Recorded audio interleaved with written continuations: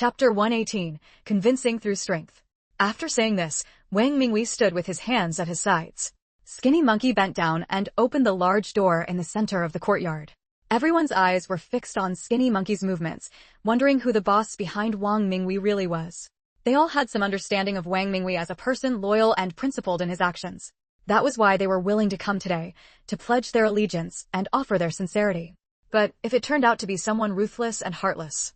In an instant, countless thoughts raced through the minds of everyone present. As the door slowly opened, their hearts tightened. The first thing that came into view was a foot wearing a red wedge-heeled leather shoe. Soon, the full figure of the shoe's owner was revealed before them. She wore an exquisite little dress adorned with large embroidered patterns, like a young lady from a noble family stepping out of the Republican era. Her face was bare of makeup, yet her features were delicately refined, and a casual glance carried an air of charm. Her face still held a hint of youthfulness, suggesting she was not very old. Could this be some little plaything Wang Mingwei keeps on the side? A woman, and a beautiful one at that. What ability could she possibly have to rule the black market? Had she just coaxed Wang Mingwei in bed a few times and now thought she was invincible? Yeah, what kind of joke is Wang Mingwei pulling here? Let's leave. If this is how he handles things, he clearly doesn't take any of us seriously. Some of the more shallow-minded people sneered with disdain. It seemed Wang Mingwei wasn't worth befriending after all. A man blinded by lust would stop at nothing absurd. Everyone present was someone of standing in the outside world.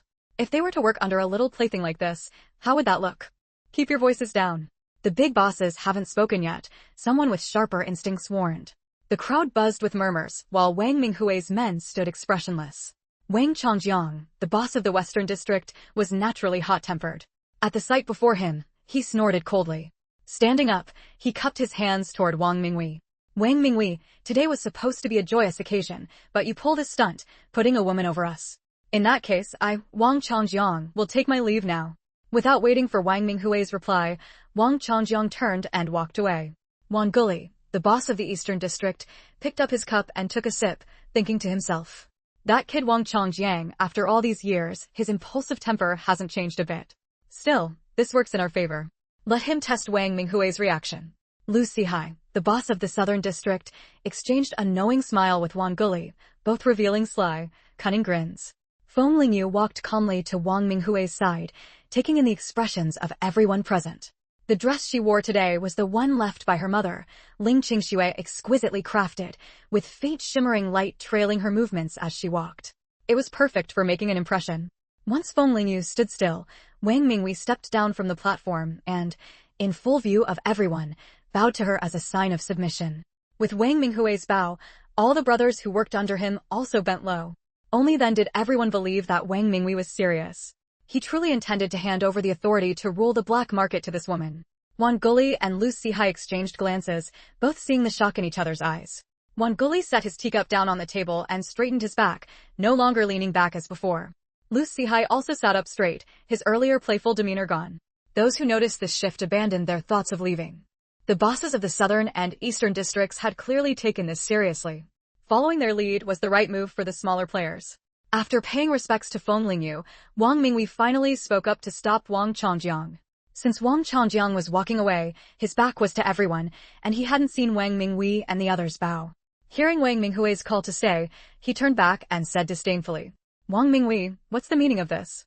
You're willing to treat something this big as a game to amuse your woman, but I, Wang Chongjiang, am not. I never said this was a joke. Wang Mingwei replied with a frown. Wang Mingwei, who do you think you're fooling? Everyone came here for you today, and you know it. Wang Chongjiang's words struck a chord with most of the crowd. Since ancient times, those in power have always earned the support of the people. Wang Mingwei had built up his influence in no time after going independent. Now, he had decisively taken over from Master Feng. That was exactly why the other district bosses were willing to come and pay their respects. But if Wang Mingwei treated all this as a mere game, Wang Chongjiang would truly despise him. Even worse, if he was serious, as he claimed, that was even harder to accept. Wang Mingwei glanced at Feng Lingyu's expression and replied, I know everyone came here out of respect for me, Wang, and I am grateful. An occasion as important as this, how could I, Wang Mingwei, treat it as a joke? Wang Chongjiang's expression softened slightly. Seeing that Wang Guli and Lu Sihai, those two old foxes, were still seated, he thought it over and returned to his seat. Wang Mingwei, everyone knows how you took over from Master Feng. He went to great lengths to pass his affairs to his own son, but Feng Chang was nothing but mud that couldn't be propped up against a wall. Even Master Feng had to think long and hard about passing things to his own son. What makes you think that just because you say so, everyone should fall in line with your arrangement?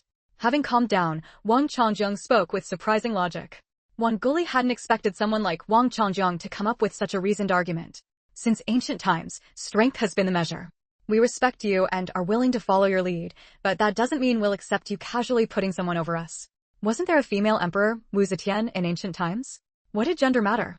At the end of the day, what everyone truly cared about wasn't that Wang Minghui had put forward a woman. Those who dared to operate in the black market in this era were inherently rebellious and open-minded. Seeing Wan Guli step forward to voice his stance, Lu Sihai quickly followed suit. Brother Wan is right. You spring this on us out of nowhere. You need to show us this young lady's capabilities. Otherwise, empty words won't convince anyone. The others in the courtyard, who had come to celebrate, chimed in as the heavyweight bosses voiced their opinions. That's right, Brother Wang. You have to give us a reason to believe. Or let the young lady speak for herself. Exactly. If she has no ability, none of us here will accept it. Looking at the noisy courtyard, Wang Minghui turned his gaze to Feng Lingyu. Chapter 119, Successfully Taking Power. Feng Lingyu remained silent after coming out, stirring everyone's emotions. Her purpose was to get a clear picture of the specific situation and factions in the capital's black market.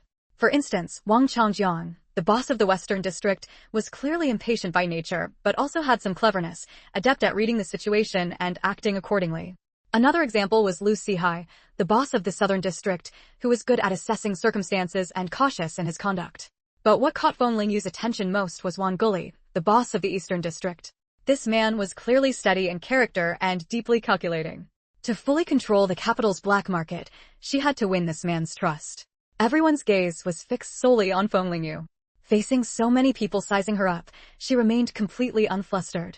Wan Guli suppressed his inner thoughts and began to scrutinize Feng Lingyu carefully. But just as he turned his eyes toward her, she almost instantly looked back at him. A slight smile curved Feng Lingyu's lips. The earlier commotion had already been enough for her to see many things clearly. Everyone. I haven't formally introduced myself yet. Feng Lingyu's clear voice was not particularly loud, yet it reached every ear in the yard with perfect clarity. Wan Guli admired her inwardly. This young woman really had some skills. Calming such a noisy scene with just one sentence was no ordinary feat. Not to mention this was her first time appearing before everyone. Seeing the situation stabilize, Feng Lingyu continued, My surname is Feng. From now on, you may call me Miss Feng. I know many of you have doubts about whether I can take charge, that's only natural. If I suddenly learned that the person in power had been replaced, I'd feel a bit unconvinced myself. But whether one has the ability or not, talking about it is useless. You'll see in the future. If I lack the competence to hold this position steady, I will step down and return the seat to Wang Minghui. These words were reasoned and well argued, earning her newfound respect from many. At the very least, plenty could see that this so-called Miss Feng truly had some ability and wasn't just speaking idly. Miss Feng, I, Wang Changjiang, may be an uneducated rough man, but I know the meaning of keeping one's word. Let everyone here bear witness today. If you prove incapable in the future, then step down and yield to someone more worthy. With that, he turned to Lu Sihai and Wan Guli. What about you two? Speak up and let everyone know what you think. Many in the underworld were indeed waiting to see how the bosses would act. If they acknowledged Miss Feng's position, the others would have no reason to oppose her. Lu Sihai glanced at Wan Guli first, then said, My view and Brother Wan's are the same as yours. Let ability speak for itself. With the attitudes of the bosses now clear, the rest had nothing more to say. After all, if this Miss Feng lacked capability, they wouldn't even need to speak up. Wang Minghui's own men alone would be enough to give her trouble. Here, I also need to tell you all a few things. I, Wang Minghui, owe my current position entirely to Miss Feng's support. If she hadn't backed me, I wouldn't have thought of the station business, let alone been able to grow it big and strong. Seeing no objections from anyone, Wang Minghui dropped another bombshell. Really? How could a young girl pull off something so big?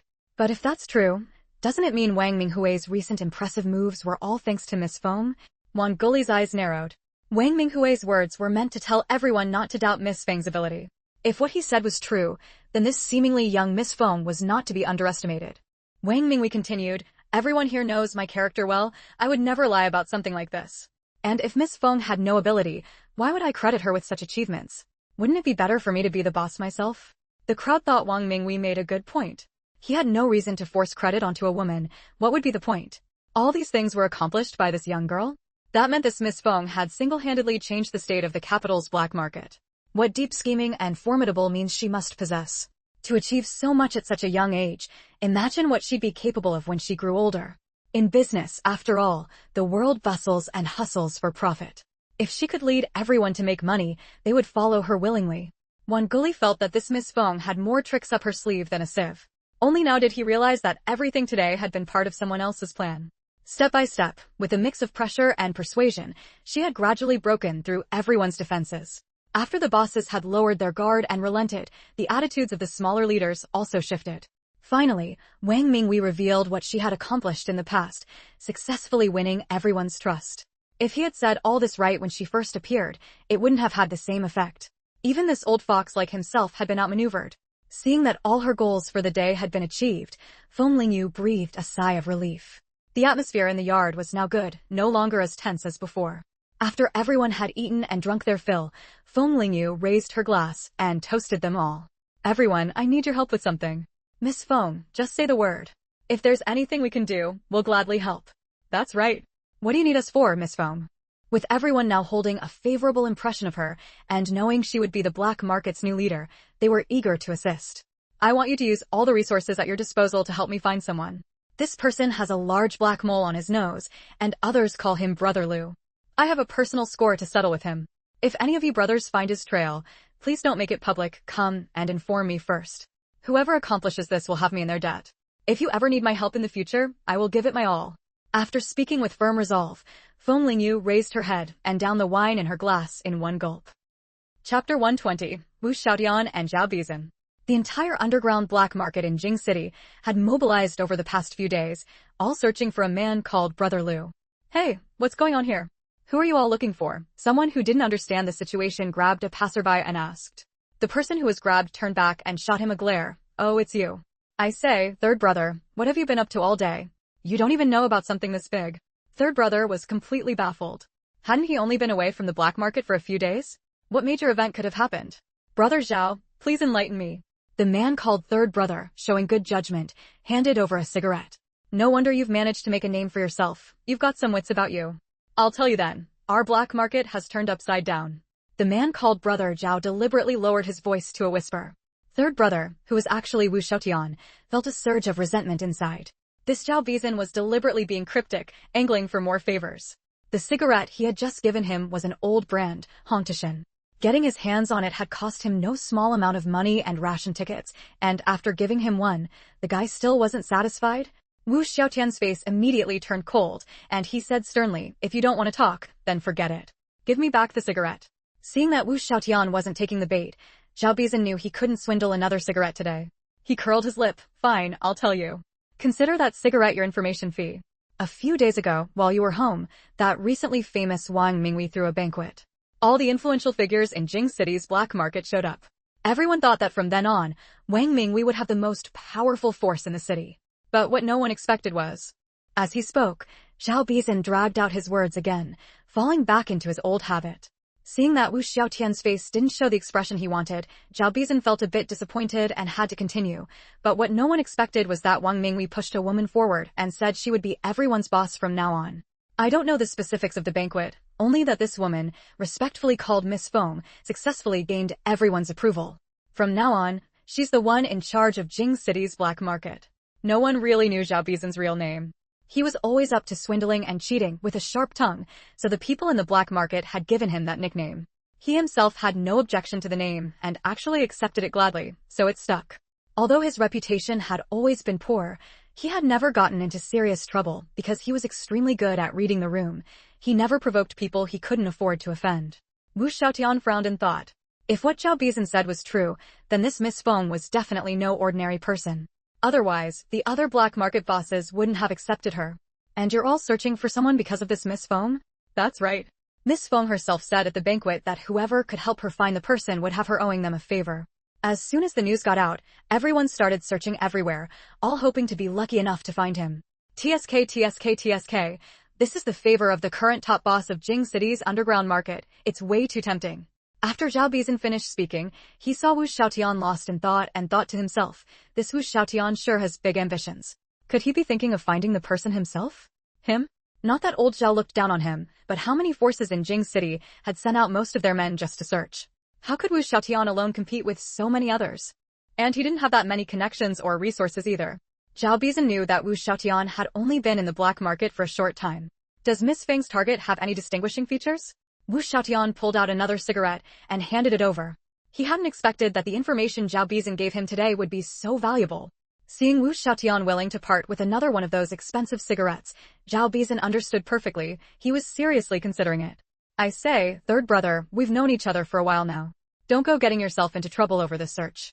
On the surface, this is just about helping Miss Feng find someone, but think about it, if even someone like Miss Feng can't find him, there's probably something big behind this.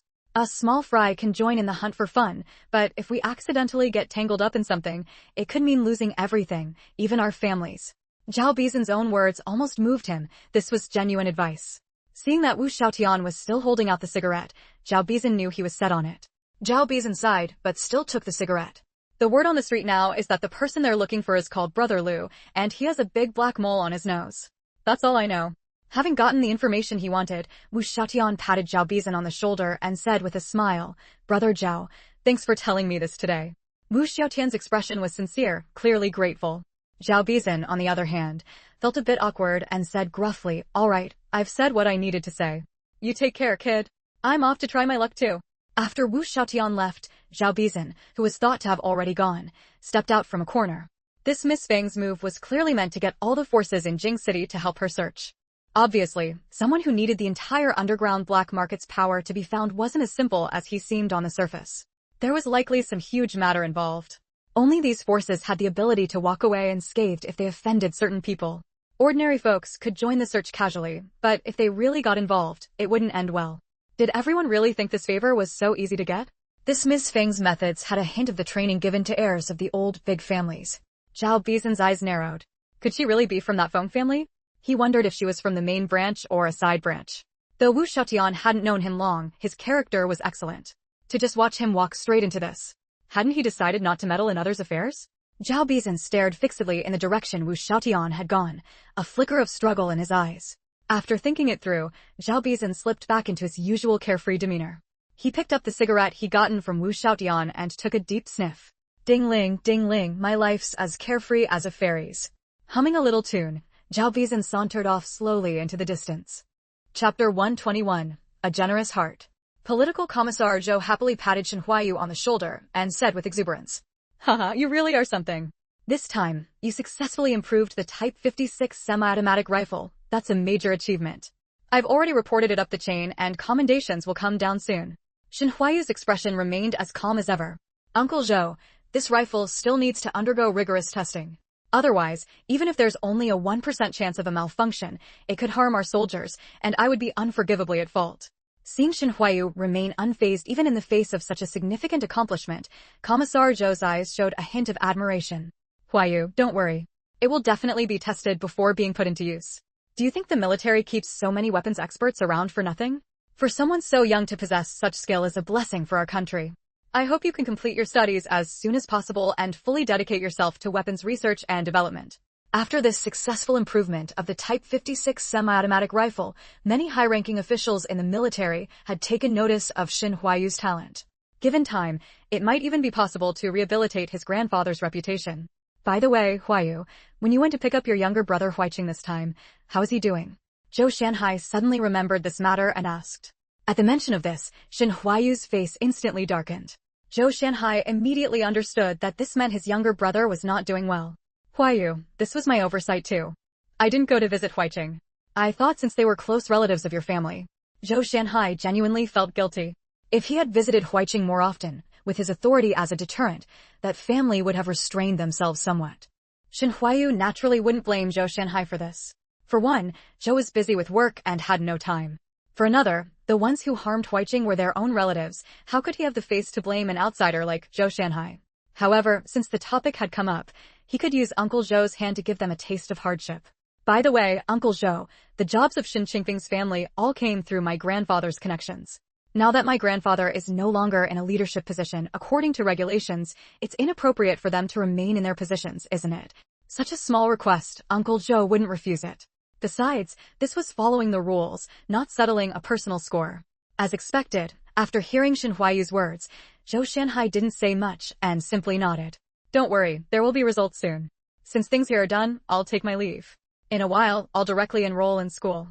Having accomplished what he wanted, Shen Huayu only wished to return early to find Xiaoyu. They had both been busy these past few days, spending less time together than when they were in the countryside. All right, I'll have the guard drive you back. By the way, do you want to stay at the Shen family compound, or should I arrange another house for you? Zhou Shanhai thought he couldn't keep letting him stay at the guest house, but considering Shen Huayu's relationship with that family, he felt a bit troubled. Shen Huayu paused mid-step. First, arrange a small courtyard for me near Qinghua Alley. As for the compound, I have my own plans. Qinghua Alley was where the Gao family lived. He wanted to be closer to Xiaoyu. As for what rightfully belonged to him, he would reclaim it in time. There was no rush. Zhou Shanhai watched Shen Huayu's retreating figure and smiled with relief. Originally, his decision to arrange for Shen Huayu to transfer into the National Defense University midterm had drawn resentment from many teachers. After all, using connections in academia was the most foolish approach. Those admitted to the National Defense University were the cream of the crop, and inserting a useless person would only backfire. But Shen Huayu's successful improvement of the Type 56 semi-automatic rifle's biggest flaw had changed their views. They now looked forward to having such a talent as their student. Two highly respected old professors had even argued over it. The Gao family was in chaos. Shen Huiqing and Wang Mingrui were in a quarrel. It started because Wang Mingrui saw Shen Huiqing secretly giving Xiaoyu's sister a piece of chocolate, but not giving her any. Weren't they good friends? Wang Mingrui pouted in grievance. Shen Huiqing was also upset. This chocolate was a high-end candy his brother had brought back for him. On the day he got it, his brother had split it equally between him and Mingrui. He just wanted to share something delicious with his favorite person. Besides, she already had her own candy. The children's squabble had been caused by her, and Feng Lingyu found it both amusing and exasperating. Faced with Mingrui's accusation, she had to console her. Mingrui, didn't your brother Huiqing already give you half of the chocolate? Don't be mad. When your big brother comes back, he'll bring you even better candy. Wang Mingrui's mind hadn't shown signs of recovery these past few days, so everyone treated her like a child. She insisted on calling Wang Mingrui Big Brother to distinguish him from her own brother. Big Brother? His candy is his, and Huiqing Brothers' candy is Huiqing Brothers. How is that the same? Though Wang Mingrui now only had memories of a 4-year-old, she was not easy to fool. Feng Lingyu was speechless. She had to admit that Mingrui had shown a talent for arguing even as a child. But didn't he give you half of his candy? He only gave sister one piece. You have more than sister. Feng Lingyu continued coaxing. Unexpectedly, Wang Mingrui shook her head like a little adult and said softly, Sister Xiaoyu, I'm not mad that he gave you candy. I like Sister Xiaoyu too, and I'd be happy to share candy with you. But he and I are also good friends. How could he forget about me? Feng Lingyu was left speechless by Wang Mingrui's reasoning. She had underestimated the intelligence of a 4-year-old. You have a point there. Then go explain it to your brother Huiqing, and you can still be good friends. Wang Mingrui turned to look at Shen Huiqing, hesitated for a moment, then said, All right, I want to play with Huiqing brother. Shen Huiqing was sitting off to the side, sulking. He was angry too. Huiqing brother, I'm sorry.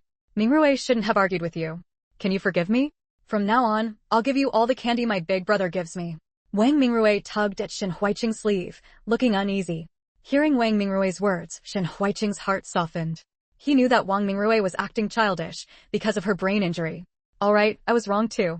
I didn't consider your feelings. Let's make up, we're still good friends. Chapter 122, A Different Path. When Shen Huayu returned from political commissar Zhou's place, he happened to witness this scene. He hadn't expected that Xiaoyu, despite her cold exterior, was actually quite good at coaxing children. Hey, have you had enough of watching the fun? Feng Lingyu tilted her head, glaring at the amused onlooker. Shen Huayu had no choice but to give a placating smile. Xiaoyu, I've finished all my business over there. Next, I'll be preparing to go straight to school. Feng Lingyu watched Shen Huayu walk toward her and couldn't help but wonder if it was her imagination. Why did it feel like Xiao Wei had grown taller? Shen Huayu only felt that Feng Lingyu's gaze was a bit strange, with resentment mixed with a hint of envy. He sat down awkwardly across from Feng Lingyu and asked cautiously, Xiaoyu, why are you looking at me like that? Have you gotten taller? Feng Lingyu asked seriously. Shen Huayu instinctively looked down at his own legs. Maybe I haven't really noticed. Are you? Mid-sentence, Shen Huayu's heart skipped a beat as he suddenly understood what Feng Lingyu meant and realized the reason behind her resentment and envy. Ahem, Shen Huayu cleared his throat and continued, well, I think you've grown taller too. You look much taller now than when I first met you. After saying this, Shen Huayu carefully observed Feng Lingyu's expression, wondering if his words had been appropriate. Hearing this, Feng Lingyu stood up and walked over to the mirror, taking a look at herself. It seems I've grown a few centimeters, but still not very tall. You're already taller than most people.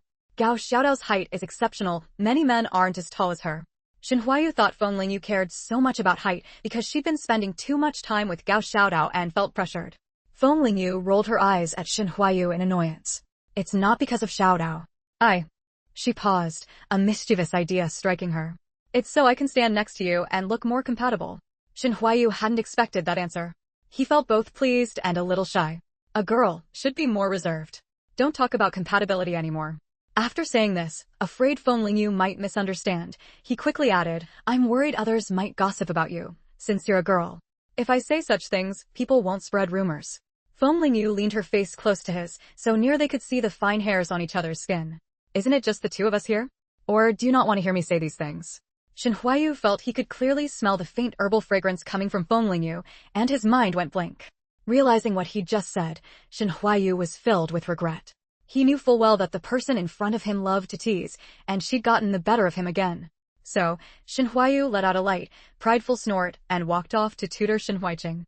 Watching Shen Huayu's back, which radiated an air of, I'm angry, Feng Lingyu thought he looked exactly like his younger brother had when sulking alone earlier. After dinner, Feng Lingyu checked Shen Huayu's legs one more time. Alright, your legs are fully healed. From now on, you can run and jump just like anyone else. She put down his pant leg and nodded in satisfaction. His legs had recovered so well, it was worth all the effort she'd put in and the precious medicinal herbs she'd used. Hearing that his legs were completely better, Shen Huayu was also very happy. You can tell if someone loves you by the time they've spent on you. Because sweet words can deceive, but only the time spent is real and won't lie to you. Xiaoyu, since my legs are fully healed, doesn't that mean you have no reason to stay in the capital anymore? Shen Huayu knew Feng Lingyu hadn't finished her business in the capital and spoke with concern. Feng Lingyu shook her head and gave him a meaningful smile. So I'll need your acting skills. I'll make a few plasters for you to wear. If Political Commissar Zhou asks, just say your legs still need treatment, or there might be after effects later. In truth, Feng Lingyu's main reason for returning to the capital was to treat Wang Mingrui. But after arriving, she'd taken some time to look around and found that Zhang Weiming just went to work and came home as usual, with nothing unusual about him. This meant the person behind Zhang Weiming was contacting him by phone. Logically, that person might not even be in the capital. So even if her people watched Zhang Weiming for 100 years, they wouldn't find anything. Kidnapping the director of the Capital Public Security Bureau or sneaking into the police family compound, such extremely risky actions were something Feng Lingyu naturally couldn't attempt. Not to mention how difficult those tasks were. If she were discovered, the consequences would be too severe for her to bear. After all, at that point, state authorities would definitely target her, and with so many secrets of her own, she couldn't take that risk. Since the lead on Zhang Weiming was essentially dead, the only way to find the person behind it all was through the man called Brother Liu, mentioned by Aunt Li. Feng Lingyu could take advantage of Wang Minghui's rise to power to step into the spotlight. With the surname Feng, who knew how many hidden snakes and ghosts she might lure out. Moreover, the black market and the police were at odds. The two sides could never coexist peacefully. Feng Lingyu didn't even need to worry about news reaching Zhang Weiming. She just had to wait calmly for that Brother Liu to panic. She refused to believe that with so many people searching for him, this man called Brother Liu could stay hidden. She would push him until he had no choice, but to seek help from the person behind the scenes. To keep Shen Huayu from worrying, Feng Lingyu briefly explained these matters. Shen Huayu's eyes widened as he listened. So the person sitting before him was Feng Divine Doctor, Black Market Boss Lingyu. Xiaoyu, but isn't this too dangerous? But if I don't take the initiative and just wait for the person behind the scenes to make a move before countering, I'll be too passive. And right now, the most important thing is to get information about the mastermind through Brother Liu. Only by becoming the new ruler of the black market will I have enough influence to mobilize so many forces to help me find him. And what about Zhang Weiming? Are you just giving up on him? Shen Huayu asked again. Him? I think he's just a pawn. Once we find the mastermind, dealing with him will be much easier. Xiaowei, I've never been afraid to face powerful enemies, but first we have to find them. Only then can we figure out how to deal with them, right? Shen Huayu knew Feng Lingyu was right. Xiaoyu, whatever you want to do, just go ahead and do it boldly. I believe in you. Besides, he still had some matters to handle. The issues with Shen Xiuda and Shen Qingping's family weren't resolved yet. Getting Shen Qingping's family members fired was just the appetizer. Compared to what Huiqing had suffered, it was far from enough. Chapter 123, Forced to Fight for It. Hey, third brother. Wu Xiaotian. Zhao Bizan and Wu Xiaotian brushed past each other in the alley, and he quickly called out to him. People who hung around the black market usually took code names, and third brother was Wu Xiaotian's alias. What's on your mind? So lost in thought you didn't even hear me calling you third brother. Wu Xiaotian did have something weighing on his mind, which was why he hadn't heard Zhao Bizan calling him. Sorry about that, brother Zhao. I didn't hear you just now. What did you call me for? Since Zhao Bizan had given him such a big tip last time, Wu Xiaotian's attitude toward him had improved considerably. Zhao Bizan, however, just circled Wu Xiaotian, sizing him up, then leaned in and whispered. Don't tell me you're really planning to find that brother Lu on your own. Let me warn you, that credit isn't so easy to claim. The West District boss Wang Chongzhong's brother-in-law has already made it clear he's dead set on getting that credit. Everyone knows he wants a spot at the train station as his condition. Tell me, even if a nobody like you finds brother Lu and gets the reward, you might not live long enough to enjoy it. Zhao Bizan thought that after hearing his words, Wu Xiaotian would give up on the idea of searching alone. Instead, he replied, Brother Zhao, thank you for your concern. But I still want to give it a try. Zhao Bizan grew anxious. Why won't you listen? If it's that serious, at least join some group before you go looking. It's way safer than going it alone. I know. But brother Zhao, I have a reason I have to find him. I must get Miss Feng's favor this time. Wu Xiaotian said excitedly. He knew Zhao Bizan meant well, but sometimes a person has no choice but to fight for their life. Zhao Bizan was stunned by the determination bursting out of Wu Xiaotian and muttered. Since that's the case, I won't try to talk you out of it. Just stay safe.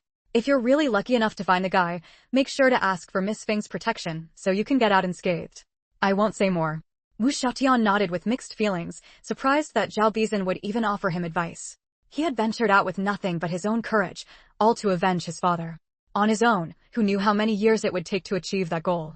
Now a shortcut had presented itself, and he had to take the gamble. Besides Miss Feng, if she really was the Miss Feng he had in mind, then he had even more reason to help her find this person. Wu Xiaotian sneaked back to his lodgings and noticed that the things he had left on his bed seemed to have been rummaged through. That old Mrs. Lu was always going through his stuff. Oh, young man, what have you been up to, leaving early and coming back late every day? Mrs. Lu saw her tenant return and hurried over to pry. She had checked his room while he was out and found only a few shabby clothes. A flicker of annoyance passed through Wu Xiaotian's eyes, but he kept his face blank. I just noticed my things have been moved. It might have been my little grandson being naughty and running in there. You know how kids are, they love to play. I'll keep an eye on him next time. Sorry about that, young man. Mrs. Lu said with a full smile, showing no real embarrassment. Anyone with eyes could see the signs of someone having gone through his things, but Mrs. Lu wasn't worried. From what she had observed, this young man who had rented her place a few months ago was likely up to no good. As long as he still wanted to rent her house, she figured he wouldn't dare say much. I was just about to tell you something. Starting today, I won't be renting your house anymore. You can keep the half month as rent I've already paid. I'll leave soon. With that, Wu Xiaotian ignored her reaction and went into his room to pack. Mrs. Lu felt a pang of regret. Why would he suddenly stop renting? Since this young man had moved in, she had been getting an extra 5 yuan a month, and all the neighbors envied her for it. Hey, why stop renting? How about I knock 50 cents off the rent? I'm not bragging, but rooms like this aren't easy to come by these days. So many families can barely fit their own people, let alone have a spare room to rent out. Mrs. Lu wasn't lying, her place was the most spacious in the neighborhood. But Wu Xiaotian just kept packing in silence, ignoring her. Seeing this, Mrs. Lu got furious and started speaking sarcastically. Hey, young man, if you weren't going to rent anymore, you should have told me sooner so I could rent it to someone else. You need to compensate me for my loss. That was shameless of her to say. In those days, people couldn't move around freely, so how many people were even looking to rent? Wu Xiaotian paused in his packing and said coldly, that's why I said you can keep the half month as rent. Seeing that tactic fail, Mrs. Lu pressed on, you can't just grab your stuff and leave. I need to check if anything in the room is damaged. You'll have to pay for it. With that, she snorted, shoved past Wu Xiaotian, and started inspecting the room. A flicker of mockery crossed Wu Xiaotian's eyes. When he first moved in, the room had nothing but a bed and a broken cabinet. What could he possibly have damaged? But he had clearly underestimated the old woman's shamelessness. Look at this, the cabinet door is cracked. You did that, didn't you? You'll have to pay for it. And these scratches on the bed, you need to pay for those too. If I remember correctly, I never even opened that cabinet.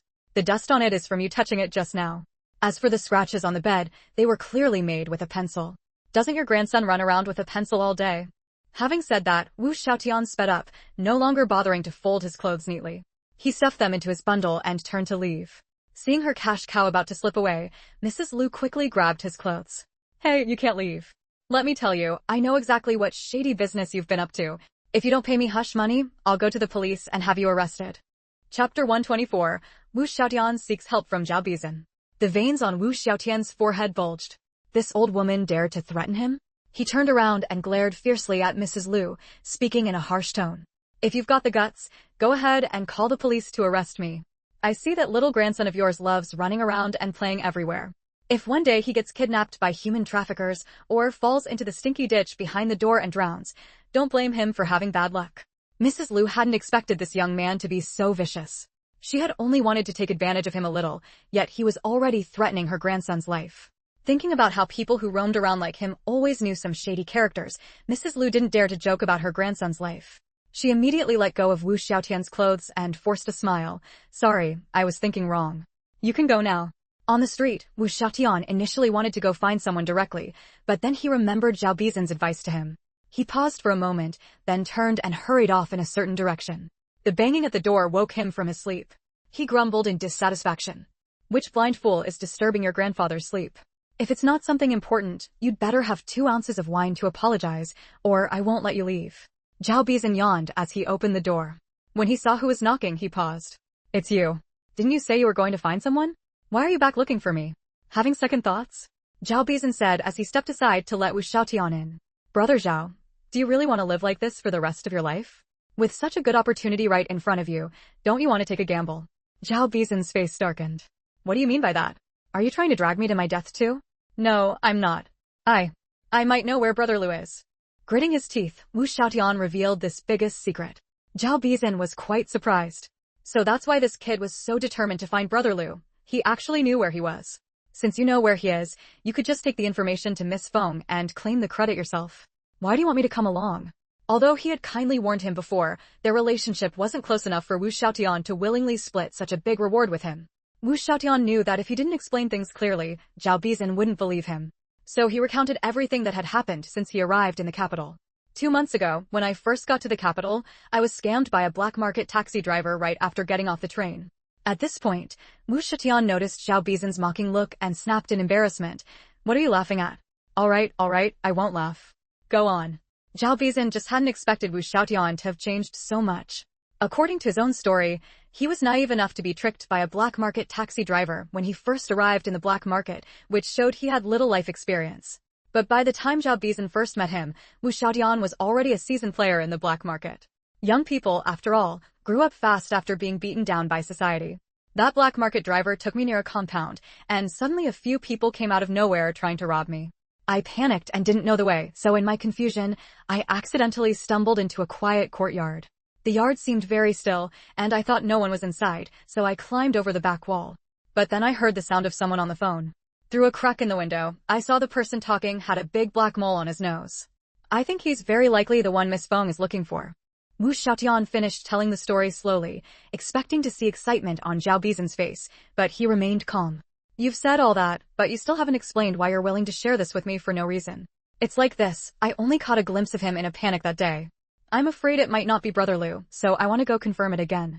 That day, I saw there were a few other people in the yard. I was lucky that time, but now it's really hard for me to sneak in alone. If 2 of us work together, the chances of success are much higher. After saying this, seeing that Zhao Bizan still wasn't moved, Wu Xiaotian continued. Don't worry, I just need you to distract them outside. I'll handle sneaking into the yard to investigate. If anything goes wrong, you run first and don't worry about me. Zhao Bizan sighed and stared fixedly at Wu Xiaotian, who still had a hint of youthful spirit. You need to understand that anyone who has a telephone at home at a time like this is no ordinary person. The Brother Lu that Miss Feng is looking for must be involved in some huge mess. If those people find you, you could lose your life, you know? The best thing you can do is tell this information to Wang Chongjiang's brother-in-law. If you want to get ahead, he'll take care of it for you. What I want to do can't be accomplished just by relying on Wang Chongjiang's brother-in-law. Brother Zhao, I hope you'll come with me. Wu Xiaotian thought about what he still had in his possession. If Brother Zhao really helped him, he wouldn't treat him unfairly. Those things would be enough to keep him comfortable for the rest of his life. Besides, the fact that Brother Zhao wasn't tempted by such an easy reward only made Wu Xiaotian more certain that asking him for help was the right choice. Because most people would have been tempted by such a huge windfall long ago. Zhao Bizan struggled internally for a long time. He really didn't want to get involved in these complicated matters again. Thinking about what happened to his family and his father's dying words, Zhao Bizan opened his palm and looked at the scar on his right hand, remaining still for a long time. Brother Zhao, if you don't want to help, then forget it. I don't know many people in the capital anyway. If it weren't for your advice, I was planning to go alone. If I don't make it back this time, I might have to trouble you to burn some incense for me during Qiming festival. Wu Xiaotian smiled brightly. He had made up his mind, he shouldn't force anyone. He nodded one last time at Zhao Bizan and turned to leave. Since he was going to scout the place alone, he still needed to prepare some things. Just as Wu Xiaotian reached the door, he heard footsteps behind him. Wu Xiaotian, I'll go with you. Zhao Bizan, after much hesitation, finally decided to go. Really? Wu Xiaotian hadn't expected Zhao Bizan to agree in the end. Yeah, but we can't just go directly. We need to plan it out carefully. In the end, Zhao Bizan couldn't bear to watch Wu Xiaotian get into trouble. Chapter 125. Gathering Information. Oh dear, why has tofu gone up in price at a time like this? An elderly man with graying hair, holding a basket, complained to the person beside him. You can say that again. The Great Famine has been over for years, and now it's the season when beans are ripe. Why has the price of tofu gone up? Another old woman chimed in agreement. These housewives, who managed meals for their families, were the most sensitive to changes in prices. It's not just tofu. Other non-staple food products have gone up too. Everything's getting more expensive, but wages just won't budge. Let me tell you, if the little ones at home need fine grains, you can try your luck at the black market. I got lucky last time and bought a whole bunch. It'll last until my daughter-in-law finishes her postpartum month. The two women walked and chatted when they were suddenly knocked off balance by two fierce-looking burly men, their baskets tumbling to the ground. Cabbage and radishes rolled everywhere. These were the vegetables their families would eat over the next few days. One of the women was about to argue, but when she looked up and saw the two grim-faced men, she knew they weren't to be trifled with. It's fine, it's fine. We'll pick it up ourselves. You go on ahead. The two men exchanged glances, and one muttered quietly, Big brother, these are just the women who live nearby. Shouldn't be a problem. The one called Big Brother nodded and strode off without another word. Only after the two men had gone far did the women pat their chests and breathe a sigh of relief. That scared me. Those two didn't look like good people at all. Yeah, when that one guy's eyes met mine, my hair stood on end. Who do you think they are? Why are they suddenly showing up around here? Don't you know? I heard that old man Lu's son, who's been missing for years, has come back. He's living in our alley now. Those two might be friends he brought back. Wu Xiaotian and Zhao Bizan were lucky. They arrived just in time to witness that scene. Wu Xiaotian thought for a moment, then stepped forward to help pick up the vegetables. Thank you, young man, one of the women said gratefully. Wu Xiaotian had a handsome and endearing face, the kind that older folks took a liking to. Aunties, who were those men who bumped into you? Why were they so rude, leaving without even an apology? We don't know the details. We just heard they're friends of old man Lu's son. They looked so fierce. How could we dare say anything? Aunties, I was thinking of renting a place around here, but after seeing how vicious those two looked, I think I'll look elsewhere. One of the women's eyes lit up. Her second son had been sent to the countryside, leaving an empty room at home. Don't say that, young man. This area has the best security around. If you go somewhere else, who knows what kind of people you'll run into. Well, what's the story with old man Lu's son? It's mainly that his friends seem really intimidating. It doesn't feel very safe living here. Old man Lu only had one son. But when his son turned 18, he ran off somewhere to make his way in the world, and there was no news of him for years. Everyone thought his son had died out there. But who would have guessed? Not long ago, his long-lost son suddenly came back. Unfortunately, not long after he returned, old man Lu passed away. Now, his son and a few friends are living in that house. Have you seen old man Lu's son? Is he as burly as his friends? Wu Xiaotian pressed on. You know, none of us have actually seen what old man Lu's son looks like. Word is he came back late at night when everyone was asleep, so no one saw him. But when old man Lu died and we had the funeral, I caught a glimpse from a distance. All I know is he's not very tall and looks quite thin. I never got a good look at his face, the woman said, thinking carefully. All right, aunties, that puts my mind at ease. In a few days, if I need a place to stay, I'll ask for your advice, okay? Wu Xiaotian said with a smile, seeing he couldn't get anything more out of them. The woman beamed with joy. Wasn't this exactly what she'd been aiming for by telling him all that? Young man, my house is at the end of the left turn up ahead. I'm free anytime, just come find me whenever. Sure, thanks aunties. Take care. As the two women walked away, Zhao Bizan emerged from the shadows. Looks like this guy is very likely Brother Lu. But those two big men we saw earlier seemed really alert. It won't be easy to sneak in, Wu Xiaotian said, frowning. Don't worry. The medicine I bought is very potent. Knocking out a few big guys for a few hours won't be a problem. Before they came, Zhao Bizan had specifically sought out some contacts on the street and bought some knockout drugs. According to his friends, this was the strongest knockout drug on the market. An ordinary person who smelled it might be unconscious for a whole day. Then we'll head over after dark and follow the plan, Wu Xiaotian said, staring at the courtyard not far away. Night fell, and the streets were empty of pedestrians. In the Liu family courtyard, the two big men Wu Xiaotian and Zhao Bizan had encountered earlier were pacing around. Something's off. There's activity outside. Big brother, you stay here, I'll go check it out. Sun Air opened the door and hurried off.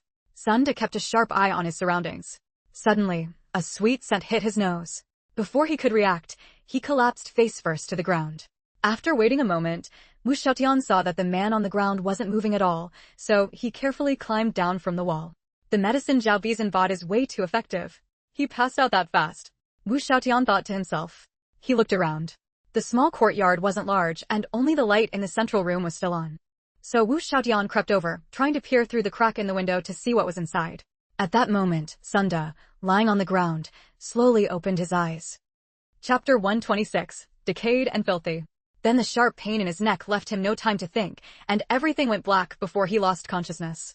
At the alley entrance, Sun Air chased after him for a look, but sensed nothing unusual. Still, his ever-vigilant instincts, honed by living on the edge, kept him cautious. He meticulously searched every corner where someone might hide. Zhao Bizan breathed a sigh of relief, thinking Sun Air was about to leave. But suddenly, Sun Air, who had turned to go, spun back around, his eyes locking directly onto Zhao Bizan. Zhao Bizan felt their gazes meet.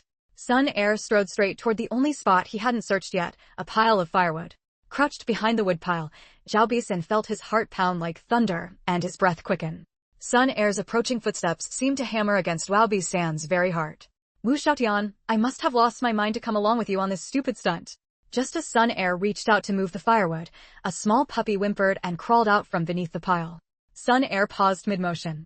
So, it's just this little thing. Asterisk, better hurry back. What if something happens to the boss while he's alone? Asterisk. Sun Air kicked the puppy aside and strode off without a backward glance.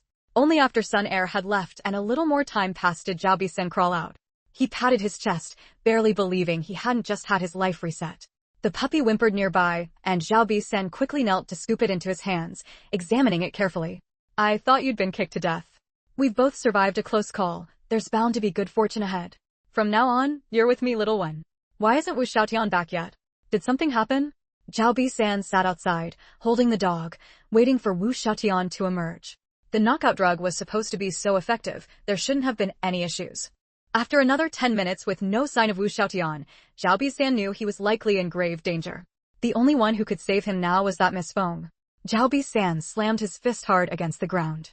Miss Feng, there's someone outside who says he has information on the person you're looking for. In the past few days, many had come forward with false leads, so the subordinates now reported cautiously, afraid to upset Miss Feng.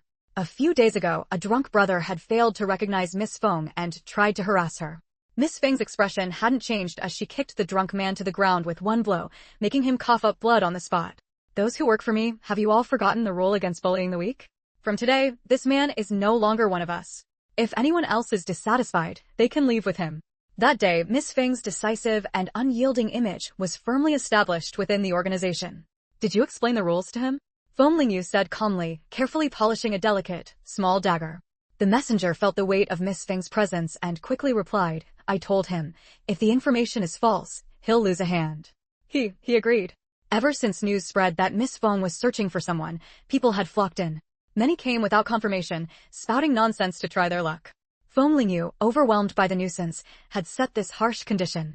As soon as the condition was announced, it scared off those just looking for trouble. This is the first person to dare come forward since the rule was set. Since he's confident, let him in. Feng Lingyu had a feeling this time the result would satisfy her. Zhao Bizan followed the man into the room nervously, unsure if Miss Feng would believe him. Feng Lingyu didn't look up, continuing to polish the dagger. Tell me what you know. Since he was already inside, Zhao Bizan had no room to back out. Asterisk, if the information is wrong, it's just one hand. My right hand is useless anyway. Asterisk. Miss Feng, my brother Wu Xiaotian and I found traces of brother Lu today. We asked around, and a lot of the information points to his description. That's how it is, Miss Feng. My brother has probably been captured. This is a matter of life and death. What's the use of panicking now? If those people wanted to kill him, he'd already be dead, no need for me to save him. If they haven't acted yet, there's even less reason to rush. Feng Lingyu flicked the blade of the dagger with her fingertip as she spoke, a streak of light flashing across it. It was truly a fine weapon. Seeing Miss Feng's indifference, Zhao Bi-san grew frantic. Miss Feng, do people like you treat human life like dirt? Wu Xiaotian ended up in danger because he was helping you find someone. Feng Lingyu slowly raised her head, finally looking directly at Zhao Bi-san for the first time since he entered. Seeing his unkempt appearance, she frowned. People like me who treat human life like dirt? Isn't that true? You spread the word that you're looking for someone, didn't you know ordinary people might be in danger? Zhao Bi-san's face flushed red as he spoke passionately. I think you might be misunderstanding something. I never forced anyone to help me find someone. This is just a mutually agreed upon transaction. Besides, fortune favors the bold, people have to pay a price for their greed, don't they? He wasn't helping me find someone, he was pursuing his own goals. So don't act like I owe him anything. He's simply paying the price for his own desires. The more your brother wanted from me, the more he had to give. Isn't that simple to understand? So you're saying Wu Xiaotian had it coming? Zhao Bi-san clenched his fists and roared. His movements might have been too abrupt, accidentally jostling the puppy in his arms. It whimpered and struggled to crawl out. These subtle sounds didn't escape Feng Lingyu. What are you holding in your arms? Just a dog. In Miss Feng's eyes, people like us are worth less than a dog, aren't we? As expected, people from noble families are still as decayed and filthy as ever. The last sentence Zhao Bi-san muttered so softly it was barely audible. But Feng Lingyu caught it sharply. Noble families? Who exactly was this grimy man? Chapter 127. Creepy. Hand me the dog in your arms. I heard its bark just now, its internal organs might be injured. If it's not treated, it may not survive the night. The puppy's bark carried a sharp, mournful tone, and when it cried, there was a clear rasp in its lungs, indicating serious internal injuries. Zhao Bi-san, however, looked at Feng Lingyu warily, clearly not believing she would be so kind-hearted. Miss Feng, you hold human life in such low regard, yet you pretend to care about a dog? What's the point? Feng Lingyu was never one to have a good temper. Being snapped at by Zhao Bi-san repeatedly, her face darkened. Have you never seen what I'm capable of? Do I need to teach you how to speak to me? An aura of authority instantly filled the room. Cold sweat dripped down Zhao Bi-san's forehead. He had been too lost in his own thoughts, still acting as if he were the lofty young master of the past. Miss Feng, I was being presumptuous. Please, save my brother. You know as well as I do that we've likely found the right person, haven't we? Zhao Bi-san's knees went weak, and he knelt straight down before Feng Lingyu. First, give me the dog. Let me take a look at it. As for Wu Xiaotian's matter, we still need to wait, Feng Lingyu said, her tone softening now that Zhao Bi-san had backed down. Miss Feng, if we delay any longer, my brother might not make it. Zhao Bi-san pleaded. I said it's not the time yet. Wait a little longer. Give me the dog. Feng Lingyu shot him a glance, and Zhao Bi-san stiffened all over, reluctantly handing over the dog in his arms. Shut up. If I hear you speak again, your tongue won't be needed anymore. Zhao Bi-san had no choice but to close his mouth, watching as Feng Lingyu carefully treated the puppy. He was deeply puzzled. Didn't Miss Feng want to find Brother Liu? Why wasn't she the least bit anxious now that they had a lead? The lamplight fell on Feng Lingyu's pale profile, softening the coldness on her face. Watching her gently cradle the puppy and soothe it with soft breaths, anyone would think she was just an ordinary young girl. Yet in reality, she was the ruler of the capital's black market. If someone had told Zhao Bi-san back in the day that a young girl would one day dominate the capital's underworld, he would have scoffed. Now, the truth was right before him, leaving him no choice but to believe. There we go, little one. How did you get hurt? Feng Lingyu placed her hand on the puppy's head, stroking it gently. The puppy's fur was incredibly soft to the touch, reminding Feng Lingyu of her own dog, Tuanzi. As time ticked by, Zhao Bi-san grew more and more anxious. Several times, he nearly couldn't stop himself from making a sound to urge Feng Lingyu. Just as he was enduring this torment, a voice came from outside the door. Miss Feng, the task you gave us is done. Most of the cops have been lured away by the false leads we spread. Good. Make sure to keep them occupied for a while longer. A gleam lit up Feng Lingyu's eyes. It was time. Seeing Feng Lingyu put down the puppy and prepare to leave, Zhao Bi-san was stunned for a moment. Then he asked foolishly, Miss Feng, where are you going? Didn't you ask me to save your brother? Now's the time, Feng Lingyu said as she led the few people waiting in the yard out. The direction they headed was exactly the location Zhao Bi-san had mentioned. Zhao Bi-san's heart surged with joy. He had thought there was no hope. He could only hope Wu Xiaotian was sharp enough to still be alive. Zhao Bi-san picked up the puppy, now fast asleep on the ground. You're my lifesaver dog. From now on, whatever I eat, you eat. You have to hold on. Don't die on me. I wonder how Miss Feng's bandaging turned out? What if it made things worse? In the Liu family's courtyard, Wu Xiaotian was jolted awake by a bucket of cold water. What? What? Where is this?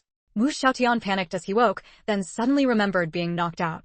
Sunda slapped him hard across the face, the force so strong it made Wu Xiaotian see stars. Kid, how's that? Clear-headed now? If not, your grandpa here has other tricks. Sunda grabbed Wu Xiaotian by the hair, his voice sinister. Hearing this, Wu Xiaotian had no other thoughts and quickly said, I'm awake, I'm awake. Sun Air sneered coldly. A gutless coward cracks under the slightest pressure. Since you're awake, tell your grandpa here, what were you sneaking into this yard for tonight? What's your purpose? Wu Xiaotian wasn't stupid enough to tell the truth. His mind raced through various ideas. He knelt on the ground, fawning, to grandpas, I'm just a petty thief. I saw this yard looked nice and wanted to sneak in for some loot. You see, I was blind not to recognize your greatness. If I'd known such formidable figures as you two were here, I wouldn't have dared to barge in. Sunda snorted lightly. Kid, are you taking us for fools? Your grandpa here has been around the block for years. Drop the act. Tell us, what are you really here for? Sun Air caught the look from his brother and understood instantly. With a burst of muscle, he lifted Wu Xiaotian off the ground and then slammed him down hard. Kid, that's just an appetizer. You don't want to know your grandpa's real methods. Still not talking. I'm telling the truth, Wu Xiaotian sobbed. By now, there wasn't a patch of skin left unbruised on his face, let alone the parts hidden by his clothes. Still lying. If you were just after loot, where did you get that knockout drug? Is that something a petty thief like you could get? And the noise outside, you've got an accomplice, don't you? Sun Air's knuckles cracked loudly, and Wu Xiaotian felt a chill run down his spine.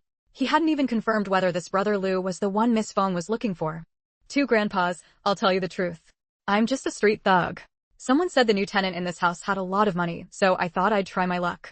The drug I got was pure luck, I found it. And there's really no one outside the yard.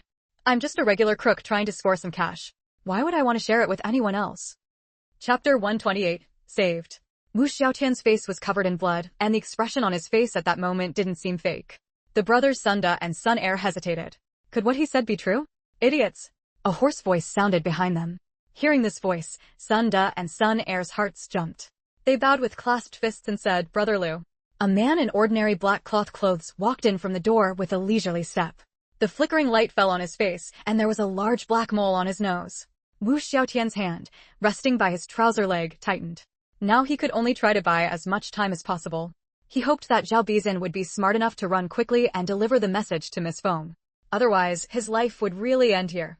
Brother Liu, do you mean, this kid has a problem? Sun Air asked cautiously. Look at his hands, does he have any calluses? If he were really a thug, could he have such soft, delicate skin? He's clearly a pampered young master. Although he didn't know why this kid had come here tonight, it definitely wasn't to steal things as he claimed. Sun Air viciously yanked Wu Xiaotian up from the ground. You still dare to talk nonsense? Believe me, I'll take your life right now. After all, if he didn't tell the truth, he might still survive and buy some time. But if he told the truth, he feared he would die on the spot with no place for his corpse. At this moment, Wu Xiaotian's face was smeared with blood, tears, and snot, looking utterly miserable. After Sun Air threatened Wu Xiaotian, he wanted to give him another beating. But his action was stopped by Brother Liu raising his hand. Brother Liu crouched in front of Wu Xiaotian and said in a coaxing tone, Kid, you're still young, with a bright future ahead. Do you really want to lose your life here alone? Think it over carefully.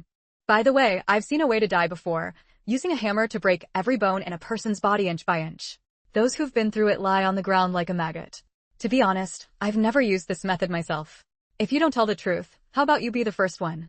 Wu Xiaotian's eyes widened in terror, and his voice trembled as he said, I was wrong, I shouldn't have lied. I'll tell the truth. I'm really not a thug. I was just playing around with friends, lost a bet, and the punishment was to come to this yard to steal something. To save face, I came alone. Whoa, my dad is a cop. He confiscated that drug from a criminal, and I secretly took a packet. Brother Liu, I think he's still not telling the truth. When we woke him up earlier, he was calling us Grandpa so smoothly, without any pride at all. Seeing this, Wu Xiaotian quickly crawled over on his knees and continued wailing, everything I said is true. As he cried, Wu Xiaotian grew anxious inside. So much time had passed, why hadn't Zhao Bizin brought anyone yet? Since I gave you a chance and you didn't cherish it, don't blame me when you're down there. Brother Liu sneered and nodded at Sun Air. Wu Xiaotian felt utter despair in his heart. He hadn't yet avenged his mother and older brother. Just as Wu Xiaotian thought he was about to die, a cold, clear voice rang out in the room. Wu Xiaotian's emotions, on the verge of collapse, instantly relaxed. Brother Lu, Sunda, and Sun Air stared in shock as a woman in a black robe walked in. Who are you? How did you get in? Sun Air demanded harshly. He doesn't know who I am, but Brother Lu, don't you recognize me? Brother Lu asked warily, who exactly are you? I don't believe I've ever met someone like you. Since you think I know you, why hide your face? As he spoke, Brother Lu silently stepped back 2 paces. Just in case of danger, Sunda and Sun Air could protect him in time. The woman in the black robe, Feng Lingyu, chuckled softly and slowly lowered the hood from her head. Her face was revealed to everyone in the room. Hadn't she gone to the countryside? How was she here? No. Even if she had found a way to sneak back to the city, how had she found him? Sunda and Sun Air were just ordinary thugs and didn't know Feng Lingyu's identity. They only thought she was very beautiful. But seeing Brother Lu's reaction, they knew her identity was certainly not simple. Meanwhile, Wu Xiaotian, huddled in the corner, clutched his pounding heart and scolded himself inwardly. Pathetic thing. Never seen a beautiful woman before? What time is this and you're still getting flustered? Still, this legendary Miss Feng was really beautiful. See? I told you knew me, didn't I? Feng Lingyu said with a smile. But it was this very amiable attitude that made Brother Lu's heart grow colder. Miss Feng, didn't you go to the countryside? Why are you back? Brother Lu said calmly. Although only Feng Lingyu had entered the room, her fearless demeanor made Brother Lu hesitate to act rashly. Because since she was bold enough to come alone, she must have some backing. I've been looking for you for a long time. Didn't you know? Haven't you been trapped in the capital for quite a while? As she spoke, Feng Lingyu surveyed the layout of the room. When she saw Wu Xiaotian, beaten black and blue in the corner, her expression darkened. She walked over quickly and crouched in front of Wu Xiaotian. Using her plant-based ability, she quickly scanned his body. Fortunately, it was only superficial injuries. They looked terrifying, but with proper care, he would be fine. Could the person who trapped her recently be this frail eldest daughter of the Feng family? But if she had such ability, how could she have been so easily deceived by that shallow and greedy woman, Aunt Li? Chapter 129. Leaking information. Brother Lu deliberately asked, aren't you supposed to be in the countryside? How do you have the ability to find me? Feng Lingyu raised an eyebrow. Do you take me for a 3-year-old? Trying to fish for information. Brother Lu had only been testing her, and when Feng Lingyu saw through it, he wasn't annoyed. Watching her examine the petty thief caught tonight, he shifted the topic. So, the little thief we caught tonight was sent by Miss Feng, huh? Wu Xiaotian's heart had been pounding like thunder ever since Feng Lingyu approached him. The pain in his body couldn't compare to the throbbing in his chest. He silently scorned himself. How had he never realized he had such a lecherous streak before? The medicinal scent from Feng Lingyu's body flooded Wu Xiaotian's nostrils, overpowering the musty smell unique to this room. Skinny monkey, get in here. Feng Lingyu suddenly called out loudly. Brother Lu secretly congratulated himself for not acting rashly. She had indeed brought people with her. According to the intel from their informant, Feng Dingbang hadn't left any men for his daughter. How could it be that in such a short time, Feng Lingyu had built her own power base all by herself? What Brother Lu didn't know was that the truth was exactly what he thought was most impossible. Skinny Monkey, waiting outside, rushed in upon hearing Miss Feng's call. Take this man out and have him properly treated. Skinny Monkey swiftly carried Wu Xiaotian out, leaving only Feng Lingyu, Brother Lu, and the Sun brothers Sunda and Sun Air in the room. Brother Lu was stunned by how obedient Feng Lingyu's men were. Clearly, they followed her out of genuine loyalty, not just for profit. Miss Feng, let's not beat around the bush. What brings you here unannounced? Well said, no beating around the bush. I thought this was something we all understood. Feng Lingyu's expression turned cold. Watching Brother Lu's evasive eyes, she suddenly recalled something and sneered. Don't tell me you're still waiting for someone to tip you off. You can have the person hiding in the shadows come out now. He had been making small talk with Feng Lingyu all along, partly to guard against any backup she might have, and partly to stall for time, letting the other person hidden in the shadows send word to someone. Since Feng Lingyu had already discovered him, there was no point in hiding anymore. A seemingly inconspicuous man stepped out. He had left home young, determined to make a name for himself and rise in the world. For that, he hadn't even shown his face when his own father died. This time, the madam had promised him that if he handled things well, she would give him the authority to thrive in Shanghai. Sunda and Sun Air exchanged a glance, then suddenly lunged at Feng Lingyu together. If they could capture this woman, her people outside would hesitate to act. Feng Lingyu let out a cold laugh, grabbing both brothers' outstretched arms. With a twist, a crack sounded, and both arms were snapped clean. The brothers screamed in unison. This scene far exceeded Brother Lu's expectations. He had thought she wouldn't react in time to the Sun brothers' sudden attack. As Brother Lu stood stunned, he didn't notice someone behind him raising a gun. Feng Lingyu had spent days of effort just to capture Brother Lu. If he were killed now, all her work would be for nothing.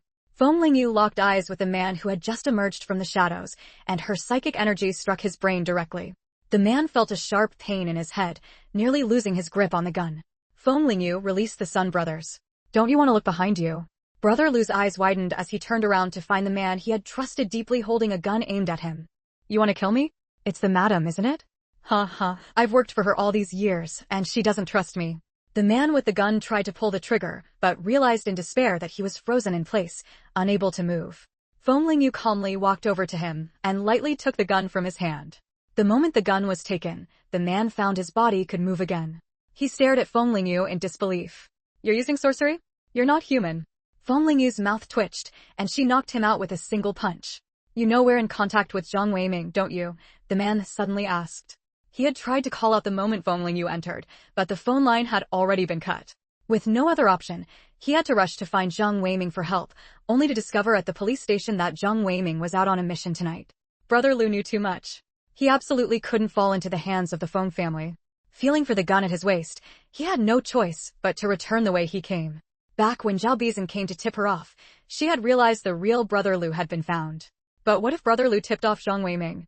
So she had ordered her men to leak false information to the Beijing police, claiming that the Beijing black market was holding a gathering on the outskirts tonight, with almost all the major black market bosses attending.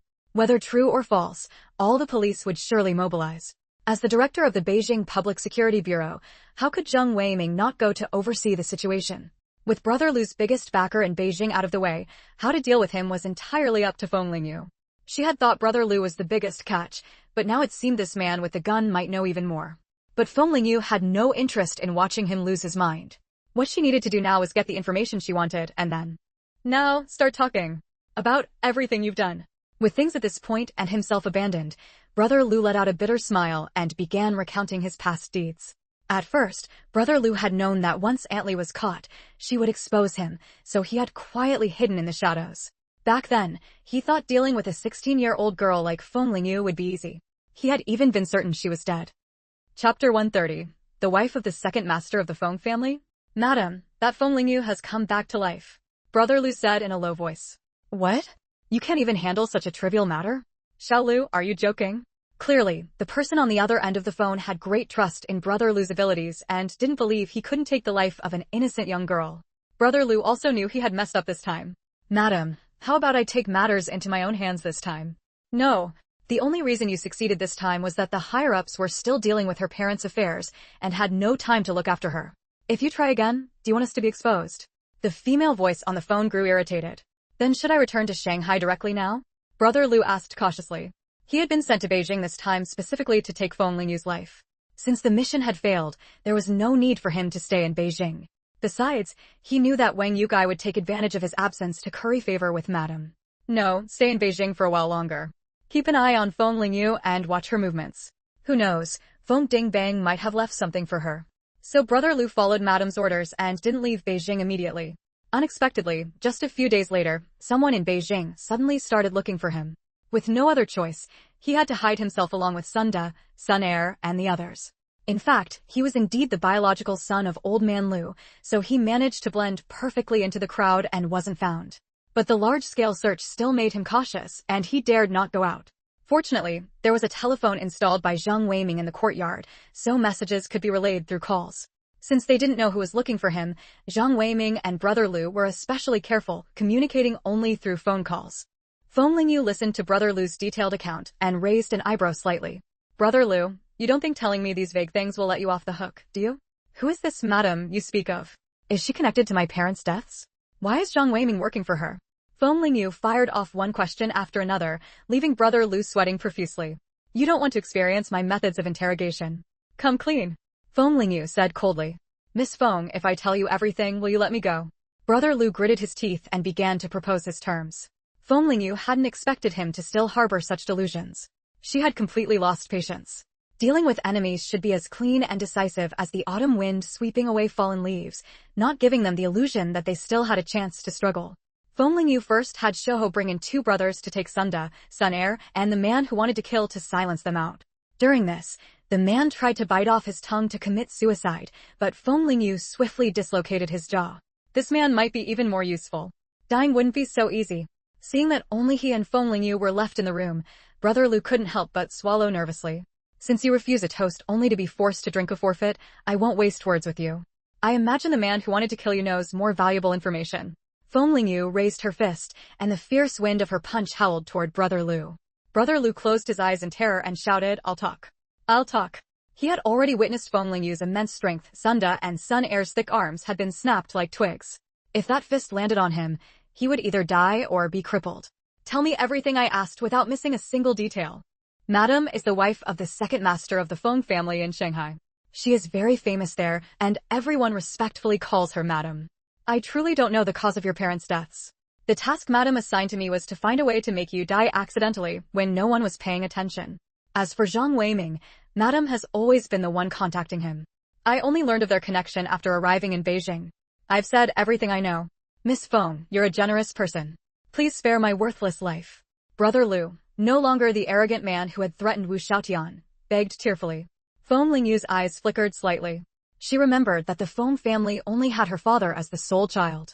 Where did this second master of the Feng family come from? Probably some branch of the Feng family spreading nonsense outside. It seemed Brother Lu had indeed told everything he knew. He was just a pawn of that madam, not a key figure. Since he had no further use, it was time to send him on his way.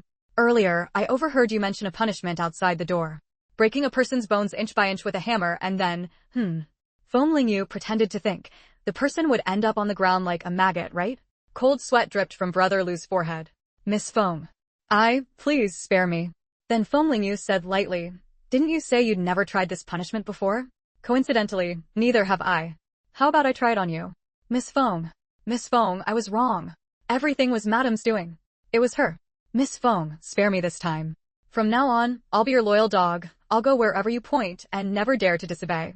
Brother Lu frantically cowed out on the ground, hoping Feng Lingyu would soften and let him go. Listening to the thud of his head hitting the floor, Feng Lingyu felt a surge of satisfaction. Only the strong can extract repentance from the wicked. This was a truth she had learned since the apocalypse. A dog? But I don't lack people willing to be my dog. Besides, I'd rather see you as a maggot than a dog. No, it was Madam. It was her, all her.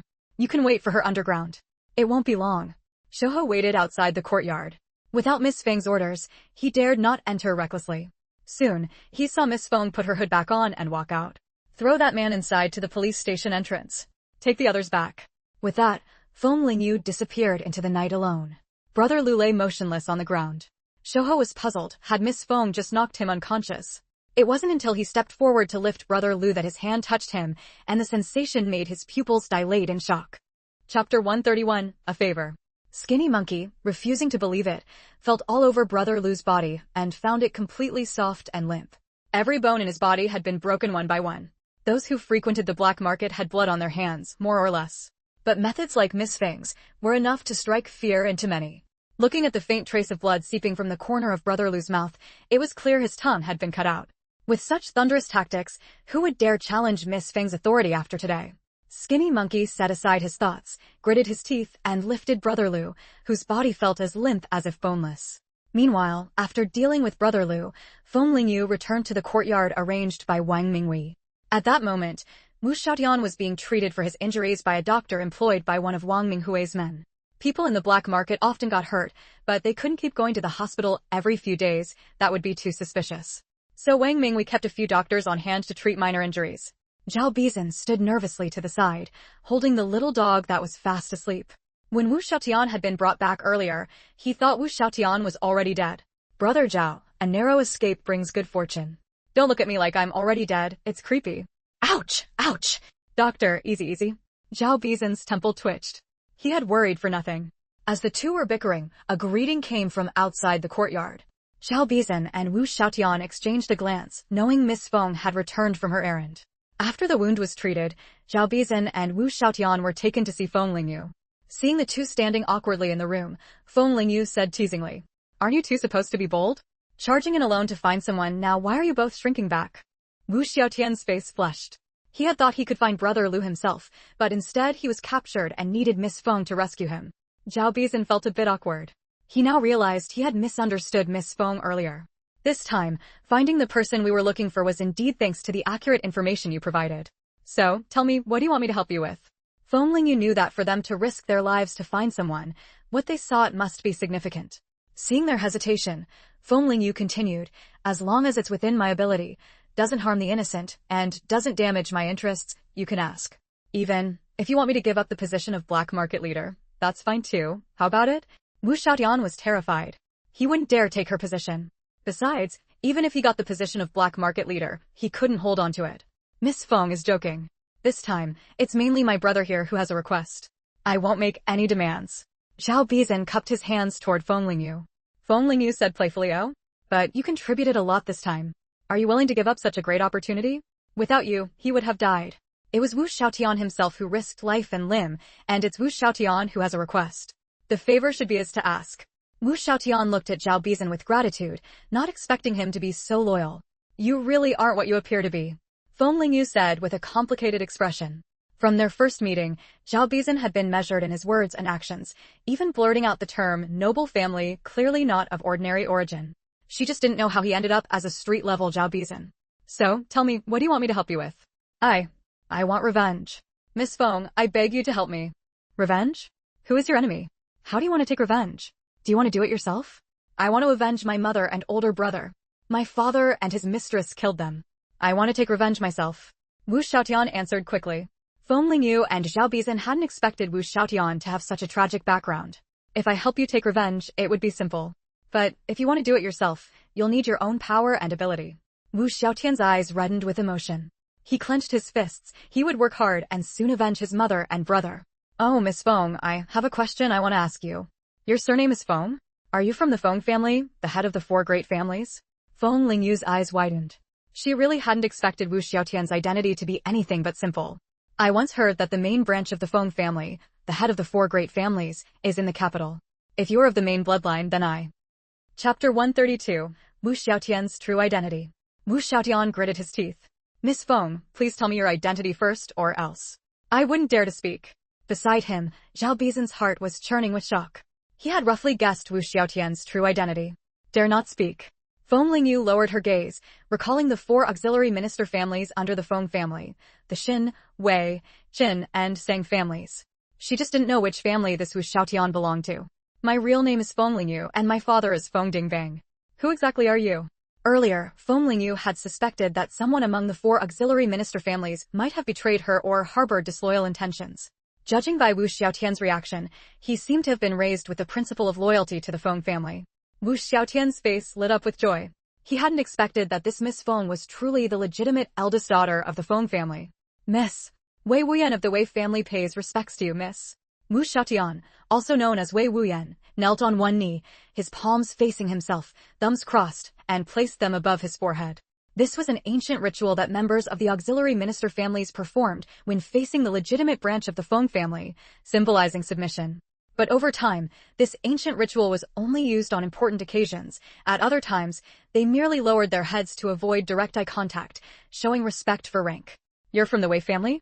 How do you intend to prove your identity? Do you expect me to believe you just because you say so? As Feng Lingyu spoke, she glanced at Zhao Bizan, who stood nearby, staring blankly ahead, clearly lost in thought. But this Zhao Bizan was steady enough, though he seemed to have a strong prejudice against people from prominent families. Wei Wuyan reached into his chest and pulled out a jade token. The carvings on it were intricate and complex, clearly not something that could be easily forged. My father, Wei Chunming, is the current head of the Wei family. I am the third son of the Wei family, and my full brother is my eldest brother, Wei Xingji. This token is my proof of identity. Every member of the four great families has such a token. Feng Lingyu took the token and traced the carvings with her fingers. A large character for Wei was engraved in the center, with a line of smaller characters beside it reading Wei Wuyan. Since my father's generation, the four great families have had no contact with the legitimate branch of the Feng family. Even if you are indeed the third young master of the Wei family, there's no need for verbal declarations of loyalty. I will fulfill what I promised you, but I won't give you any special treatment just because you're from the Wei family. Feng Lingyu lightly tossed the token back to Wei Wuyan. She thought that Wei Wuyan had revealed his identity to make her more committed to helping him take revenge. Wei Wuyan grew anxious. Miss Feng, that's not what I meant. During my grandfather's time, the Wei family was always in contact with the family head. But the family head told us to keep a low profile and wait until the situation improved before reaching out again. My grandfather was always a firm supporter of the family head, and he constantly reminded my brother and me to steadfastly uphold the family head's line. But then my grandfather passed away suddenly and my father took over the Wei family, which is when we stopped contacting the family head. Although I'm not as clever or capable as my eldest brother, I am absolutely loyal to the legitimate branch of the Feng family. What Wei Wuyan didn't say was that the main reason he had left home and come to the capital was to find the family head. But when he arrived at the Feng family address his grandfather had left him, he found the courtyard covered in dust, clearly abandoned for a long time. After asking the neighbors, he learned that the Feng family head and his wife had died a heroic death, and the eldest daughter had already gone to the countryside. With no other choice, Wei Wuyan had adopted the alias Wu Xiaotian and started operating on the black market, hoping to gather strength and find a chance to return and take revenge. Feng Lingyu didn't know much about the four great families, as her father, Feng Dingbang, had never told her about them. From what Wei Wuyan was saying, it seemed that during his grandfather's time, the Wei family had been a staunch supporter of the legitimate branch. But his father, Wei Chunming, she had no idea whose side he was on. Why were you so determined to confirm that I was from the legitimate branch of the Feng family? Feng Lingyu felt that Wei Wuyan knew something more. Perhaps he knew something about that so-called wife of the second master of the Feng family? Because I was afraid you might be from a collateral branch of the Feng family. One collateral branch in Shanghai has been thriving by using the Feng family name. My father's mistress is on good terms with that so-called second madam of the Feng family. And I would never want to be associated with them. Feng Lingyu now fully believed Wei Wuyan's words. She had only learned about that so-called madam from Brother Lu tonight, so there was no way Wei Wuyan could have anticipated that and made it up to deceive her. It turned out that the person Wei Wuyan wanted to take revenge on was also connected to the person she was looking for. Since that person was on good terms with the madam, she was likely on the opposite side as well. Feng Lingyu sneered. By helping Wei Wuyan take revenge, she could also cut off one of the madam's right-hand allies. Moreover, the head of the Wei family would naturally need to be replaced by someone who supported the legitimate branch. In the end, it seemed that the one who stood to gain the most from helping Wei Wuyan take revenge was actually Feng Lingyu herself. Feng Lingyu hadn't expected that returning to the capital to find Brother Lu would lead her to such a big catch as Wei Wuyan. After listening, Feng Lingyu turned to Zhao Bizan, who was still standing there in a daze. Brother Zhao, you've been listening all night. Do you have any thoughts? Zhao Bizan snapped back to reality and met Feng Lingyu's scrutinizing gaze. He forced a smile and said, Miss Feng is joking. I'm just a small-time thug. How could someone like me understand what you were talking about? Feng Lingyu raised an eyebrow and said meaningfully, is that so? I thought you looked very serious just now, Brother Zhao. I assumed you had something you wanted to tell me. Wei Wuyan also looked at him with confusion. Could it be that Brother Zhao wasn't an ordinary person either? Miss Feng is too kind. I was being tactless. I'll take my leave now. With that, Zhao Bizan hugged his dog and tried to leave the room. Stop. You've heard so much just now. What makes you think you can walk out of this courtyard safely? Wei Wuyan quickly pleaded for Zhao Bizan. Miss Feng, Brother Zhao has always been very discreet. He won't go around talking about this. Please, spare him. How long have you known each other? And you trust him that much? You don't even know his real name, only that he's called Zhao Bizan. Although Feng Lingyu was speaking to Wei Wuyan, her eyes were fixed on Zhao Bizan. Wei Wuyan was at a loss for words. He really didn't know Zhao Bizan's real name. Miss Feng, but if it weren't for Brother Zhao tipping me off tonight, I might have lost my life. Didn't you say your grandfather taught you to always prioritize the interests of the legitimate branch of the Feng family? If I let him go today, and he leaks the information, I'll be in danger. Miss Feng, my grandfather did say to prioritize your interests, but Brother Zhao saved my life, and that's a fact. If I ignored Brother Zhao's fate, wouldn't I be an ungrateful person? Would you feel comfortable using someone like that? So, from now on, I'll keep Brother Zhao by my side at all times. If he leaks any information, I'll atone for it with my death. This was the best solution Wei Wuyan could think of. A glimmer of approval flashed in Feng Lingyu's eyes. If Wei Wuyan had given up pleading for Zhao Bizan, she would have had to reconsider whether he was worth supporting. Chapter 133. The discarded son of the family. He hadn't expected Wei Wuyan to be so loyal, willing to go this far for him. Miss Feng, you don't need to test me anymore. I really am not called Zhao Bizan. Zhao Bizan stopped evading and looked at Feng Lingyu as he spoke. Brother Zhao, I know you're not really Zhao Bizan, it's just a nickname those people in the black market gave you. Didn't I also tell you all to call me third? Wei Wuyan said nonchalantly. Back when Wei Wuyan first arrived in the capital, he had taken the alias Wu Xiaotian because his mother's surname was Wu. Later, when he entered the black market, he found that everyone had a nickname, also to avoid revealing their real names. Since he was the third child in his family, he told everyone to call him third. I am Sang Fu, the eldest son of the Sang family. As Zhao Bizan spoke, his entire demeanor shifted. The earlier slovenly, roguish heir transformed into an indescribable nobility. It was still the same person, yet completely different from just moments ago. He was even still wearing clothes patched with dirt and grime, holding a scruffy stray dog in his arms. Yet, even with this appearance, no one dared to look down on him.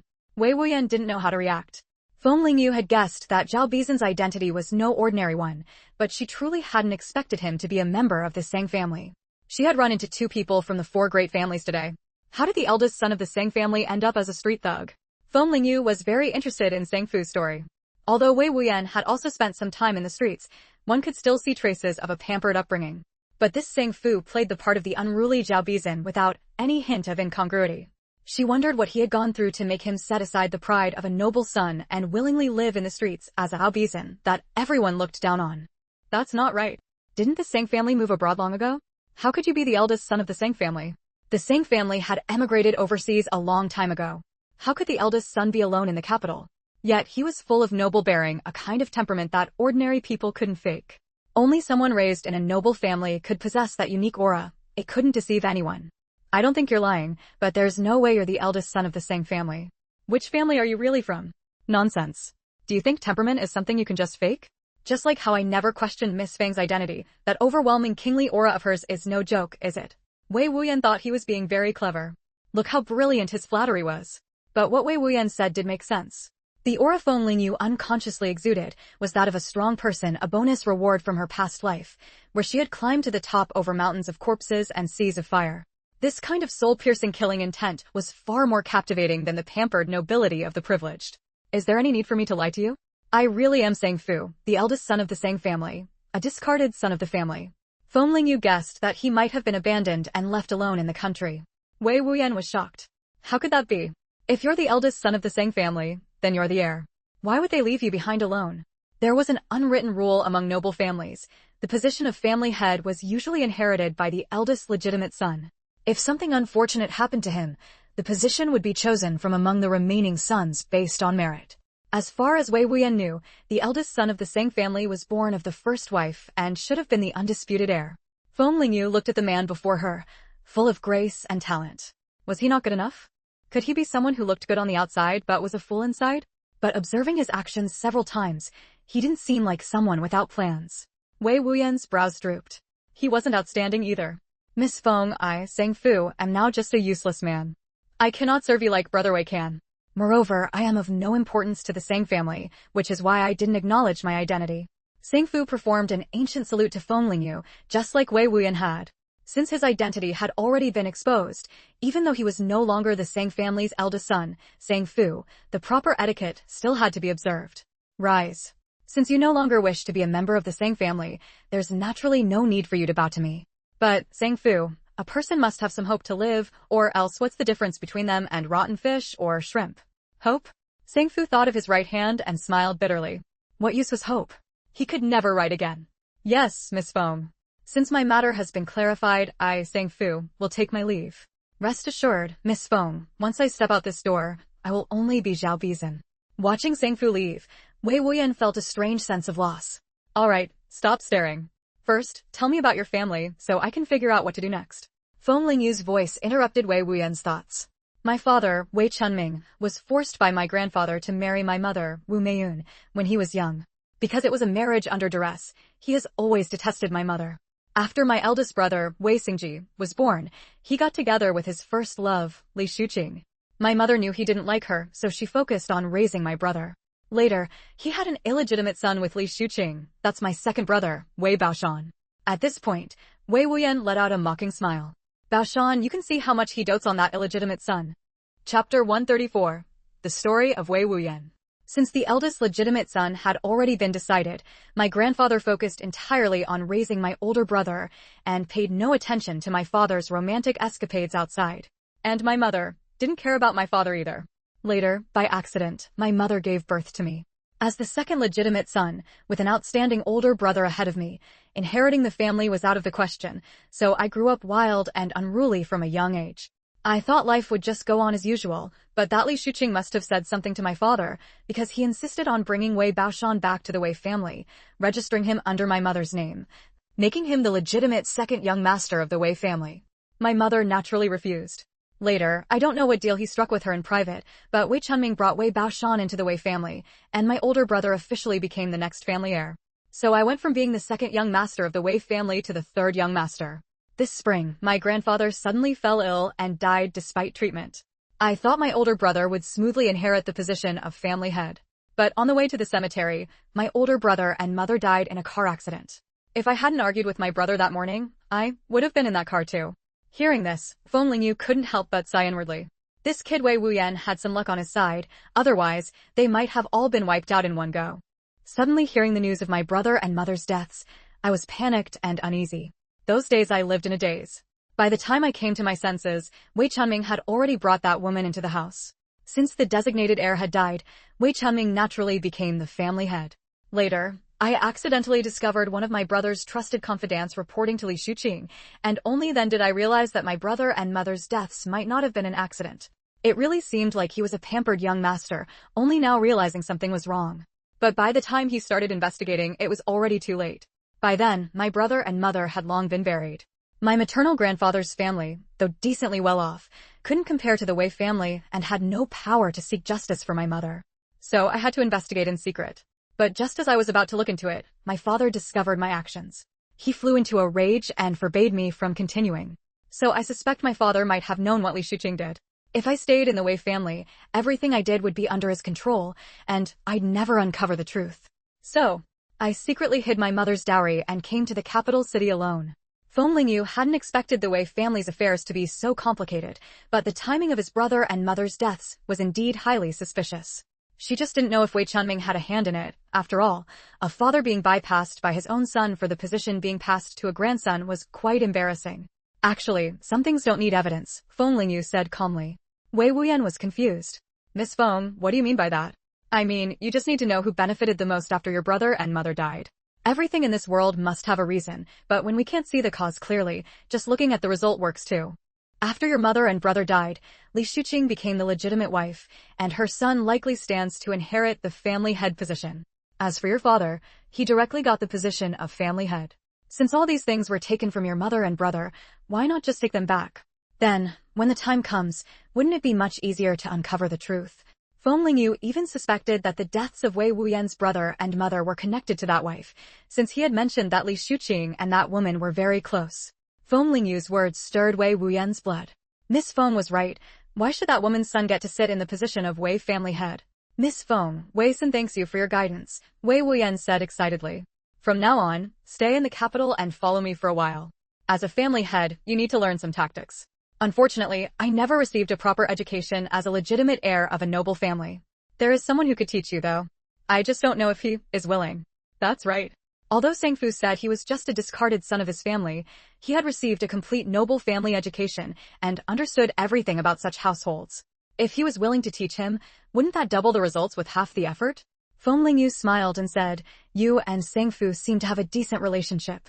Go ask him, and maybe he'll be willing to teach you.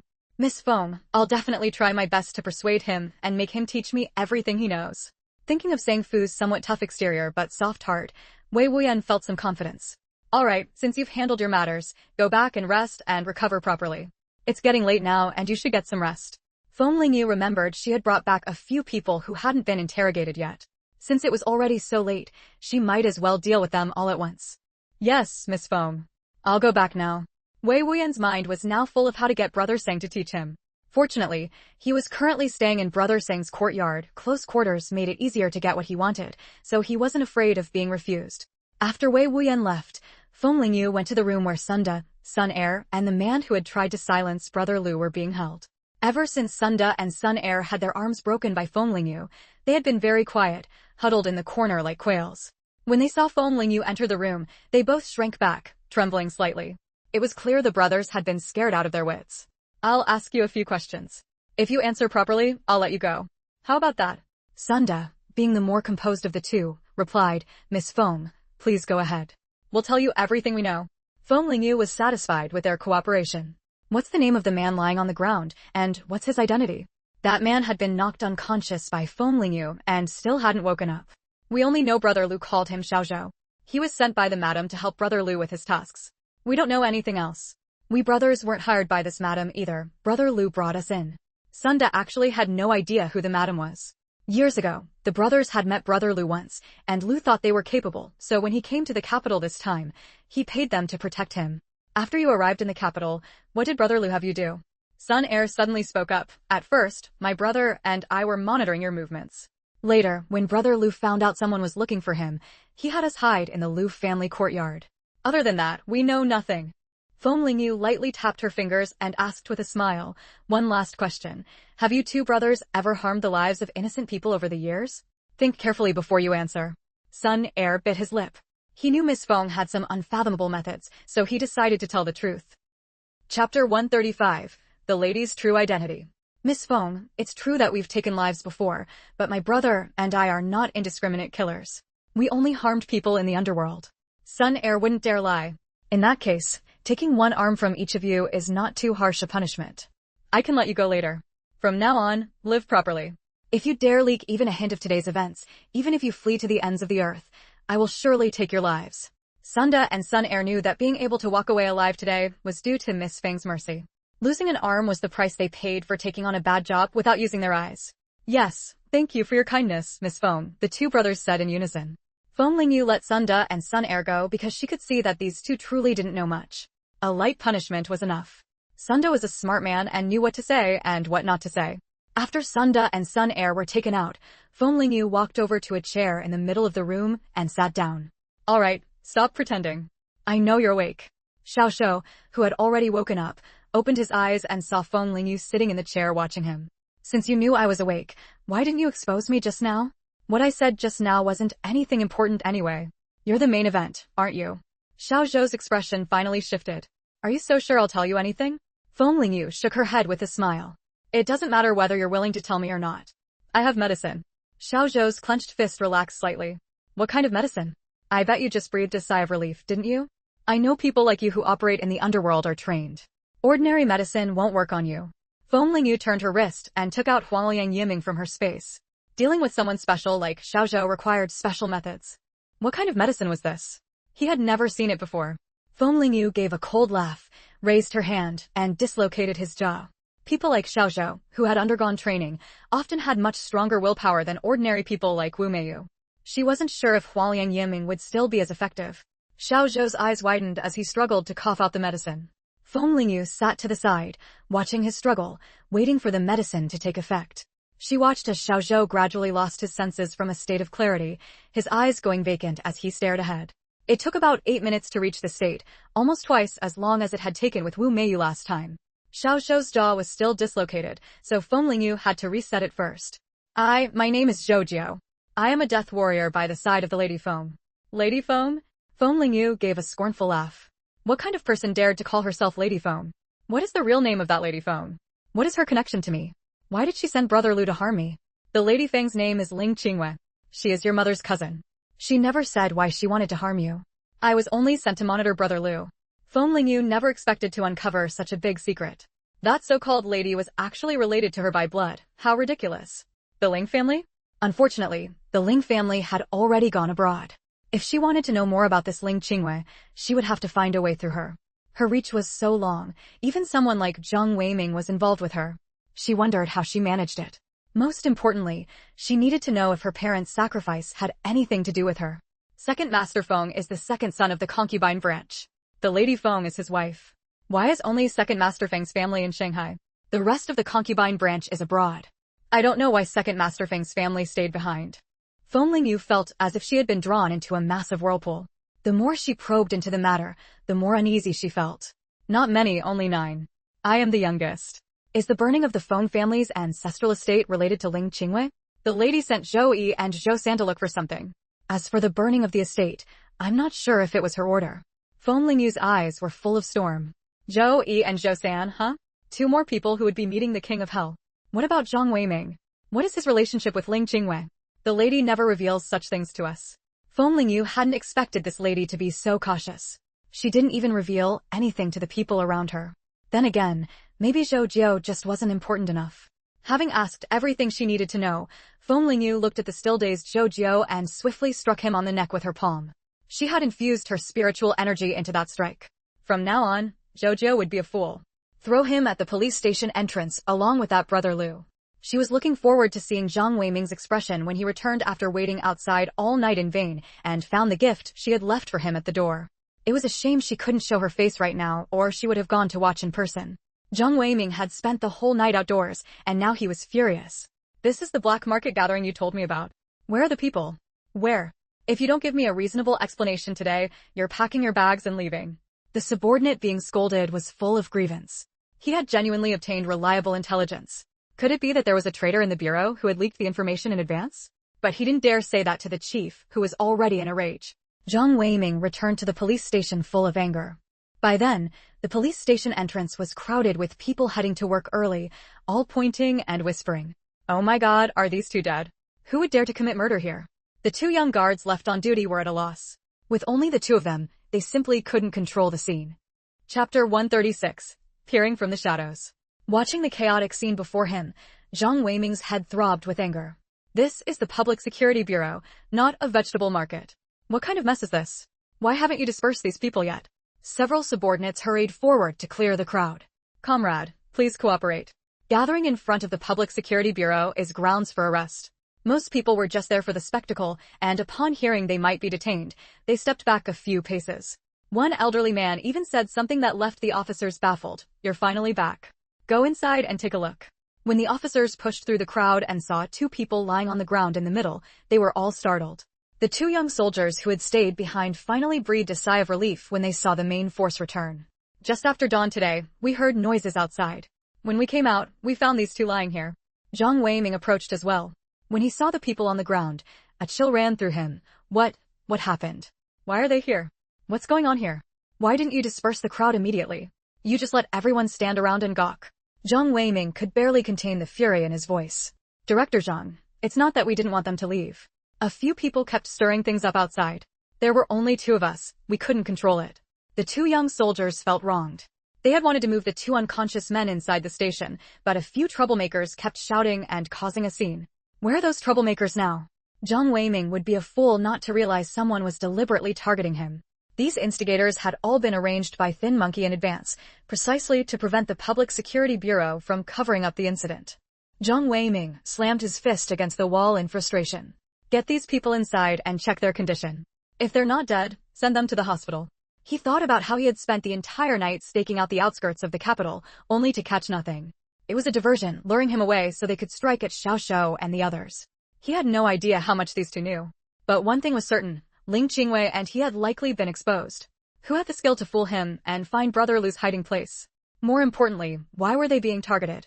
Zhang Weiming felt as if a sword was hanging over his head, ready to fall at any moment. Director Zhang, the examination results are in. A public security officer entered Zhang Weiming's office to report. Neither of them is dead. The man with the large black mole on his nose, all the bones in his body have been broken. The method was extremely brutal. It feels like the attacker had precise control over force, otherwise, it would be impossible to achieve such an effect. Because the victim would have died from the pain halfway through. The reporting officer had seen countless deaths in his years on the force, but this was the first time he had encountered such a cruel technique. Zhang Weiming barely managed to steady his trembling hands. In the capital, the most likely people to have dealt such a ruthless blow to Brother Lu were those connected to the Feng family. But the Feng family's connections had already been thoroughly investigated. The Shin family had been taken down long ago. There should be no one left in the capital. What about the other one? Zhang Weiming's voice was slightly hoarse. The reporting officer assumed he was just exhausted from staying up all night. The other person has only minor flesh wounds and has already woken up, but he seems like a 3-year-old child. Upon hearing Xiao Zhou's fate, Zhang Weiming's gaze froze and his heart sank. Xiao Zhou was a death warrior that woman had spent great effort training, subjected to rigorous discipline. To make someone like that lose their mind, some cruel method must have been used. This feeling of being watched from the shadows was unbearable. Take them to the hospital first and do your best to treat them. If they can be cured, we might be able to get some information. Oh, and make sure to interrogate everyone who was watching outside today. Find those troublemakers. Deep down, Zhang Weiming knew that whoever had sent Brother Lu and Xiao Zhou to him must be confident they couldn't reveal anything useful. After the reporting officer left, Zhang Weiming could no longer sit still. He hurriedly called Ling Qingwei. If something had happened to Xiao Zhou, Ling Qingwei surely knew nothing yet. Hello? Didn't I say not to contact me unless it's important? Ling Qingwei frowned, but still answered when she saw Zhang Weiming's call. Ling Qingwei, Xiao Zhou, and Lu Fu are in trouble. Zhang Weiming got straight to the point. What? They sent me a message just a few days ago. How could something happen so suddenly? And wasn't I counting on you to help when the time came? Ling Qingwei nearly broke her meticulously manicured nails in fury as she demanded an answer. Training a death warrior was no easy task, and Zhou Jiao knew too much about her. Chapter 137. How is painting? Qingwei, calm down first. This morning, someone dumped Lu Fu and Zhou Jiao at the police station gate. Lu Fu's bones were broken all over his body, and Zhou Jiao has become an idiot. Last night, someone spread false information and lured me out to carry out a mission. Whoever could do all this must not be an ordinary person. Think carefully, does the Feng family have any other backers in the capital? The Shin family we investigated has long since fallen. Who else could be hiding in the shadows? This time, we've definitely been exposed. Don't contact me for a while. Observe secretly in the capital. If he makes another move, you'll be the next target. I know, but it won't be easy for him to touch me. I told you long ago not to lay a hand on Feng Lingyu. Maybe the person behind this just can't stand us targeting her and is warning us. Zhang Weiming wasn't sure if someone had been secretly protecting the last bloodline of the Feng family all along. That woman's bloodline shouldn't exist in this world. Since she's already dead, why not let me send her daughter to accompany her? Ling Qingyue's voice turned shrill. Mentioning the child, Zhang Weiming lowered his voice. Qingwei, how is painting now? She's fine now. Just do what I told you and don't worry about anything else. Ling Qingwei said impatiently. All right. I was just asking. Have you arranged for someone to monitor Feng Lingyu? Zhang Weiming knew Ling Qingwei didn't like him asking about painting, so he changed the subject. I can't find the right person right now, and it's not the time to go to the countryside. Wait a while longer. Besides, I always feel that her placement in the countryside was arranged in advance by Feng Dingbang. Otherwise, how could it be such a coincidence that she ended up in Qingshan village? As long as you know what you're doing. But I still think Feng Lingyu doesn't know anything. There's no need to monitor her. Zhang Weiming felt that after several interactions with Feng Lingyu, she was just an innocent young girl. Ling Qingyue's eyes darkened. As for Feng Lingyu, although she hated seeing her still alive in this world, she hadn't found what she was looking for yet. And now, she had already missed the best opportunity to strike. That person wouldn't allow her to ruin his plans either. I know what to do. Since Lu Fu and Zhou Jiao are useless now, get rid of them. Qingwei, get rid of whom? Who are you talking to on the phone? Zhang Weiming heard a man's voice asking from the other end of the line, followed by Ling Qingyue's explanation. I'm calling someone to come and clear out the clutter at home. Zhang Weiming let out a bitter laugh and hung up the phone himself. After waking up from a nap, Feng Lingyu found Skinny Monkey waiting outside for a report. Miss Feng, we dumped those two at the police station gate and happened to run into Director Zhang coming back. His face was green with anger, hee. Feng Lingyu thought about how Skinny Monkey had handled several tasks well since her return and praised him. You've done well. Tell the brothers who stirred up trouble to lay low at home for a while. Give them the rewards according to the rules. Skinny Monkey's eyes lit up. Miss Feng, you just follow the rules. Since you've done well, I naturally want to reward you. That also encourages the other brothers. Seeing that Feng Lingyu had already made her point, Skinny Monkey knew it would be ungrateful to refuse further. So he said happily, Miss Feng, I don't have any other requests. But I have a cousin who also wants to work with us. He's the son of the ant who sells us honey. The kid is pretty sharp. Since Skinny Monkey started working for Feng Lingyu, he hadn't lacked material things. Thinking of his cousin's request, he decided to give him a hand. Feng Lingyu hadn't expected Skinny Monkey to make such a request. Since I promised you a reward, have your cousin report in tomorrow. But if he doesn't perform well, he'll have to follow the rules and be sent away. Skinny Monkey nodded happily. Thank you, Miss Feng. Don't worry, I won't dare to show him any favoritism. Recently, with the unification of the black market, the underground trade had become more prosperous than before, unlike the previous fragmented operations. Feng Lingyu took the opportunity to bring out a large amount of grain she had harvested from the space during this time. She took 2 bags of fruit out of the space, apples and pomelos, which were in season this time of year, and brought them back to Uncle Gao's place for Mingrue and Huiqing to eat. She had been busy dealing with the black market for the past couple of days and hadn't returned in a while. At that moment, Shin Huayu was dealing with the mess caused by Shin Qingping's family. Ever since Shin Huayu told Zhou Shanhai about Shin Qingping's family, all the jobs they had obtained through their grandfather Shin Xiui had been taken away. Chapter 138. Ma Xingli comes looking for trouble. Shin Huayu, are you the one pulling the strings behind the scenes? Ma Xingli, Shin Qingping's second son, grabbed Shin Huayu by the collar and demanded angrily.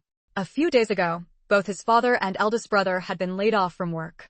He himself was just a temporary worker, so being let go was one thing, but his father and brother were regular employees. At first, the Ma family thought they had offended some leader. Ma Wenkai even bought some expensive items like malted milk powder to gift to the boss. Perhaps because he had accepted their gifts, the leader hinted meaningfully. Did your family offend someone? I'm just following orders here. When Ma Wenkai returned home and told Shen Qingfeng about this, she spat inwardly. It must be that little brat Shen Huayu's doing. She still didn't know who he had relied on to return to the city. Her second brother still hadn't sent word yet. She didn't know if he had found anything. We don't know Shen Huayu's background yet. We can't confront him rashly. As for the jobs, I'll go find second brother first. He won't sit idly by. Shen Qingfeng remembered the look Shen Huayu had given her when he left last time.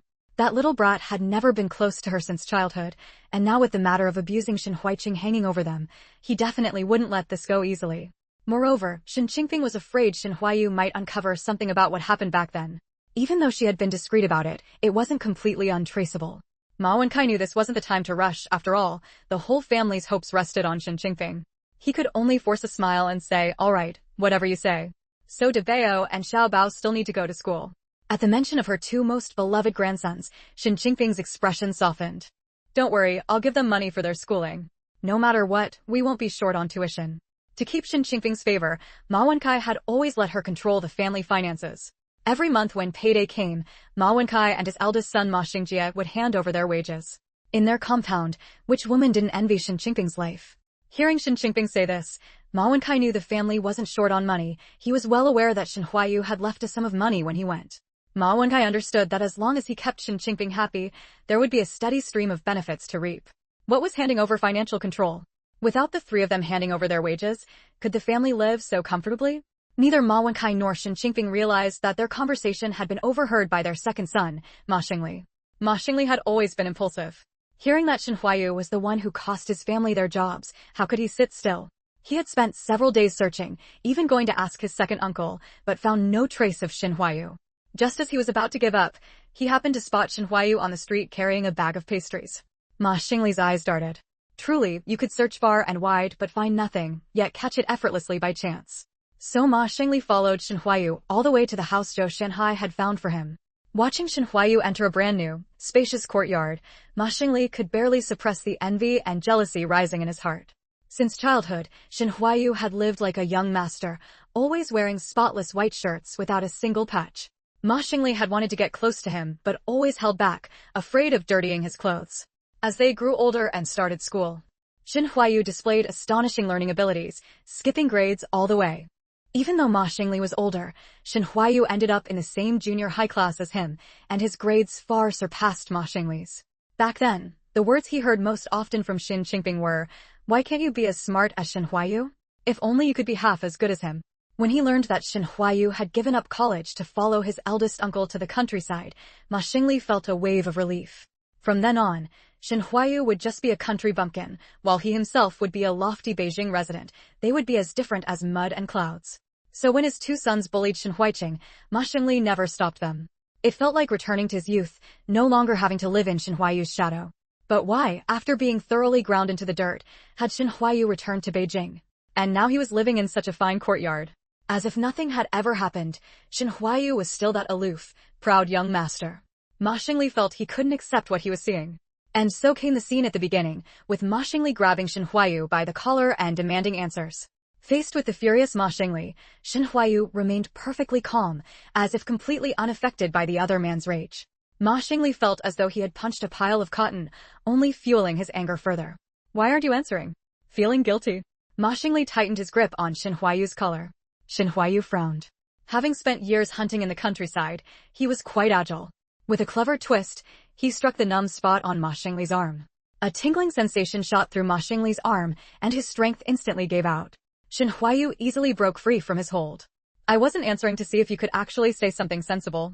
As for guilt, your Ma family isn't guilty, so why would I be?" Shen Huayu straightened his collar as he spoke, as if brushing off dirt that had just landed on it, his tone contemptuous. "Shen Huayu, I can't out-argue you. I'll just ask you this. Does my father and eldest brother losing their jobs have anything to do with you?" Ma Xingli leaned in close to Shen Huayu's face, as if trying to read the emotions in his eyes. But to his disappointment, Shen Huayu's pupils were as calm and unruffled as the deep sea, showing no fluctuation at all. Clearly, Ma Xingli's question hadn't fazed him in the slightest. "How can you say it has anything to do with me? Wasn't the leader just following the rules? Before Ma Xingli could respond, Shen Huayu leaned in close to his ear and said softly, "Your Ma family, starting with Shen Qingping, every single one of you, you're all rotten to the core." Ma Xingli couldn't handle such provocation. He was instantly enraged and lost all reason. Shen Huayu, on the other hand, neither dodged nor flinched, only smiling coldly. It made Ma Xingli, who was about to throw a punch, look like a vicious thug bullying a refined intellectual. But no one saw the sheer malice lurking deep in Shen Huayu's eyes. Chapter 139, You Can Count on Me. Just as Ma Xingli's fist was about to hit Shen Huayu's face, a shout rang out. "What are you doing?" Two young men in police uniforms looked angrily at Ma Xingli and spoke. Ma Xingli turned around and, upon seeing who it was, his heart tightened. He forced a flattering smile and said, "I wasn't trying to do anything, just messing around." "You're lying. You followed him all the way here, and now you're trying to hit him." We both saw it with our own eyes. Thinking back to how that refined scholar had just come over to say someone was following him, the two brothers hadn't believed it. Hearing what this man said, Ma Xingli realized he had been set up by Shen Huayu. Shen Huayu had clearly spotted him following him long ago. He had deliberately provoked him just now, making him throw a punch right in front of those two inspection team members. Though furious, Ma Xingli didn't dare act rashly in front of the inspection team. "He and I are relatives. If you don't believe me, go check. My mother is his great-aunt. By the way, his name is Shen Huayu, and his grandfather is a bad element." He hoped to divert their attention, since they should be more interested in Shen Huayu's background. "Hey you there. This comrade just showed us his student ID. He's a legitimate university student, and you're still making up lies." Ma Xingli stared at Shen Huayu in disbelief. How could he be a university student? Seeing they didn't believe him, Ma Xingli had no choice but to pull on Shen Huayu and plead, "Huayu, for my mother's sake, tell them the truth. I'm still your cousin after all." Shen Huayu gave an indifferent smile. "Brothers, he is indeed my cousin, but we're not very close. Please handle this fairly. After all, it's true that he followed me and tried to hit me." "Shen Huayu. You. Ma Xingli's chest heaved with anger. He hadn't expected Shen Huayu not only to refuse to speak up for him, but to kick him while he was down. The two inspection team members thought Shen Huayu made a good point and decided to take Ma Xingli back for questioning first. "All right, enough. Come with us." Ma Xingli didn't dare to clash with the inspection team and had to leave humiliated. Pretending to be scared, he said to the inspection team, "Brothers, look, he's still threatening me. You need to interrogate him thoroughly." Hearing this, the inspection team members thought, Ma Xingli still dares to provoke? One of them kicked Ma Xingli in the backside, sending him rolling on the ground. Watching Ma Xingli being taken away in silent submission, Shen Huayu kept smiling as he saw them off. This was truly, there's a road to heaven you won't take, and a door to hell you insist on entering. After dealing with that scumbag, Shen Huayu felt much better. Happily carrying the pastries he had just bought, he prepared to go find Xiaoyu. He hadn't seen Xiaoyu in days. She must be missing him too. Shen Huayu didn't expect that as soon as he looked up, he would see Feng Lingyu standing not far away, smiling at him. "Xiaoyu. Did you see all that just now?" Shen Huayu first ran happily to Feng Lingyu, but then felt a bit embarrassed meeting her gaze. Had she seen everything about how he set up Ma Xingli just now? Someone like Ma Xingli deserves to be dealt with that way. "Did you think I would blame you?" Feng Lingyu pretended to be angry. Shen Huayu immediately panicked. "No, Xiaoyu. I just care about what you think of me." "All right, I'm not angry. I've been busy for days and came to find you as soon as I finished handling things." Feng Lingyu said this as she walked with Shen Huayu into his newly acquired courtyard. Setting down the fruit she had brought, Feng Lingyu looked around. "This courtyard is nice. That political commissar Zhou treats you pretty well. Though I hate to say it, it's because of my achievements. Otherwise, I wouldn't get such good treatment." Shen Huayu said this while secretly watching Feng Lingyu's expression. Seeing Shen Huayu's face full of anticipation for praise, Feng Lingyu laughed inwardly. "Little Ware is amazing, so young and already making great contributions. Keep it up. Looks like I'll have a strong leg to lean on in the future." Shen Huayu blushed deeply at Feng Lingyu's praise. If he had a tail, it would be wagging nonstop. Seeing Shen Huayu make such a serious promise, Feng Lingyu felt touched. No one had ever said they would be her support before. "Remember what you said. If you can't keep your word in the future, Feng Lingyu rarely showed a girlish coquettishness. "By the way, Little Ware, didn't you say you were going to deal with Shen Qingping's family? Why did Ma Xingli come looking for you today?" Feng Lingyu took out a few pieces of the fruit she had brought. The rest she would take to Uncle Gao's place later. "I always felt that what happened to Grandpa back then wasn't just Shin Shioda's doing, but also related to Shen Qingping. So I just had political commissar Zhou take away their jobs first." At the time, Grandpa's incident happened too suddenly. Almost as soon as those letters containing bad things were discovered during a search, he was put under investigation. Within a few days, the verdict for Grandpa came down. Normally, a case like this would take at least a few months to process. And since Grandpa was a high-ranking military officer, the investigation should have taken even longer.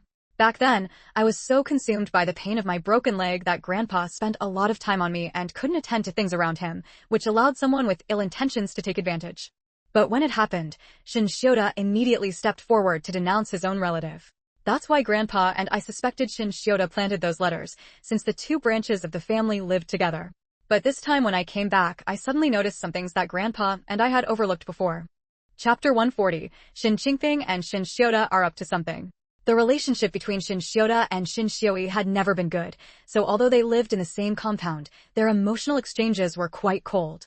Only Shin Xiui, mindful that she was his only sister, often looked after her. Shin visited the Shin compound quite frequently, coming every few days to see Shin Xiui. Precisely because Shin had always appeared obedient and honest, when their grandfather's incident occurred, neither Shin Xiui nor Shin Huayu had suspected her at all. They had even sent their younger brother Huiqing to Shin Qingfeng's care, showing just how much they trusted her. If not for Shin Huayu's sudden return this time, stumbling upon the Ma family's atrocities, he would never have grown suspicious of Shin Qingfeng. If what you're saying is true, then Shin is likely colluding with Shin Qingfeng. When are you planning to reclaim the Shin compound? By all logic and reason, you should be the rightful owner of that compound. The compound had originally been earned by grandfather Shin through military merit. Back then, the Shin family's assets had all been handed over, but when Shin Xiui returned victorious from battle, he used his military merit to exchange for the Shin compound in the capital. Not to mention that grandfather Shin was the rightful heir of the Shin family. Of the properties under his name, who else but Shin Huayu was most qualified to inherit them? Knowing that Feng Lingyu was worried he might suffer a loss, Shin Huayu smiled and said, "No rush. Now that Ma Xingli has been taken in, it shouldn't be long before they come to me on their own. If Shin Qingfeng really is involved with Shin she'll definitely go to him for help this time. Rest assured." Realizing that Shin Huayu had his own plans, Feng Lingyu nodded. "If they come to you, go find Political Commissar Zhou. Whatever you do, don't let yourself be taken advantage of." Political Commissar Zhou would protect Shin Huayu no matter what now, especially after Shin Huayu successfully modified the rifle last time, catching the attention of certain higher-ups. With this safeguard in place, reclaiming the house should be easy for Shin Huayu. "Don't worry, I'll get the house back." Shin Huayu had never considered giving away what was rightfully his, let alone to two possible enemies. "By the way, how about you? Did you find the person you were looking for?" Shin Huayu recalled what Feng Lingyu had been busy with these past few days and asked. At this, Feng Lingyu smiled knowingly. "Found him, and I even learned quite a few secrets from him." "Oh, and guess who I discovered in the capital these past few days?" Seeing Feng Lingyu's mysterious expression, Shin Huayu had no clue for a moment. So he had to say helplessly, "Who did you find that's so surprising?" "It wouldn't be someone from the other families, would it?" Shin Huayu had only been guessing casually, but he was surprised to see Feng Lingyu staring at him in disbelief from across the table. "It really is someone from the other families?" Now it was Shin Huayu's turn to be shocked. He remembered that aside from the Shin family in the capital, the other families were all in Shanghai. "Whose family is it?" Shin Huayu and Feng Lingyu were relatively young and didn't know much about the four great families. As for Feng Lingyu, Feng Dingbang and his wife had intentionally kept her in the dark about these matters. Shin Huayu, on the other hand, had grown up in the military and never had the chance to learn about them. It was only later, as he grew older, that he heard a few words from Shin Xiui. One is the third young master of the Wei family, Wei Wuyan, and the other is the eldest young master of the Sang family, Sang Fu. Didn't expect that, did you? The black market in the capital really is a hidden dragon and crouching tiger. I've caught two big fish. Wei Wuyan went without saying. He had already been brought under her wing. But Sang Fu could actually play a much greater role than Wei Wuyan. First, Sang Fu was older than both of them and had the most exposure to and understanding of the aristocratic families. Second, Sang Fu had received a complete aristocratic education. Unlike Wei Wuyan, who had grown up with a carefree upbringing, Sang Fu had been formally trained as a family heir.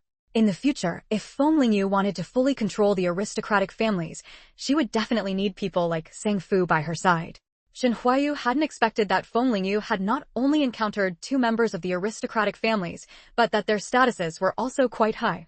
So, are they friends or foes, and why are they in the capital? I once heard grandfather say that the Wei and Sang families had both moved to Shanghai. Shin Huayu's first reaction was that the two had other motives, since he knew that the other families might not be as loyal to the main branch of the Feng family as before. No, they're not the glamorous young masters of big families you might imagine. They're both quite down and out now. One is an innocent young master whose elder brother and mother were both killed, and the other is a family outcast who fell from the sky into the mud. At this, Feng Lingyu raised an eyebrow. If used well, the two of them might prove very useful.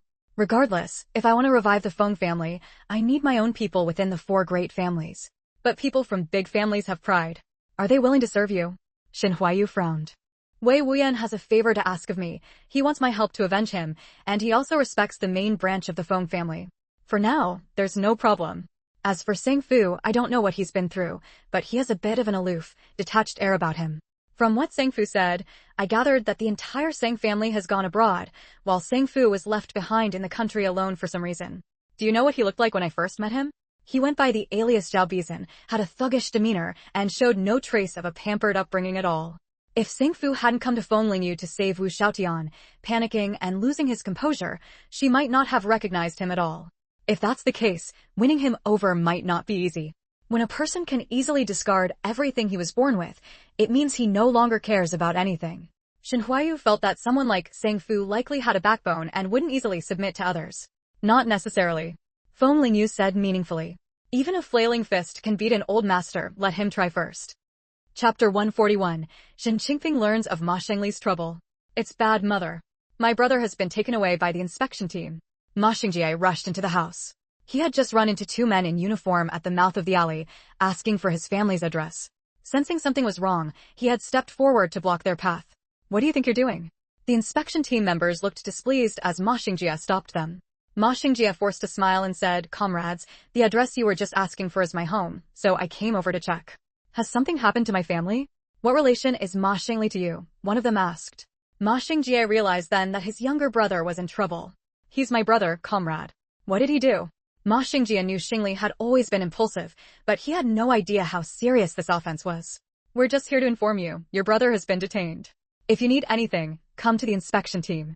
Seeing the situation, Ma Xingjie understood he wouldn't get any answers today without greasing some palms. So he quickly pulled some money notes from his pocket and pressed them into one of the men's hands. Comrade, could you please tell me in detail what my brother actually did? The two men glanced at the money and smiled. All we know is that he was following and trying to attack a relative of his. That's why he was arrested. Oh, and that relative's surname seems to be Shen. Ma Xinjie's heart sank. Surname Shen, that could only be Shen Huaiyu. He hurried back home, needing to tell his mother immediately. Hearing what her eldest son said, Shen Qingfeng quickly got to her feet. What happened to your brother? Why was he arrested? Mother, take it slow.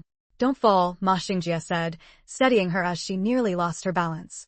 A shadow flickered in Ma Xingjie's eyes. His mother was always more partial to his younger brother. The grip on his arm brought him back to the moment. I ran into two men from the inspection team at the alley. They told me. I don't know why my brother went after Shen Huaiyu, but that's why he was arrested. Before Shen Qingfeng could respond, a shrill voice cut in. What? My Xingli was arrested? What do we do now, mother? You have to think of something. Lu Xiaocui had seen Ma Xingjie go straight to Shen Qingfeng's room as soon as he returned and assumed they were scheming about something. She hadn't expected to hear that her husband had been taken by the inspection team. Seeing them being so secretive, she thought Ma Xingjie was trying to stop Shen Qingfeng from helping Xingli. At Lu Xiaocui's foolish interruption at such a time, Shen Qingfeng was so angry her mouth twitched. What are you making a fuss about? Keep your voice down. Do you want the whole neighborhood to hear? How will that look for us later? Have you no regard for Debao and Xiaobao's reputation? The compound was full of gossiping people. If word got out that Ma Xingli had been arrested, how could the Ma family hold their heads up? Normally, Lu Xiaocui would have cowered under Shen Qingfeng's authority. But now her husband was in trouble. If she didn't find a way to save him, what would become of her and her children?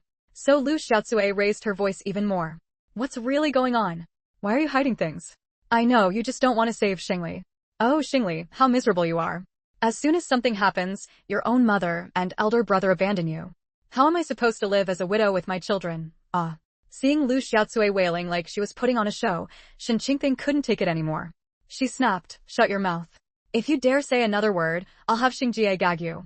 Ma Xingjie naturally didn't want his sister-in-law's howling to ruin the family's reputation, so he made as if to follow through on Shen Qingfeng's threat. Lu Xiaocui immediately grew frightened and shrank back. Mother, you have to save Xingli. Don't let Debao and Xiaobao lose their father so young, whoa. What nonsense are you spouting? If anything happens to Xingli, it'll be because you cursed him.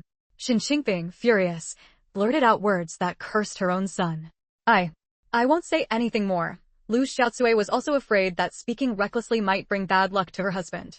But she resolved that if Ma Xingjie tried to stop his mother from saving Xingli, she would make a huge scene, even if it cost her life.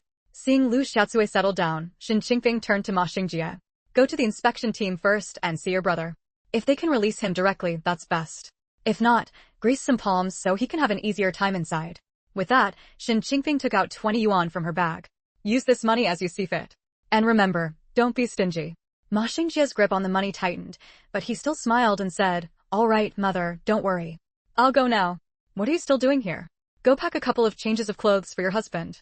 Shen Qingping said to Lu Xiaocui, who was cowering in the corner, with a tone of exasperation.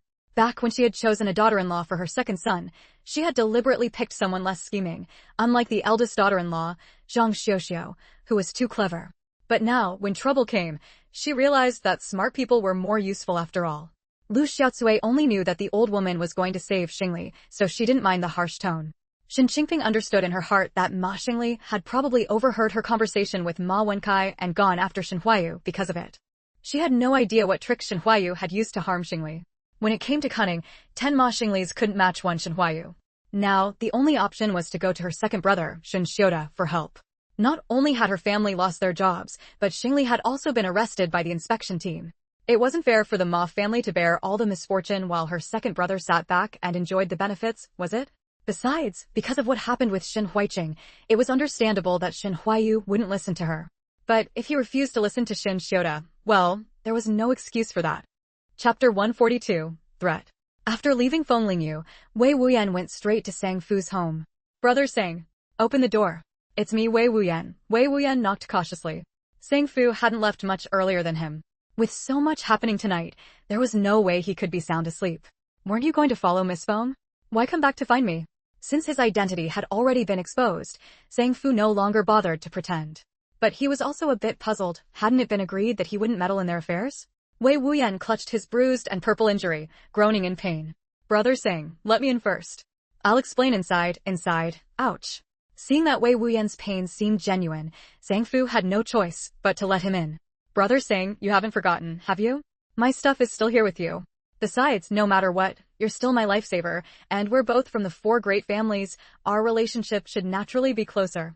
Sang Fu's expression darkened, and he said coldly, I'm no longer part of the 4 great families. Seeing how strongly Sang Fu rejected anything related to the 4 great families, Wei Wuyan didn't dare say more. Thinking about what he needed to ask Sang Fu, it seemed he would have to take it slow. Well, that aside, aren't you still my lifesaver? Now that we're both alone in the capital, living together would let us look out for each other. Noticing Sang Fu's expression softening slightly, Wei Wuyan pressed on while the iron was hot. Besides, my injuries haven't healed yet. Brother Sang, could you take me in for a while?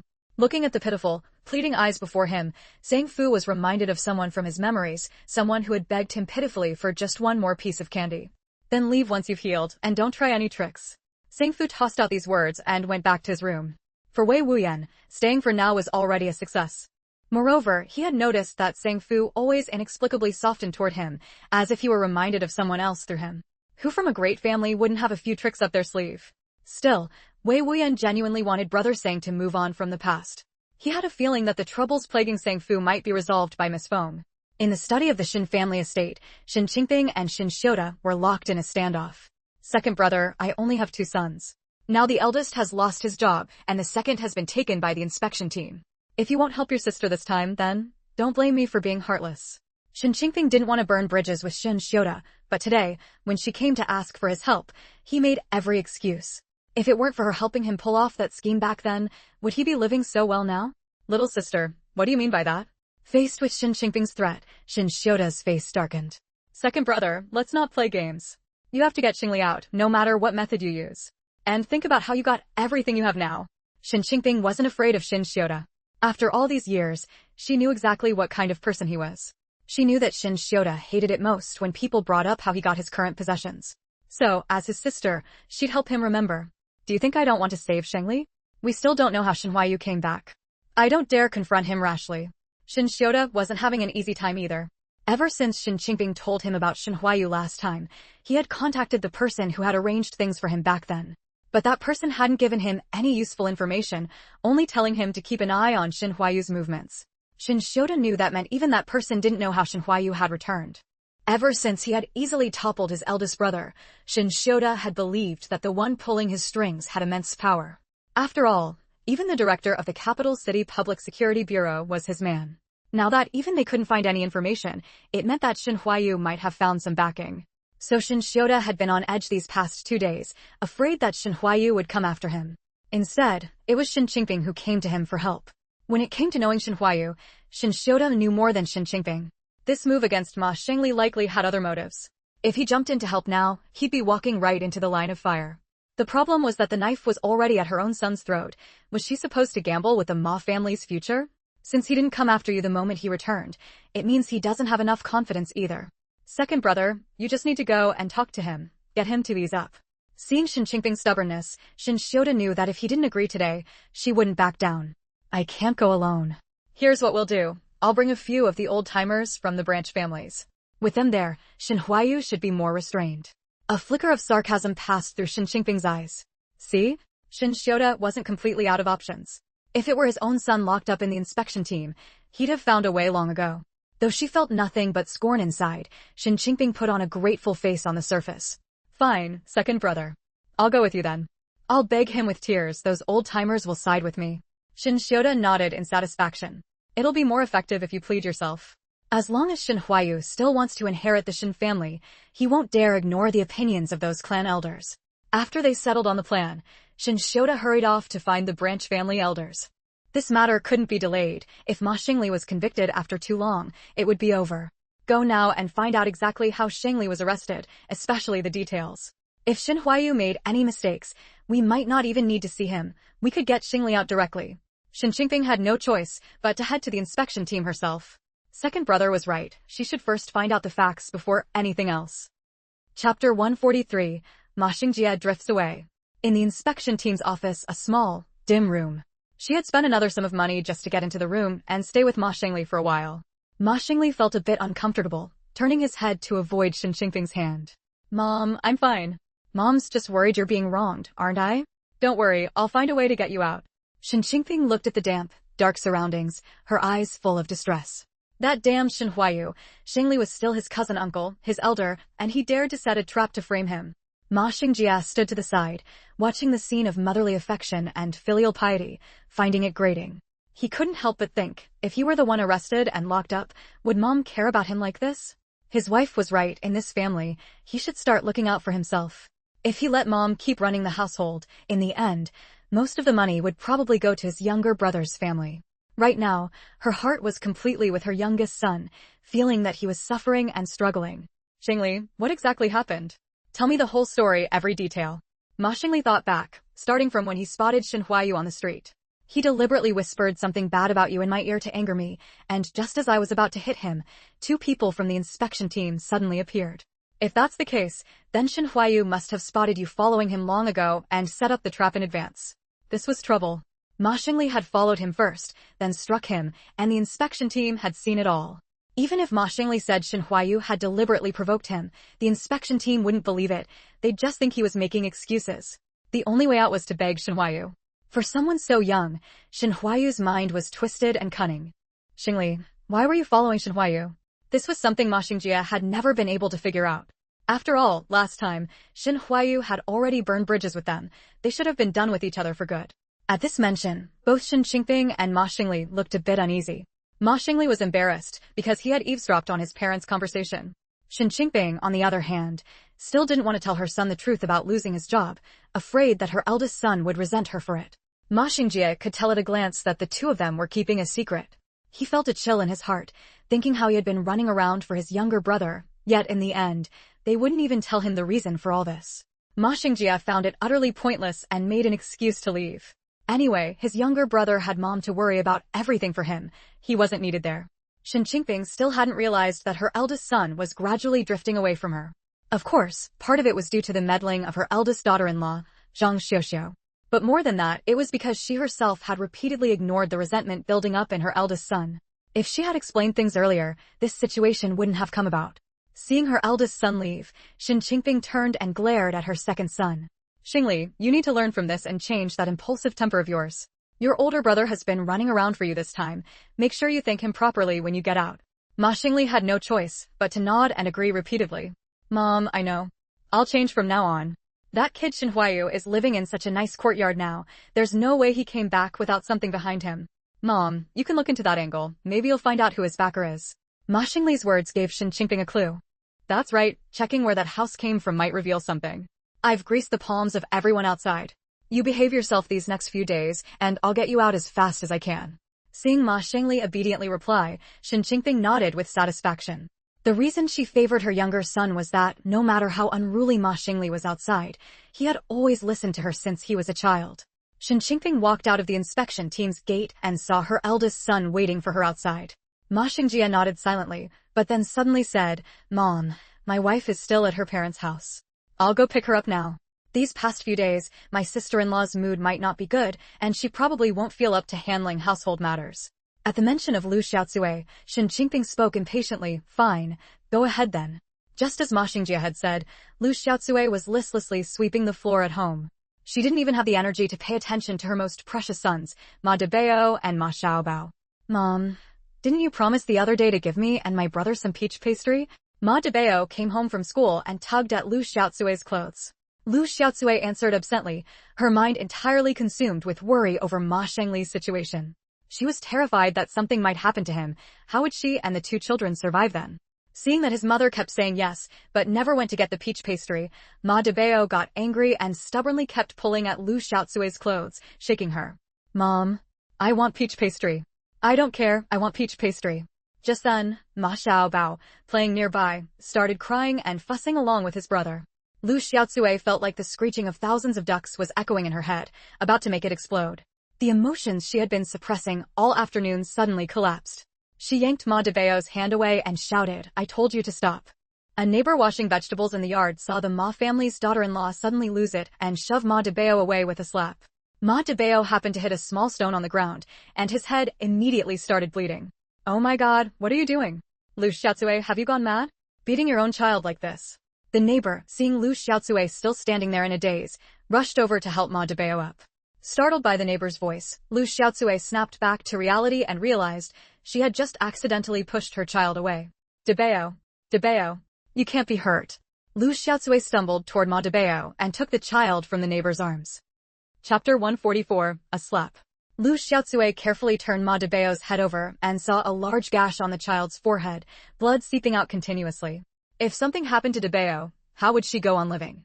And that old hag would definitely make Xingli divorce her. A neighbor nearby saw Lu Xiaocui standing there dazed at a time like this, and slapped her hard on the back. Lu Xiaocui, hurry up and take Debao to the hospital. What are you thinking at a moment like this? Lu Xiaocui nodded blankly, picked up Ma Debao in a daze, and rushed outside. After hurrying into the house, she suddenly remembered her family had no money. All the financial power was in Shen Qingping's hands, and her husband wasn't one to hide money. Every time he had a little, he handed it over to the family fund.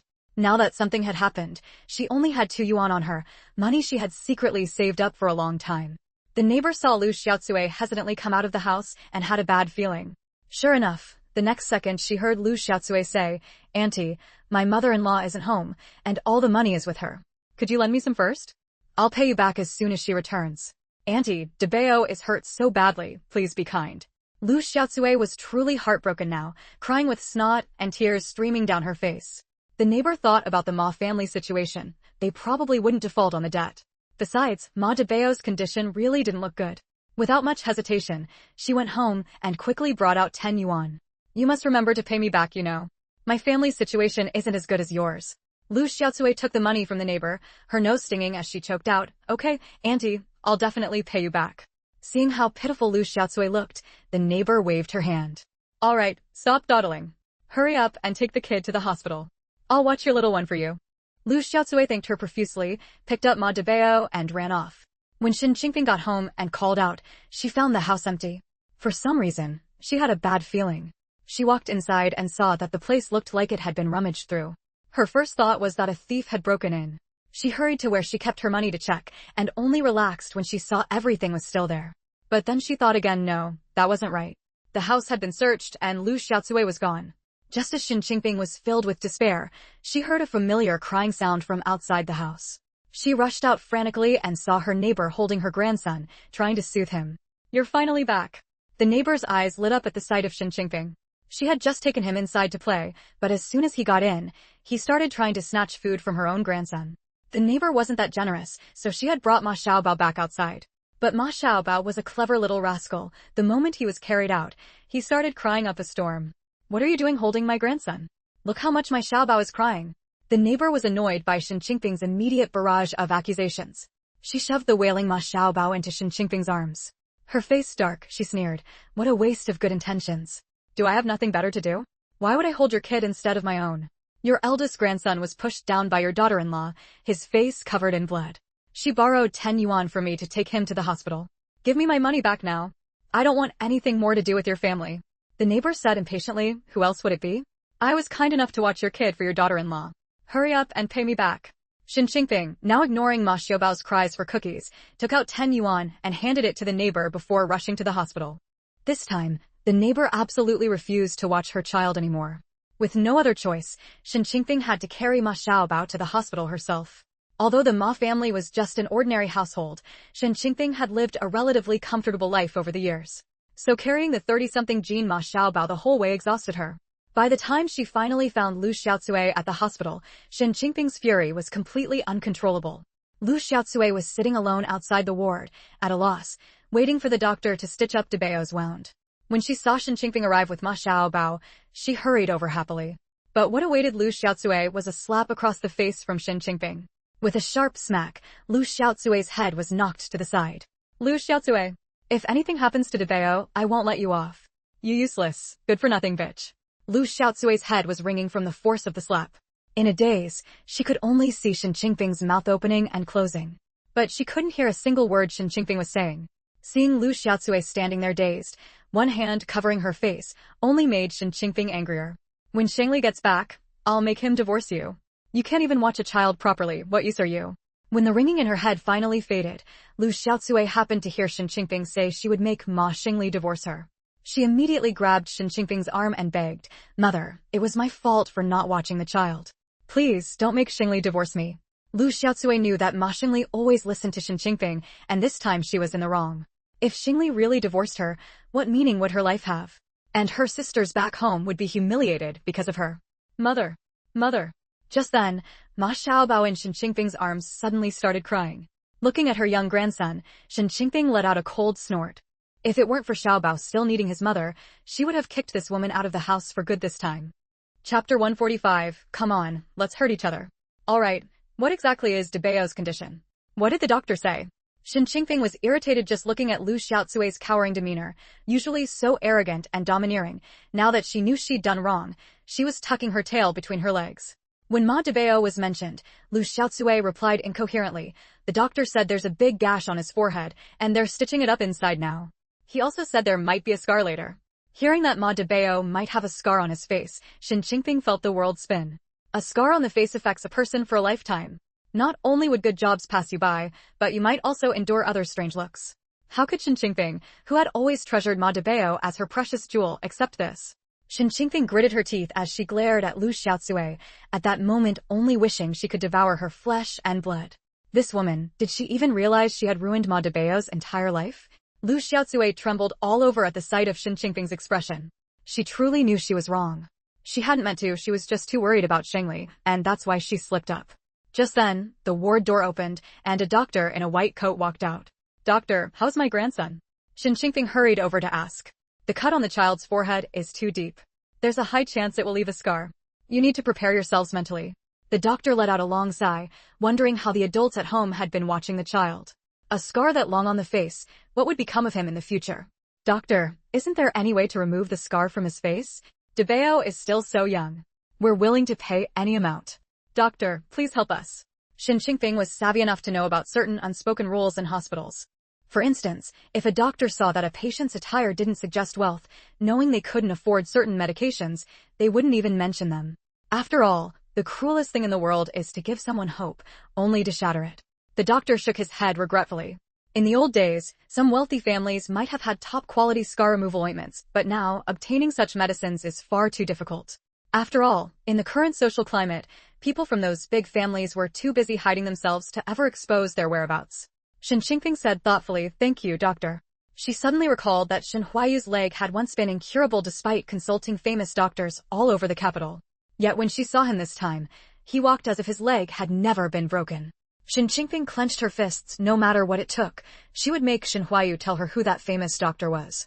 Turning to Lu Xiaocui, who was still crying on the side, Shen Qingping snapped, "What are you crying for? Even if there's good luck in this house, you'll cry it all away. Hurry up and pick up Debeo. We're going home." Ma Debeo had been given anesthesia and was now sound asleep. Lu Xiaocui nodded timidly, went into the ward, and carried Ma Debeo out. A nurse said, "Be gentle with him. Luckily, his head didn't suffer any damage. When he wakes up, give him some light food. One of you, come with me to get the medicine and pay the bill. Come back in half a month for a follow-up and to remove the stitches." The nurse quickly finished giving instructions and left. Shen Qingping looked at Lu Xiaocui still holding the child and had no choice but to take Ma Xiaobao herself to get the medicine. By the time Shen Qingping and Lu Xiaocui finally got home, they were utterly exhausted. Shen Qingping felt she had never been this tired in her life. Ma Wenkai saw Shen Qingping return and hurried over. "I was just about to go to the hospital to pick you up. Why are you so exhausted? Is Debeo okay?" Ma Wenkai asked repeatedly. He hadn't been home today, having gone out to meet some friends to gather information.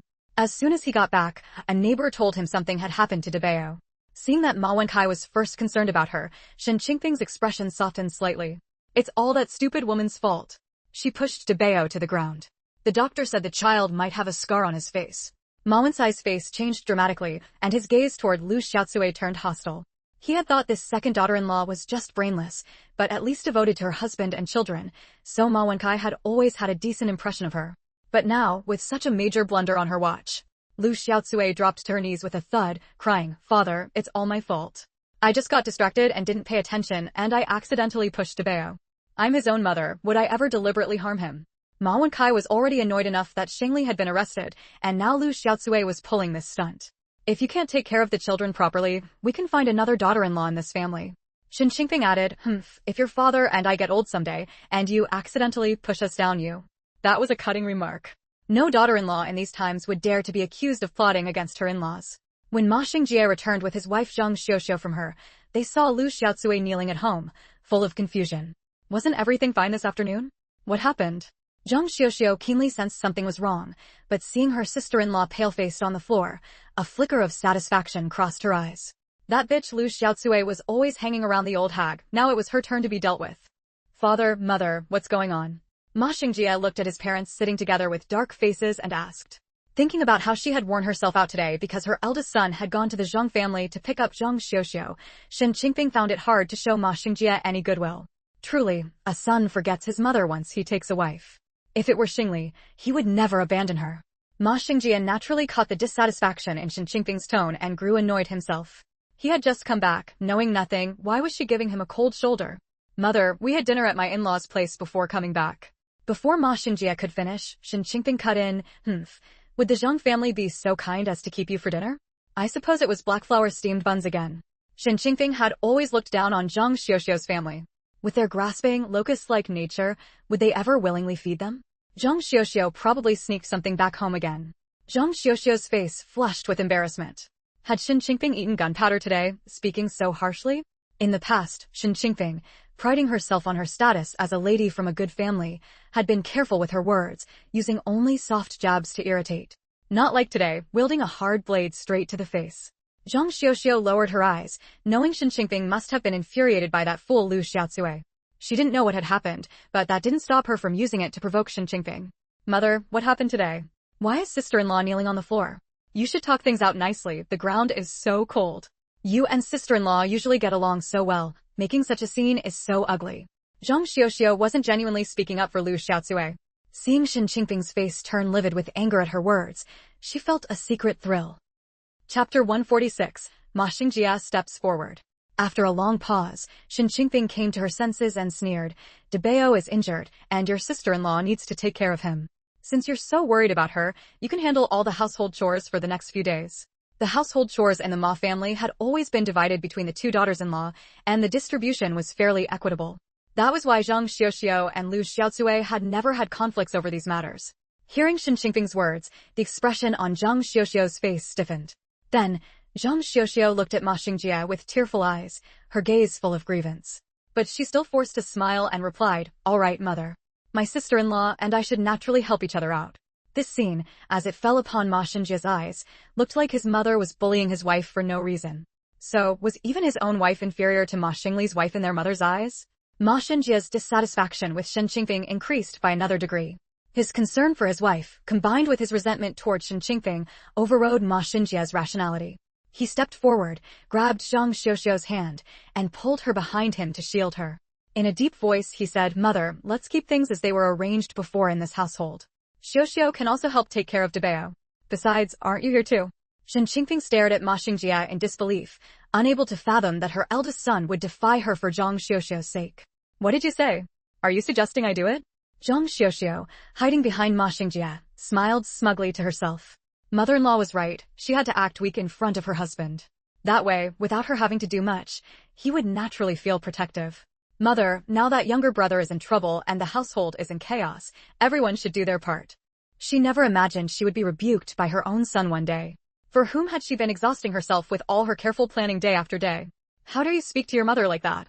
Without your mother in this family, do you think you'd be living as well as you are now? Ma Xingjia, seeing his father's furious expression, instantly regained his senses. "Mother, I'm sorry. I shouldn't have said those things just now." Ma Xingjia bowed his head and admitted his mistake. Shen Qingfeng now felt nothing but a chill in her heart and didn't want to say more to Ma Xingjia. "Since you think I'm just idle around the house, you must also consider me a burden. Very well, from now on, you and your wife can live on your own. This old woman won't get in your way anymore." The flickering light in the room cast shadows on her face, making it look solemn and severe. Ma Xingjia was greatly alarmed. Though he resented his mother's favoritism, he didn't dare to move out on his own either. Zhang Xiuxiu, on the other hand, secretly rejoiced. If only they could really split off and live separately. "Kneel and apologize to your mother at once. You unfilial son." Ma Wenkai shot Ma Xingjia a meaningful glance. Ma Xingjia had no choice but to kneel on the ground. "Mother, I was confused. Everything I said just now was nonsense, none of it was what I truly meant." Seeing Ma Xingjia bow his head in apology, Ma Wenkai chimed in, "Qingfeng, Xingjia has always been the most filial. This was just an unintentional mistake. Please forgive him. Besides, with so many things happening in the family now, we need to be united as one." Thinking of his second son, Ma Xingli, still locked up in the inspection team, Shen Qingfeng's mood grew even worse. Whether it was sincere or not doesn't matter. What matters is that those words did come out of your mouth. He knew this incident had surely made his mother hold a grudge against him. But just as he opened his mouth, Shen Qingfeng cut him off. "Enough, Wenkai. I know what you mean. Don't worry, I will do everything I can to get Xingli out." As she passed by Lu Xiaotsue, who was kneeling nearby, she coldly told her to get up. "Get up. Go take care of Debao. If anything else happens to that child, I never want to see you in the Ma family again." Lu Xiaotsue nodded timidly, dragging her numb legs back to the room to look after the child.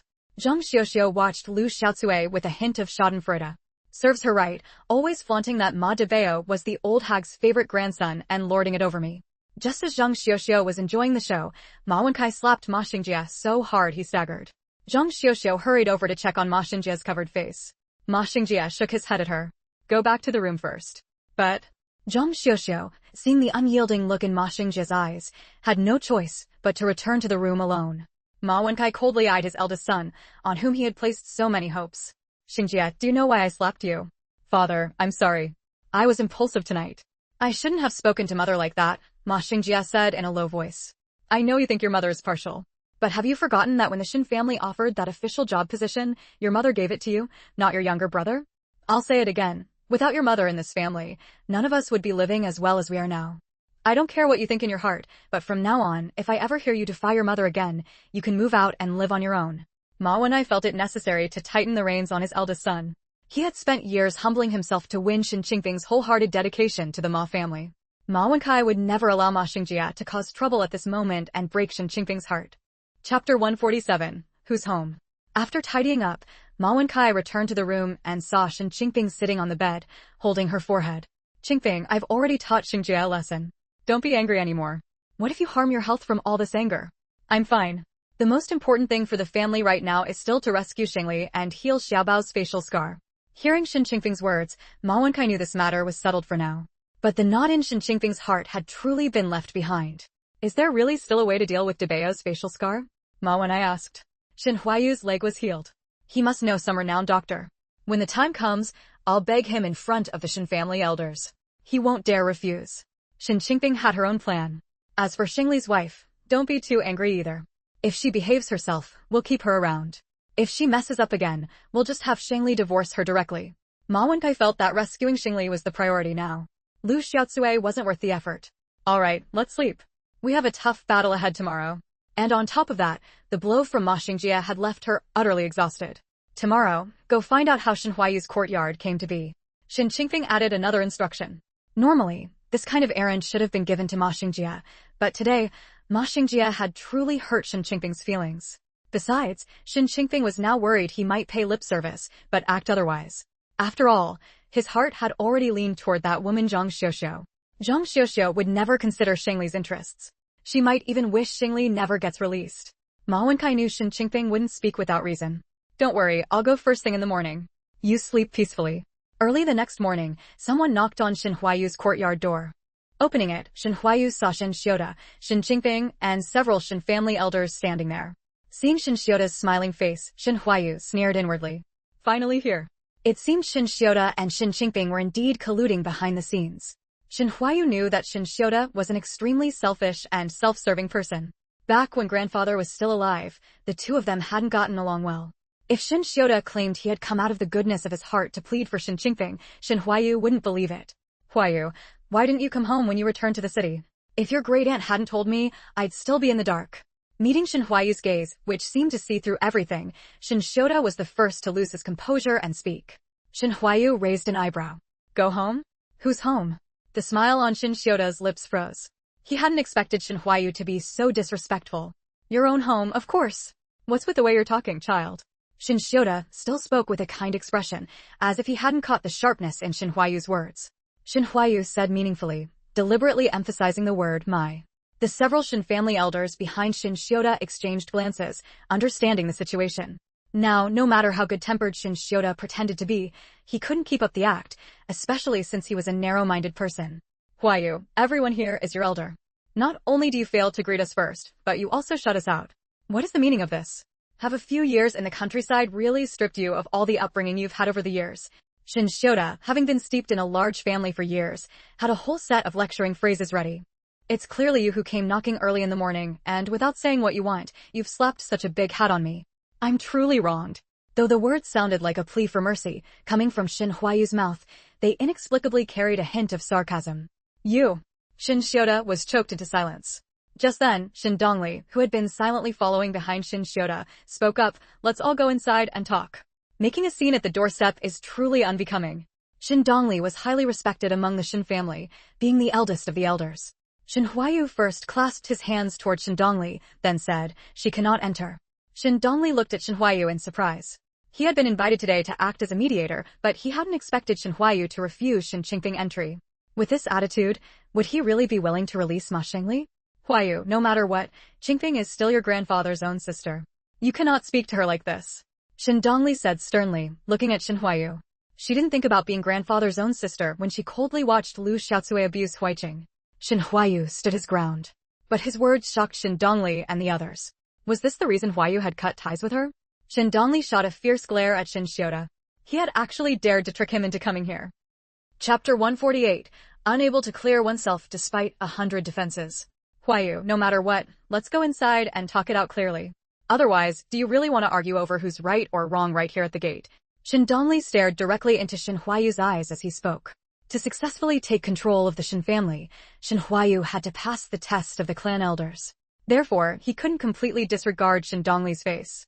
With that in mind, Shin Huayu pushed open the gate, his clear and gentle voice ringing out. Since that's the case, let's go inside and settle this. Stepping through the gate, Shin Dongli noticed that the courtyard seemed to have been recently renovated, looking brand new. His eyes flickered. Huayu, why didn't you say a word about returning to the capital?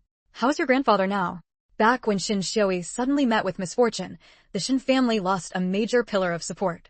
Left with no choice, the family internally pushed Shin Xiuda forward to succeed as the head of the household. For one thing, Shin Xiuda had also served as the family head for a period before. It wasn't possible to prop up two children like Shin Huayu and Shin Huaiqing, was it?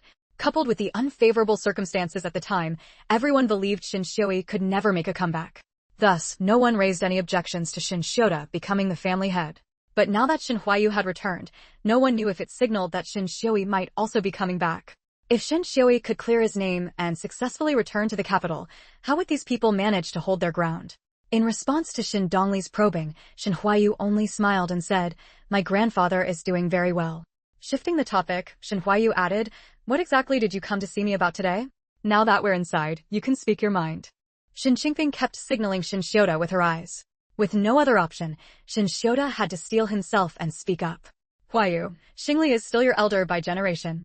If there's a conflict, we can settle it privately. Why did it have to escalate to the inspection team?" Shin Huayu let out a snicker of ambiguous meaning. "Conflict? What conflict? I don't recall having any issue with Ma Xingli. He was arrested by the inspection team on their own initiative. What does that have to do with me?" Thinking they could brush off the abuse of Huiqing with a vague word like conflict? No way. Seeing that Shin Huayu was unmoved, Shin Qingping had no choice but to drop to her knees with a thud in front of him. "Huayu, the fault for Huiqing's situation is entirely mine. I failed to control my daughter-in-law. It has nothing to do with Xingli. Please, I beg you, let them go." As the youngest legitimate daughter of the Shin family, Shin Qingping had always been held in high regard and deeply cherished by everyone. Thus, seeing her kneeling on the ground, utterly humiliated, begging a younger generation, everyone found it hard to accept. Shin Dongli, his face dark as iron, pointed at Shin Huayu and said, "Huayu, your great-aunt has knelt before you. Can you still be so cold and heartless?" It had to be said, Shin Qingping's tactics were formidable. With just a few words, she had effortlessly placed Shin Huayu on the spot. Watching this grand drama unfold before him, Shin Huayu found it utterly ridiculous. The implication behind Shin Qingping's words was clear. The one who abused Shin Huiqing was her daughter-in-law, not her. "Granduncle Dongli, where am I being cold and heartless? Huiqing was nearly pushed onto an axe and killed that day. If I had been even a second later, he would have lost his life." Back then, Shin Qingping volunteered to raise Huiqing. "Before my grandfather and I left, we even left her 500 yuan. But look at how she's taken care of him. Severe malnutrition. The doctor said it has already affected his lifespan." The more Shin Huayu spoke, the more agitated he became. Compared to what Shin Qingping and the Ma family had done to Huiqing, what he had done so far was far from enough. The clan elders exchanged glances. They had assumed that the abuse Shin Huayu referred to meant Huiqing was fed a bit worse or dressed a bit shabbily. After all, the Ma family was just an ordinary household with slightly better means. Raising the child adequately should have been enough. They never expected that the abuse Shin Huayu described was genuine mistreatment. No matter what, Shin Huiqing was still of Shin family blood. To have suffered so much outside, they all bore some responsibility. "Qingping, is what Huayu said true?" Shin Dongli asked with a dark expression. Shin Qingping glanced at the faces of the clan elders and sensed trouble. These cousins had indeed doted on her since childhood, but now that she was married, she was no longer considered part of the Shin family. In her cousins' eyes, the Shin family's bloodline would undoubtedly take precedence.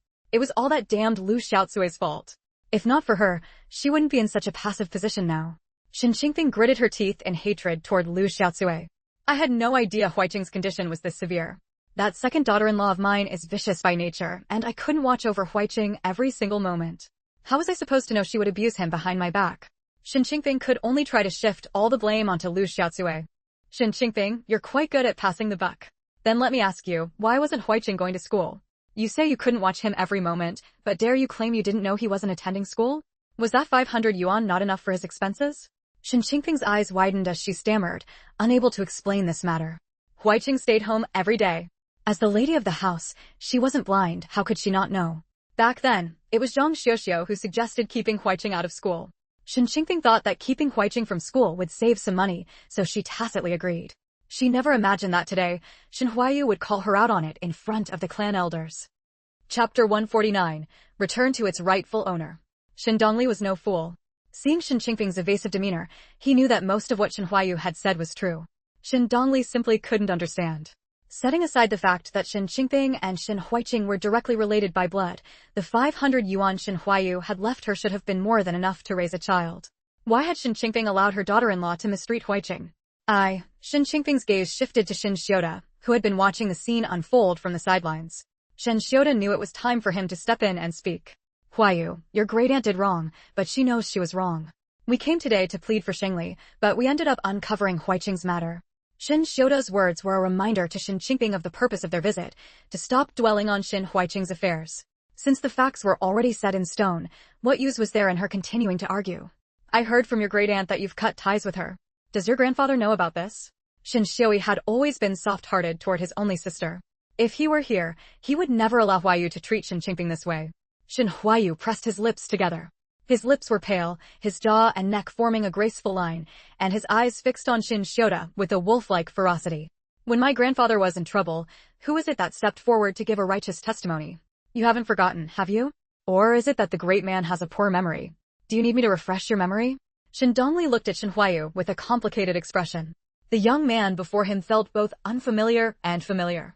As a child, Shin Huayu had been aloof and proud, carrying the demeanor of a true scion of a great family. But now he had fully bared his fangs, turning them on those who had once harmed him. Shin Xiuda hadn't expected to bring trouble upon himself, drawing Shin Huayu's hatred toward him. He now realized that he and Shin Qingping had made a terrible move today. Shin Dongli and the other clan elders were not only people who could pressure Shin Huayu could also use them to pressure him in return. According to the Shin family's rules, the position of family head should rightfully be inherited by my grandfather's direct descendants. Before, I wasn't here, and Huaiqing was still young. But now that I'm back, shouldn't there be some discussion about the position of family head? Shin Dongli's eyes flickered. He knew Shin Huayu was right, but the young man was still too young, and Shin Xiuda was rumored to have another backer. The other clan elders also had their own considerations. Shin Xiuda sneered inwardly, thinking that Shin Huayu really believed he could claim the position of family head with just a few words. Huayu, what kind of discussion are you looking for? Shin Xiuda asked hypocritically. Shin Huayu seemed oblivious to the varied thoughts of those around him and replied calmly, of course, a discussion about returning what belongs to its rightful owner. Something stolen doesn't become yours just because you've had it for a long time. Don't you agree? Stolen? Huayu, you might not know this, but something without an owner is fair game for anyone. Using the word stolen is really inappropriate. If it hadn't been for his father's will, the Shin family would have already been his. He was merely taking back what was rightfully his. Moreover, during the years Shin Xiui had disappeared, he had been the one by his father's side, managing the family and fulfilling filial duties to his parents. After all he had given, why should Shin Xiui return and reap the rewards? Without an owner? That's nothing but blatant lies. Grandpa Dongli, do you think the Shin family is without an owner? Shin Dongli hadn't expected Shin Huayu to suddenly turn to him. In truth, seeing Shin Huayu grow into such an outstanding young man filled Shin Dongli with relief. But the weak had no chance to reason with the strong. Shin Huayu cutting ties with Shin Qingping was harmless. After all, Shin Qingping was just a married-out daughter. And she had married into the powerless Ma family, which held no significance in anyone's eyes. He was the most suitable person to inherit the Shin family after Shin Xiui went to the countryside. Moreover, he had once served as family head for a long time. Openly clashing with Shin Xiuda today would do Shin Huayu no good. After all, his wings were not yet fully grown. If he rashly confronted Shin Xiuda, no one in the Shin family would be willing to stand by him. Huayu, we're here today to resolve Ma Xingli's matter. As for other issues, I'm afraid we can't interfere. The other clan elders nodded in agreement with Shin Dongli's words. Seeing this, Shin Xiuda and Shin Qingping smirked triumphantly. In that case, with all due respect, you probably can't interfere in Ma Xingli's matter either. Shin Huayu had a face that seemed untouched by worldly affairs, but his words were sharp enough to choke anyone. His implication was clear: since you can't interfere in Shin family matters, then the Ma family's affairs. If you insist on meddling, wouldn't that be contradicting yourselves? If you can't interfere, then you shouldn't interfere in anything at all. Chapter 150, Suffering a Double Loss. Shin Dongli's face instantly turned very ugly. Had he just been mocked by a junior? Shin Xiuda, on the other hand, was delighted to see Shin Huayu and Shin Dongli clash. Go ahead, stir things up. After this incident, the chances of Shin Dongli still being willing to support Shin Huayu were almost zero. When the topic shifted back to Ma Xingli, Shin Qingping spoke up again. Her eyes red and piercing, she looked at Shin Huayu and said, Shin Huayu, Xingli told me that you deliberately provoked him this time, which is why he lashed out. Xingli has never done anything to wrong you. You've already cost my family all our jobs. What more do you want? Do you have to see my family ruined before you're satisfied? Shin Qingping knew there was no chance of reconciliation between her and Shin Huayu anymore, so her tone turned harsh.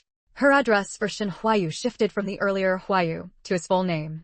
Huayu, you've already cost Qingping's family their jobs? Shin Dongli looked at Shin Huayu disapprovingly. A stable job was a matter of great importance for a family in this era. Moreover, since Shin Huayu had already retaliated, going after Ma Xingli again was going too far. What does them losing their jobs have to do with me? Shin Huayu showed no sign of weakness. This matter had been handled strictly according to regulations. He had only reminded them. How could it be said that he was the one who cost them their jobs? Shin Huayu, if you have the guts to do it, why won't you admit it? Who else could it be besides you? Shin Qingping pointed at Shin Huayu and cursed. I think you might have forgotten how your family got those jobs. They weren't earned through your own abilities. If they're gone one day, it's only fitting. Ma Wenkai and Ma Xingjia's jobs had been obtained because Shin Qingping had cried and pleaded before Shin Xiui every day, and he had softened his heart and made an exception. Back then, after Shin Huayu's parents died, there were 2 job placements as compensation. The Shin grandfather and grandson certainly didn't need those jobs, so Shin Qingping had set her sights on them. So, at the root of it, the jobs Shin Qingping spoke of had taken the slots meant for Shin Huayu's parents. Taking back what was rightfully his, how could that be called revenge? Everyone then realized, yes, those job slots belonged to Huayu's parents. And, what about you framing Xingli? Do you dare swear to heaven that you didn't set him up? Shin Qingping pressed relentlessly.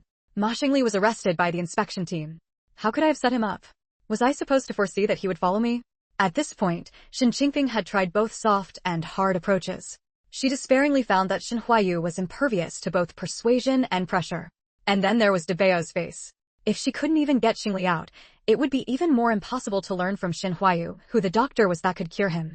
Seeing that Shin Huayu, despite his young age, did not back down under the repeated pressure from so many people, Shin Dongli sighed inwardly. If he were given a few more years to grow, the Shin family might produce another patriarch capable of supporting them. By the way, there's something I forgot to mention.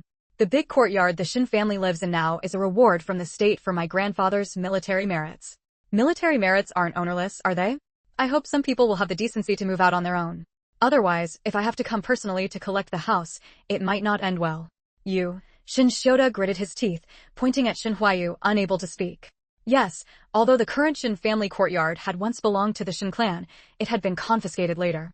It was Shin Xiui who used his military merits to get it back. So, strictly speaking, the Shin family courtyard was not the Shin family's property, but Shin Xiui's personal asset. Shin Huayu was Shin Xiui's direct grandson.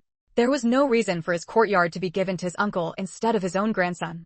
Even Shin Dongli and the other clan elders had no say in this matter. But when your grandfather was alive, didn't he let Shin Shota live with him? Isn't it a bit inappropriate to ask for the house back now?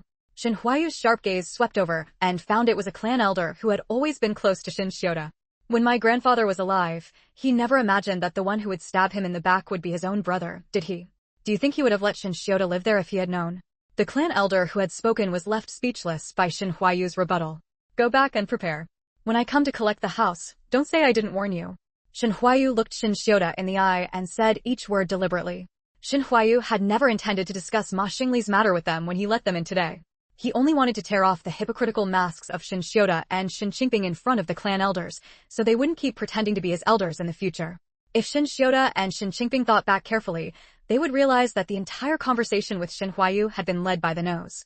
Not only had they failed to help Shin Qingping rescue Ma Xingli, but they also had to give up the Shin family house. Since Shin Huayu had said the house was obtained through Shin Xiui's military merits, Shin Shota naturally dared not refuse to hand it over. Seeing that both Shin Shota and the clan elders had been shaken to their core by Shin Huayu, Shin Qingping knew she could only rely on herself to save Xingli. Shin Huayu, don't get too cocky. Xingli followed you only because he wanted to know where this courtyard came from. How could a country boy like you have such a nice place to live?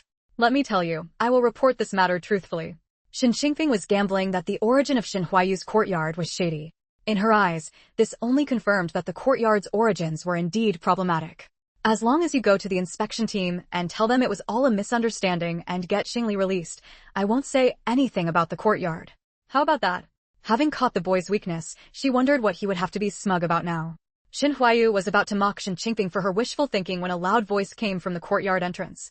What's the matter with this courtyard? How come I don't know about it? Chapter 151. Zhou Shanhai arrives. Hearing this voice suddenly, everyone looked toward the courtyard entrance. A middle-aged man in military uniform strode in with large steps. How could he have forgotten this person? It seemed that Shin Huayu's sudden return to the capital was inseparable from him. Shin Qingping was also badly startled, staring dumbfounded as the clearly important person walked up to her. Zhou Shanhai took a look at the situation in the courtyard and understood what was going on. Comrade, you haven't answered my question yet. What's wrong with this courtyard? If there really is a problem, I can report it to the higher-ups and have it replaced in time. Shin Qingping's face instantly turned deathly pale. Her lips stiffly curled upward as she stammered, I was just talking nonsense earlier, I misremembered. Zhou Shanhai had clearly come to back Shen Huayu, and his words had already made it clear that there was absolutely no issue with the courtyard's origin. Even if Shen Qingping had 3 times the courage, she wouldn't dare say the courtyard had problems anymore. Is that so? I thought so too. How could a courtyard awarded by the state have any problems? Shen Dongli couldn't help feeling regret. If he had known Shen Huayu had Zhou Zhuwei behind him, he wouldn't have sided with Shen Xiuda earlier. Zhou Zhuwei, what brings you here today? Shen Huayu genuinely didn't know Zhou Shanhai would come looking for him today. Zhou Shanhai said cheerfully, Huayu, I have good news to tell you. But settle things here first. Then he turned to Shen Xiuda and the others and said, I've said what needed to be said. I'll come to collect the house in a few days. I hope you'll be prepared. Zhou Shanhai knew about what had happened with the Shen family back then, so when he saw Shen Xiuda, a flicker of disgust passed through his eyes. Hearing their conversation, Shen Xiuda knew there was no room left to negotiate about the house. Knowing that staying any longer would only invite more humiliation, Shen Xiuda and Shen Qingping wisely left. Second brother, what about my Shengli? Shen Qingping grabbed Shen Xiuda's clothes, refusing to let him go, her eyes full of anxiety. She clung to Shen Xiuda now like he was her only lifeline. Shen Xiuda tried several times to shake off her hand but failed. Seeing he couldn't get rid of Shen Qingping's grip, Shen Xiuda had to give up. Since there's no way with Shen Huayu, you'll have to work on the inspection team. Shen Xiuda was also furious now. He still had to go back and clear out the courtyard, and thinking about how his wife and children would react when they found out gave him a headache. Second brother, if I could go to the inspection team, why would I come to Shen Huayu? Shen Qingping took a deep breath, trying to restrain her anger. Second brother, I don't care what method you use. Within 3 days, I want to see Xingli out. Otherwise, even if I have to fight to the bitter end, I won't let you off easy. Think it over. After leaving these words, Shen Qingping turned and left. Shen Xiuda kicked a stone by the roadside far away with force. He didn't know what crazy things that madwoman Shen Qingping might do. If she exposed the old framing scheme, then his fate. In truth, Shen Xiuda was just intimidated by Shen Qingping's frantic behavior earlier. He didn't stop to think that the Ma family still had so many people to consider. Was it possible to sacrifice the whole family's future for just one Ma Xingli? Uncle Zhou, what's the good news? Can you tell me now? Hadn't his schooling already been settled? Why was there still something coming to him? Zhou Shanhai circled Shen Huayu, looking him over twice. I say, kid, you sure know how to keep calm. Didn't I tell you it was good news? Do you know Xiao Zongqi, a retired president from the National University of Defense Technology? Hearing the name Xiao Zongqi, Shen Huayu leaned forward slightly. Seeing Zhou Shanhai's teasing look, he straightened up again. Then he asked casually, who doesn't know old President Xiao? Is the good news you want to tell me related to him? Shen Huayu thought of a possibility, but he felt it was just wishful thinking. Could it be what he was thinking? But how could it be? Zhou Shanhai rarely saw such a rich range of expressions on the usually mature beyond his years Shen Huayu's face. Alright, I won't keep you in suspense. Old Xiao wants to take you on as his last disciple. Shen Huayu's eyes widened, and his breathing quickened. The most outstanding physicist and weapons research designer in modern Huaxia. Nearly half of the country's current weapons development bore Xiao Zongqi's influence. Not to mention his brilliant disciples, who had long become industry leaders, contributing to Huaxia's scientific and technological progress. Shen Huayu had embarked on his path of research and study after reading Xiao Zongqi's A Brief Talk on Physics as a child. What? Dumbfounded. Zhou Shanhai teased. To be honest, you're just lucky. Last time old Xiao was at the Military Research Institute, he happened to run into researchers discussing you. When he learned it was a 16-year-old who solved the Type 56 semi-automatic rifle problem, he became very interested in you. I happened to be there at the time, so I recommended you to him. If he hadn't been there that time, Huayu might have missed a great opportunity. Besides, he had only truthfully recounted Shen Huayu's performance from childhood to now, without any exaggeration. Shen Huayu bowed deeply to Zhou Shanhai in gratitude. Uncle Zhou, thank you so much. Hey, get up. I just introduced you to old Xiao, didn't say much else. In the end, it's because you're outstanding yourself. No matter how eloquently I spoke, old Xiao wouldn't have taken a liking to you if you weren't. Zhou Shanhai waved his hand and pulled Shen Huayu up. Shen Huayu's excellence was obvious to all. With a good teacher, his future would be limitless. The imperialists' desire to destroy us never dies. Who knows when the flames of war might flare up again. Huaxia was currently weak and impoverished, needing more talents to participate in the nation's construction. He believed that this child Shen Huayu would surely surprise him in the future. Shen Huayu silently remembered Zhou Shanhai's kindness. Among the many talented people, how many lacked only an opportunity to be seen? After all, even with abundant talent, one needed a place to apply it. If Zhou Shanhai hadn't brought it up deliberately this time, old Xiao might not have noticed him. Chapter 152, A Change of Heart. By the way, Huayu, Elder Xiao wants to meet you first. You'd better be prepared. Zhou Shanhai was afraid that Shen Huayu wouldn't be fully ready at the last moment, causing Elder Xiao to take a disliking to him. That would be bad. Once the news that Elder Xiao is taking on a closed-door disciple spreads this time, many people will go to see him. You need to be mentally prepared. You should know that those who get to meet Elder Xiao won't be ordinary people. They would either be wealthy or influential, or exceptionally brilliant. To surpass these people, Shen Huayu had a tough battle ahead. Uncle Zhou, don't worry. I'll do my best. Zhou Shanhai had done everything he could. The rest was up to Shen Huayu himself. What did Shen Xiota and the others come to see you about today? Zhou Shanhai sensed there was something behind it. He had just arrived at the door today when he heard Shen Qingfeng's words, which sounded like she was asking something of Shen Huayu. Shen Qingfeng's son was arrested. She said I framed him and wanted me to drop the charges against her son. I see. And the Shen family house, when do you plan to take it back? Zhou Shanhai hadn't expected Shen Huayu to directly kick Shen Xiota's family out. After all, when he first returned to the capital, Zhou Shanhai had told him to go home, but he refused.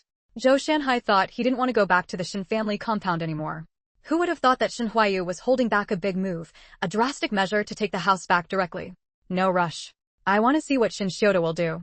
I have a feeling that my grandfather's matter back then isn't as simple as it seems on the surface. If he dares not return the house, come to me. The military can step in on this matter. Wei Wuyan sat bored, crossing his legs and staring at the sun in the sky. Not far away, Sang Fu tended the yard alone, ignoring him. Sang Fu seemed to have sensed his intentions and hadn't spoken to him for the past 2 days, trying to make him back off. In this situation, no matter how many ideas Wei Wuyan had, he had no way to act on them. Still, these days of spending time together weren't entirely without gain. For instance, Wei Wuyan had noticed that Sang Fu habitually used his left hand when working. At first, Wei Wuyan thought Sang Fu was left-handed. But later, he observed that Sang Fu's right hand seemed weak. Wei Wuyan cautiously asked about Sang Fu's hand. Unexpectedly, his reaction was intense, and his expression instantly turned cold. Frostily, he said, "What's it to you?" Wei Wuyan realized that Sang Fu's hand might be the key to his depression. But Sang Fu was clearly on guard against him now. No matter how much he probed, Sang Fu remained unmoved and tight-lipped. "Wei Wuyan, how long are you going to stay here?" Just as Wei Wuyan sighed for the 3rd time, Sang Fu's brow twitched and he finally couldn't hold back, asking. He could even hear the change in tone from Wei Wuyan's sigh. Hearing Sang Fu's question, Wei Wuyan sat up. He said lazily, "Brother Sang, I'm homeless now. Don't kick me out. I'm sticking with you." Seeing Wei Wuyan's shameless confidence, Sang Fu felt helpless. Sang Fu didn't want to beat around the bush anymore and asked directly. If Wei Wuyan kept sighing and moaning here, he would be driven crazy. Wei Wuyan put away his cynical demeanor and looked seriously at Sang Fu as he spoke. Then he added, "This is also Miss Feng's intention. What can I help you with?" "I'm nothing but a discarded son of the family." Sang Fu clenched his fist and said in a low voice. "Brother Sang, why sell yourself short? I never received an heir's education from a noble family, and neither did Miss Feng. We both need you." Wei Wuyan felt that Sang Fu's current state was very dejected. But he believed Sang Fu shouldn't be like this. Sang Fu snorted coldly. "So you want me to get involved in your affairs?" "The day I was abandoned by the Sang family, I decided I would never meddle in noble family matters again. So I'm afraid I can't help with your wishes." Wei Wuyan grew anxious. "But Brother Sang, are you really okay with this? Raised as a family heir for so many years, only to end up a street thug. Where's your pride? Where's your noble family spirit? Where's your ambition? And your right hand, I don't know what happened to make it like this. But don't you want to heal it? If you stay a nobody for life, anyone can trample on you, and your hand will always be useless." Sang Fu put his right hand behind his back. At that moment, it trembled uncontrollably. He looked up and met Wei Wuyan's eyes. "In the end, you're still doing this for yourself." "Wei Wuyan, yes, I'm doing it for myself. But I also don't want to see you keep living like this. One day, when I've avenged my grudge and you've stood back up, slapping the faces of those who once gave up on you, wouldn't that be good?" "Sang Fu, giving up on yourself like this now, you're only letting yourself down." Wei Wuyan's words struck Sang Fu's chest like a hammer. Yes, wasn't his current state exactly what some people wanted? "Brother Sang, we're both from the 4 great families. You've seen Miss Feng's abilities. Follow her, and sooner or later, we'll get what we want. From what I know, Miss Feng has incredible medical skills. She might be able to do something about your hand." Seeing Sang Fu wavering, Wei Wuyan pressed on. After waiting a while, seeing Sang Fu with his eyes lowered and no response, Wei Wuyan was a bit stunned. "Wei Wuyan, I underestimated you," Sang Fu suddenly said. "First, you pointed out my predicament, broke down my psychological defenses, and made me waver. Then you mentioned that Miss Feng might be able to heal my hand, giving me hope. This step-by-step persuasion, should I call it worthy of the third young master of the Wei family? Such mastery of negotiation tactics, young Master Wei doesn't seem as innocent as you claim. Wei Wuyan panicked. His brother had taught him some negotiation skills. He just wanted to persuade Brother Sang as best he could, without overthinking. My brother taught me before to take it step by step. Wei Wuyan was about to explain further when he suddenly heard Sang Fu's voice. He asked in disbelief, really? At least one thing Wei Wuyan said was right. He wanted to slap the faces of those who had once looked down on him. Chapter 153. Poisoned. Have you made up your mind? The girl's voice was as melodious as an oriole's song, adding a touch of color to the tranquil surroundings. Since the decision had been made, Sang Fu would no longer evade. Gazing at the girl who was idly toying with a small knife, Sang Fu said firmly, "Yes, Miss Feng. From now on, Sang Fu will spare no effort to serve Miss Feng." Feng Lingyu hadn't expected Wei Wuyan to be so efficient. It had only been a few days, and he had already persuaded Sang Fu. "I heard from Wei Wuyan that your right hand was once injured?" Feng Lingyu looked at Sang Fu's right hand hanging at his side. From the outside, it appeared to be a pair of fair, slender hands. Even though Feng Lingyu wasn't particularly obsessed with hands, she couldn't help but take a few extra glances. Sang Fu noticed Feng Lingyu's scrutinizing gaze, but since he had already prepared himself to face it, he didn't back down. He openly raised his right hand for Feng Lingyu to see, a self-deprecating smile on his face. "My right hand was cut by a sharp object. Although it looks fine on the surface, I've never been able to exert any strength in it. It's as good as useless. Miss Feng, can Brother Sang's hand be healed?" Wei Wuyan couldn't read anything from Feng Lingyu's expression and asked rather nervously. According to Sang Fu, his hand must have had its tendons severed, which was why he couldn't use it. Reconnecting tendons was now quite easy for Feng Lingyu. In her spare time, she had been diligently practicing acupuncture techniques in her space, and she had nearly mastered that ancient book. But Sang Fu's hand, Feng Lingyu felt it didn't seem like it was just a matter of severed tendons. "Sang Fu, let me take a closer look at your hand." Seeing Feng Lingyu's serious expression, Sang Fu assumed his hand couldn't be cured. So he said, "Miss Feng, if my hand is truly beyond help, let it be. I've seen some doctors in the past, and they all said it couldn't be treated." Wei Wuyan frowned deeply. Why couldn't fate show some kindness to Brother Sang? He could tell that Brother Sang cared deeply about his hand. "It's not that it can't be treated. I have a theory, but I need to examine it carefully to confirm." Feng Lingyu held Sang Fu's hand and traced along the texture inch by inch. Sang Fu's lips and tongue felt dry, and he couldn't help swallowing. "Miss Feng, what's wrong with my hand?" He felt a tingling, numbing current slowly flowing through his hand, not painful, but rather pleasant. But seeing Feng Lingyu's earnest expression, Sang Fu found it hard to speak up. It would be too embarrassing to admit that he felt something strange while being treated. Feng Lingyu noticed Sang Fu's awkward demeanor and knew he had misunderstood. She chuckled and said, "I'm applying acupressure to you. If you feel a warm sensation, that's normal." Fortunately, his face was now covered in stubble, so even if he blushed, no one could see it. Feng Lingyu used her plant-based ability to trace along the meridians in Sang Fu's hand and found that, as she had suspected, his tendons weren't the biggest problem. His hand had been persistently weak, unable to even grip tightly, because it had been poisoned. The poison had been eroding his tendons all along, which was why the doctors who tried to reconnect them had failed. After all, how could a wound heal if it was cut again before it had a chance to mend? She wondered who had administered such a vicious poison. "Your hand was poisoned after the injury. That's the real reason your tendons haven't been able to heal." Feng Lingyu's words struck Sang Fu like a thunderclap, leaving him stunned. In a daze, he seemed to return to that sunlit afternoon in the study, when a fair, adorable young boy carefully handed him a jar of ointment. "Brother, this ointment works really well. Apply it, and your wound will heal quickly." At the time, Sang Fu's hand had actually been improving, but seeing his younger brother's earnest expression, he couldn't bear to reject his goodwill. The boy shifted uncomfortably. "I got it from Mother." No wonder his wound, which had been healing, began to worsen from that point on, eventually reaching the point where he couldn't even hold a pen. He just didn't know whether the poison was instigated by that woman or if his younger brother had administered it himself. Sang Fu was enveloped in a somber atmosphere. "Miss Feng, what kind of poison was Brother Sang given? Is it serious?"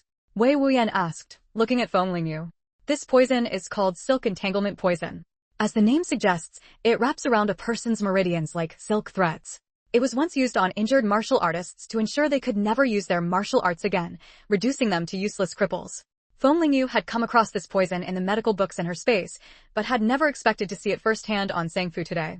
Wei Wuyan was taken aback by how potent the poison was. "Then, can Miss Feng cure Brother Sang's poison?" Sang Fu also looked at Feng Lingyu. Now that he knew someone had deliberately poisoned his hand, he was even more determined to pull himself together. The silk entanglement poison isn't as formidable as you think. The doctors couldn't detect it because the poison has long been lost to history. They had never heard of it or seen it, so how could they recognize it as poison? Detoxifying it is actually quite simple. Once I prescribe a formula to remove the poison, I'll reconnect your tendons. Sang-fu was overwhelmed with excitement. His right hand would be able to hold a pen again. Wei Wuyan was equally thrilled. Brother Sang, I told you Miss Feng would have a solution. Sang-fu bowed to Feng Lingyu again. Miss Feng, thank you. Men may not easily shed tears, but only because they haven't yet reached their breaking point. I'm helping you with your hand not just for your gratitude. Just serve me diligently from now on. Sang-fu paused, then let out a wry laugh. Yes, I will give it my all. He was beginning to appreciate Miss Feng's character. With such an outstanding heir in the Feng family, they would surely reach the pinnacle once again. Chapter 154. The members of the three families have gathered. Feng Lingyu didn't think there was anything wrong with speaking directly. She wasn't a saint, treating Sang-fu's illness without expecting anything in return. Extend your hand. I'll clear your meridians first, then take the medicine, it'll be more effective. So when Shen Huayu arrived at the courtyard, he saw Feng Lingyu holding a man's hand. Judging by her movements, she was rubbing and pressing all over that man's hand. Meanwhile, the man's cheeks were slightly flushed, and he looked at Feng Lingyu with an expression as if he wanted to speak but held back. Shen Huayu frowned at the scene. That man's expression was really hard on the eyes. He knew that Feng Lingyu was treating that person. It must be because Xiaoyu was too kind that she made that person's heart flutter. If Sang-fu knew what Shen Huayu was thinking, he would definitely cry out in protest. Shen Huayu's voice drew the attention of both Sang-fu and Wei Wuyan. Only Feng Lingyu remained completely focused on Sang-fu's hand, merely letting out a hum from her nose as a response. At 16, Shen Huayu was still full of youthful vigor, and with his delicate, strikingly handsome face, even if he often wore a blank expression, he was still enough to capture people's attention. At that moment, Sang-fu and Wei Wuyan watched Shen Huayu approach step by step, both thinking to themselves that this was truly the darling of creation. This appearance could only be compared to Miss Feng's. Shen Huayu hadn't met Sang-fu and Wei Wuyan before, but last time Feng Lingyu had told him that she had found the third young master of the Wei family and the first young master of the Sang family. Hello, it's nice to meet you. I'm Shen Huayu of the Shen family. Shen Huayu greeted them first. Wei Wuyan and Sang-fu exchanged a glance, both seeing surprise in each other's eyes. Miss Feng really kept things well hidden. 3 of the 4 great families had their members gathered around her. This was a scene that had never occurred since Feng Dingbang disbanded the 4 great families. Although the 4 great families were all vassal families under the Feng family, they never truly respected one another, at least on the surface. Away from the Feng family, each went its own way, never gathering together again. Shen Huayu silently resolved to keep this person far away from Xiaoyu in the future. For a long time afterward, Sang-fu felt that Shen Huayu had some issue with him, but he never knew why. Just as the few of them were exchanging greetings, Feng Lingyu finished clearing the last meridian on Sang-fu's hand. Huayu, are you done with your business? Feng Lingyu looked up at Shen Huayu and asked. With outsiders present, Feng Lingyu wouldn't use the nickname, Xiaower. Some pet names were fine in private as a bit of fun, but bringing them out in public wasn't ideal. Commissar Zhou also told me some good news. Shen Huayu naturally sat down beside Feng Lingyu and poured her a glass of water himself. Wei Wuyan and Sang-fu's eyes nearly popped out. What was going on? This was Miss Feng. That Shen kid had some nerve. Wei Wuyan had once harbored some romantic thoughts about Feng Lingyu, but after learning about what happened to that brother Liu, he quickly extinguished any budding ideas. Seeing Feng Lingyu's calm expression, Sang-fu understood the situation. I forgot to tell you, Shen Huayu is my fiancé. Wei Wuyan and Sang-fu were utterly shocked. Shen Huayu was Miss Feng's fiancé? Meeting their stunned gazes, Shen Huayu couldn't help but straighten his back even more. What good news do you want to tell me?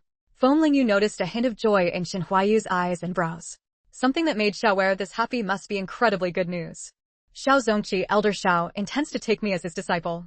Shen Huayu's eyes sparkled as he spoke. What? The Xiao Zongqi I know. Wei Wuyan shot up from his stool, knocking it over with the force. Wei Wuyan looked at Shen Huayu with admiration, never expecting him to be this impressive. Sang-fu also stood up to congratulate Shen Huayu. This is truly great news. Congratulations. Shen Huayu only regretted that he hadn't finished speaking quickly enough. No, I still need to meet Elder Xiao first before it's settled. Still, that's already amazing. If you become Elder Xiao's disciple, your future will be boundless. Truly, you can't judge a book by its cover. Wei Wuyan had thought Miss Feng was only after Shen Huayu's looks, but it turned out he had real skill. Who is Xiao Zongqi? Feng Lingyu was still confused. From their reactions, she could tell Xiao Zongqi must be someone very important. But in her memory, she really didn't know who Xiao Zongqi was. It was possible for someone who didn't follow such matters not to know him, so Wei Wuyan gave Feng Lingyu a thorough explanation. Only then did Feng Lingyu understand that Xiao Zongqi was a tech giant. This is wonderful news. Huayu, you must seize this opportunity. If Xin Huayu could become Xiao Zongqi's disciple, aside from the knowledge he could gain, the most direct benefit was that his identity would gain protection. It might even affect matters concerning his grandfather. Even without Feng Lingyu saying it, Xin Huayu knew this could be a life-changing opportunity. For his grandfather, and for Xiaoyu, he had to succeed. Wei Wuyan and Sang Fu left happily with the prescriptions Feng Lingyu had written. These were all common Chinese herbs, nothing rare and easy to obtain. Feng Lingyu actually had them in her space, but bringing them out would be hard to explain, so she had to trouble them to find the herbs themselves. After they left, Xin Huayu extended his hand into Feng Lingyu's. Xiaoyu, my hand has been feeling a bit off lately. Take a look for me. Feng Lingyu raised an eyebrow. She couldn't see anything wrong with him. Still, she complied and began examining Xin Huayu's hand. There were some calluses on his hand, likely from working in the countryside. A flicker of passed through Feng Lingyu's eyes. This young man had indeed endured hardships back then. But his hand was very slender, without thick joints, and his fingers were well proportioned. Once the calluses were gone, his hand would be about the same as Sang Fu's. Feng Lingyu inspected each finger one by one. There's nothing wrong with your hand. Casually, she caught sight of Xin Huayu's expectant gaze, and suddenly, inspiration struck. She continued, your hand is really beautiful. It's the most beautiful hand I've ever seen. Sure enough, as soon as she said that, the corners of Xin Huayu's mouth lifted uncontrollably. He thought to himself, Xiaoyu really does like me the most. Chapter 155, The Enemy is the Same Person. Brother Wang, I've noticed some changes in Mingrue recently. It feels like her intelligence is gradually improving. Looking at Mingrue, who was sitting with Xin Huaiqing and burying her head in math problems, Feng Lingyu said happily. At this rate, Mingrue would fully recover soon. Ever since Feng Lingyu started treating Wang Mingrue, she had taken out many good things, all meant to nourish Mingrue and Huaiqing's bodies. Wang Mingwei remembered all of this in his heart. So, these past few days, he had been fully focused on the black market business. These days, Feng Lingyu had been busy dealing with Brother Lu's matters and knew little about what was happening in the black market. After all, the black market had just undergone a major upheaval, and Feng Lingyu was worried that Wang Mingwei might have trouble managing it. Mentioning this, Wang Mingwei smiled and shook his head, teasing Xiaoyu. You don't know, Brother Lu's fate has spread throughout the black market. Everyone is on edge. Who would dare disobey? You're the female Yama now. Feng Lingyu also curled her lips into a smile. That's an unexpected bonus. I'm not afraid of them fearing me. I'm afraid of them not fearing me. What about the bosses of the other districts? Any moves? No big moves, but plenty of small ones. I've dealt with them all. The others had been used to being in charge for a long time, so it was normal for them to have trouble accepting this for a while. But it was all minor skirmishes, causing no real losses. Next time anyone dares to pull tricks behind my back, don't show mercy. Just say I said it. I won't tolerate any dirt in my eyes, Feng Lingyu said firmly. In the future, when she was gone, the black market in the capital would still have to be managed by Wang Mingwei. Before she left, she had to suppress these people first, at least beat them until they didn't dare to reach out. I understand. Since Feng Lingyu had spoken, Wang Mingwei would no longer show any leniency. Xiaoyu, when do you plan to return to Qingshan village? In the blink of an eye, Feng Lingyu had been back in the capital for nearly half a month. I'll leave at least after Huayu enrolls in school, Feng Lingyu said, having her own plans. Huayu's family matters weren't settled yet, and Mingrue and Huaiqing's bodies still needed to be conditioned. More importantly, she wanted to establish a convoy, one that could travel between the northeast and the capital, and even run all over the country. In these times, you needed a letter of introduction to go anywhere, so the convoy had to be affiliated with a unit. Xiaoyu Jiejia, I'm done writing. Can you check if I got it right? Xin Huaiqing shyly handed his workbook to Feng Lingyu. His brother had said that Xiaoyu Jiejia was very good at her studies. Feng Lingyu carefully looked over every problem, not a single mistake. Feng Lingyu patted Xin Huaiqing's head. Huaiqing is amazing. All correct. Xin Huaiqing's heart pounded with excitement, but his face only showed a faint smile. I'll keep working hard.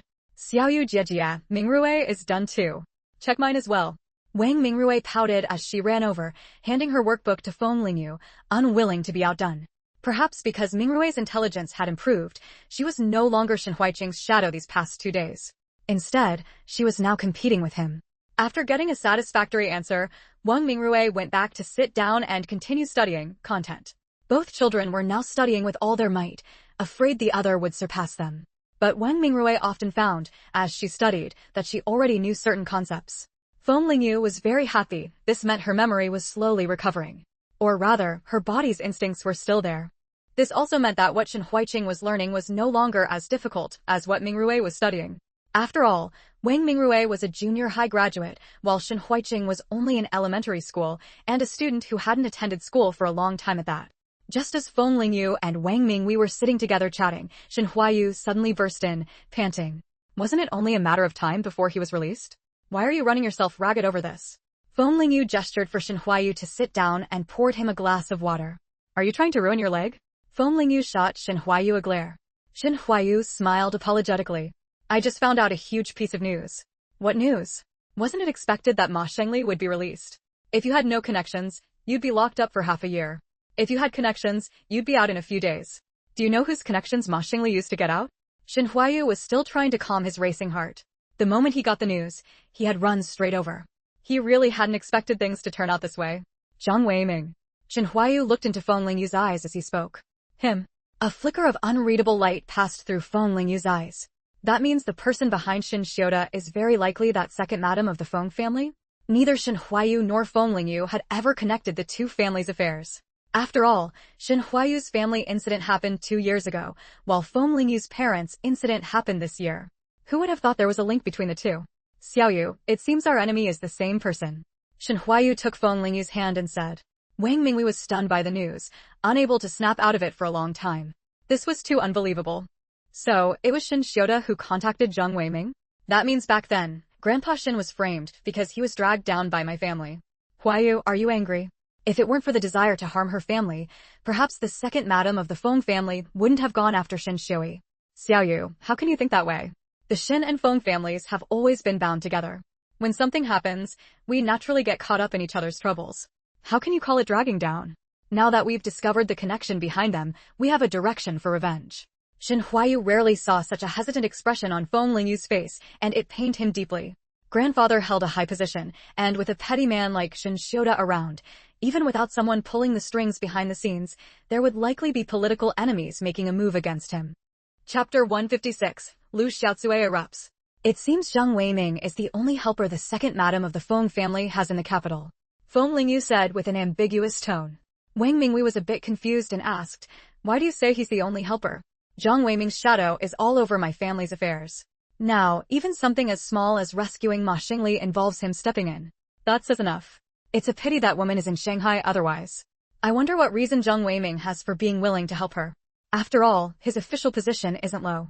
Maybe he has a weakness, or perhaps it's a matter of romance between a man and a woman. Wang Mingwei said leisurely. Now that we know who's behind Shin Xiuda, I don't have to hold back in my actions. Once Elder Zhao's matter is settled, I'll go reclaim the house. Shen Huiyu hadn't expected that just Ma Xingli would force Shin Xiuda's foxtail out. But this was also thanks to that woman Shin Qingping. She must have pushed Shin Xiuda into it. At the Ma residence, Shin Qingping was fussing over Ma Xingli, who had finally been released. Are you okay? No one beat you these past few days? Shin Qingping glanced at Ma Xingli's exposed skin, seeing no bruises. She knew that places like the inspection team had plenty of ways to make you suffer without being able to speak out. Compared to Shin Qingping's anxious and worried expression, Ma Xingli himself was completely indifferent. Mom, I'm really fine. Why would I lie to you about something like that? Ma Xingjie watched the scene of motherly affection and filial piety coldly. By the way, where are Xiaocui and Debao and Xiaobao? Why haven't I seen them? Ma Xingli had been locked up for days, and what he missed most was his wife and children. But he'd been back for a while and hadn't seen them come out to check on him. At the mention of Lu Xiaocui, Shin Qingping's face darkened. Today was the day Debao went to the hospital to get his stitches removed. She hasn't come back yet. Stitches removed? Was Debao injured? What happened? Ma Xingli only had 2 sons, and he immediately grew anxious. Zhang Xiuxiu stepped forward and said, second brother, Debao has a big gash on his face. The doctor said it will leave a scar. Poor child, he's suffered so much. As she spoke, Zhang Xiuxiu wiped her sleeve across her eyes, though there were no real tears. How did Debao get his face cut? Mom, what's going on? How is the child being looked after at home? Hearing how serious it was, Ma Xingli couldn't sit still and shouted at Shin Qingping. In his eyes, if something happened to the child, it was the family's fault. He didn't know what his mother was doing, unable even to watch a child properly. Meeting Ma Xingli's somewhat reproachful gaze, Shen Qingping felt a lump of blood stuck in her throat. I've been running around every day worrying about your affairs. When did I have time to watch the children? It was that foolish woman Lu Xiaocui. She went crazy for some reason, pushed Debao to the ground, and his face hit a stone, which caused the cut. Hearing what Shen Qingping said, Ma Xingli's expression softened a bit. It was all his fault. If he hadn't been careless and been set up by Shen Huayu, none of this would have happened at home. Mom, it's my fault. I shouldn't have blamed you. After all, he was the son she had doted on for years. Shen Qingping let out a long sigh and waved her hand to let it go. That night, she had only said a word for Xiuxiu and got scolded by her mother. She was even told to move out and live separately, and her father had slapped her. But Ma Xingli? Hadn't he just spoken rudely to their mother too? Why did she let it slide so easily? A strong sense of resentment surged through Ma Xingjie. Only Zhang Xiuxiu, standing beside him, noticed it. Hidden by her long sleeves, Zhang Xiuxiu quietly moved over and took Ma Xingjie's hand.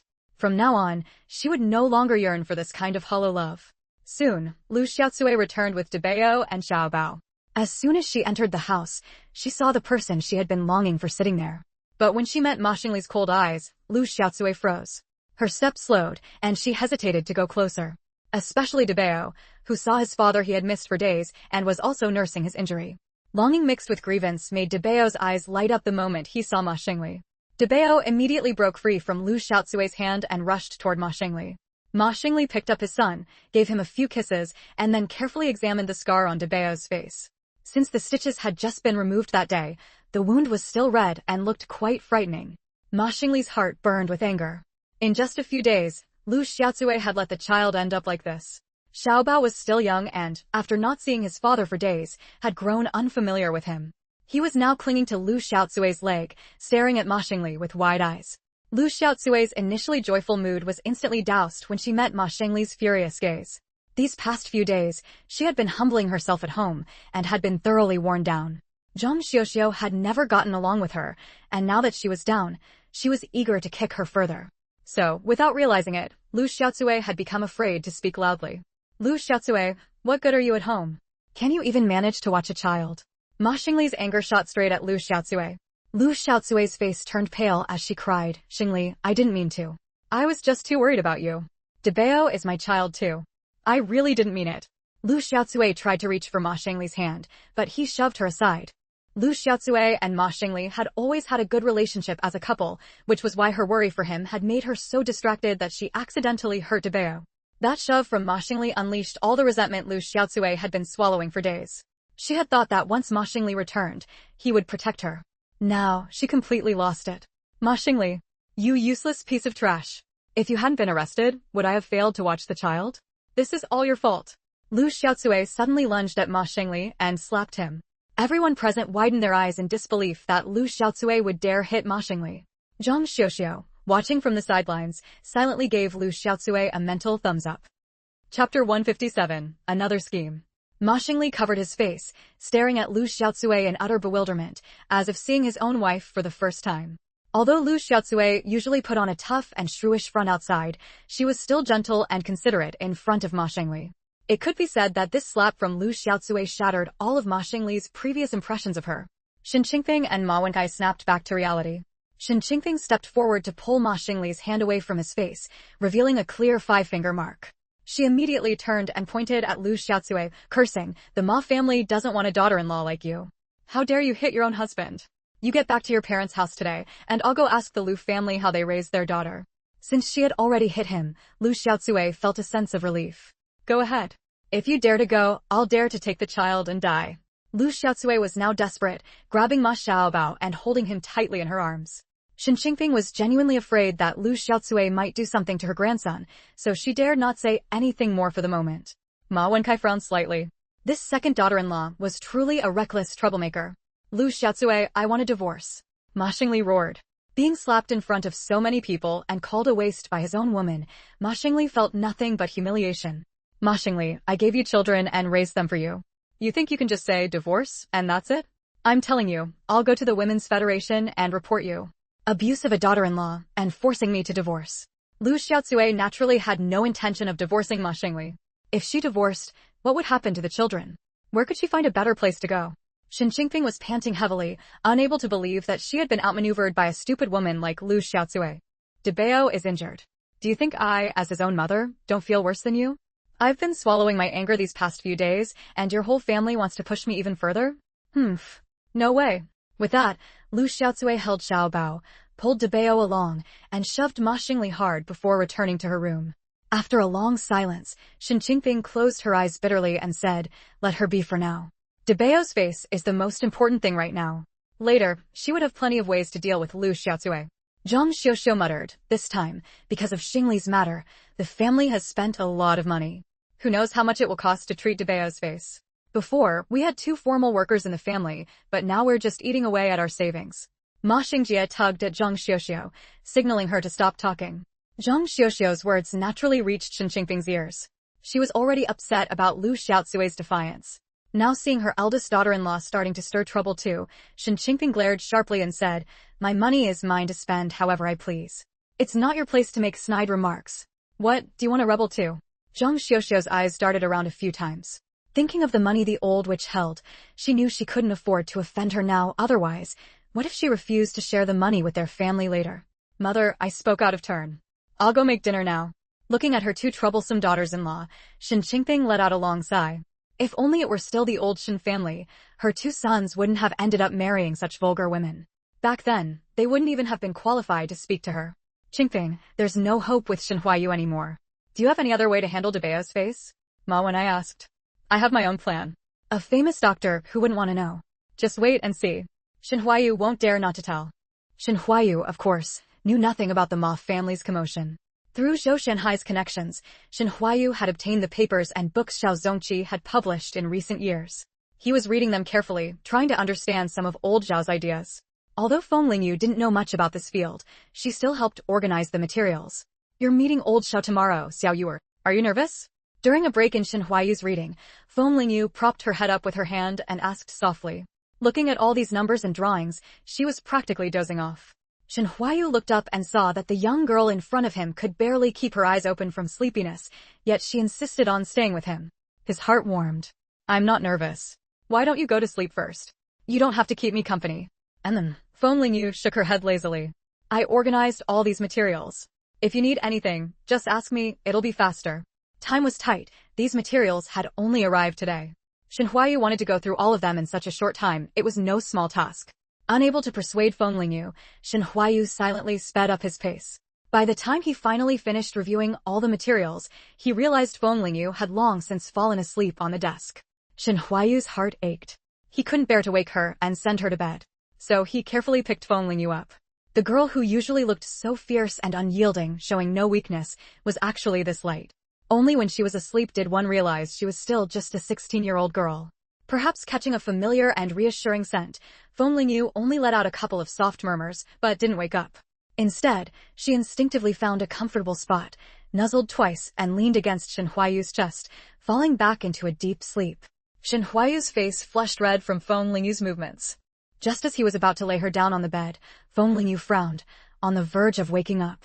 Shen Huayu quickly soothed her gently. Seeing Feng Lingyu calm down again, Shen Huayu lightly tucked her in, then carefully closed the door and left. Shen Huayu turned around after closing the door, ready to leave. He was tired too. But then he saw a dark figure standing behind him, startling him greatly. "Huayu, are you done? Go to bed quickly." Recognizing Gao Dashu's voice, Shen Huayu breathed a sigh of relief. That scared him. "Uncle Gao, why aren't you asleep at this hour? Don't you have work tomorrow?" "I'm just keeping watch over you too. Since you're done, get some rest early. Do your best tomorrow." Shen Huayu was a bit puzzled, but didn't think much of it. He had truly overused his brain today and needed a good rest. Watching Shen Huayu's retreating figure, Gao Dashu let out a light snort. Kid, he had to keep an eye out. Young people were like wolves and tigers, back in his day he himself. Chapter 158, Rivals. Shen Huayu and Feng Lingyu watched the bustling crowd outside, along with the many vehicles parked there that only high-ranking officials could ride in. They sighed inwardly, acknowledging just how influential Xiao Zongqi truly was. Before arriving, Feng Lingyu had asked Gao Dashu to give her a disguise, completely altering the features of her face. She was still the same person, yet her appearance had changed entirely. At least now, if Feng Lingyu walked out looking like this, no one familiar would recognize her. After the makeup was done, Feng Lingyu herself marveled at the face in the mirror. Thinking back to her clumsy attempt at disguise during her first visit to the black market, Feng Lingyu mused that it was no wonder Wang Mingwei had recognized her at a glance. Compared to Uncle Gao's skill, her own disguise was truly shoddy. She just hadn't expected Uncle Gao to have this craft. What strange and miscellaneous things had these guards, who stayed by the family head's side, learned? Let's go. We'll head inside. Shen Huayu lowered his head and said to Feng Lingyu. At the entrance, Shen Huayu handed the invitation that Zhou Shanhai had brought him to the guard. After verification, he and Feng Lingyu entered smoothly. Xiao Zongqi's residence was a small Western-style house awarded by the state. At this moment, because of Xiao Zongqi's disciple-taking event, many people were standing around in groups of 2s and 3s in the garden. Shen Huayu and Feng Lingyu naturally didn't know anyone. In such an occasion, they didn't dare wander around recklessly, as there were security personnel everywhere. It wouldn't do to be mistaken for someone causing trouble. So they stood in a corner and began observing quietly. Yesterday, when Zhou Shanhai came to deliver the documents, he had briefed Shen Huayu on his main competitors this time. One was Xue Xinqi, the grandson of Commander Xue. This young man had always been Commander Xue's prized treasure, as he had been exceptionally clever since childhood, standing in stark contrast to the other children in the military compound. He had brought great honor to Commander Xue. Given Commander Xue's status in the military, many believed that Xue Xinqi would be the one to become Xiao Zongqi's final disciple. Another was Kong Xingxing, an extremely intelligent academic prodigy. She was also the only girl present, having won countless awards both domestically and internationally. Whenever she competed, first place was always hers. The last one could be considered an old acquaintance of Shen Huayu's, Qin Baolin.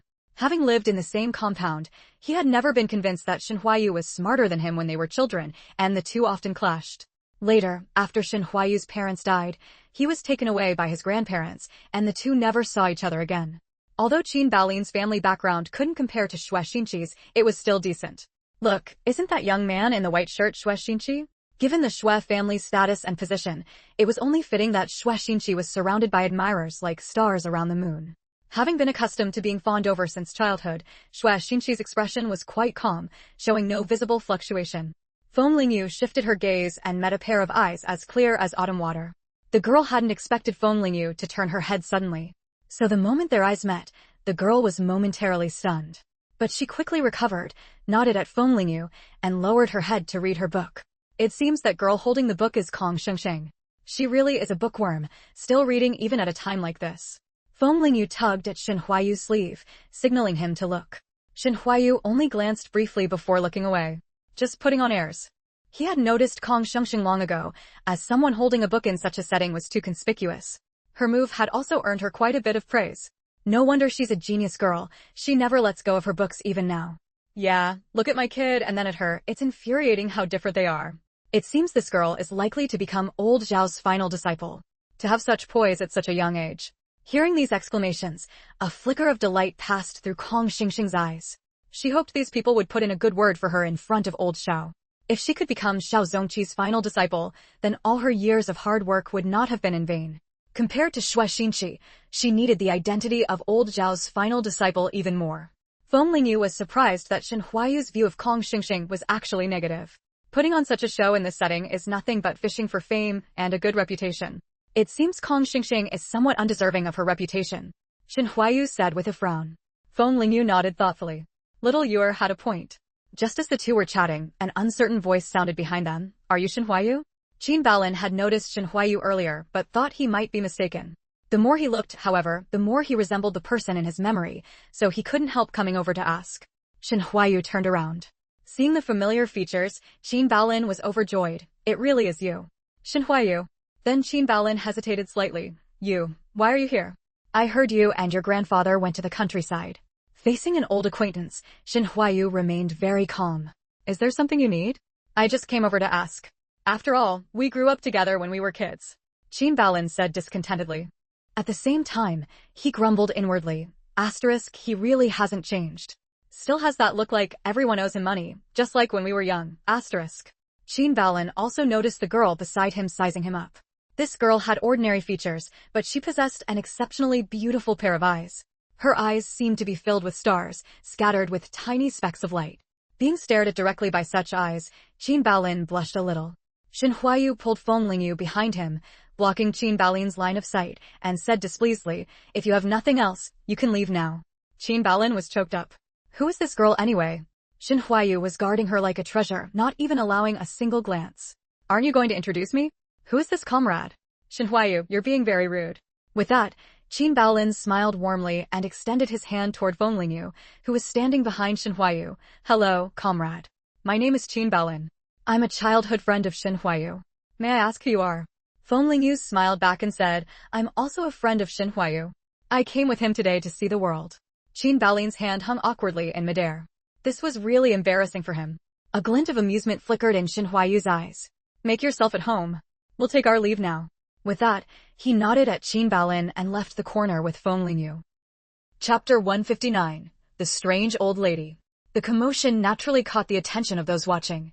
Xinqi, you need to pay extra attention to that Shin Huayu. A middle-aged man in military uniform whispered into Xue Xinqi's ear. Got it, Uncle Zhao. Xue Xinqi's hand holding the water cup froze, and his brow furrowed involuntarily. The man speaking to him was Zhao Yong, his grandfather's adjutant. Shin Huayu didn't know that his name had already become known to many. He was the only person Xiao Zongqi had personally expressed a desire to take as a disciple this time, giving him an edge over other competitors. Xue Xinqi dismissed Zhao Yong's warning. In his eyes, the position of old Zhao's final disciple was already his for the taking. An unknown nobody like Shin Huayu couldn't stir up any trouble. He was just lucky to have caught old Zhao's eye early on. Zhao Yong watched Xue Xinqi's nonchalance with deep concern. Old Xue's grandson was good in every way except for his arrogance and disdain for others. Old Xue was right, it was time to let him face some setbacks, or he'd never grow up.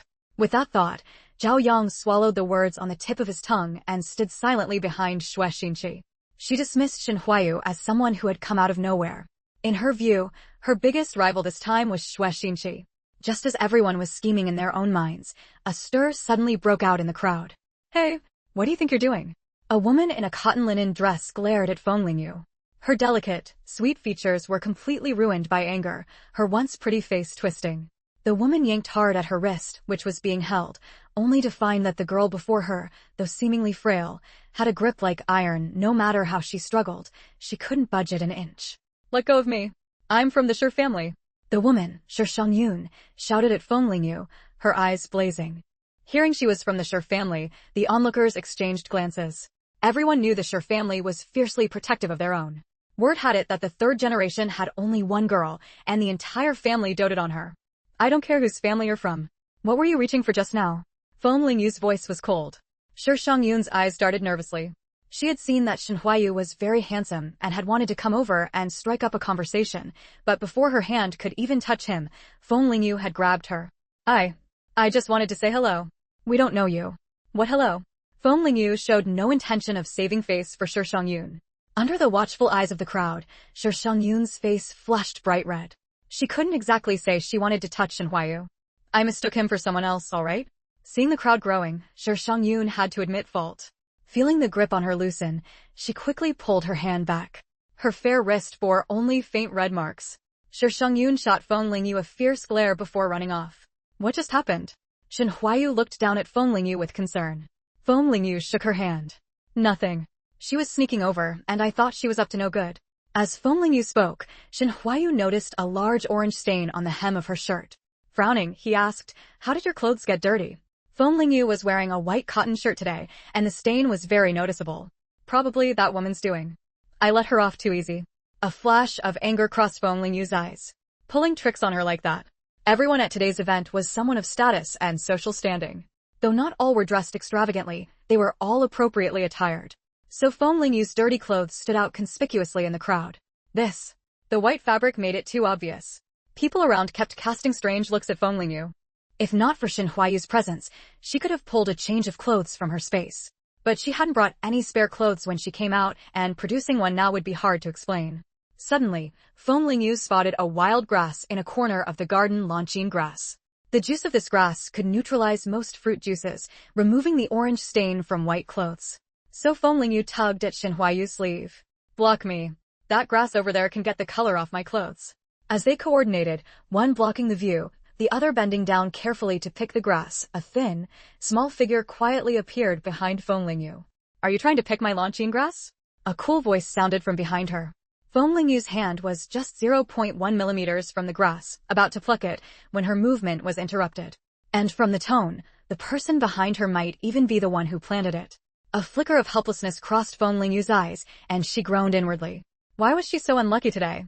It was her fault for being so focused on picking the grass that she didn't even notice someone coming up behind her. Feng Lingyu turned around awkwardly and saw an old woman in plain clothes with graying hair, scowling at her. I didn't mean to. I'm sorry. Feng Lingyu was mortified. What was this, getting caught stealing?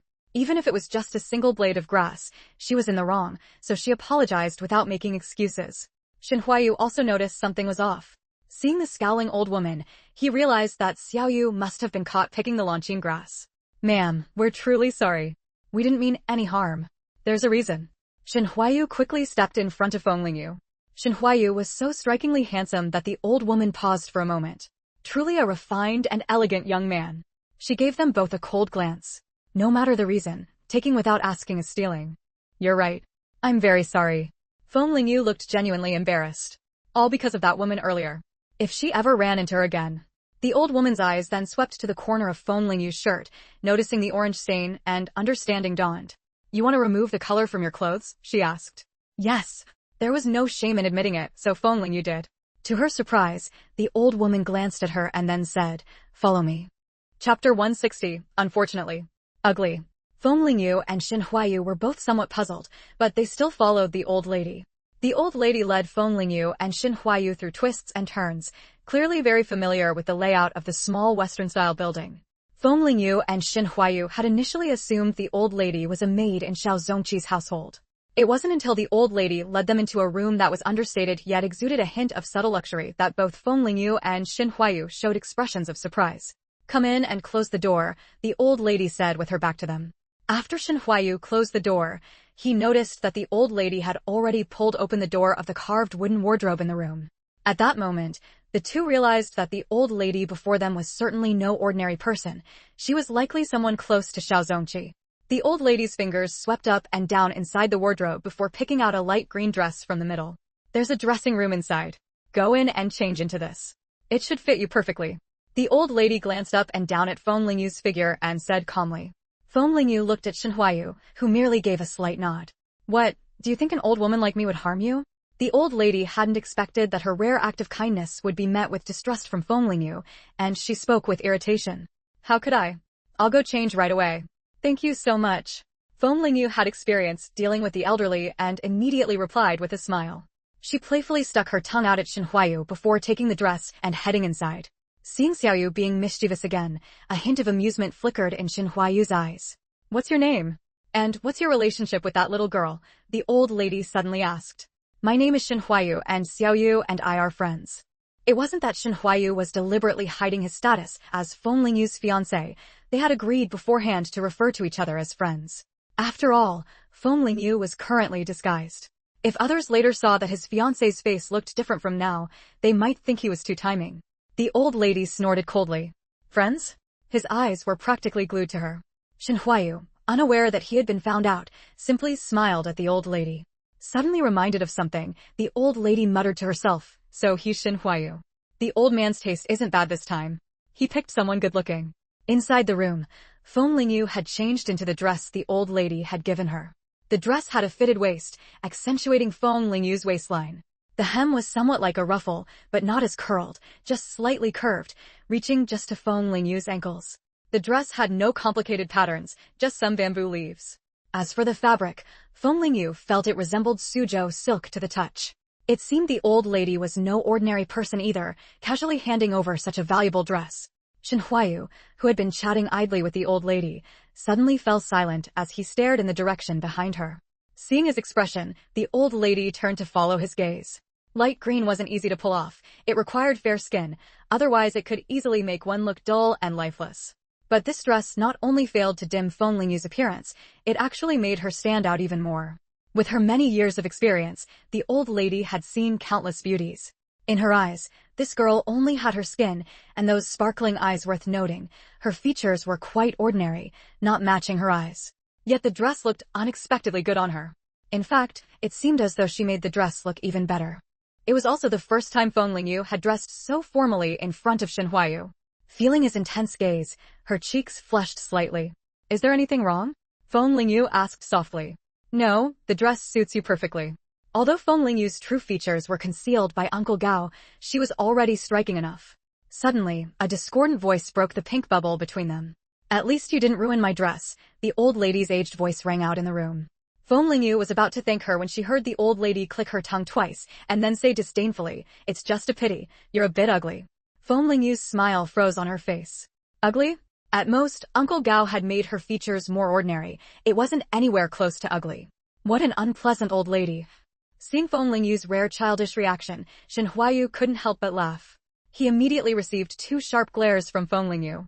If only this girl were prettier, she and this young man would be a perfect match. As she was now, the old lady felt it was like a flower planted in dung.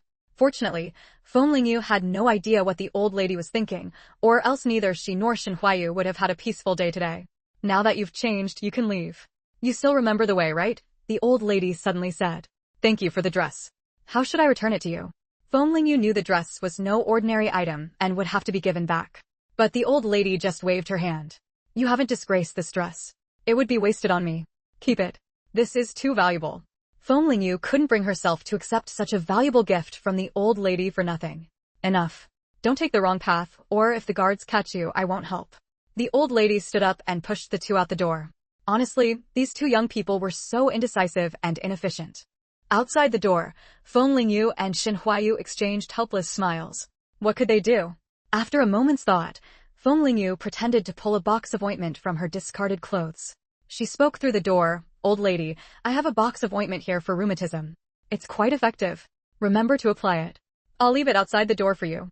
Earlier in the room, Feng Lingyu had caught a faint medicinal smell, and the ingredients were mostly for treating rheumatism, suggesting the old lady suffered from it.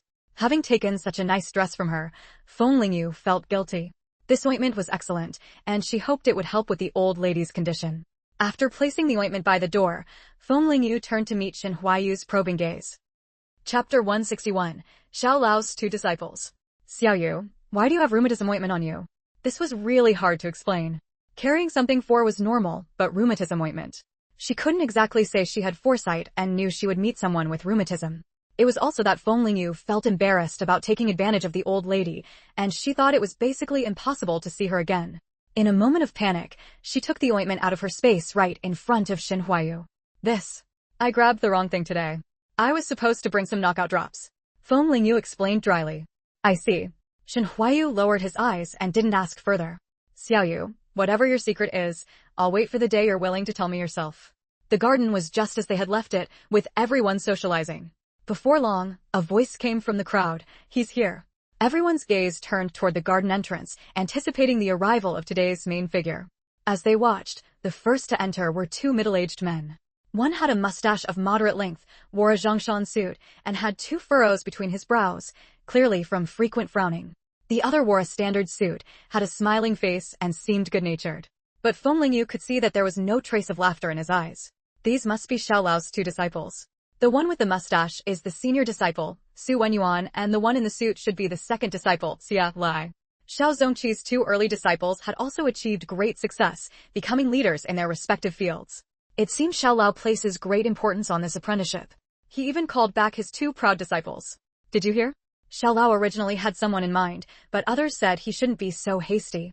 That's why the selection is happening. Some people who knew inside information were whispering among themselves. According to them, he was only getting this opportunity because of someone else. Uncle Zhao, do you know who they're talking about, the one Xiao Lao originally wanted to take as a disciple? Xue Xinqi turned to ask Deputy Zhao standing behind him. It's a young man named Shen Huayu, reportedly only 16 this year. His family was originally in the military, but something happened to them so. Deputy Zhao had naturally looked into everyone participating in the selection, and he gave a detailed account of Shen Huayu. Why didn't you tell me this earlier? Xue Xinqi was very displeased. From the looks of it, this Shen Huayu was his biggest rival this time. The worst part was that Xiao Lao had originally favored him. Zhao Yang couldn't voice his frustration. Old Xue had forbidden him from telling Xue Xinqi. He said Xue Xinqi had to rely on his own abilities and not pull any tricks behind the scenes. After all, being Xue Commander's grandson already gave him some advantage. Now that the selection was about to start, Zhao Yang figured it didn't matter if he revealed the news. Xue Xinqi couldn't do anything about it anyway. Xia Lai nudged Su Wenyuan with his elbow. Senior brother, do you think teacher will find a satisfactory disciple this time? Su Wenyuan had always been proper in public.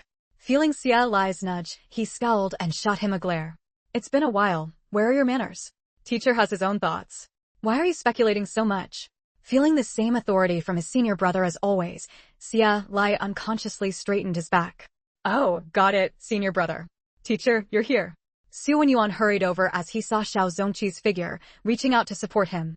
Senior brother, teacher is still very spry. He even had the strength to hit me twice with his cane just now. Why would he need your help? Right, teacher. Xia Lai also squeezed in, grinning cheekily. Seeing Xia Lai still acting playful in front of teacher, Su Wenyuan wanted to scold him again, but Xia Lai was too quick. He darted behind Xiao Zongqi to hide. Alright, stop provoking Wenyuan. Why are you still acting like a child who hasn't grown up? Those 2 hits I gave you were well deserved. It just shows that when people get older, not settling down is no good. Old people love to nag about marriage, and even a figure like Xiao Zongqi wasn't immune.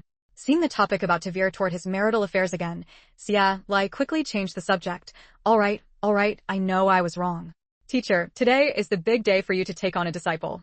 Let's focus on business. You can deal with me anytime. The people around watched the warm exchange between Xiao Zongqi and his 3 disciples, none of them tactless enough to interrupt. I heard Xiao Lao has a very deep bond with these 2 disciples. It seems it's true.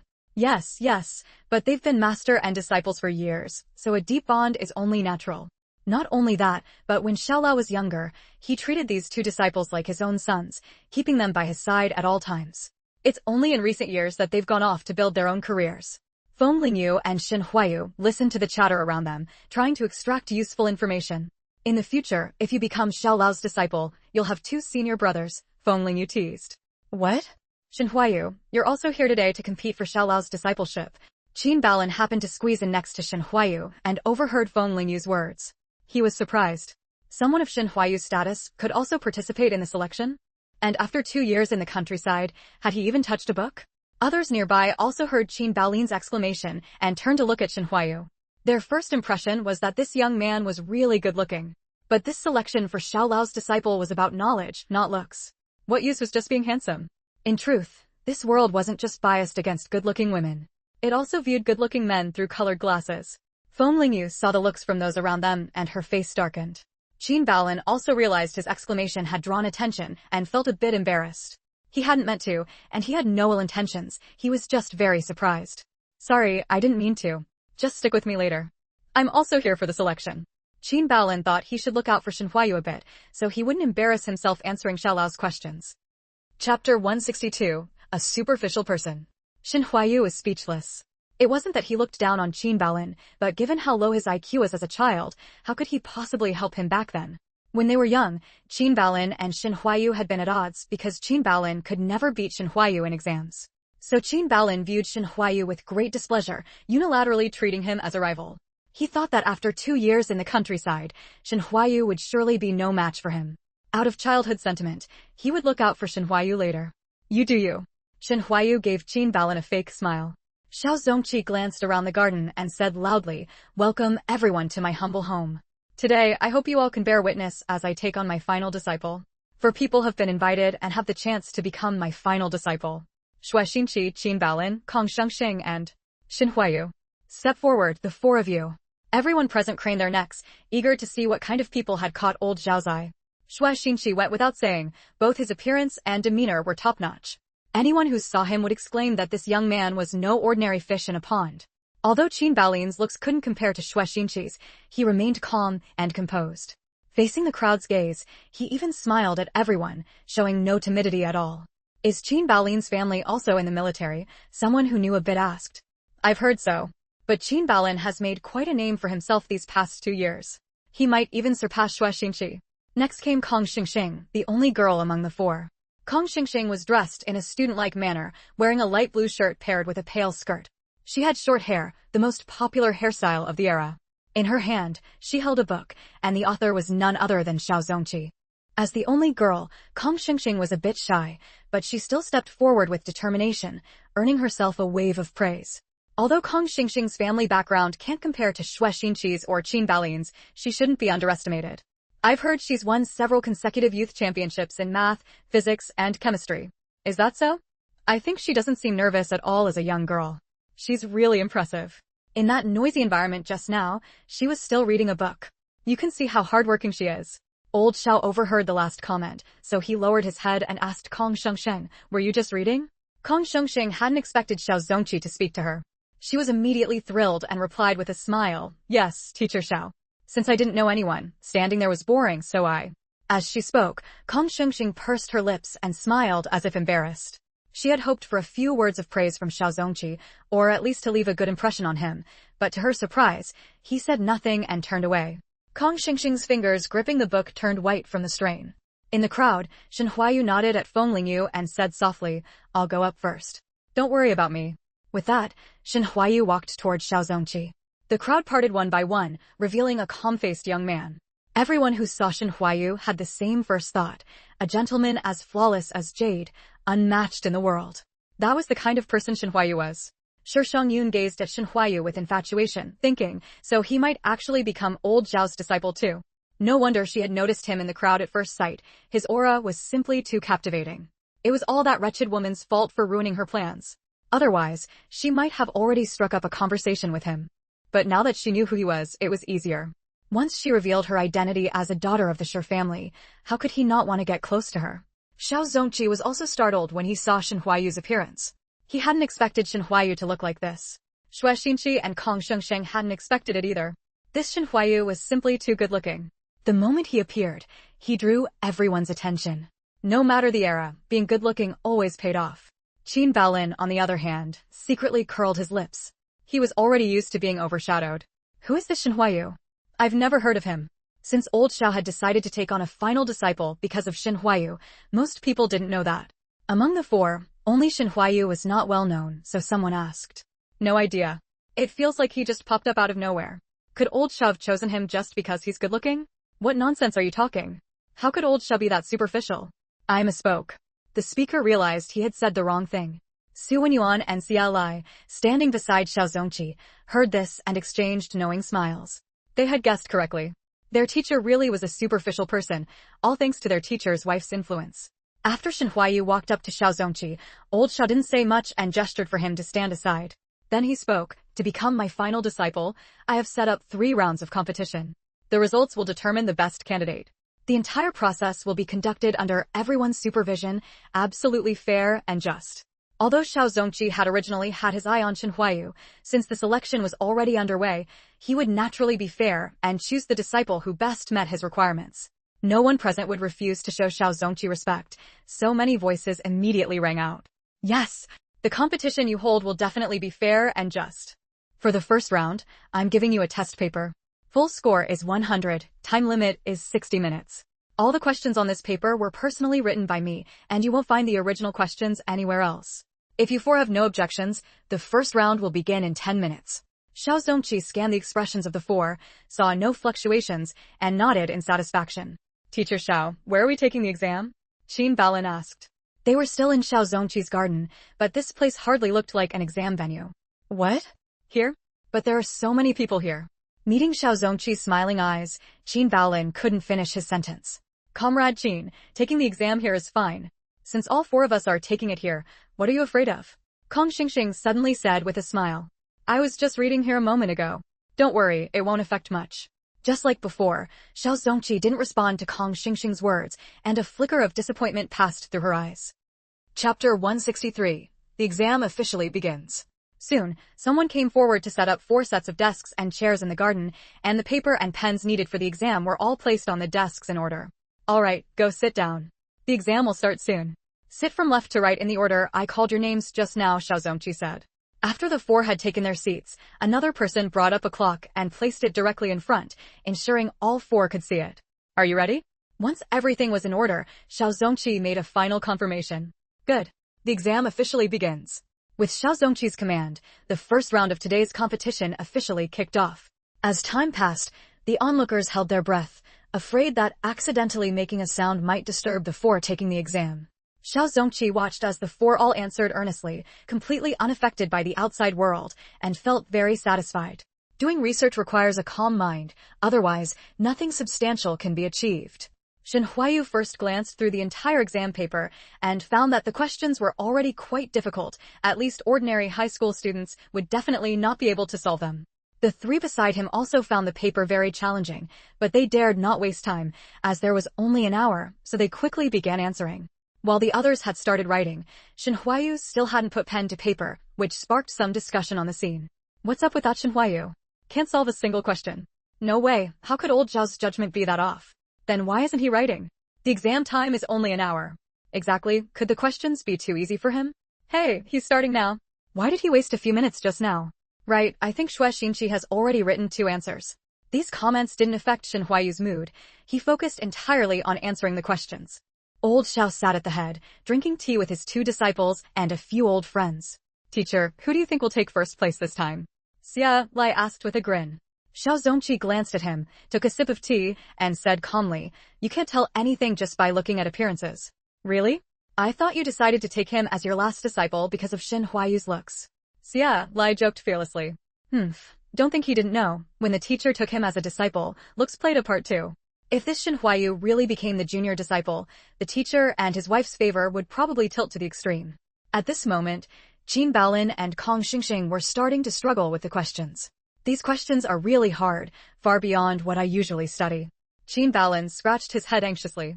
He had only written a little over a third of the paper. If he didn't pass, it would be a huge embarrassment. Kong Xingxing bit her lip. She usually participated in various competitions and prided herself on having seen many question types. But almost all the question types on Xiao Zongqi's paper were ones she had never encountered. However, Kong Xingxing's many accolades weren't due to exceptional intelligence, but to her diligence and hard work. She could recite almost any question type she had seen in the market. Staring at the large blank spaces on the paper, Kong Xingxing almost couldn't hold back her tears, but she remembered that Qin Baolin and Shinhwayu were still there. She wasn't aiming for first place. As long as she wasn't last, she still had a chance. There were 2 more rounds to go. Feng Lingyu leaned against a corner of the garden, arms crossed, watching their competition. Suddenly, she caught a glimpse of a familiar figure. She still had a score to settle from earlier when her clothes got dirty, and Feng Lingyu was just looking for an opportunity. Shi Shangyun was in the crowd, watching Shinhwayu intently, when a woman named He, a servant of her mother's, came to find her, saying her mother wanted her to come over. He was a distant relative of her mother's family, nominally a relative seeking refuge, but actually a helper in the Shi household. Shi Shangyun was reluctant to leave, but she knew her mother must have a reason for calling her, so she followed He away. He Liling was waiting outside the garden for her daughter. When she saw her, she said reproachfully, "Why did you take so long? How is the person I told you to observe? Is he very outstanding?" He Liling had brought her daughter to Xiao Zongqi's banquet this time specifically to let her see Xue Xinqi. She intended for her daughter to marry into the Xue family, which had high status. She had also heard that Xue Xinqi was very excellent. If Sheng Yun could marry him, it would be a fine match. I heard from Aunt He that Xue Xinqi is good-looking too. What do you think? He Liling eagerly asked for her daughter's opinion. Shi Shangyun then remembered her mother's purpose in bringing her here. She had been captivated by Shinhwayu as soon as she arrived and hadn't paid any attention to Xue Xinqi. But Shinhwayu wasn't yet old Zhao's last disciple, and Shi Shangyun knew her mother always wanted her to marry into a powerful and influential family. If she told her now that she had taken a liking to Shinhwayu, her mother would definitely not agree. So Shi Shangyun answered absent-mindedly, "He's not bad, but isn't Xue Xinqi 2 years younger than me?" "Oh, my girl, as the saying goes, a wife 3 years older brings gold bricks. A woman being older than a man has always been a good match." Auntie chimed in. He Liling also smiled and nodded, and he is right. What does it matter if he's a bit younger? That child is very outstanding. Seeing her mother and Auntie both pushing for it, Shi Shangyun could only mumble in agreement. Once Shinhwayu successfully became old Zhao's disciple, her mother probably wouldn't oppose her being with Shinhwayu. He Liling and Auntie exchanged glances, both smiling, thinking Shi Shangyun was just shy. Feng Lingyu had followed Shi Shangyun here and hid behind a pillar, never expecting to overhear such a conversation. So her family had set their sights on Xue Xinqi. But from Shi Shangyun's demeanor, she clearly had her eyes on her own little heir. This mother and daughter didn't seem to have much self-awareness. Xue Xinqi appeared proud and aloof, and he might not necessarily take a liking to Shi Shangyun. Chapter 164, Exam Results. Shi Shangyun followed behind her mother, suddenly feeling a bit of an itch on her neck. She touched it with her hand, but found nothing, so she didn't pay it any mind, thinking it was just her imagination. Feng Lingyu quietly curled her lips behind her. She had just sprinkled some medicinal powder on Shi Shangyun. This powder, when it gets on a person, would give them diarrhea. After taking her small revenge, Feng Lingyu returned to the garden. She swept a quick glance and saw that Shen Huayu's expression was very calm, which put her at ease. Looking at the other three, aside from Xue Xinqi, who was composed and at ease, Kong Shengxing and Qin Baolin were both drenched in sweat. After the papers were collected, Shen Huayu sat in his seat, calmly waiting for the results. Qin Baolin saw that Shen Huayu wasn't flustered at all, so he curiously ran over and asked, "Shen Huayu, how did you do?" These questions were so hard. Qin Baolin's original intention was to seek some comfort from Shen Huayu. If even he found it hard, then Shen Huayu definitely couldn't have written the answers.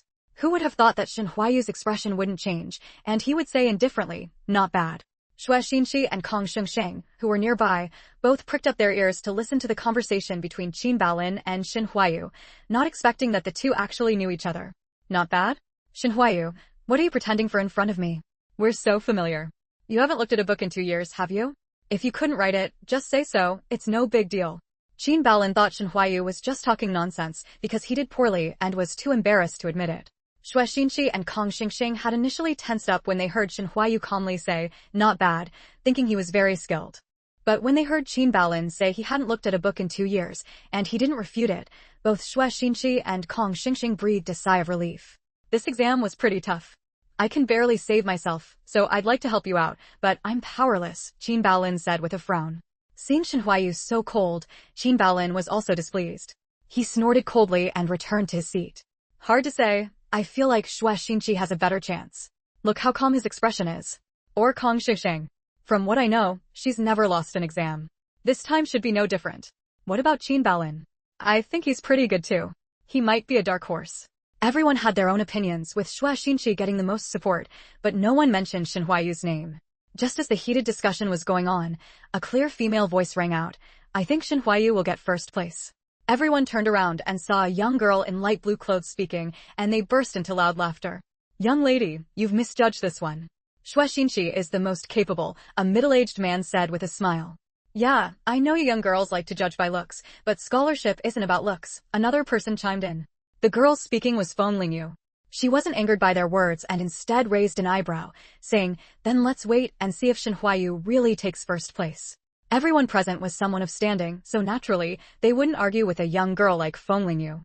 They all laughed and said, "All right then, let's wait for the results to come out." Xiao Zongqi finished reading through the 4 people's papers one by one, marking the mistakes as well. The difficulty of this exam was quite high, so being able to perform at this level was already pretty good. Xia Lai couldn't tell anything from the teacher's expression. "What do you think? Does the teacher's expression mean good or bad?" He turned to ask Su Wenyuan. Su Wenyuan, unlike Xia Lai's impatience, said slowly, "It should be good, I think. Out of 4 people, there's bound to be at least one promising one." "Everyone, I've finished grading the papers," Xiao Zongqi announced loudly. As soon as they heard the papers were graded, everyone crowded around, eager to hear the results. As the saying goes, whether it's a mule or a horse, take it out for a walk. Whether someone truly has skill is proven in the exam hall. To be honest, the questions on this exam were very difficult, many of them beyond their current academic level. But to my surprise, the results weren't bad. Qin Baolin, 70 points. "Your foundation is very good." Qin Baolin was caught off guard hearing his score and widened his eyes. He thought he would fail. That expression. "Are you happy or not?" Xiao Zongqi teased him. Qin Baolin quickly replied, "I'm happy, hehe. I didn't expect to score 70. I thought I'd fail." The onlookers also laughed. This Qin Baolin was really amusing. While others were in the mood to joke, Kong Shengxing couldn't bring herself to smile. At this moment, her palms were full of sweat, and her heart was racing. She felt very uncertain. "Kong Shengxing, your score is 72 points. Upon hearing this, Kong Shengxing relaxed and smiled sweetly. "That scared me. I didn't expect to be 2 points higher than Comrade Qin." She said this playfully, which didn't earn her any dislike. "Miss Kong, 2 points is still points. Don't be modest," said someone who held good feelings toward Kong Shengxing. This drew a chorus of agreement. "That's right, that's right." Old Xiao also said the exam was hard. Scoring over 70 is already very good. The only ones left whose scores hadn't been announced were Xue Xinqi and Shen Huayu. Everyone basically assumed that the best performer should be Xue Xinqi. Xiao Zongqi didn't keep everyone waiting. Xue Xinqi, 85 points. This score was more than 10 points higher than Qin Baolin and Kong Shengxing. Looks like this competition, Xue Xinqi has it in the bag. Yeah, there's basically no suspense. The gap is too big. Kong Shengxing knew she couldn't get first place this time, but she didn't expect Xue Xinqi to be that strong. "Young lady, you see, Xue Xinqi scored 85 points. With such a big advantage, he's definitely first place, the middle-aged man who had spoken to Feng Lingyu earlier said. He thought that after hearing his words, Feng Lingyu would change her mind. Who would have thought she would just smile lightly and say, "What's the hurry? Shin Huayu's result hasn't come out yet. You sure have confidence in him." The middle-aged man, finding Feng Lingyu unreasonable, stopped talking to her. He didn't believe that this Shin Huayu could do better than Xue Xinqi. Chapter 165, Exam Tips. Everyone held their breath, waiting for Xiao Zongqi to announce Shin Huayu's score.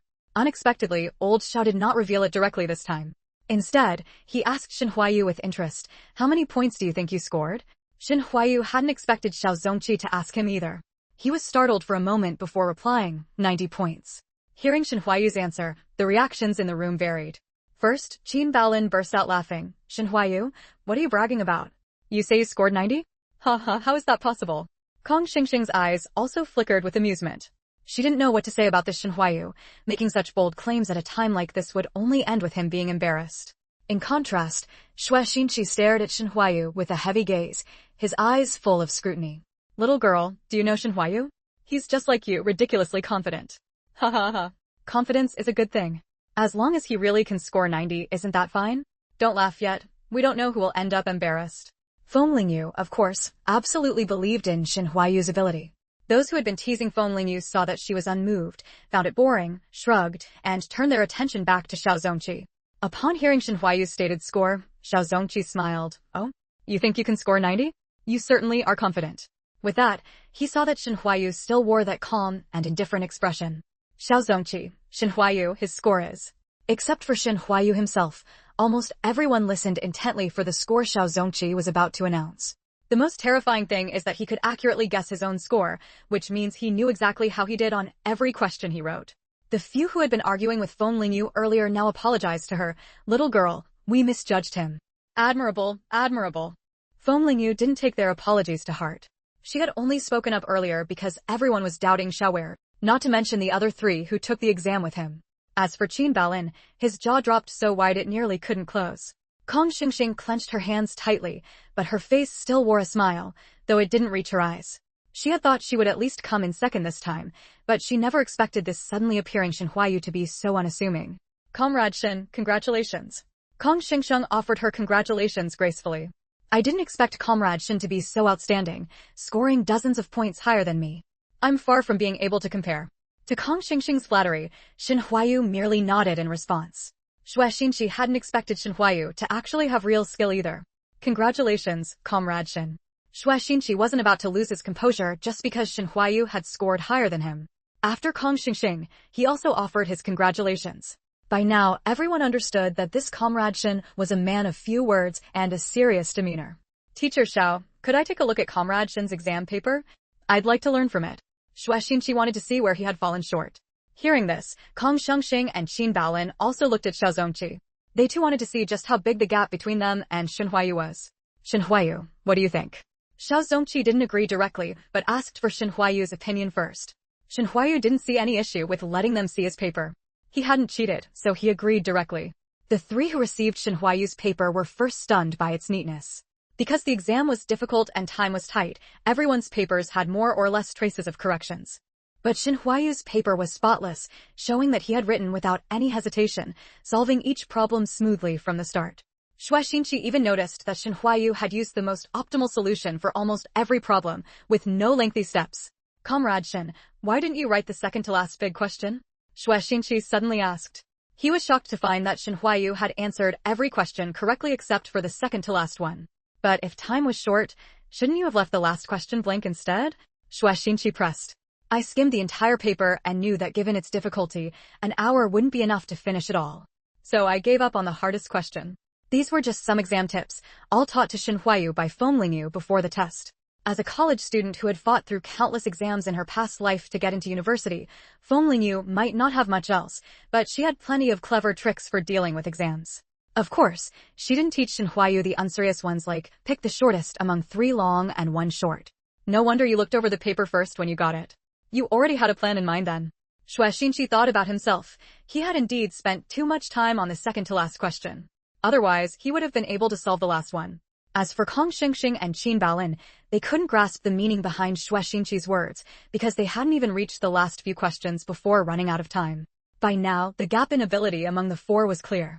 At the very least, Xue Xinqi and Xin Huayu were far superior to Kong Xingxing and Qin Baolin.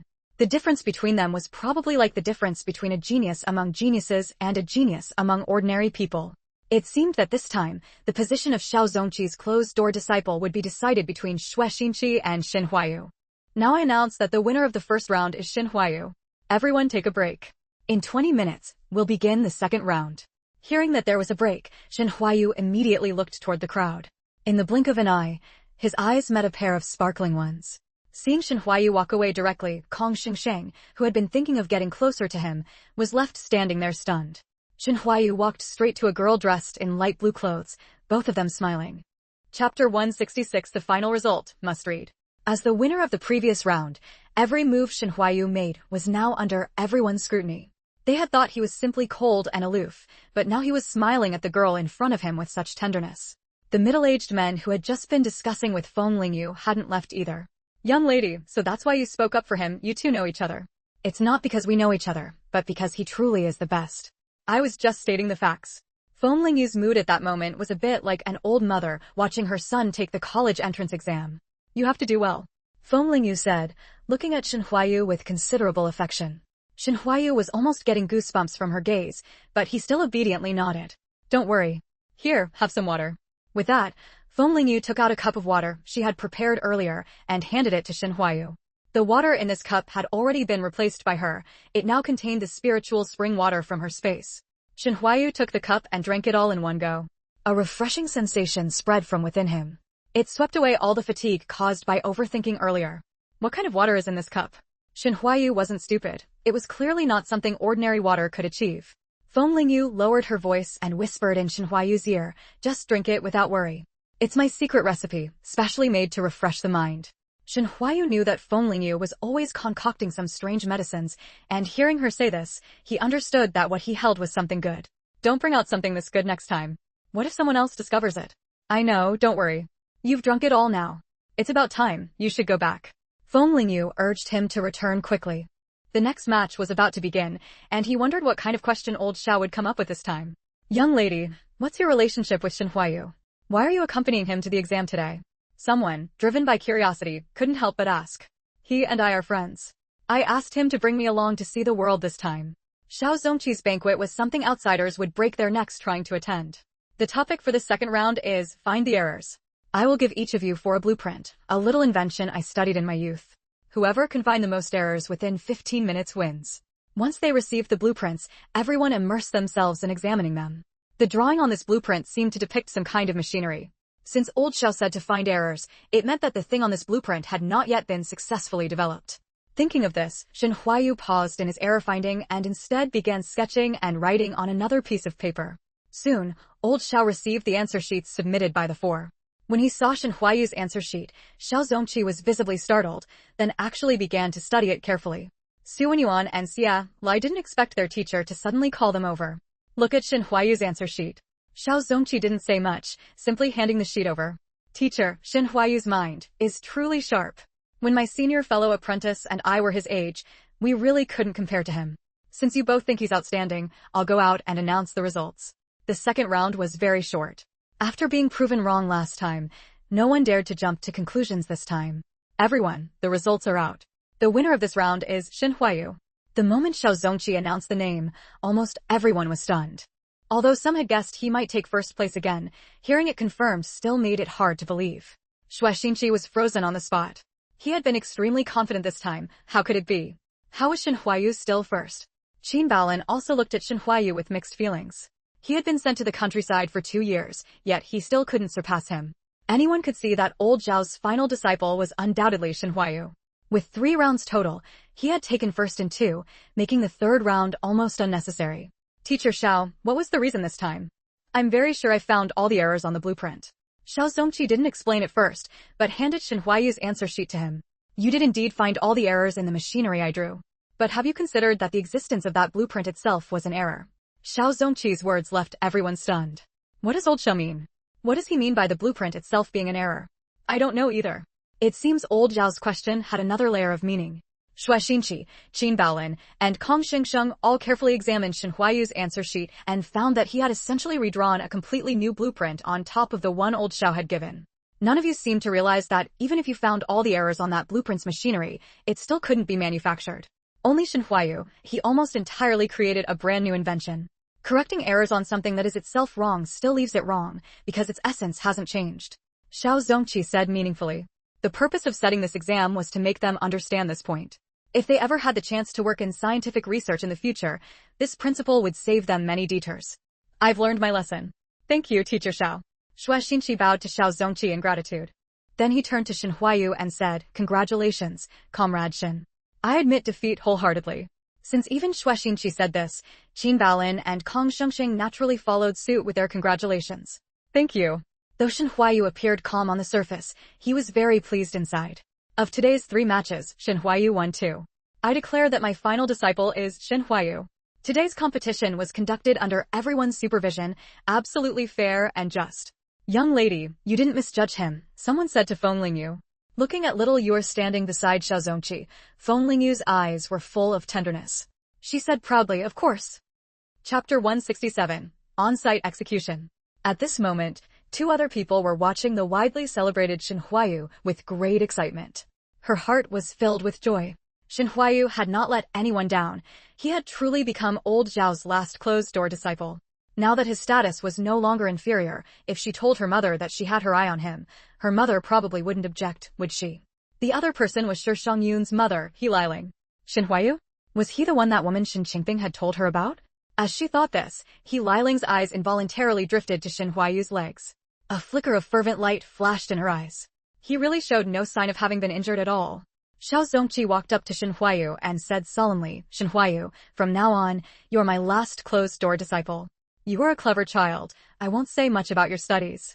I only hope that in the future, you will live with a clear conscience and be worthy of the land that gave birth to and raised you. Shen Huayu bowed deeply to Xiao Zongqi and said firmly, Yes, master.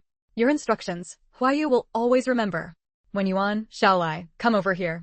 Xiao Zongqi then called over his other 2 disciples. Xia Lai said with a cheeky grin, Master, I thought that after you took on such an outstanding little junior disciple, you'd forgotten about me and senior brother. Truly, only the laughter of the new is heard, while the tears of the old go unnoticed. Your second senior brother has always been like this. You'll get used to it in time. Let me formally introduce you. This is your senior brother, Su Yuan, who specializes in weapons design. Your second senior brother, Xia Lai, works mainly in the aerospace field. Both have achieved a fair amount. This introduction from Xiao Zongqi was quite the humble brag. In his words, Su Yuan and Xia Lai had only achieved a fair amount. Many weapons research projects in the Huaxia military bore Su Yuan's influence, not to mention Xia Lai. Aerospace was still an emerging industry for Huaxia, but those in the know understood that it would undoubtedly become a global focus in the future. As the current lead of Huaxia's aerospace efforts, Xia Lai's future prospects needed no elaboration. Shen Huayu respectfully greeted them. Greetings, senior brother. Greetings, second senior brother. When he said second senior brother, everyone except Xia Lai burst into laughter. Xia Lai, happiness is yours, I have none. The other witnesses present stepped forward to offer their congratulations. Old Xiao, congratulations on taking on such a brilliant apprentice. We old folks are terribly envious. Several equally esteemed old professors said this with a mix of envy and admiration. Anyone with discerning eyes could see that this Shen Huayu was destined to become an unignorable star in Huaxia's scientific endeavors. Xiao Zongqi already had 2 outstanding disciples like Su Yuan and Xia Lai, and now he had Shen Huayu as well. Haha, if your own disciples heard you say that, they'd be upset. Xiao Zongqi was clearly in a good mood, laughing and chatting cheerfully. Old Xiao, I think the other 3 children today were also quite impressive. I'd like to take Xue Xinqi under my wing. Old Yang was also a highly accomplished physicist in the country, and during the competition, he had taken a liking to Xue Xinqi. Having already secured a satisfactory disciple himself, Xiao Zongqi naturally had no reason to stop Old Yang. Xue Xinqi, what do you think? Old Yang hasn't taken on a disciple in quite some time. Not expecting to be valued by someone else, Xue Xinqi naturally wouldn't refuse. He immediately replied excitedly, I am willing to become Old Yang's disciple. Alright, come find me after today, and I will formally accept you as my disciple. Old Yang thought that since Xiao Zongqi had made such a big spectacle of taking on a disciple, his own couldn't fall short. Seeing that Shen Huayu and Xue Xinqi had both gained something, Kong Xingxing and Qin Baolin were left feeling very awkward. But there was nothing they could do. Compared to Shen Huayu and Xue Xinqi, they were far behind. The disciples these professors took on privately held a different status from the students they taught in school. It was like the difference between personal disciples and outer disciples. The former were guided closely at all times, and in the field, you would be linked to your master. The latter simply attended regular classes at the school. Kong Xingxing's eyes welled up with tears. She bit her lip, forcing herself not to cry. Once today was over, her title of prodigy girl would no longer be an honor but a mockery. Thinking of the ridicule she might face, Kong Xingxing turned her tearful eyes toward Xiao Zongqi. They were filled with pleading. What if old Xiao softened? After all, she was just a young girl. But unexpectedly, Xiao Zongqi deliberately avoided her gaze. With no other choice, Kong Xingxing shifted her gaze to the other old professors. Without exception, they all looked away from her. Some in the crowd who witnessed the scene felt uneasy. Actually, Kong Xingxing and Qin Baolin aren't bad. Why not just take them all in? It would be a win-win for everyone. Yeah, the young girl looks like she's about to cry. She seems pitiful. My daughter is about her age. Seeing this, I really can't bear it. Losing is losing, what's with all the fuss? Before she could step forward to say anything, an unexpected voice rang out. Cut that act out. What are you crying for? I can cry too, and I can cry prettier than you. Does that mean I can become a professor's disciple too? Shi Shangyun said loudly. But given her status as a Shi family member, presumably no one dared to say anything. Sure enough, as soon as Shi Shangyun said this, she completely tore away Kong Xingxing's facade. Those who had just spoken up for Kong Xingxing looked a bit embarrassed. They knew these principles well enough. They had just been soft-hearted. The expression on Kong Xingxing's face froze. Should she cry or not? Who is this woman? Why was she so harsh? It's my fault. I'm just upset about not doing well on the exam. I never intended to pressure the professors into taking me as a disciple. I know my limits. Kong Xingxing had no choice but to wipe away her tears and force a smile. She thought the matter would end there, but then Shi Shangyun added, you really have all the words, saying one thing and meaning another, so hypocritical. At this, Kong Xingxing could no longer maintain her fake smile. It seems you have a prejudice against me. With that, Kong Xingxing fell silent. Feng Lingyu was laughing inwardly. An on-site execution, how fitting. Chapter 168, the seat at the head table. Everyone has had a long day today. I've prepared some simple food, so please take your seats. How could someone like Xiao Zongqi not see through Kong Xingxing's little schemes? But she was still young and a girl, so he let it slide to save her face. Since that matter was over, let the banquet begin. Shen Huayu naturally had to sit at the head table with Xiao Zongqi today. Just as everyone was about to take their seats, Xia Lai noticed that his junior brother hadn't sat down yet and asked, Second senior brother, I have a friend who came with me. I naturally can't leave her sitting alone. Shen Huayu said apologetically. What's the big deal? Have your friend come sit with us. It's just one more seat. At such banquets, the seats at the head table were very important. Adding an extra person was truly a favor to him. Shen Huayu had originally planned to give up his seat at the head table to sit with Xiaoyu instead. So Shen Huayu said gratefully to Xia Lai, thank you, second senior brother. All right, it's nothing. Go get your friend. Xia Lai waved his hand dismissively. Feng Lingyu was just being invited to sit by a few middle-aged people who had spoken to her earlier when she saw Shen Huayu walking toward them. Feng Lingyu had only come along today to see the world. Sitting anywhere was fine. She was very surprised to see Shen Huayu approach. Come on, sit with me over there. Shen Huayu smiled gently. Feng Lingyu raised an eyebrow. She wouldn't refuse such a good opportunity. Looks like I'm riding on your coattails today. Soon, Xia Lai saw his junior brother bringing a young girl over. So this was his friend?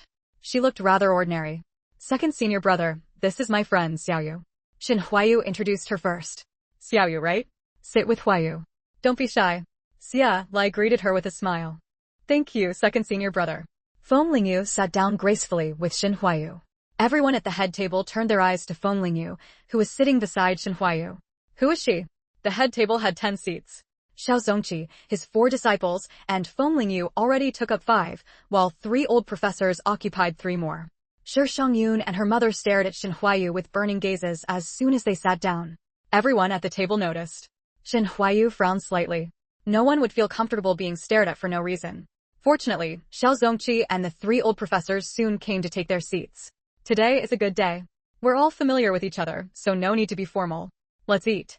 As the host, Xiao Zongqi naturally had to greet the guests first. Suddenly, his gaze fell on the young girl beside Shen Huayu.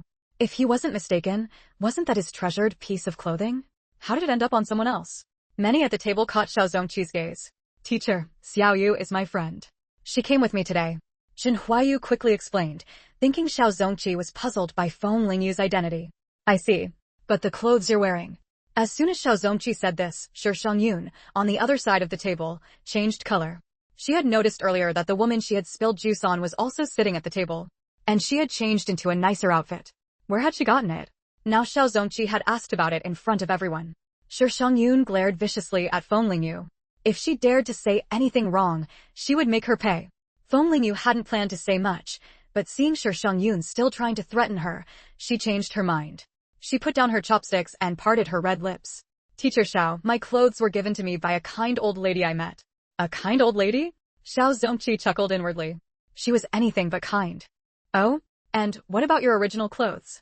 Sensing that Feng Lingyu's words carried a deeper meaning, Xiao Zongqi pressed on. That, you'll have to ask the other young lady at the table. I must have done something to displease her, which led her to pour a glass of juice on me. Feng Lingyu's veiled words pointed directly at Shi Shangyun. After all, the only young women at the table were Feng Lingyu and her. Shen Huayu watched Xiao Yu's sarcastic tone and calmly picked up a dish to put in her bowl. Shi Shangyun hadn't expected Feng Lingyu to actually say it. She was a member of the Shi family, and Shen Huayu's gesture of picking up food for Feng Lingyu made her eyes burn with anger. Just as she was about to speak, He Liling grabbed her arm. Daring to mock her daughter right in front of her, He Liling hadn't expected that either.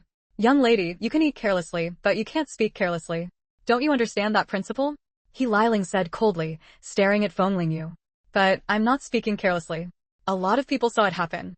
Feng Lingyu blinked her big eyes innocently. Our Shangyun is young and impulsive. Please forgive her. He Liling emphasized the last 4 words heavily. I'm 16 this year. How old is she? Feng Lingyu asked again. He Liling hadn't encountered someone who disregarded her face in a long time, and now she was stuck in an awkward position. This friend of his junior brother's was interesting. He liked her. Where's Xue Xinqi? Old Yang has accepted him as a disciple. Why isn't he sitting at the head table? Has someone taken his seat? He Liling suddenly spoke. Shi Shangyun sneered maliciously. Yeah, look at who's sitting here. Some people should go look in the mirror first. Do you even deserve it? Just as Shen Huayu was about to speak up, Xia Lai cut in. Miss Xiao Yu is junior brother's friend, so of course she can sit at the head table. Xue Xinqi wasn't Xiao Lao's disciple, and Xia Lai had already started to defend his own. Seeing that his disciple was being dragged into it, old Yang had to smooth things over. That's right. Next time I accept Xinqi as my disciple, I'll hold a banquet and he'll definitely sit at the head table. Old Yang's implication was clear. Since this wasn't his own disciple-taking ceremony, there was no need for Xue Xinqi to sit at the head table. Feng Lingyu looked directly at Xiao Zongqi, who only said calmly, just sit there and be at ease. With Xiao Zongqi's support, Feng Lingyu shot a triumphant look at Shi Shangyun. At the same time, she silently thought, get angry, get angry. Chapter 169, Shi Shangyun makes a fool of herself. If her estimate was correct, the drug she had given Shi Shangyun should be taking effect soon. Just as Feng Lingyu had anticipated, Shi Shangyun, accustomed to being domineering, was furious at Feng Lingyu's provocation. She felt a surge of heat rushing through her, but just as she was about to retort, a churning sensation erupted in Shi Shangyun's stomach. You little, before she could finish the word slut, a loud series of pft sounds rang out. Everyone at the table stared at Shi Shangyun in shock, unable to believe what they had just heard.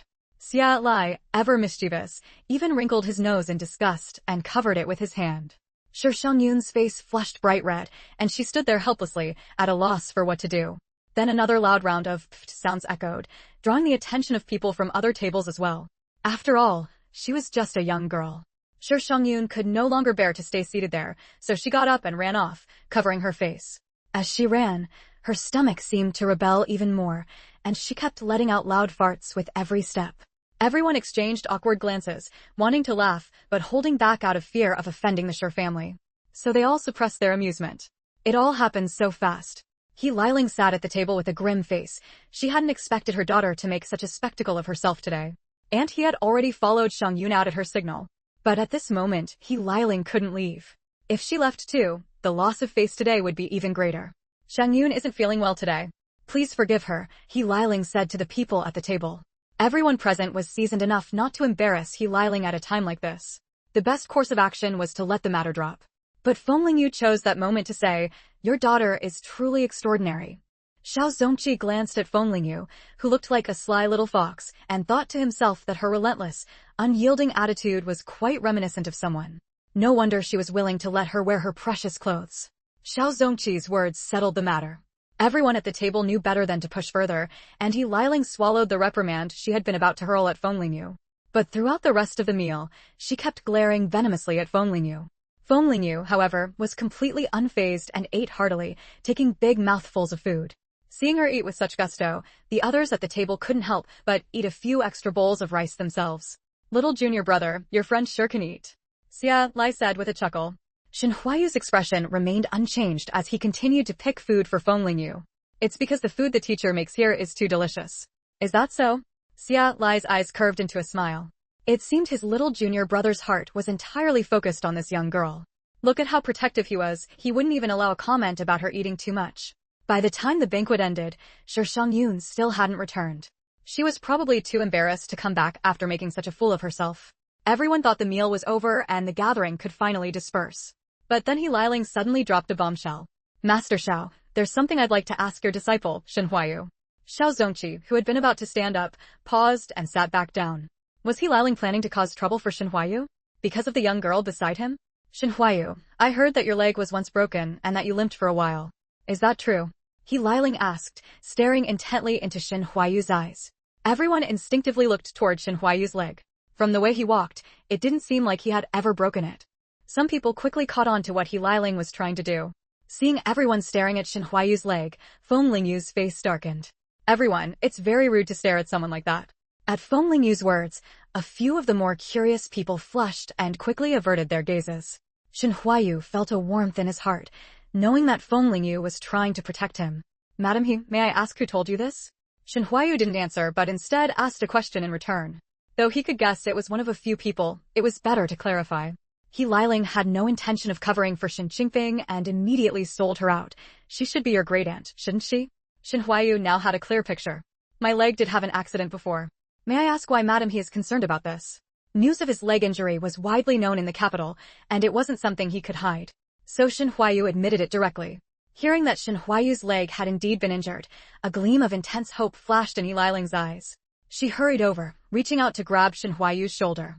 Shen Huayu sidestepped to avoid her touch and said coldly, if you have something to ask, just ask.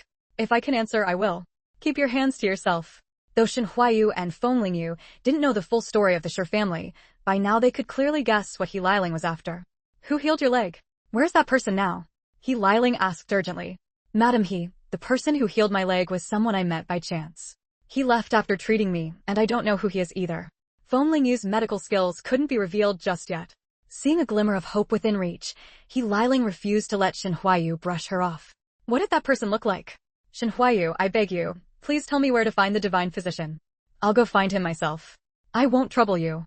Madam He must be asking for her eldest son, Shi Wenhao, right? I heard that Shi Wenhao has been recuperating at home ever since he was injured on the battlefield. It seems his leg is the problem. What a pity, Shi Wenhao used to be such an outstanding young man. Murmurs of sympathy rippled through the crowd.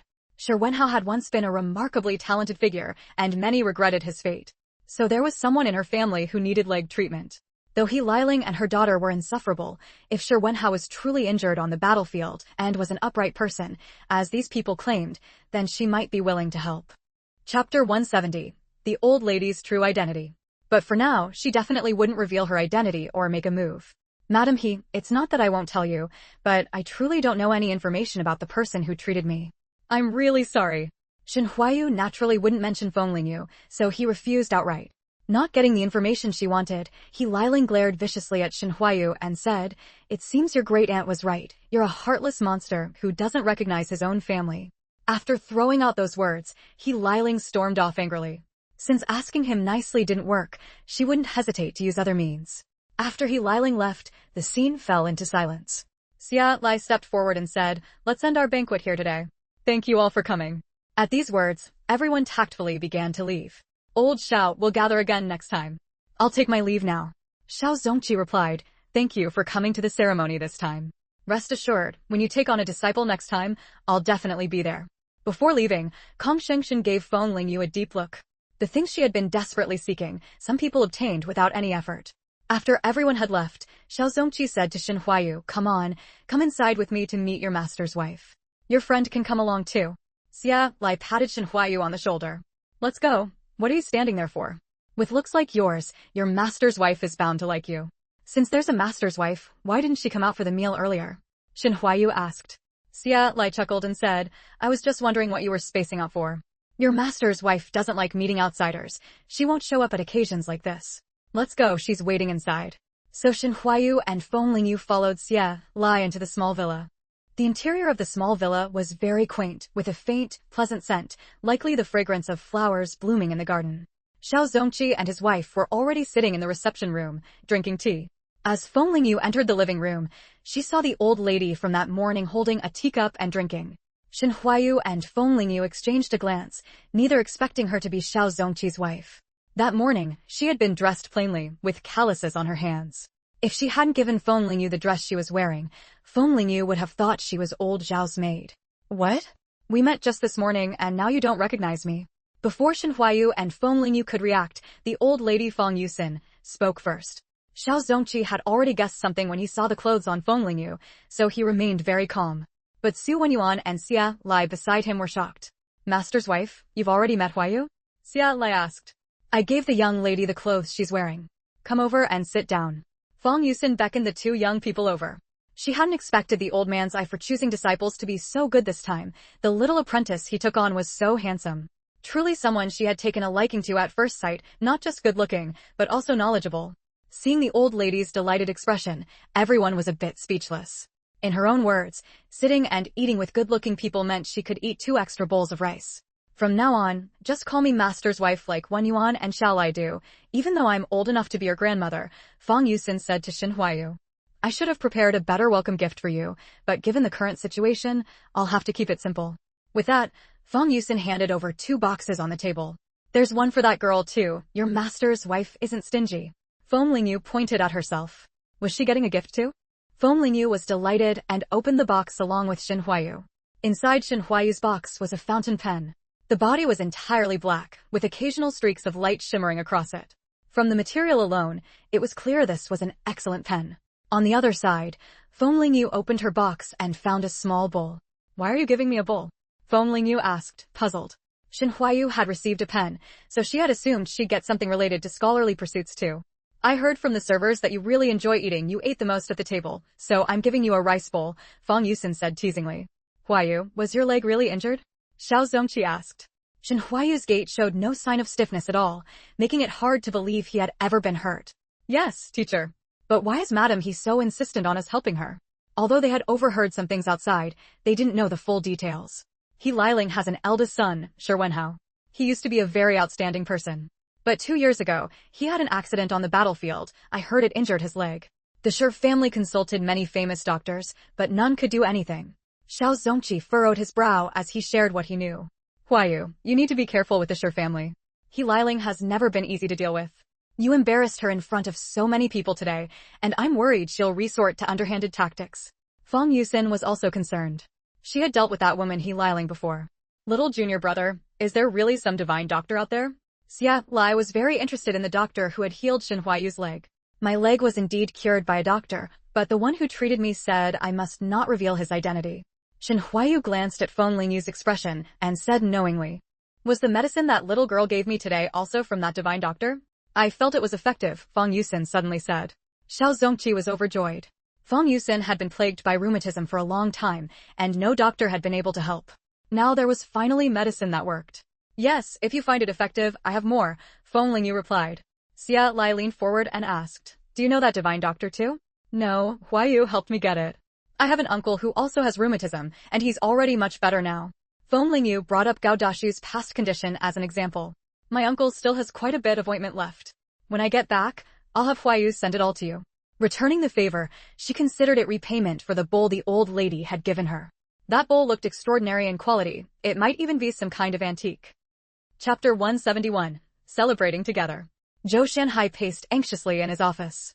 Today was supposed to be the day he accompanied Shen Huayu to meet old Xiao, but he had an important meeting that he couldn't get out of. How is it? Any news? Zhou Shanhai asked his orderly. Yes.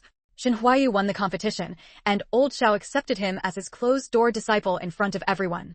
The orderly had just received the news and hurried to tell Zhou Shanhai. Zhou Shanhai was overjoyed. He knew it. Huayu could definitely do it. Bring the things I prepared. Let's go. We're going to see him now. Zhou Shanhai couldn't wait any longer. Huayu had no close elders in the capital, so he had to go and celebrate with him. Shen Huayu's small courtyard was now bustling with activity. Upon hearing that he had successfully become old Zhao's closed-door disciple, Uncle Gao insisted on preparing a proper feast. Now that they knew more people in the capital, it was only right to celebrate. So Uncle Gao, the Wang Minghui siblings, Huiqing, Wei Wuyan and Sang Fu, along with Feng Lingyu and Shen Huayu himself, were all busy in the courtyard. Using the convenience of the black market, they had obtained plenty of chicken, duck, fish, and meat. Feng Lingyu had also pretended to go out and buy alcohol, secretly taking some fine liquor from her space. Just as everyone was bustling about, a knock suddenly sounded at the door. It's fine. I'll get it. Shen Huayu had a pretty good idea who it might be. When he opened the door, he saw Uncle Zhou and his orderly, both carrying things in their hands. Shen Huayu, Uncle Zhou, you're here. Please come in. Zhou Shanhai had expected to find a quiet, cold scene at Huayu's courtyard, but instead, it was incredibly lively. Zhou Shanhai took a look. Well, a whole table full of people. He was momentarily stunned, then strode in with a big laugh. Haha, Huayu, you've already started celebrating? Shen Huayu helped the orderly put down the things. Uncle Zhou, I haven't introduced you yet. These are my elders and friends. This is Uncle Gao, this is Brother Wang and his sister. These two are Xiao Wei and Xiao Seng, and this is Huiqing. Then he introduced Zhou Shanhai to everyone. This is Uncle Zhou. He's also here to celebrate with me. Everyone greeted Zhou Shanhai politely. Regardless, he was a guest, and his status was clearly not ordinary. Zhou Shanhai hadn't expected Huayu to know so many people in the capital.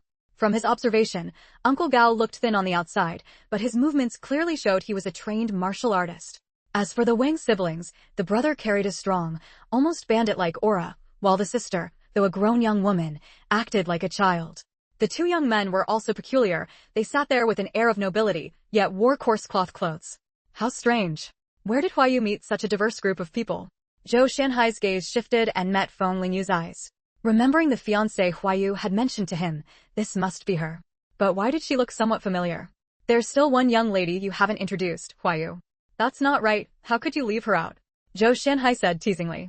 Feng Lingyu's status was different, and Shen Huayu had originally planned to introduce her to Uncle Zhou separately. Being called out by Zhou Shanhai now made him a little embarrassed. Uncle Zhou, this is my fiancée, Feng Lingyu. Hello, Uncle Zhou. Thank you so much for your help in getting me back to the city. Since it was a gathering of friends, Feng Lingyu was dressed very simply. But the plain clothes didn't diminish her beauty. Instead, they made her look like an innocent, naive young girl. So you're Huayu's fiancé. I didn't know I'd be meeting you this time. Next time, I'll make sure to prepare a gift for you. Feng Lingyu didn't refuse, but graciously accepted. Thank you, Uncle Zhou. This made Zhou Shanhai even more satisfied. No wonder she was the fiancé chosen by Huayu's parents. She was so poised. Let's eat. Today, to celebrate Huayu, I've really outdone myself. Hey, wait a moment. We should first toast Huayu. Wei Wuyan raised his glass. He didn't know what kind of liquor Miss Feng had brought out, but the aroma when it was poured into the glass had him craving it. Based on Wei Wuyan's experience from his wild days in Shanghai, he had never seen such good liquor before. Uncle Gao slapped his forehead. That's right. How could I forget? Come. Everyone raise your glasses. Congratulations to Huayu for getting his wish. Congratulations, big brother. Huiqing and Mingrui raised their juice glasses. Congratulations to you. Finally, Feng Lingyu gently clinked her small glass with Shen Huayu's and then elegantly downed her drink in one go. Just as the atmosphere was perfect, Uncle Gao suddenly spoke up. Wait a minute. Uncle Gao, what's wrong? Did one of the dishes forget the salt? Sang Fu said with a smile. You two are only 16. How can you drink alcohol? With that, Uncle Gao took the glasses from Shen Huayu's and Feng Lingyu's hands and considerately replaced them with 2 glasses of juice. Usually, Shen Huayu and Feng Lingyu spoke and acted so maturely that everyone treated them as adults. It made them forget their actual ages. This liquor is really good. Xiaoyu, where did you buy it? Uncle Gao found the liquor Xiaoyu brought back to be exceptionally smooth and mellow. The last time he had such good liquor was when he was still serving the young master. Hearing this, Zhou Shanhai also looked at Feng Lingyu. Men their age liked to have a little drink after a long day's work. In truth, this liquor was matai that Feng Lingyu had stored in her space in her past life. She had stumbled upon a wine cellar and casually collected it all. Today, she had said she was going out to buy alcohol, remembered this, and filled a jar with it. I was just lucky. I happened to meet an old man who wanted to trade some liquor. I smelled it and thought it was good, so I traded for some, Feng Lingyu said, half-truthfully. In those days, buying things was always referred to as trading, so hearing Feng Lingyu say that, everyone knew there was no chance of getting more. Seeing the regret on Uncle Gao's and Zhou Shanhai's faces, Feng Lingyu added, "Don't worry, drink up." I bought several jars. Feng Lingyu thought about the abundance of fruits and grains in her space that she couldn't possibly use up. She could brew her own liquor. And if she added some of the spiritual spring water from her space, the resulting liquor would surely be exceptional. She would keep these fine liquors for herself. Feng Lingyu made up her mind. Chapter 172, Laid to Rest. After eating and drinking his fill, Zhou Shanhai looked at Feng Lingyu's face and felt it was very familiar. Thinking this, Zhou Shanhai asked directly, "What is your relationship with Feng Dingbang?" "He is my father." Feng Lingyu knew that Zhou Shanhai's identity was absolutely trustworthy. There was no need for her to hide her identity in front of him. No wonder, no wonder. "So you're Dingbang's child. I thought you looked so familiar. Back in the army, your parents and Huayu's parents got along very well. It's no surprise they arranged a marriage for the two of you." "I should have thought of it earlier," Zhou Shanhai murmured. "Then why did you go to the countryside?" "As the child of a martyr, you shouldn't have had to go," Zhou Shanhai asked urgently. In truth, Zhou Shanhai had vaguely felt that something was off about Feng Lingyu and her husband's situation, but it had happened suddenly, leaving no traces behind. Later, he heard that the follow-up matters had been handed over to a friend of Feng Dingbang's. "I was sent there by my father." "Uncle Zhou, where are my parents' remains?" This matter had weighed on Feng Lingyu's heart for a long time. Even if there was no intact body, what about some fragments? Zhou Shanhai lowered his eyes. At the scene, there were only a few torn pieces of clothing. "Could it be that my parents are still alive?" Feng Lingyu's eyes lit up, a faint hope stirring in her heart. That was the most advanced landmine at the time, with an extremely wide blast radius and immense power. Survival is basically impossible. When the tragic news came, the army immediately sent many soldiers to search, but nothing was found. Feng Lingyu's spirits sank, and she was immersed in a sorrowful atmosphere. Shen Huayu gently patted Feng Lingyu's back. "No matter what happens, we must always hold on to hope in our hearts." "I'm fine. I just can't wrap my head around it all at once," Feng Lingyu replied softly. Xiao Yue was right. This was already the worst-case scenario. It couldn't get any worse than this. Uncle Gao, thinking of the young master and madam having no remains to bury, was overcome with grief and turned away to cry. How could such good people as the young master and madam have been taken so early? Seeing everyone looking at her and Uncle Gao with concern, Feng Lingyu quickly composed herself. "Today is Huayu's happy day. We should all be joyful and look forward." Feng Lingyu raised her glass and said, "Good. We'll all look forward." Everyone said in unison. "By the way, how did you feel at old Zhao's banquet today?" Zhou Shanhai asked with concern. "It was all fine, except there was a mother and daughter from the Shi family.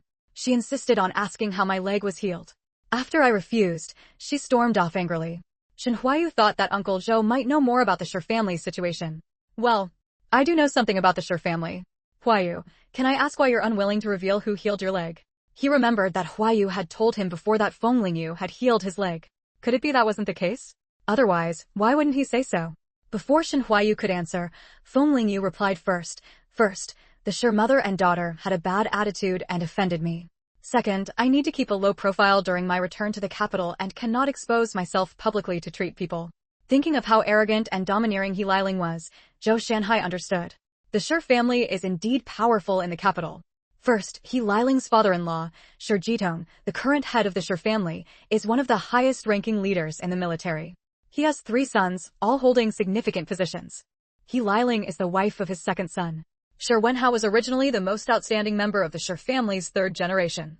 An accident on the battlefield 2 years ago injured his leg, and I've heard he's been in a wheelchair ever since. Thinking of the Shi family's protectiveness, Zhou Shanhai was at a loss. This is troublesome.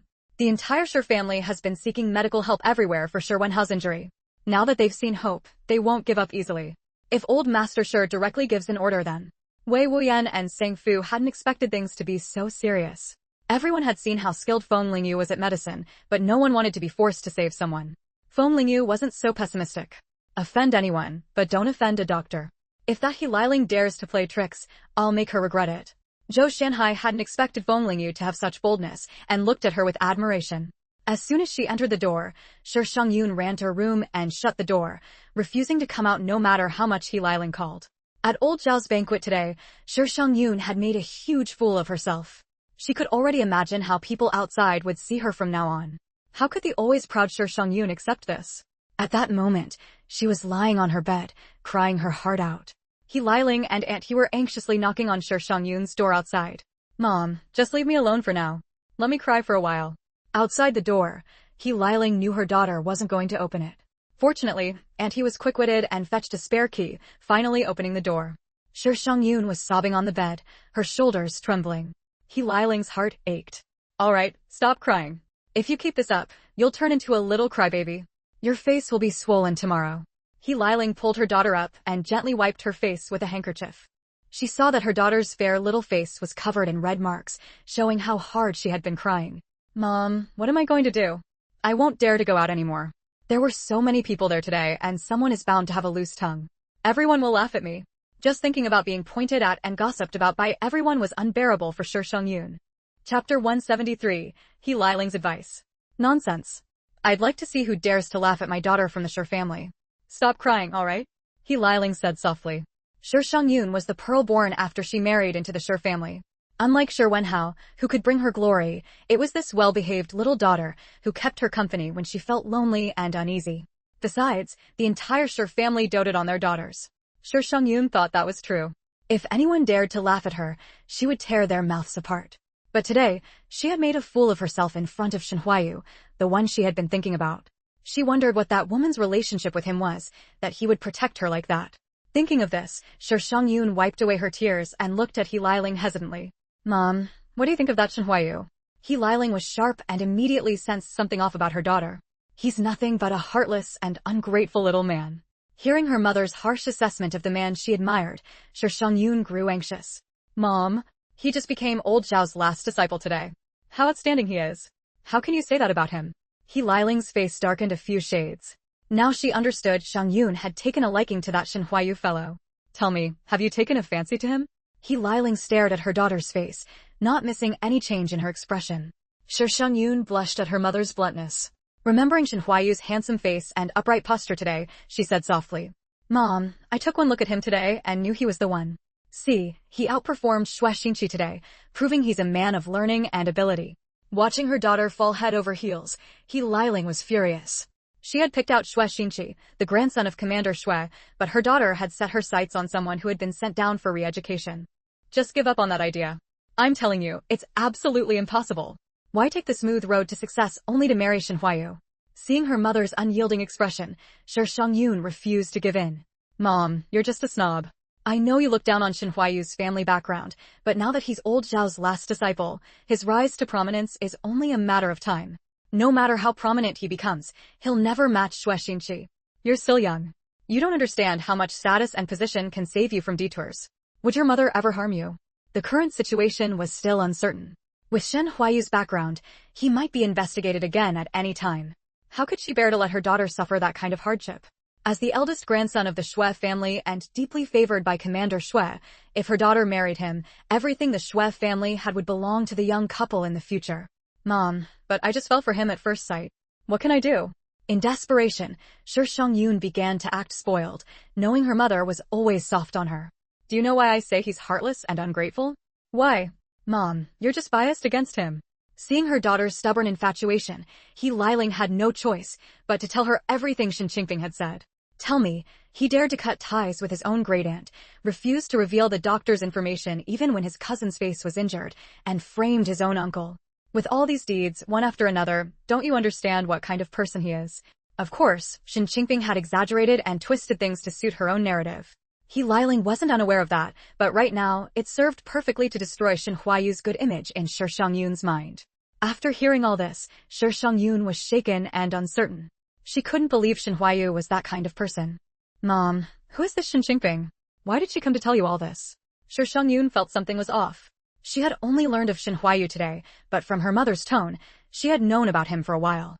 She was your mother's old friend, once the eldest daughter of the Shen family. She's also Shen Huayu's own great-aunt. Do you think her words are credible? He Liling knew her daughter must have been drawn to Shen Huayu's face. "Mom," Shi Shengyun suddenly threw herself into He Liling's arms. Today's blows had been too much for her. First, she had been humiliated in front of so many people, and then she had learned from her mother that the man she admired was such a person. A flash of smugness crossed He Liling's face. She knew her daughter best and knew how to make her give up. All right, you haven't eaten much today. I had Auntie make you a bowl of noodles. Let's go out and eat. Watching her daughter eat heartily, He Liling's eyes were full of affection. Back then, Shin Qingfeng had been the lofty eldest daughter of the Shin family, while she was just the daughter of a servant in the Shin household. The once unattainable pearl of the Shin family had become a piece of mud in the streets, while she was now the glorious daughter-in-law of the Shi family. Shin Qingfeng had been so arrogant back then, insisting on being with a useless man who only had a handsome face. So He Liling wasn't surprised at all that she had fallen to this state. Thinking of how Shin Qingfeng now spoke to her with such groveling humility, He Liling felt a surge of satisfaction. There was nothing more delightful than trampling on someone who once stood high above you. With Shin Qingfeng's example right before her eyes, how could she let her daughter be with a man with no foundation? Although being old Zhao's last disciple was enviable and showed the boy had a promising future, he was still just a researcher at best. How could he compare to a family with real power like the Shui family? Besides, he had been rude to her, showing he had no respect for her at all. How could she feel safe letting Shengyun, her naive and sheltered daughter, marry such a man? Shi Shengyun, eating her noodles in small bites, was also in turmoil. If Shin Huayu was really what her mother said, she should give up. But thinking of how he smiled gently at that detestable woman. Just as mother and daughter were lost in their own thoughts, and his voice startled them awake. He Liling's husband, the second son of the Shi family patriarch, Shi Jiai's, walked through the door. He Liling hurried over to greet him. Jiai's, you're back? Shi Jiai's gave her only a faint glance, let out a soft and went to change clothes. The smile on He Liling's face froze, and her outstretched hand withdrew. She had meant to take his coat from him, but he just walked away without even a glance. She never thought that incident back then would turn out like this. Everyone gave her cold looks. What was the point of living like this? If not for Shengyun, her good daughter, by her side, she would have given up long ago. Shi Jiai's came out after changing clothes, and he brought out the prepared dinner. Dad, Shi Shengyun called softly.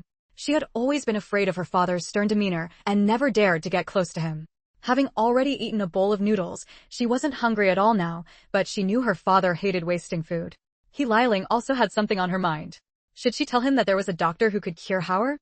Chapter 174. The Storm at the Dinner Table. If she could find a doctor this time who could heal Hauer's leg, would it change everyone's perception of her? He Liling's heart was tangled, but in the end, she decided not to say anything. She would wait until she got the doctor's information from Shin Huayu first.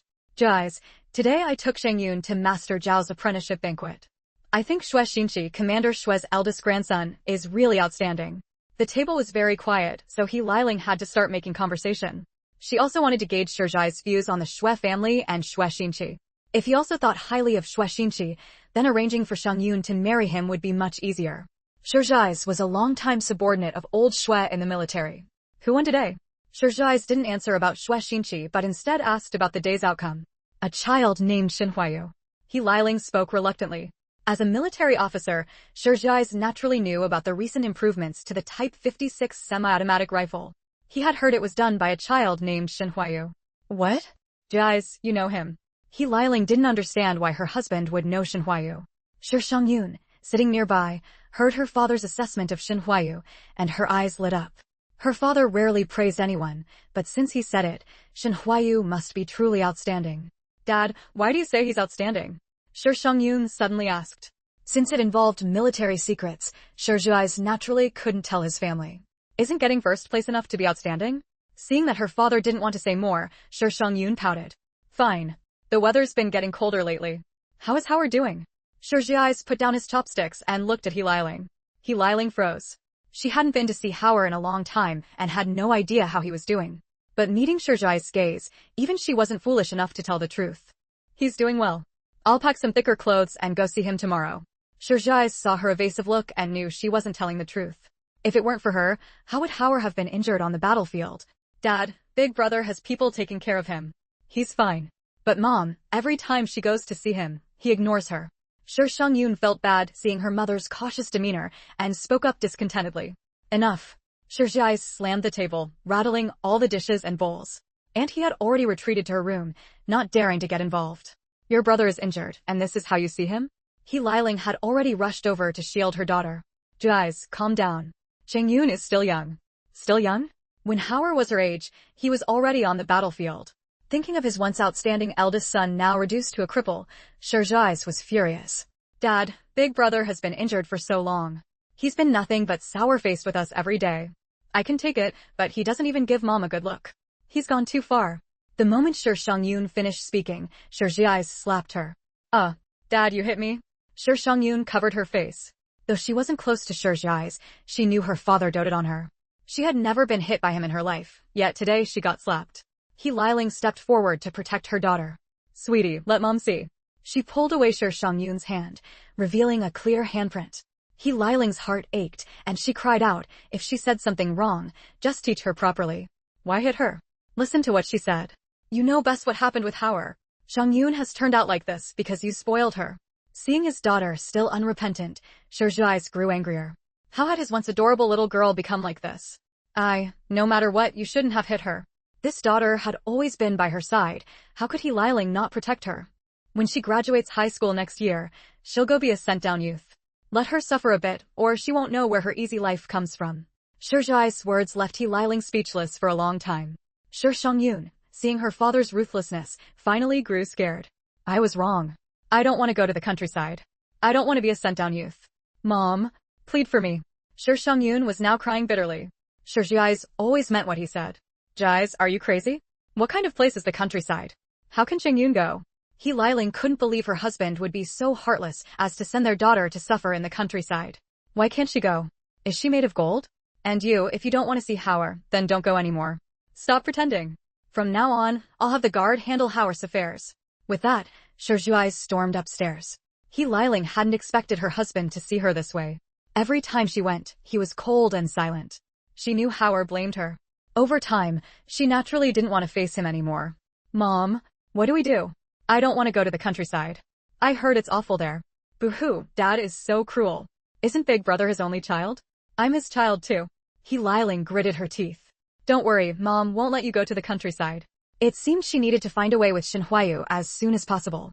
If Howard's leg healed, all problems would be solved. You still have a long time before graduation. Why worry now? With so much time, your father will change his mind.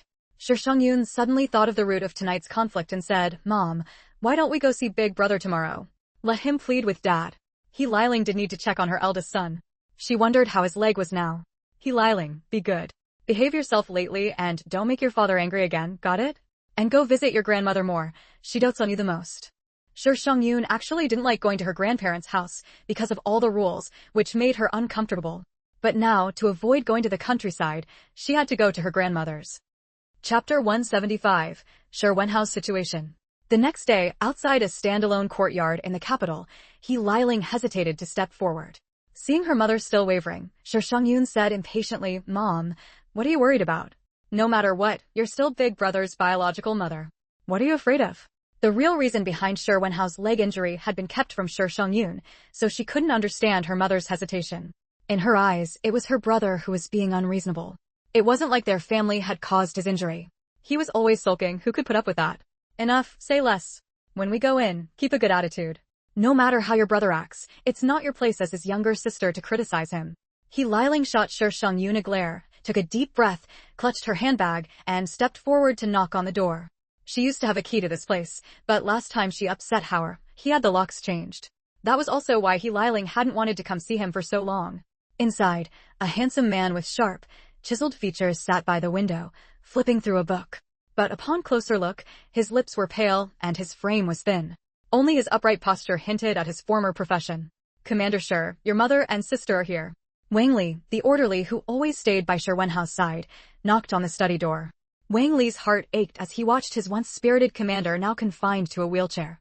Their commander had been the youngest to achieve that rank, with countless military honors. But now, hearing Wang Li's words, Shi Wenhao's expressionless face shifted slightly. Were they here again to ask him to clean up their messes? In his current state, he couldn't help them with much. The house Shi Wenhao now lived in was specially allocated by the military for his recovery. It wasn't large, but it had everything needed. There was even a small courtyard where he could sit and drink tea far better than the cramped conditions most families endured. Mom, Big Brother was living fine at home before. It was convenient for us to take care of him. Why did he have to move here? Honestly. Shi Shangyun looked around the courtyard and couldn't help complaining. It was nice here, but how could it compare to their own apartment? Quiet down for a bit. Have you forgotten why you're here today? He Liling's heart was full of anxiety. She had no time for Shi Shangyun's complaints. Fortunately, Shi Wenhao didn't keep them waiting long. He soon arrived. Seeing Shi Wenhao wheeled out by his orderly, He Liling hesitated for a moment before rushing over with a worried expression. Have you been doing well lately?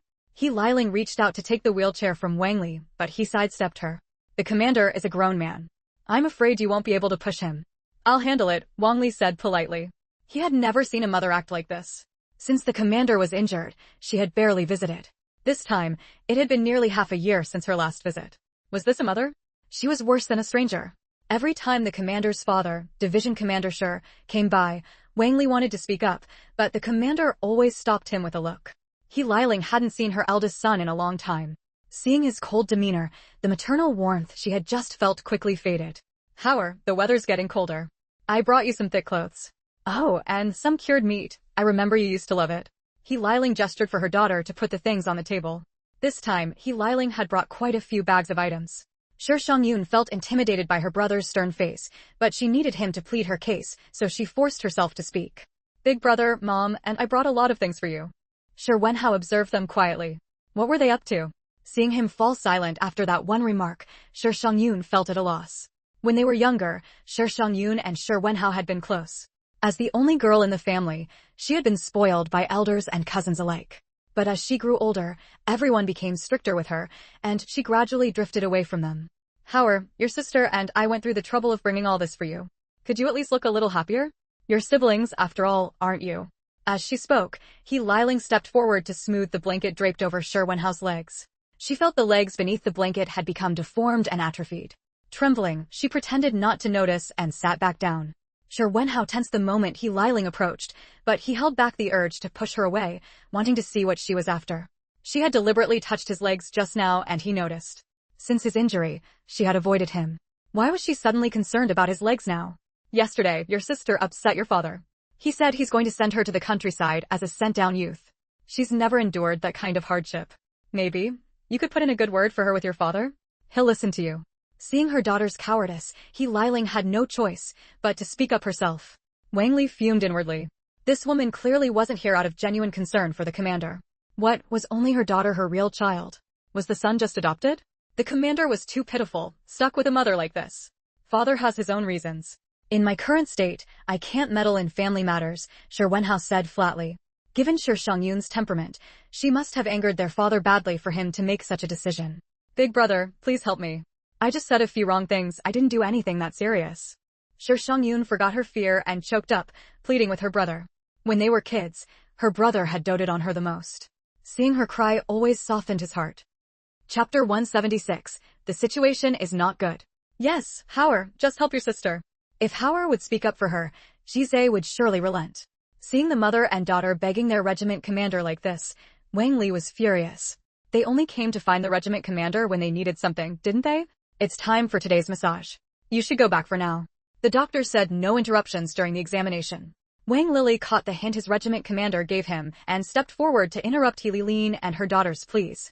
Watching the guard push Shi Wenhao away, He Lilin and Shi Shangyun were stunned. I know you resent me, but Shangyun is your own sister. She hasn't done anything wrong. He Lilin tried to chase after him but was held back by several soldiers at the door. Shi Shangyun also called out, Big brother. Big brother. Mom, how can Big brother be like this? He just left without saying a word. Shi Shangyun was She didn't understand why her mother had to grovel in front of her big brother. Did you take my words as deaf ears? You're not to speak about your big brother. Your matter isn't without room for negotiation. There's still plenty of time. Today was mainly to see your big brother. Since he's fine, let's go back and come again another time.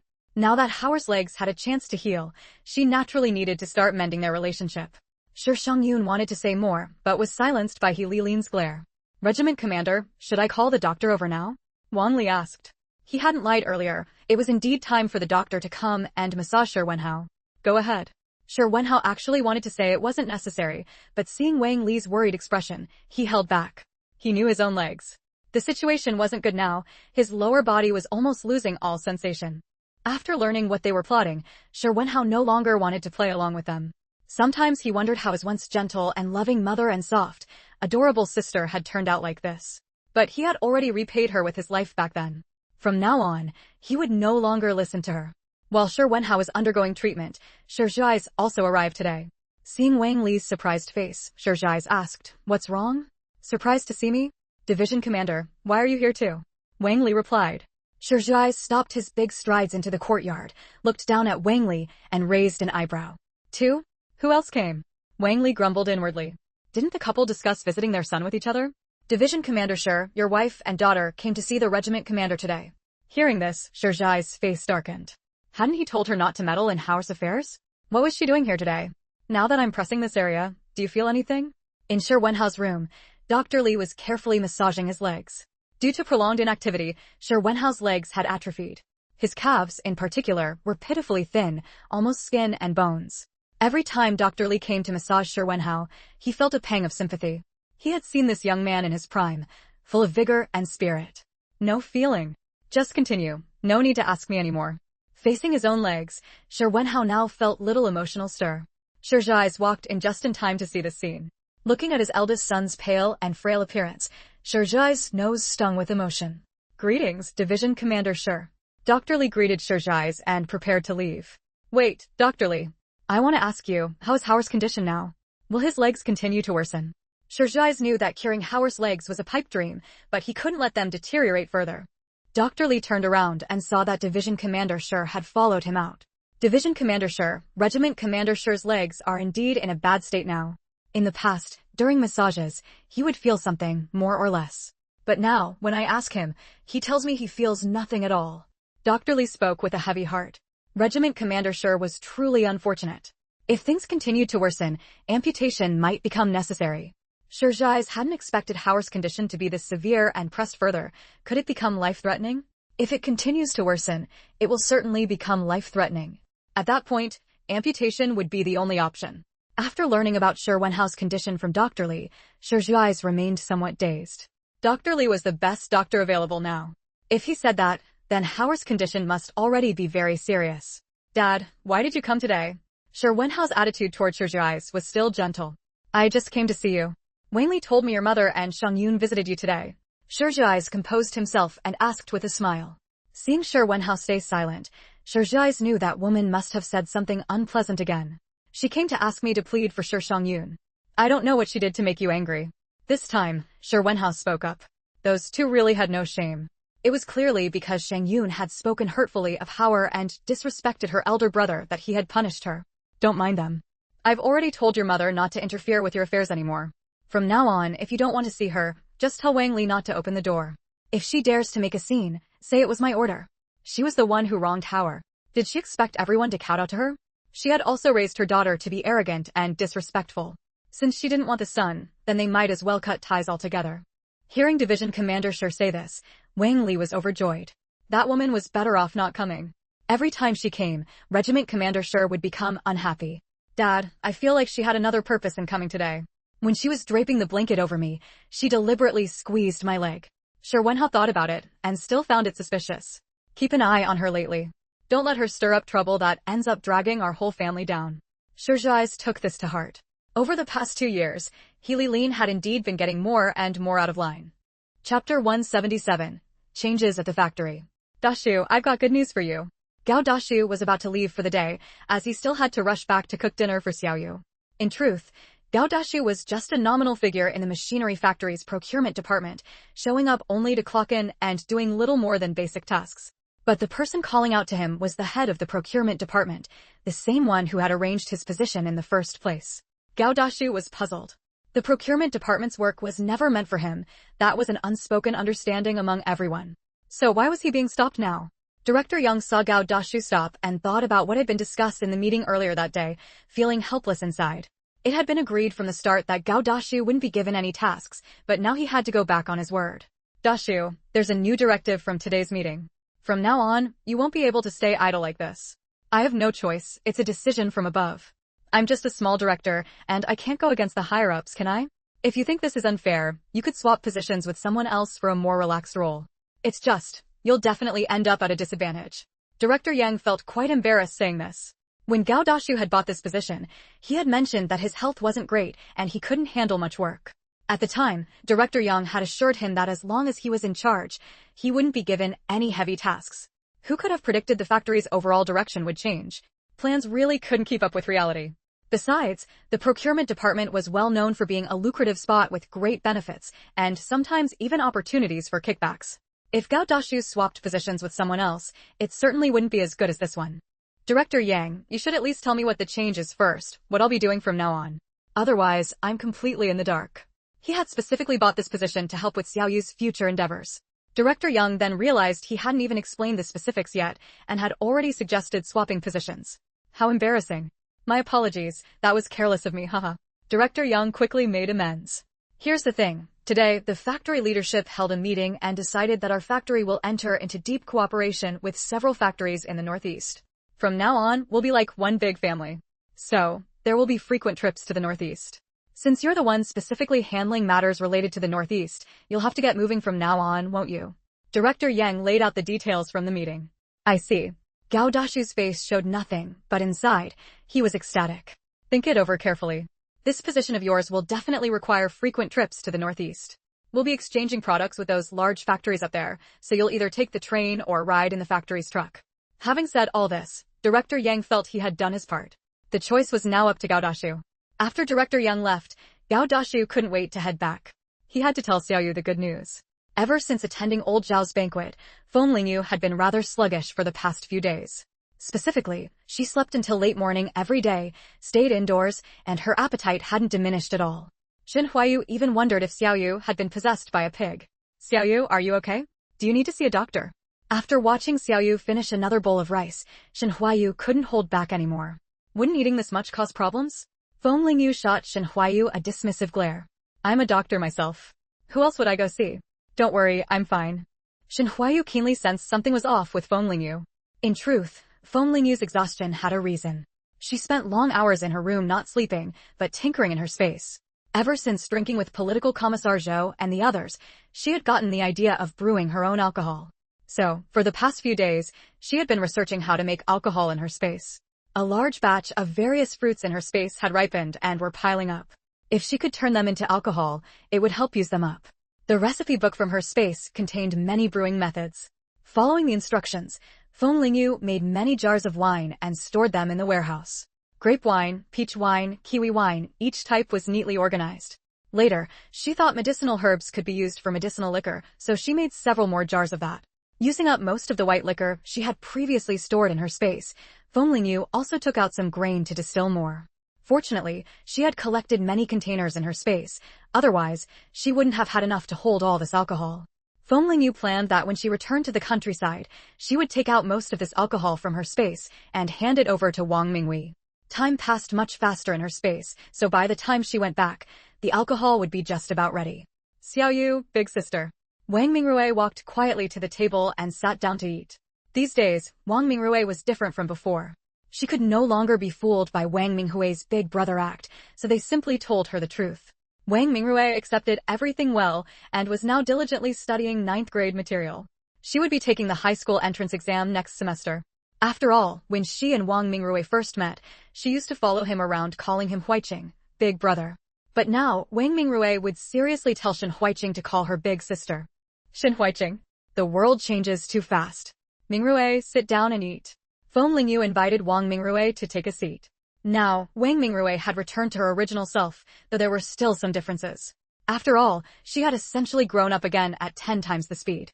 I checked your body yesterday and there's nothing wrong. Do you want to go back to school? Feng Lingyu knew the girl was a bit timid, so she had been studying at home every day. But this couldn't go on. She had to face the familiar people and things from before. Not to force her to remember anything, but to help her learn to adapt. Wang Mingrui knew Xiao Yu, big sister, meant well, but she was still scared. Xiao Yu, big sister, could you come with me? Just this once. Wang Mingrui looked at Feng Lingyu pitifully. Just like before, she admired Feng Lingyu deeply. Besides her brother, Feng Lingyu was the person who made her feel the safest. Chapter 178. Spreading the news of recruitment. Faced with Wang Mingrui's request, Feng Lingyu naturally couldn't refuse. Alright, but just this once, no next time. Feng Lingyu tried to look serious as she spoke to Wang Mingrui. Thank you, Sister Xiao Yu. Wang Mingrui happily began to eat. Seeing Shen Huiqing sitting to the side, still staring at her blankly, she reached out and patted his head. Brother Huiqing, hurry up and eat. Shen Huiqing. He really wasn't used to this yet. Just as everyone in the yard was sitting down to eat, Gao Dashu pushed the door open and came back. You're already eating? I said I'd rush back to cook for you all.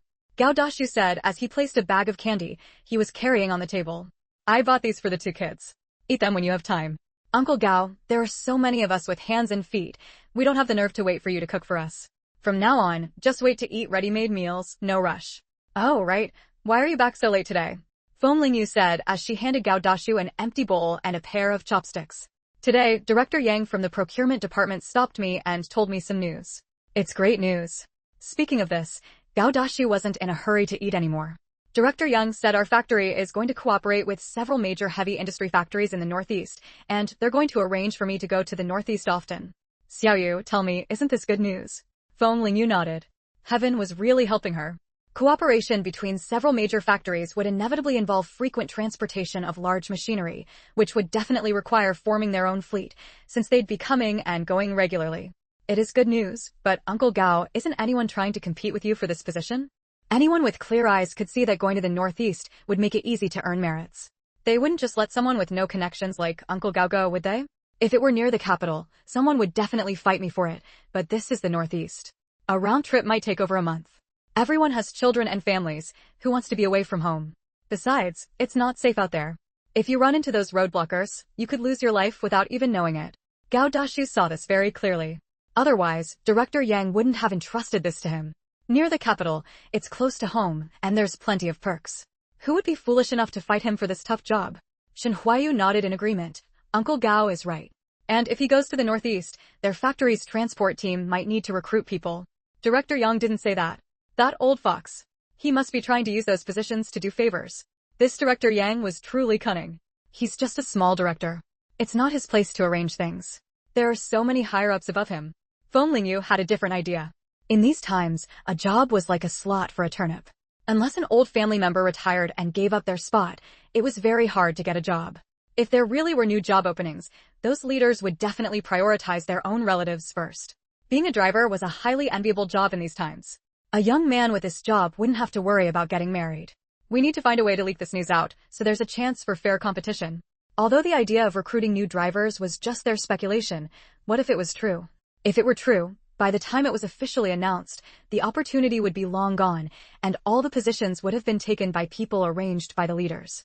If they spread the news, the factory would have to hold an open recruitment for fairness. Then it wouldn't be so easy to pull strings. Xiaoyu, you want to plant your own people in the transport team? Shen Huiyu asked. Feng Lingyu, we must have our own people in the transport team. Otherwise, it's too hard to get anything done. Xiaoyu is right, but how do we get our people in? Even with an open exam, it wouldn't be easy to get in. How could it just so happen to be the people they arranged? Those are details for later. Uncle Gao, let's first find a way to spread the news. Do you know who in the machinery factory is the biggest gossip and could spread the news of the recruitment the fastest? There was no way Uncle Gao could spread it himself. They could just have two of Wang Minghui's men take a walk around the factory's residential area. Gao Dashu thought back and found one person suitable. There is one. A colleague in my office has a mother. She's something else. About 80% of the gossip in our factory comes from her. Then it's settled. Tomorrow I'll have Skinny arrange 2 people to go. Uncle Gao, keep me updated on any changes. If they could really plant their own people, it would be much easier for Feng Lingyu to do things in the future. Shen Huiyu watched as Feng Lingyu arranged everything without batting an eye. This was the first time he had seen Xiaoyu like this. No wonder so many people were willing to follow her. She had an ability that inspired trust. All right, don't worry. I'll keep a close watch. With the matters settled, Feng Lingyu urged Uncle Gao to eat quickly. Uncle Gao was late today, so the meal was cooked by Feng Lingyu and Shen Huiyu. If Wang Mingrui hadn't had her accident, there would have been a great cook at home. But given her current condition, Feng Lingyu didn't let her help. Just simple home-cooked food, Uncle Gao. Make do with it. My cooking definitely can't compare to Mingrui's. Feng Lingyu teased. Wang Mingrui didn't expect the topic to turn to her. She looked confused. Was my cooking really good before? Of course. You were a great chef. It's a pity you've forgotten now. Saying this, Feng Lingyu felt very regretful. She hadn't even gotten to eat Mingrui's good cooking since she came back.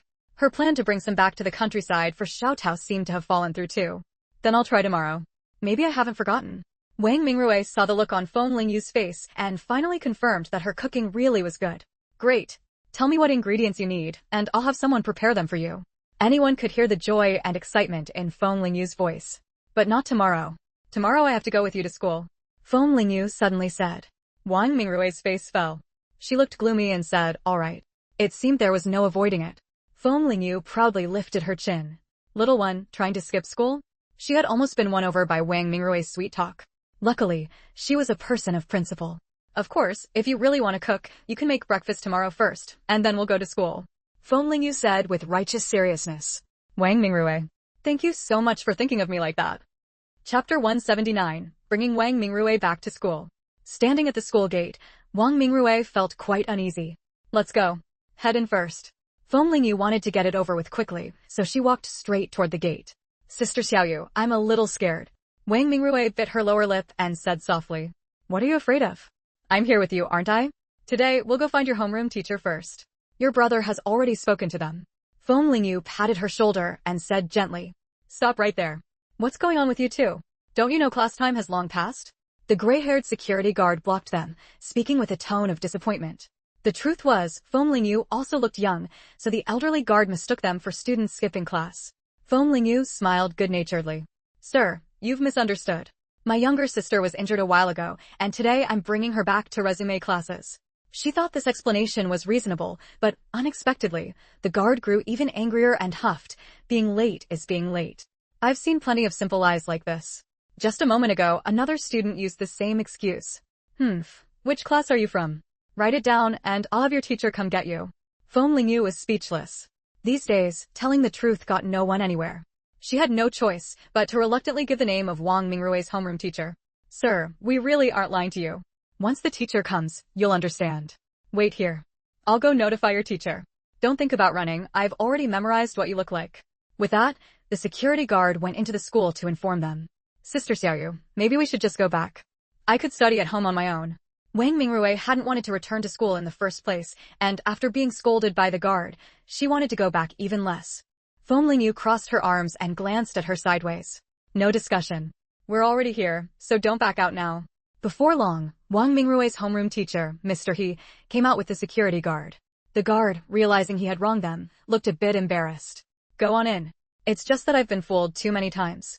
My apologies. The guard was only doing his duty, so Feng Lingyu naturally wouldn't hold it against him. When Mr. He saw Wang Mingrui's bright eyes, he exclaimed in surprise, Mingrui, it's so good to see you're okay.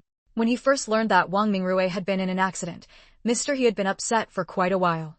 Wang Mingrui had excellent grades in class. Barring any mishaps, she was sure to get into high school. But not long after, the police came to the school, saying that Wang Mingrui had been harmed on the orders of Yan Lily, a classmate. He was shocked. He thought it was all over, but now Wang Mingrui was standing before him, perfectly fine. Mingrui, you haven't been to class for a while. From now on, you need to study hard and catch up on what you've missed. Mr. He didn't yet know that Wang Mingrui had lost her memory of the past, so he was puzzled by her distant smile. Even if they hadn't seen each other for a while, it shouldn't be this awkward. Just then, Feng Lingyu, who had been staying in the background, spoke up. Mr. He, Mingrui injured her head and can't remember anything from before. Please bear with her, she's not ignoring you on purpose. Mr. He finally understood, but he hesitated. In that case, can Wang Mingrui keep up with the class if she returns to school? After all, she had a head injury and lost her memory. What if she had forgotten everything she had learned before? The high school entrance exam was just around the corner. Don't worry about that, Mr. He. Mingrui still has an impression of the knowledge she learned before. We've been having her study at home. Feng Lingyu replied calmly. Mr. He then noticed that the person he had been talking to was a young girl who didn't look much older than Wang Mingrui. I'm a relative of hers, like an older sister. Her brother was busy today, so he asked me to bring her back to school. I see. Come with me to the office first. There are some procedures to complete for her to return to class. Also, I've prepared a test for her. If she does well, she can continue in the 9th grade. If not, she'll have to repeat the year. Mr. He meant well for Wang Mingrui, as falling behind would just be a waste of time. Feng Lingyu had already tested Wang Mingrui's level and knew she could handle 9th grade. Besides, a couple of days ago, Shen Huayu, having nothing better to do, had given her some guidance. After the paperwork was done, Wang Mingrui sat in the office and began working on the test. Thinking about how confident Sister Xiaoyu had been in her, Wang Mingrui sat up straight and focused completely. Seeing that Wang Mingrui was answering well, Mr. He had a good idea of her level. It seemed her sister hadn't lied to him. What surprised Mr. He was that when Wang Mingrui finished the test and he graded it, he found it was all correct. How could she be smarter after a head injury? Mr. He marveled to himself. All correct. At this rate, I'm sure Wang Mingrui will get into high school. Mr. He couldn't contain his excitement. In contrast, Feng Lingyu and Wang Mingrui were both calm, as if they had expected it. So, will Wang Mingrui continue to board at school? Mr. He asked hesitantly. He knew that the last incident had apparently started with a conflict in the dormitory. Wang Mingrui also looked at Feng Lingyu pleadingly. She didn't want to board. No, she won't. Someone will pick her up every day from now on. Don't worry, teacher. Seeing Mr. He's awkward expression, Feng Lingyu added, mainly because she doesn't remember anything now, so staying at home will make her feel more secure. The main reason was that the last incident had partly been due to lax school management, and he was afraid the parents might blame him. In that case, since Wang Mingrui's things from the dormitory haven't been collected since the accident, you can take them home today. I can see she's still a bit uncomfortable, so let her have today to adjust. She can start formal classes tomorrow. Mr. He's arrangement was reasonable, so Feng Lingyu took Wang Mingrui to the dormitory to pick up her belongings. Chapter 180, A Guilty Conscience Leads to Open Robbery. Actually, according to Feng Lingyu's thoughts, she didn't want those bedding items, since they had been sitting there for so long. But in this era, even a scrap of cloth was saved for patching up other clothes, let alone bedding. Just as teacher he was leading Feng Lingyu and Wang Mingrui to the dormitory, some people got wind of it and erupted into chaos. Oh no, I think I just saw teacher he walking Wang Mingrui around the school, a woman said, rushing back to the classroom and speaking to a few people. Immediately, the group sitting around was filled with doubt and unease. How's that possible? Wasn't she almost crushed to death? Another woman in a floral shirt said, lowering her voice deliberately. I think I saw them heading toward the dormitory. Could they be going to get something? We should go back to the dormitory and check. Just sitting here won't help. Are they all skipping class together? Are they crazy? Someone in the know shook their head and said, maybe they have a guilty conscience about something. Just as teacher he was about to enter the dormitory with the others, he saw a few of his students running over, out of breath. What are you doing? Don't you have class? Teacher he scolded with a dark face. We heard that classmate Wang Mingrui was back, so we came to see. The others exchanged glances and chimed in, yeah, we all came to check on her. Hearing this, teacher he's expression softened a bit. You should go back. Class is the most important. These girls were the ones who had shared a dormitory with Wang Mingrui before. Ever since the incident with Yan Lily and Wang Mingrui came to light, only these four were left in the room. Is that so? The girl who asked had a stiff face and the others didn't look much better. Feng Lingyu took in the whole scene and had a good idea of what was going on. Go back to class now. There's nothing for you here, teacher he said, reaching for the dormitory door. Teacher he, we will come clean. Since Wang Mingrui hasn't been here for a long time, we used her things. Gritting their teeth, the girls finally confessed. Otherwise, it would be even more awkward when teacher he opened the door and found out. What? Teacher he was furious. He had actually thought they came to see Wang Mingrui out of concern. Turns out they had used her belongings and rushed over out of guilt. Teacher, he felt both ashamed and angry and couldn't help but glance at Feng Lingyu. It's too early to say anything now.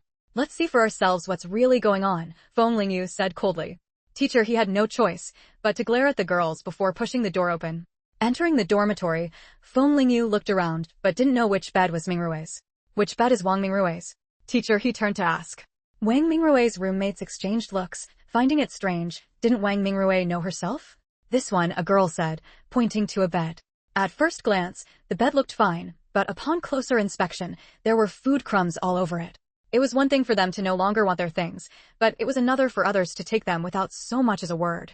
Later, when they heard Wang Mingrui was critically injured and near death, they assumed she wouldn't make it. And since her family never came to collect her belongings, they grew bolder. They clung to the hope that her family had simply forgotten. Besides, Wang Mingrui's things were all of excellent quality, some they had never seen before, and they had even fought over dividing them. Seeing that they wouldn't answer, teacher he had to speak up himself. They just made a bad decision. The bedding can be washed, and it'll be fine. Teacher he genuinely believed washing the quilt would make it usable again. Feng Lingyu knew she couldn't argue certain points with people of this era, so she dropped the bedding issue. Don't jump to conclusions so soon, teacher he. What about the other things? If they used the bedding, they must have used other stuff too. I don't believe otherwise. What else did you take from her? Spill it all. Teacher he said darkly. He had lost a lot of face today. These girls had terrible character. Just as one girl was about to speak, the one in the floral shirt grabbed her arm. Classmate Wang Mingrui knows best what she had. Let her say it herself. She had been watching Wang Mingrui closely and noticed her expression was off. She looked at them as if they were strangers. Something was very wrong. Teacher, he hadn't expected his student to be so cunning. Wang Mingrui had lost her memory. She couldn't remember what she owned. Feng Lingyu gave the floral shirt a knowing smile. Did she think that just because Feng Lingyu didn't know what was there, she couldn't do anything about it? The floral shirt felt guilty under Feng Lingyu's gaze, but forced herself to stay calm. Mingrui, why don't you check and see what you're missing? Wang Mingrui was surprised that Sister Xiaoyu would ask her to do that, but she didn't remember anything. Teacher, he also had no idea what Feng Lingyu was planning. Wang Mingrui searched through her bedding thoroughly and found it even dirtier than she had imagined. There were even specks of blood on the quilt. Soon, her attention was drawn to a small box at the foot of the bed, which clearly had marks of being pried open. Sister Xiaoyu, someone broke open my box. There's nothing left inside. Since the box had a lock, whatever was inside must have been valuable. The lock on this box was smashed open, huh? This is the first time I've seen people take things like this. Even bandits would be ashamed of your behavior. Feng Lingyu didn't spare the girls any face. Given how much Wang Mingwei doted on his sister, he must have given her good things. A casual, we use them, wouldn't let them off that easily. There was no such thing as a free pass in this world. Teacher, he hadn't expected them to go so far as to break open a box. He was both anxious and furious. Chapter 181. Compensation at full price. Aren't you going to speak up quickly? What exactly did you take from Wang Mingrui? Teacher, he wished he could rush over and ask these girls what was in their heads. Was it really that easy to take someone else's things? It's nothing, just some snacks. Anyway, since she hasn't been here for so long, they would have gone bad just sitting there, the girl in the floral shirt said with conviction. Feng Lingyu swept her eyes over the box and clearly saw some chocolate crumbs inside. Chocolate is a precious item that requires foreign exchange coupons, very hard to come by, yet in your mouth, it's just ordinary food? Alright, since you won't be honest, we'll call the police. Then everything you've used will be compensated at full price. Mingrui's sister, don't rush to call the police. Rest assured, I'll make sure they return everything.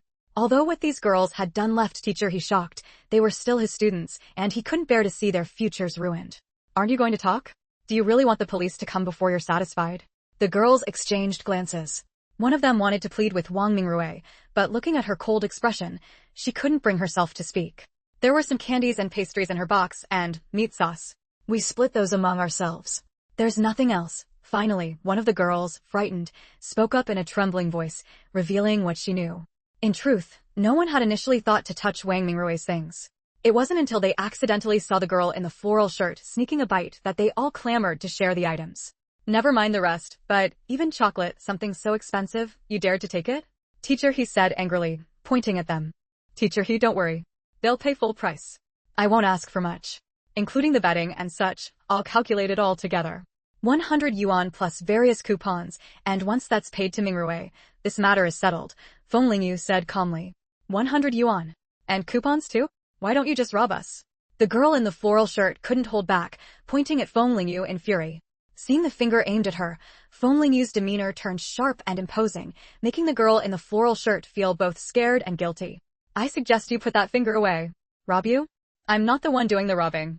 Teacher Feng also thought 100 yuan was a bit much. His own monthly salary as a teacher was only a little over 20 yuan. Isn't 100 yuan a bit too much? Teacher, he looked at Feng Lingyu pleadingly. Too much? Do you even know how much the chocolate alone is worth? Do you know how hard it is to get foreign exchange coupons? 100 yuan is already letting you off easy. The four of you, 25 yuan each, plus cloth and cotton coupons. Feng Lingyu didn't ask for foreign exchange coupons, knowing full well that these people couldn't produce them. Seeing that teacher he wasn't defending them anymore, the girls grew anxious. 25 yuan was a lot. If they really had to pay that much, their families would skin them alive when they got home. 25 yuan is really too much. I don't have that much money. And I can wash the blanket and give it back. Besides, the blanket thing has nothing to do with us three, it was all her doing. The girl speaking pointed at the one in the floral shirt, and the other two chimed in agreement. They had only shared the things from Wang Mingrui's box. It was the girl in the floral shirt who had made an excuse about not wanting to sleep on the top bunk and had taken over Wang Mingrui's bed. The girl in the floral shirt, seeing the blame shift to her, flew into a rage. Oh great. Now you're all pushing it onto me? Then why don't you mention taking Wang Mingrui's thermos and wash basin home? So there were those things too. Feng Lingyu smiled and said, thanks for the reminder. Those items also need to be compensated at full price. Teacher he, I'll trouble you to handle the money collection. If Mingrue doesn't receive the compensation by the time she gets back from school tomorrow, I'll go straight to the police. Teacher, he nodded bitterly. Don't worry. They'll definitely be punished for taking someone else's things. If they don't pay up, they'll face expulsion. In that case, Mingrue and I will be going now. She'll come to class on time tomorrow. We don't want the things in the dormitory anymore. For Feng Lingyu, this was still a good deal. After all, she hadn't planned on keeping those things anyway, and now she was getting some money back. No loss. Just as Feng Lingyu and Wang Mingrue were about to leave the dormitory, the girl in the floral shirt suddenly shouted. Wang Mingrue, Huang Xiaoxia got expelled because of you, and now her mother is marrying her off to an old bachelor. This is all your fault. She was your best friend, don't you feel any guilt? Back when Wang Mingrue got into trouble and Yan Lily was caught, it had all been within Huang Xiaoxia's expectations. It was all her scheme. She had thought that with Yan Lily as the scapegoat, she could rest easy. But not long after, Wang Mingwei traced it back to Huang Xiaoxia. Huang Xiaoxia paid the price. Not only was she expelled, but her mother sold her off to pay off her brother's gambling debts. The girl in the floral shirt said this to make Wang Mingrue feel bad, but she didn't know that Wang Mingrue had lost her memory. Moreover, given Wang Mingrue's personality, even without memory loss, she wouldn't feel upset over someone who tried to harm her. Oh, just make sure you pay up, Wang Mingrue replied flatly, then left with Feng Lingyu. After settling Wang Mingrue's matter, Feng Lingyu began working on Uncle Gao's side of things. Last time, Feng Lingyu had arranged for 2 people to spread the news about the recruitment drive in the machinery factory's residential area, and the effect was significant. Now, basically everyone in the machinery factory knew about it. This infuriated several top leaders at the factory. Which loose-lipped person had leaked the news? Originally, the leaders had privately divided up the slots among themselves, waiting to arrange for their own relatives to take the positions. Now the news was out in the open. Director Yang was also puzzled. How had word of the recruitment spread overnight? Old Gao, where do you think this news came from? Director Yang asked, seeing Gao Dashu sitting leisurely in his seat sipping tea. Old Gao's life was too comfortable, working was like playing. Director Yang envied him. But once things were settled in the Northeast, it wouldn't be so easy anymore. How would I know? But being a driver is a stable job, Director Yang. Your nephew could give it a try, Gao Dashu said with a smile. Director Yang's eyes flickered as he mulled it over. His nephew was currently struggling to find a job. It really was worth a shot. Chapter 182, Training Ground Farce. Soon, the machinery factory issued a notice announcing the public recruitment of 6 drivers. For a time, the factory was in turmoil, everyone scrambling for these positions. After all, in these times, every family had many children. With only 2 job slots for parents, it was never fair to everyone, and some children always ended up without work. Now that a rare public recruitment opportunity had come up, and for such a good position as a driver, everyone was pulling out all the stops to curry favor. Even Director Yang had sent gifts to the leadership for his own nephew. Xiaoyu, the news has spread widely. We guessed right, the factory really is hiring drivers. Gao Dashu gulped down 2 big mouthfuls of water. He had rushed back as soon as he got the news at the factory. Uncle Gao, slow down. The recruitment isn't starting today, so why rush? Don't wear yourself out. Feng Lingyu looked at Gao Dashu with concern, speaking softly as she watched him panting. I know my own body well enough. Now that the news is out, I expect everyone in the factory who meets the conditions will apply. Xiaoyu, how do you plan to get your people in? The factory will definitely prioritize employees' children, since they're insiders. Gao Dashu felt this wouldn't be easy to pull off. When selecting drivers, what's the most important thing? Feng Lingyu looked up at Gao Dashu and asked. Well, naturally, it's driving skill. Gao Dashu hesitated before answering. Feng Lingyu smiled confidently. I had Brother Wang arrange for people to learn driving long ago. I spent a considerable sum, and I also hired a teacher to teach them the theoretical knowledge of vehicle repair. If they still can't pass after all that, they'd be as stupid as pigs. Gao Dashu hadn't expected Xiaoyu to have made arrangements so early. But, Xiaoyu, you still need to choose your candidates carefully. If someone leaks information, it could be very bad for you. Uncle Gao, rest assured. I wouldn't make such a low-level mistake. The people I selected were all personally chosen by Brother Wang. They're all trustworthy. And, even if worst comes to worst, they have families to consider. The rest of her words faded into the air, but Gao Dashu understood what Feng Lingyu meant. Since you've already planned it out, I won't say more. This time, they're selecting 6 people, probably 2 per vehicle, taking turns driving. Xiaoyu, how many of your people do you plan to get in this time? Feng Lingyu's eyes sparkled as she replied seriously, naturally, all 6. It's more convenient if everyone is our people. When I was a sent-down youth in Qingshan village, I realized the local products there were incredibly abundant. If we could regularly trade with the capital, it would be a huge fortune. Not to mention anything else, the Northeast has precious medicinal herbs and mountain delicacies, things that are scarce here in the capital. I hope this goes smoothly. Gao Dashu also thought it held great potential. Uncle Gao, why don't we go check on the training of the selected candidates? Feng Lingyu suddenly suggested. Since Uncle Gao was worried, they might as well see the situation firsthand. So, with nothing else to do, Feng Lingyu and Uncle Gao headed to the training ground Wang Ming we had set up. Unexpectedly, as soon as they arrived, they heard a commotion. Someone who recognized Feng Lingyu broke out in a cold sweat. The term Miss Feng was like a taboo, instantly silencing the noisy scene.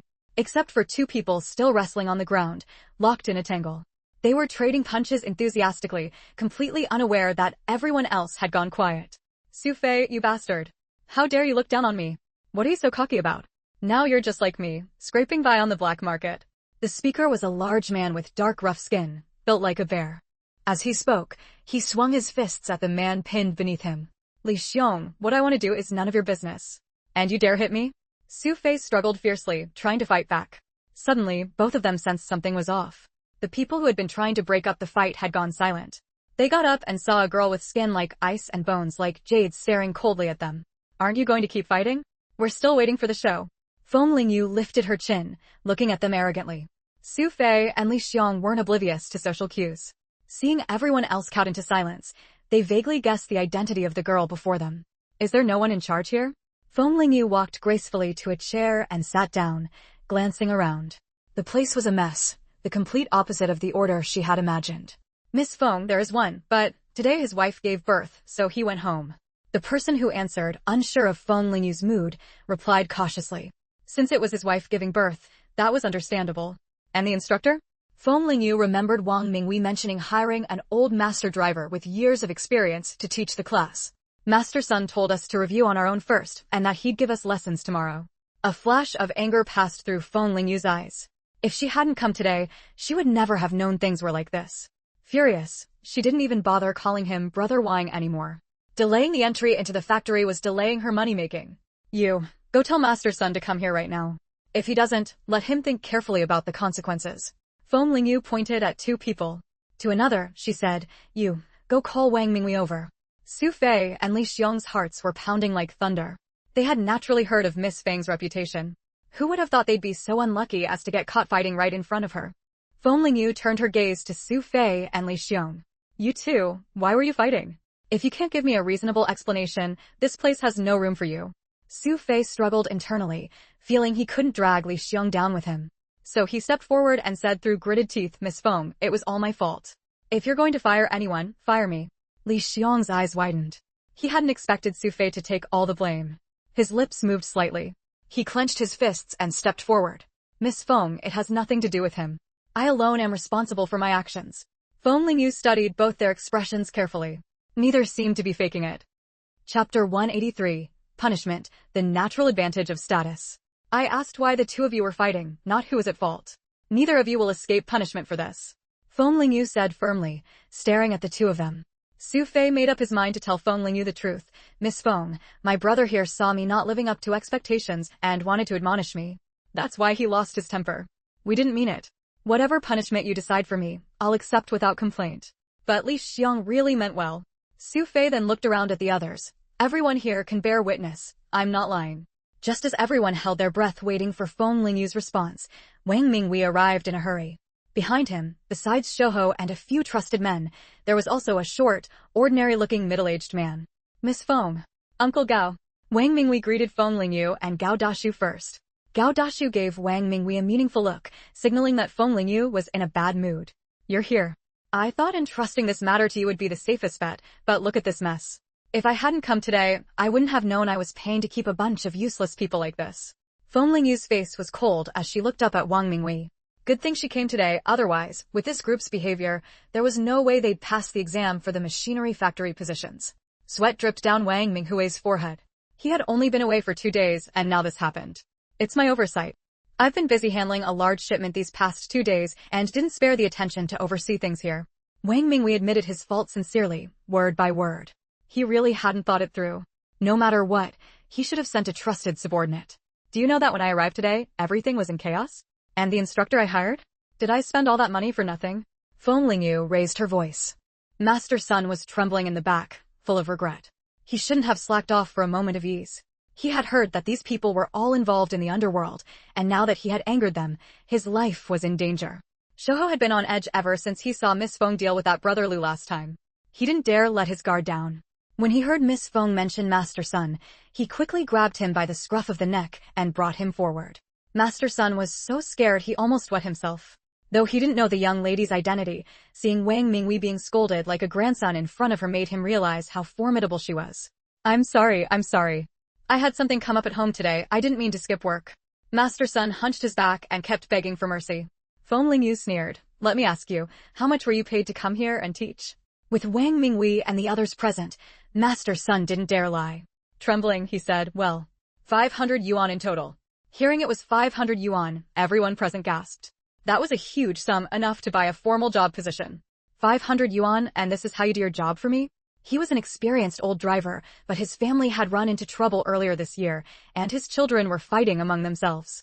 Left with no choice, he had transferred his position to his eldest son. Because he was a skilled driver and knew some repair work, Wang Minghui's men had sought him out. In truth, 500 yuan wasn't an unreasonable price. Having repair skills was highly sought after these days. Master Sun's mistake was his negligence. Miss Feng, I promise to teach them with all my heart from now on, holding nothing back. Please give me a chance. In those days, teaching an apprentice meant starving the master, so instructors usually held back some knowledge. Feng Lingyu was tempted by Master Sun's promise. If he truly taught without reservation, he might help her train a few capable people in the future. Fine. But Master Sun, everyone who makes a mistake has to pay a price. Since you didn't teach with dedication before, give back half of your fee. With so many people watching, Feng Lingyu couldn't let this slide easily. Regret filled Master Sun's heart. If he had known this would happen, he wouldn't have been lazy. Now, not only was his pay cut in half, but he also had to teach these people with full effort. What a loss. After dealing with Master Sun, Feng Lingyu looked at the 10 people present and asked. Either they have no family ties, or their families are all working with us. In short, their safety can be guaranteed. Wang Mingwei had personally selected these people. Their backgrounds had all been checked, and they were clean. For your failure in handling this matter, I'm deducting a quarter's worth of your dividends. This money will be used for good deeds, buying supplies, and donating them to the orphanage. Feng Lingyu crossed her legs, leaned back against the chair, and spoke slowly. Wang Minghui's quarterly dividends were substantial, at least tens of thousands of yuan. Uncle Gao's eyes crinkled with a smile. His young lady had inherited the kindness of her parents. They, too, used to donate money and goods to the orphanage regularly. Wang Mingwei had no objection to this punishment and nodded in agreement. How much do you know about their backgrounds? Feng Lingyu tilted her chin slightly, pointing at Su Fei and Li Xiong. Among the people selected this time, these two were the ones Wang Mingwei remembered most. They're both children of machinery factory workers. Wang Mingwei leaned in and whispered in Feng Lingyu's ear. With that status, their chances of being chosen were much higher than the others.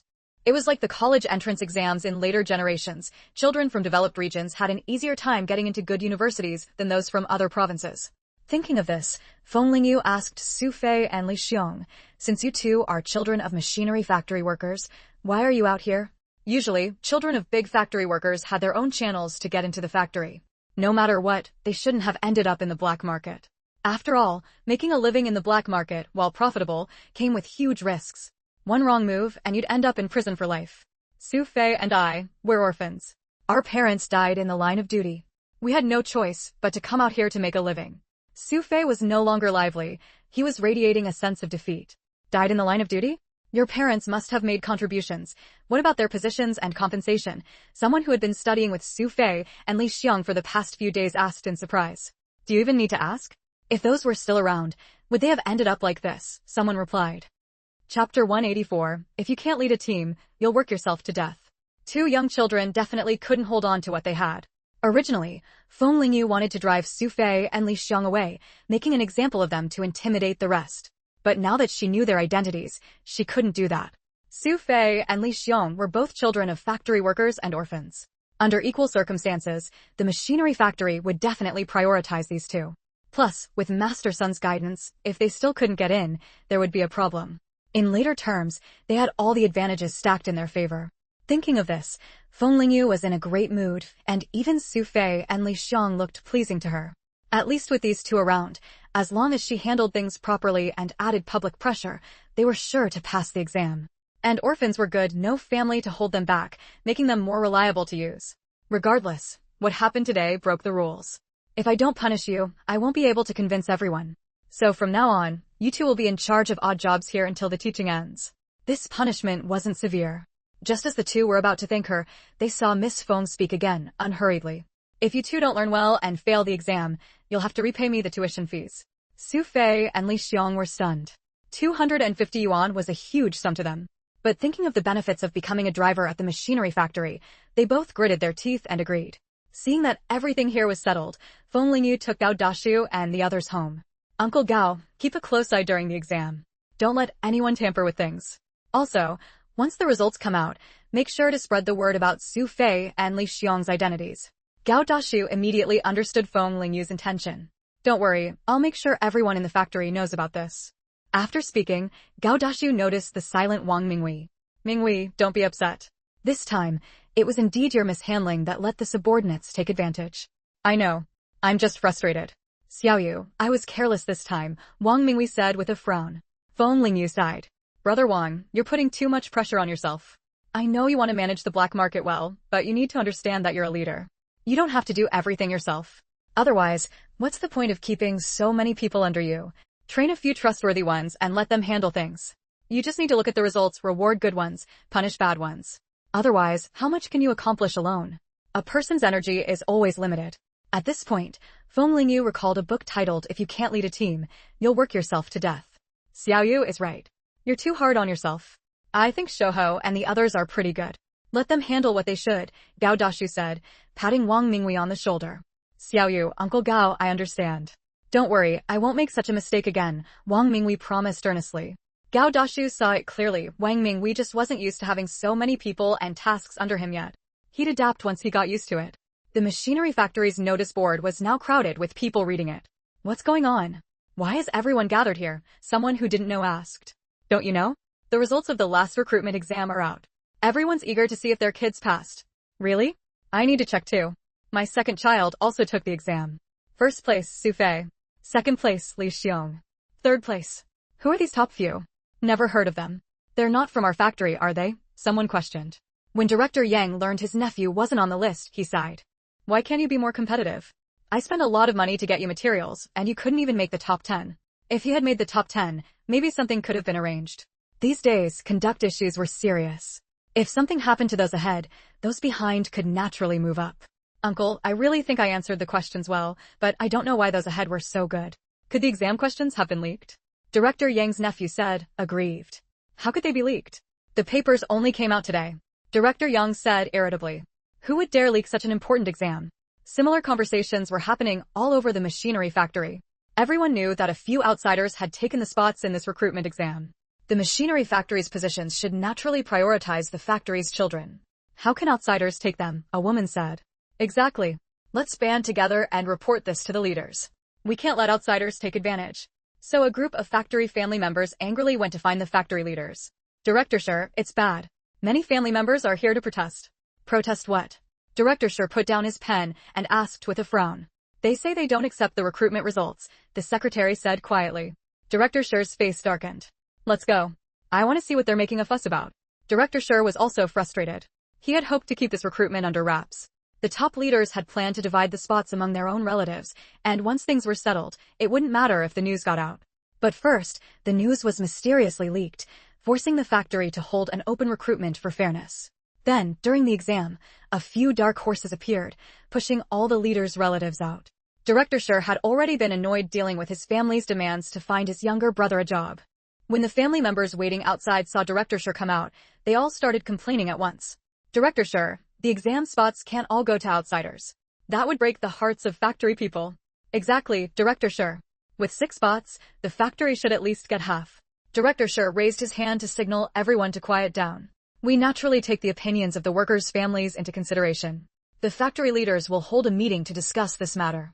Once there's a result, we'll notify everyone. Director Sher had already made up his mind. These family members' opposition was a good thing. Chapter 185, Coming to Collect the House. After deliberation, the factory decided to allocate the 6 slots internally. Thus, in the last exam, only the top 3 were taken, while the remaining 3 slots were decided by the factory. Factory director Shi, along with the factory's party secretary and others, had already decided to give 1 slot per household. Unexpectedly, a piece of news caught them off guard. The secretary nervously reported to factory director Shi, "Director, a rumor is circulating outside now." "What rumor?"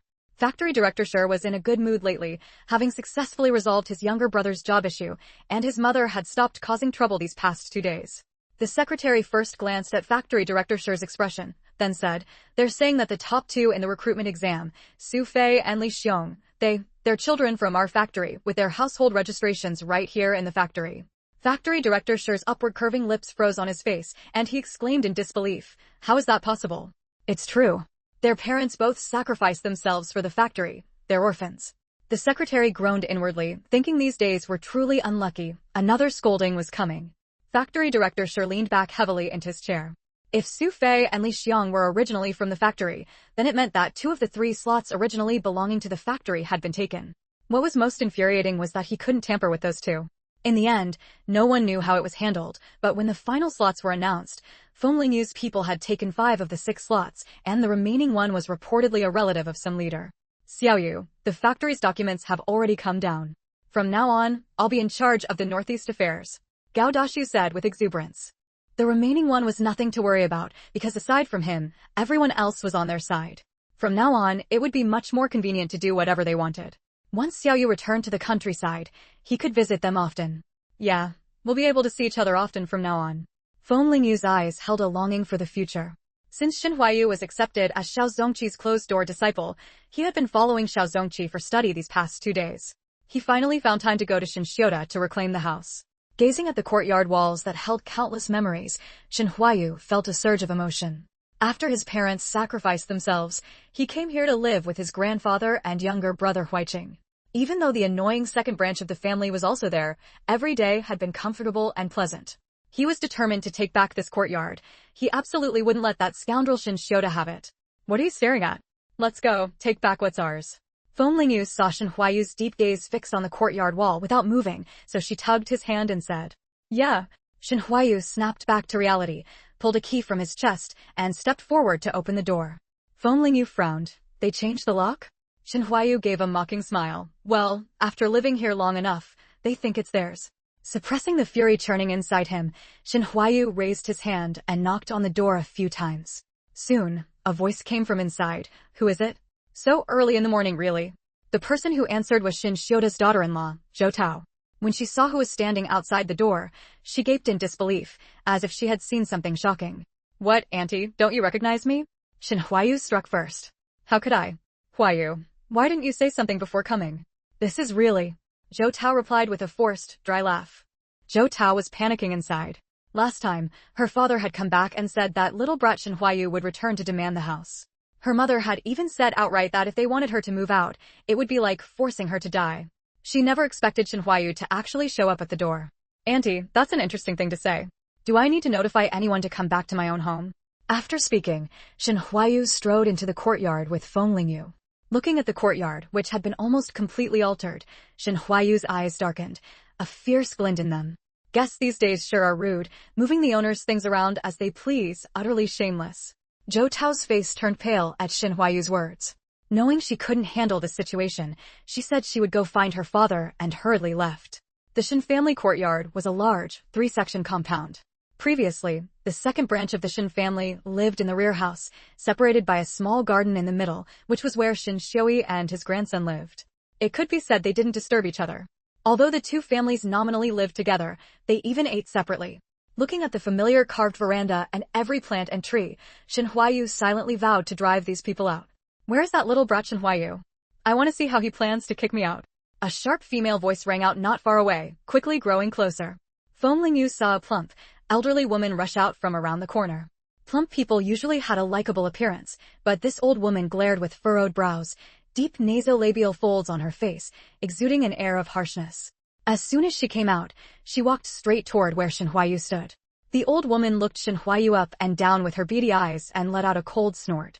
As for Feng Lingyu standing behind Shen Huayu, she was ignored. "You come back and don't even pay respects to your elders? Going to the countryside has stripped you of all manners." This harsh-looking old woman was Shin Shioda's wife, Xiao Yehua. Pay respects? If you kick the bucket one day, I'll come pay my respects at your funeral. How about that? Shin Huayu said with a smile, but his words cut straight to the bone. Wasn't that cursing her to die? Old people hated hearing such things most, and Xiao Yehua was no exception. Truly an ill-mannered brat. How dare you speak to me like that? Utterly disrespectful. Since Shin Xioi was sent to the countryside, Xiao Yehua had been living very comfortably. Her children, grandchildren, all doted on her. She only wished this kind of life could go on forever. Chapter 186, Teaching You How to Behave. It had been a long time since she last encountered someone who dared to defy her to her face. As the two faced off, Shin Shioda arrived with a crowd of people trailing behind him. Several of Shin Shioda's grandsons glared at Shin Huayu with resentment. Wasn't his leg lame? Shin Huayu, my grandmother is still your elder, and you dare to speak to her like that? Everyone had just heard what Shin Huayu and Xiao Yehua said, and Shin Shioda's eldest grandson, Shin Yuyan, spoke up to rebuke him. The rest of the group also looked at Shin Huayu with accusing expressions, as if he had committed some heinous wrong. What's all this barking? Who gave you the right to speak? I'm here to collect a debt today, and I've already told you before, haven't I, Shin Shioda? Shin Huayu shed his usual calm and refined demeanor, becoming audacious instead. Shin Shioda's face turned ashen, let alone the people behind him. Feng Lingyu watched the scene, secretly amused. She didn't know Xiaoer could have such an infuriating side. Collect what house? This is my Shin family's house. If you want to come back and live here, go ahead, we won't stop you. But if you think you can take the house, you're dreaming. Before Shin Shioda could speak, Xiao Yehua blurted out frantically. Shin Huayu laughed at her shameless words. It is the Shin family's house, but it's my grandfather's Shin, not Shin Shioda's Shin. You. Xiao Yehua pointed at Shin Huayu, too furious to speak. Move all your things out by the end of today. Otherwise, I'll call political commissar Zhou to settle this. Don't take what isn't yours. If I catch you, you'll be sitting in jail. At the mention of political commissar Zhou, Shin Shioda's expression shifted. Gritting his teeth, he said, move. Xiao Yehua panicked. I'm not moving. Why should we fear him? Does he really think he can do anything to us? I said move, so move. Get out of my way. Shin Shioda shoved Xiao Yehua aside impatiently. Xiao Yehua immediately sat on the ground, wailing, I won't move. I won't. If anyone forces me, I'll hang myself right here. How disgusting. If she hanged herself in this house, could anyone still live here? Grandma. Shin Huayu, do you have any humanity? Treating an old woman like this. Shin Yuyan rushed over to help Xiao Yehua up and confronted Shin Huayu. What a grand show. These days, taking back what's yours comes with threats. Feng Lingyu spoke calmly. Everyone turned to look at her, a young girl. Who are you? What gives you the right to meddle in the Shin family's internal affairs? I just can't stand it and speak up for justice. Old lady, think carefully, is your life more important, or your children's and grandchildren's futures? Xiao Yehua frowned. What do you mean? Political commissar Zhou has already made it clear, this house belongs to Shin Huayu. If you refuse to move today, you're disregarding the law. If you die, it's over for you, but your children and grandchildren will lose their futures. Feng Lingyu's tone was gentle, even laced with a smile, but her words sent chills down everyone's spines. Shin Yuyan said bitterly, who is this woman? Shin Huayu, you're young and already messing around with women. Did your grandfather know you'd come back to the capital, loaf around, and get together with this woman? Hearing this, Shin Huayu stepped forward and kicked Shin Yuyan to the ground. How dare he slander Xiaoyu's reputation? Shin Yuyan was a frail scholar, no match for Shin Huayu's strength, and he howled in pain from the kick. Shin Huayu, how dare you strike someone? I already said we'd move. Shin Shioda hurriedly helped his eldest grandson up. Seeing him clutching his body and wailing, it was clear the kick had done serious damage. He dared to ruin my reputation for no reason. That kick was well deserved. If he runs his mouth again, it won't end with just one kick. In those days, a girl's reputation was crucial and Shin Yuyan's intent was despicable. Moreover, Shin Huayu had long suspected that Shin Yuyan was involved in his leg injury. Back when he was young and admitted early to the National University of Defense Technology, everyone praised him. Only Shin Yuyan often showed a venomous expression. It was all because Shin Yuyan was 5 years older than Shin Huayu, but had failed the college entrance exam repeatedly. Seeing someone so much younger than him effortlessly get into the university he dreamed of, Shin Yuyan was deeply resentful. At the time, Shin Huayu had held back his suspicion out of respect for his grandfather and Shin Shioda being brothers. I said everything must be moved out by today. Why aren't you moving? Shin Huayu coldly eyed the crowd. With no choice, Shin Shioda had his daughter-in-law Zhou Tao accompany Shin Yuyan to the hospital. Since Shin Xioi was killed, Shin Shioda's family had moved into the place where the original Shin grandfather and grandson lived. Shin Huayu sat with Feng Lingyu in the main hall, watching Shin Shioda's family pack up tearfully. Take this radio, put it in my bag. That was Shin Shioda's second daughter-in-law, reluctant to part with the radio since buying a new one would cost over 100 yuan. Alright, I'll take all the small valuables from the house. Leave nothing for him, replied Shin Shioda's third daughter-in-law. And the quilts and clothes, take everything. While everyone was packing, Shin Shioda stayed alone in his room, preparing to take out the things he had hidden. Many were antiques that couldn't be shown openly now. A cunning rabbit has 3 burrows. He had only kept some at home, hiding the rest elsewhere. In truth, the bulk of the Shin family wealth was in Shin Shioi's hands, but Shin Shioda had searched the house several times without finding it. Now it was too late to search again. It would have to go to that brat Shin Huayu. Still, if that kid slipped up and revealed something, he would report him. Shin Shioda actually had a house outside, but nowhere near as spacious as the Shin family compound. Thinking about how the whole family would soon be crammed into a small house, everyone looked gloomy. Each person tried to take as much as possible, knowing they'd have to spend money to replace these things later. Little did they know, Feng Lingyu was watching their every move, and even heard what they were taking. Feng Lingyu smirked. So, you dare to steal things, do you? Chapter 187, Sticky Fingers, Hand Over the Goods. After packing for a while, Shin Shioda's family finally came out with bundles large and small. Seeing Shin Huayu and Feng Lingyu sitting calmly in the main hall drinking tea, they all felt resentment churning inside.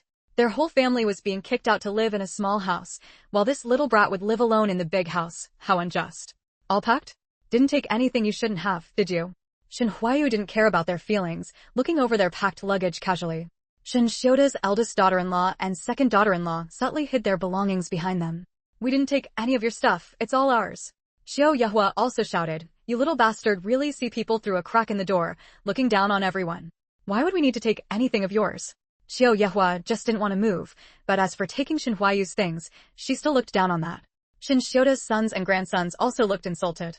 We're only taking our own things. Watching their reactions, Shin Huayu let out a soft laugh. After all, you're people who occupied someone else's house and didn't want to give it back. I have very little trust in you, forgive me. Shin Shioda's face darkened, and he said heavily enough. Grab your things and let's go. The others standing in the hall reluctantly picked up their bundles, ready to leave. Just as they were about to go, Feng Lingyu spoke up. Hold on. What do you want now? Shin Shioda's second daughter-in-law glared at her. I see that some of you have sticky fingers and took things you shouldn't have. If you know what's good for you, hand them over. Otherwise, you won't be leaving this store in one piece today. As Feng Lingyu spoke, she stared intently at her right side, making her feel guilty inside. Shin Shioda, seeing Feng Lingyu's aggressiveness, grew angry. Shin Huayu, no matter what, we share the surname Shin. Are you just going to let an outsider humiliate us like this? Shin Huayu thought to himself, she's no outsider, but there's no need to tell them that. I trust you. If she says there is, then there definitely is. You'd better willingly take out the stuff. Shin Huayu said calmly. Back then, he and Grandpa left in a hurry, and many things at home hadn't been packed. Clothes and bedding were one thing, but some valuables, Shin Huayu would rather throw them away than let them use them. Shin Shioda's chest heaved with anger, his eyes wide. Open all the bundles. Let them see. He knew, given Shin Huayu's attitude, if they didn't clear this up, they really wouldn't be able to leave today. Shin Shioda's second and third daughters-in-law exchanged glances, both flustered. They had indeed taken quite a few things, and they weren't sure if they could cover it up. Though reluctant, they had to obey Shin Shioda, so they all opened their bundles. At first glance, nothing seemed wrong, just everyday clothes, bedding, and some toiletries. Feng Lingyu barely glanced at them, as if she hadn't looked carefully at all. That's enough, right? You've searched us. It'd be too much not to let us go now. Shin Shioda's eldest son said angrily. Don't rush, Feng Lingyu's clear voice rang out. What else do you want? We've moved out as you said today. Are you still going to humiliate us? A young boy, too impatient to hold back, blurted out. What you've laid out for us to see is naturally fine. But, Andy in the blue jacket, what's in the basket on your right? The woman Feng Lingyu pointed out was Shin Shioda's second daughter-in-law. She probably hadn't expected to be singled out, and her expression was evasive. The basket has some food in it. We're moving today, so we won't have time to buy more. You don't need to see the food, do you? She said hesitantly. Feng Lingyu gave a mocking smile. Oh? So you eat radios for a living? That's a real eye-opener for me. Shin Shioda's second daughter-in-law turned pale, her lips trembling. How do you know? As soon as she said that, everyone knew she had hidden something. Shin Shioda glared at her in frustration. What a fool. Wasn't that a confession? Hurry up and take it out. Shin Shioda cursed, his face dark. It wasn't like their family couldn't afford a radio. Shallow-minded thing. Shin Shioda's second daughter-in-law, with a mournful face, lifted the cloth covering the basket, revealing a radio hidden inside. There, satisfied? Let's go. Shin Shioda felt utterly disgraced. Feng Lingyu, this isn't over yet. What's the hurry? Don't push it. Shin Shioda felt humiliated by two juniors today. He only coveted the Shin family compound. He wouldn't stoop to petty items. I'm not pushing it. You should ask your good daughters-in-law exactly how much they've taken. Feng Lingyu continued, what's wrapped around your waists? Aren't you going to take it out? Their inner reaction was, how does she even know that? Shin Huayu was also surprised. How did Xiaoyu know they had things hidden at their waists? Why aren't you moving? Looks like that righteous act earlier was all fake. I thought you had some backbone. Feng Lingyu said contemptuously, smiling at Shin Shioda. Take out everything you've hidden. Anyone who dares to shame me again, get out today. Shin Shioda said angrily, glaring pointedly at his two daughters-in-law. At the same time, he regretted not sending his eldest daughter-in-law Zhou Tao out earlier. Without her watching, these two ignorant ones had caused trouble. Since Shin Shioda had spoken, the three who had hidden things began to untie the cloth wrapped around their waists. Shin Shioda saw that, besides his two daughters-in-law, his third son was also among them. He nearly died of rage on the spot, this fool who only listened to his wife, picking up nothing but disgraceful women's tricks. Shin Shioda's third son also regretted it deeply. He shouldn't have listened to his wife. Chapter 188, The Shin Family's Secret Room, Such a Large Diamond. After the three of them had untied all the cloth wrapped around their waists, everyone was utterly astonished. Some seals, fountain pens, a few jade pendants, and small trinkets, these were all things left behind by Shin Xiui, and every single one was of considerable value. Not to mention the cloth they had used to wrap their waists, which came from Shin Huayu's mother's dowry. It seemed they couldn't bear to leave behind such fine material, and had come up with this method to take it all away. Seeing so many items shaken off their bodies, Shin Shioda's entire family was flushed with shame, as if they had been slapped across the face. When Shin Huayu saw his mother's dowry, he could barely contain his anger. Now you can get out. Having been publicly humiliated, Shin Shioda's family had no choice but to pack up their things and leave in a hurry. At least they still have some shame. Feng Lingyu muttered softly. They're just good at putting on a front. Shin Huayu replied disdainfully. But, Xiaoyu, how did you know they had things hidden around their waists? There hadn't been any trace of it at all. After all, the clothes people wore these days were loose and not fitted at the waist. Feng Lingyu gave a sly smile. That's a secret. But no matter who hides something, I'll know. Since Feng Lingyu didn't want to say, Shin Huayu didn't press further. I haven't shown you around the courtyard yet. Come on, let me take you for a proper tour. With all the annoying people gone, the air itself felt fresher. This courtyard is so big. I want to buy one this large to live in someday. Feng Lingyu and Shin Huayu wandered around for over half an hour before they had seen every corner of the Shin family courtyard. The place where Shin Xiui had originally lived was far better furnished than the rear courtyard where Shin Shioda's family had stayed. No wonder they had felt unbalanced and moved into the main courtyard. In a three-section compound like this, the rear rooms were meant for the servants, looking like ordinary houses. But the main courtyard was different. Even the standing pillars were painted with red lacquer and carved with various auspicious patterns. Because this residence had military protection, it hadn't been destroyed by the hot-headed youths during the turbulent times. It's just that the traces left by Shin Shioda's family need to be cleaned up, Shin Huayu said, his hatred for them deep. He never wanted to have anything to do with them again. Now that the house is back in your hands, are you going to live here from now on? Feng Lingyu asked. A courtyard this big, living here alone would be, not to mention anything else, just cleaning would be exhausting. I'll leave it empty for now. When Grandpa comes back, we'll move in together. As he spoke, Shin Huayu led Feng Lingyu to the small lotus pond in the garden. At this time of year, the lotus flowers had already withered, leaving only some yellowed leaves floating on the water. In the pond, small orange-red goldfish swam back and forth. Why bring me here? Haven't we already been here? Feng Lingyu looked at the small lotus pond in confusion. Shin Huayu said, before I returned to the capital, Grandpa told me about the family's hidden treasure location. Feng Lingyu looked around cautiously. So the treasure is hidden under the small lotus pond? Yes, it's all things passed down from our ancestors. As the family heir, my grandfather got the bulk of the property. Just now, I saw signs of searching all over the courtyard. That must have been that scoundrel Shin Shioda's doing. Shin Huayu knew that Shin Shioda must have found nothing. I see. Feng Lingyu focused her mental energy to probe and indeed discovered a space beneath the small lotus pond, likely a secret chamber that had been dug out. Good thing Grandpa Shin was prepared. Otherwise, if Shin Shioda had gotten his hands on those things, what a waste it would have been. And since they can't be shown to others, getting them back would have been no easy task, Feng Lingyu said with relief. Meanwhile, Shin Huayu had started groping along the railing by the small lotus pond. Soon, he found the railing his grandfather had mentioned, the one with his childhood doodles on it. He gripped the railing with both hands and turned it firmly 3 times clockwise. Feng Lingyu's ears twitched as she heard the sound of a mechanism turning. With a series of clicking noises, the water in the small lotus pond began to gush toward openings that had appeared around its edges. The few small goldfish followed the current into a small groove. Feng Lingyu casually picked up a bowl and scooped the goldfish into it.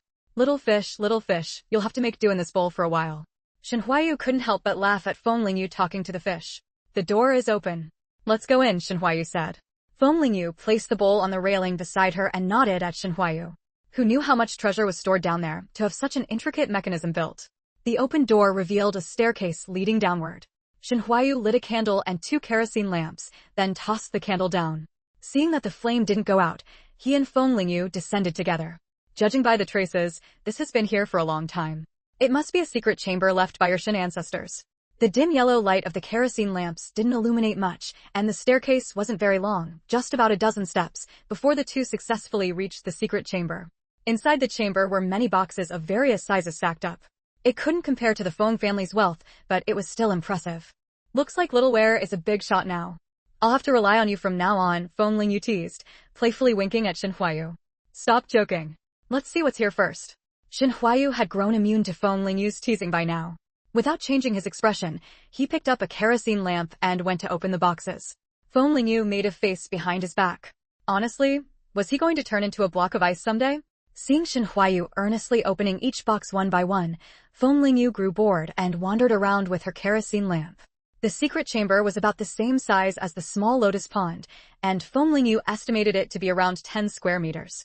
Turning around, she found Shen Huayu staring fixedly at one box, frozen in place. Found something good? You look so surprised, Feng Lingyu said as she walked over to him.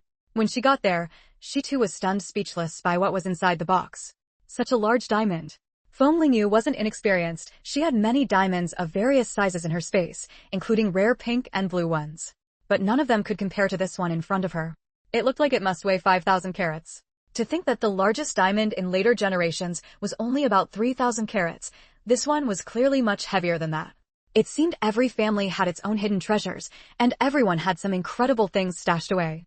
Chapter 189. The Exquisite Jade Pendant. Grandpa Shin really did inherit quite a lot. No wonder Shin Shiota feels so unbalanced, Feng Lingyu remarked with a sigh.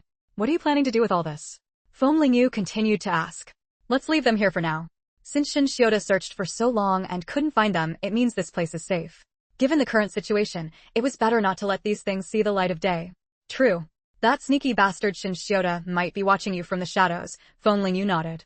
The items left in the secret room were mostly antiques and gold bars, along with 2 boxes of yuan da to silver coins. Fortunately, these things weren't prone to oxidation or anything, so leaving them here wouldn't cause damage. Moreover, the boxes had been treated with tung oil, effectively preventing insect damage. Feng Lingyu and Shen Huayu closed the boxes one by one and left together. Shen Huayu turned the railing counterclockwise, and the entrance to the secret room closed. The water that had been drained out was let back in, though the lotus leaves in the pond were left in a mess. Feng Lingyu put the little goldfish she had kept in a bowl back into the pond. Then she quietly applied her plant ability to the lotus leaves in the pond. In the blink of an eye, the wilted leaves turned a vibrant green. This way, within at most one night, the small lotus pond would recover, preventing anyone from noticing anything unusual about it. After finishing all this, Shen Huayu returned to the room he used to live in and dragged out a box from the corner. What's in here? Feng Lingyu asked curiously. Could it be something unspeakable? It's... Shen Huayu started to answer, but seeing Feng Lingyu's probing expression, he changed his tone and said, It's the most precious thing in the world. More precious than that diamond just now? Hurry up and show me, what is it? Feng Lingyu's eyes lit up with excitement. Shen Huayu deliberately slowed his movements, successfully provoking Feng Lingyu's urging. Hurry up, Shen Huayu. As Shen Huayu slowly lifted the lid of the box, what came into Feng Lingyu's view was books. Was it hidden between the pages? A priceless painting, perhaps? Feng Lingyu opened a book and flipped through it noisily. The pages were mostly covered in Shen Huayu's dense notes. Other than that, she found nothing. What exactly is it? Feng Lingyu grew impatient. It's knowledge. Knowledge is the most precious thing in the world. Don't you think I'm right? Shen Huayu said with a straight face, but his eyes were full of laughter. Feng Lingyu realized she had been tricked, and her brows twitched in irritation. It was precisely because Shen Huayu had seized on her greed for wealth that Feng Lingyu had been so easily fooled. Fine then. Go ahead and live your life with your books. Feng Lingyu tossed the book into Shen Huayu's arms, snorted, and walked away. Shen Huayu awkwardly rubbed his nose. Great, now she was angry. After packing up his things, Shen Huayu hurriedly caught up with her. Xiaoyu, I was wrong. I shouldn't have teased you. Shen Huayu chased after Feng Lingyu, clutching his books. Actually, I wasn't lying to you. There really is something very precious inside. Feng Lingyu wasn't truly angry, just wanted to tease him back. Seeing Shen Huayu catch up, she glanced at him sideways and said, What is it this time? Not your fond memories of the past, is it? Here, take a look. My parents left this to me and told me to always keep it on me. The jade pendant was of exceptional quality, its material nearly rivaling her own family seal. Carved on it was a majestic dragon, so lifelike and vivid that it seemed almost real. Occasionally, a shimmer of light would flash across the pendant. The quality of this jade, it's almost too good, Feng Lingyu murmured. It looked very similar to her family seal, like a token, a symbol. It shouldn't be. My mother only told me to keep it safe, Shen Huayu replied. Feng Lingyu asked further, if it's so important, why didn't you bring it to the countryside back then? This pendant is half the size of my palm, too big to hide easily. I was afraid it might get stolen if I carried it on me. The little gourd was much smaller and could be hidden under my clothes without being noticed.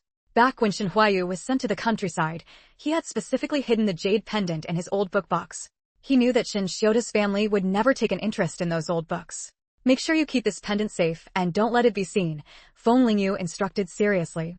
She was worried that the pendant might get involved in some trouble. To her surprise, Shen Huayu shook his head. You keep this pendant. I'll just wear the little gourd. All right, don't worry.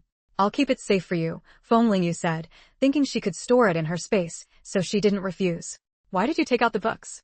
Feng Lingyu asked casually, pretending to put the pendant into her bag. Shen Huayu smiled and said, for Huiqing. I've filled them with notes so he can understand them too. Thinking about how young Huiqing had to bear so much, Feng Lingyu silently mourned for him for 2 seconds. What a pitiful child. Having such an impressive older brother ahead of him meant he had to be pushed hard from a young age. Shen Huayu read the expression on Feng Lingyu's face and said, he hasn't been in school for the past 2 years, so he's fallen behind. Now he needs to catch up. Otherwise, he'll keep struggling later on, and that'll be even more troublesome. I didn't say anything. You're his brother. You know what's best. Come on, let's go to the department store and bring back some chocolate for the kids. I happen to have foreign exchange certificates on me. Shen Huayu chuckled softly. She was feeling sorry for the kids and planning to buy them candy to cheer them up. There was a whole floor dedicated to imported goods, which were not only expensive, but also required foreign exchange certificates. Thanks to the black market, Feng Lingyu now had plenty of coupons for everything. So the two headed straight for the top floor of the department store, where the foreign exchange goods were sold. As soon as they reached the top floor, the decor and furnishings were clearly different from the floors below. The display counters were made of shiny glass, polished so crystal clear that not a speck of dust could be seen. Everything was designed to let customers pick their favorite products at a glance. A faint fragrance lingered in the air, likely from scented candles. Chapter 190, Bringing Shame Upon Oneself. Unlike the top floor, most of the goods below were placed in wooden counters, and the true appearance of many items was hard to make out. Feng Lingyu couldn't help but sigh. It seemed that no matter the era, as long as you had money and power, you could enjoy the best treatment. Although the top floor was beautifully decorated, very few people came to shop there. The attractive sales clerks were leaning against the counters, chatting idly to pass the time. When they saw Feng Lingyu and the sales clerk Shen Huayu stop in front of the candy counter and not move, the young woman in charge of that counter quickly walked over. Hello, comrade, what would you like? The sales clerk was actually doubtful, wondering whether these two young people could afford anything, or if they were just putting on a front, or perhaps the type who only looked without buying. How much is the chocolate? Feng Lingyu asked. Hearing Feng Lingyu accurately name the item, the sales clerk set aside her dismissive attitude, since most people these days didn't even know what it was called. Comrade, this boxed kind is very expensive, 50 yuan a box, and you need foreign exchange certificates. Buy 2 boxes? Feng Lingyu turned to ask Shen Huayu. Sure, then Huiqing and Mingrue can each have 1, and we won't have to split them. Shen Huayu nodded. Although Wang Mingrue had fully recovered now, everyone subconsciously still treated her like a child. After all, the image of her following behind Shen Huiqing, calling him Big Brother, was truly unforgettable. Seeing that these two young people didn't even blink before ordering 2 boxes of chocolate, the sales clerk clicked her tongue inwardly. She wondered which leader's children they were to be so extravagant. There's a wallet in my right pocket. Take it out. Shen Huayu had a box in his arms and couldn't free his hands, so he gestured to Feng Lingyu. Feng Lingyu raised an eyebrow, understanding that Shen Huayu meant to pay. Although Feng Lingyu wasn't short on money, she didn't refuse. When a man wants to do something for you, never refuse, just let him do it. Don't dampen his enthusiasm, or once he gets used to being rejected, he'll assume you don't need his help. Today, Shen Huayu was wearing a jacket over his shirt. Feng Lingyu reached in and indeed felt a wallet. The wallet was a small cloth pouch, and she had no idea where he'd found it. It was rather ugly, and Feng Lingyu was somewhat disdainful. Shen Huayu pursed his lips uncomfortably. This cloth pouch was something he'd grabbed casually to make carrying money easier. It was indeed a bit ugly. Feng Lingyu opened the wallet and found that aside from a few small bills, it was stuffed full of Great Unity notes, bulging thickly. It's the reward from Uncle Zhou last time. Since they were out in public, Shen Huayu didn't go into detail. Feng Lingyu counted out 10 Great Unity notes from that wallet, then took out foreign exchange certificates from her own pocket and handed them together to the sales clerk. The sales clerk packed up the 2 boxes of chocolate and gave them to Feng Lingyu. The people around them, seeing that they had actually bought such expensive chocolate, all gave them a second look. Anything else you want to buy? Shen Huayu asked. Feng Lingyu actually wanted to buy some sanitary pads. She had some in her space, but she wanted to buy some for Xiao Tao. The ones she used were too modern and couldn't be taken out for use. But since Shen Huayu was here, it wasn't convenient to buy that kind of thing in front of him. She'd come back for it when she returned to the countryside. Other than that, Feng Lingyu had everything in her space, so she shook her head. Just as they were about to leave, they ran into 2 uninvited guests head-on.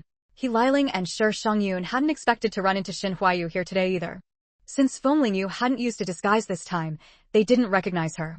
Comrade Shen, are you here shopping? He Liling's eyes landed on the things in his arms.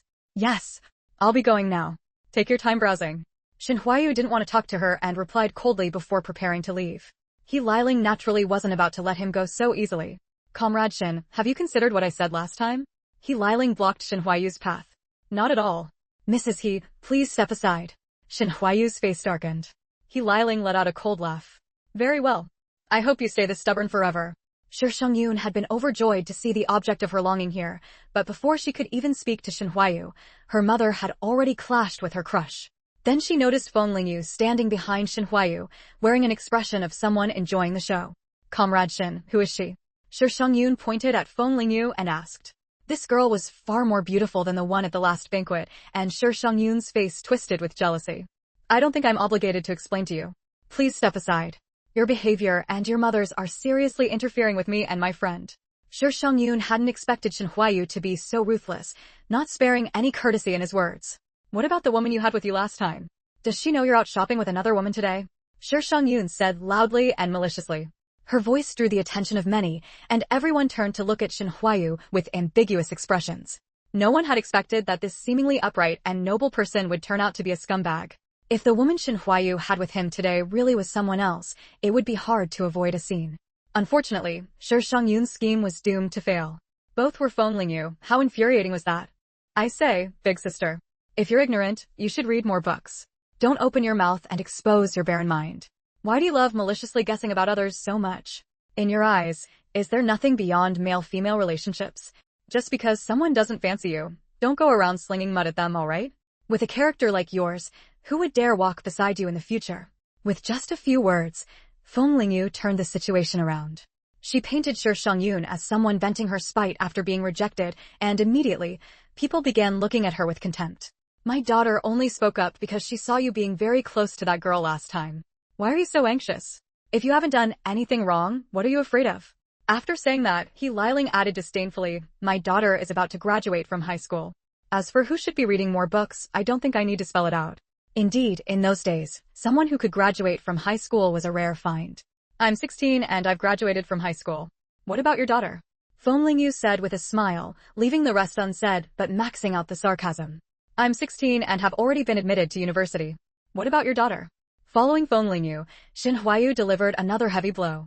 Alright, let's go. Don't bother with people who can't recognize themselves. Feng Lingyu smiled and called for Shen Huayu to head downstairs, leaving behind He Liling, whose face was livid with rage, and Shi Shangyun, who was sobbing pitifully. Chapter 191, Little Flower. Little Yuer, I think that Madam He will definitely stir up trouble behind the scenes. Be careful lately. After leaving the department store, Feng Lingyu warned Shen Huayu. Shen Huayu lifted his eyes slightly and replied calmly, she can't do anything to me. At most, she'll try to pressure me through public opinion. When the time comes, I'll just say the doctor who treated me was too old and has already passed away. Feng Lingyu's mouth twitched, and she glanced at him sideways. That works too. For now, I can't be exposed anyway. Since ancient times, divine physicians have always been sought after. Feng Lingyu didn't want to become a doctor exclusively for high-ranking officials and nobles in the future. It was better to wait until she had more power before revealing herself. When the two returned to the Gao family courtyard with their things, they saw Sang Fu and Wei Wuyan, who hadn't shown up for days, already there. Wei Wuyan was helping Uncle Gao hold down the chicken's wings to keep it from moving, though his raised head and tightly shut eyes betrayed his unease. Uncle Gao calmly held the knife, ready to finish off the chicken. With a swift motion, the knife fell, and chicken blood began to flow from the cut. Hold it steady. Don't let the blood spill everywhere, Uncle Gao instructed, noticing Wei Wuyan's flushed face and his fearful shrinking back. Wei Wuyan groaned inwardly. When had he ever killed a chicken before? Looking over at Sang Fu, who was holding a little dog and watching the spectacle, Wei Wuyan asked in exasperation, Uncle Gao, why didn't you ask Brother Sang to help you kill the chicken? Uncle Gao shot him a disdainful glance and replied, does Sang Fu look like someone who kills chickens?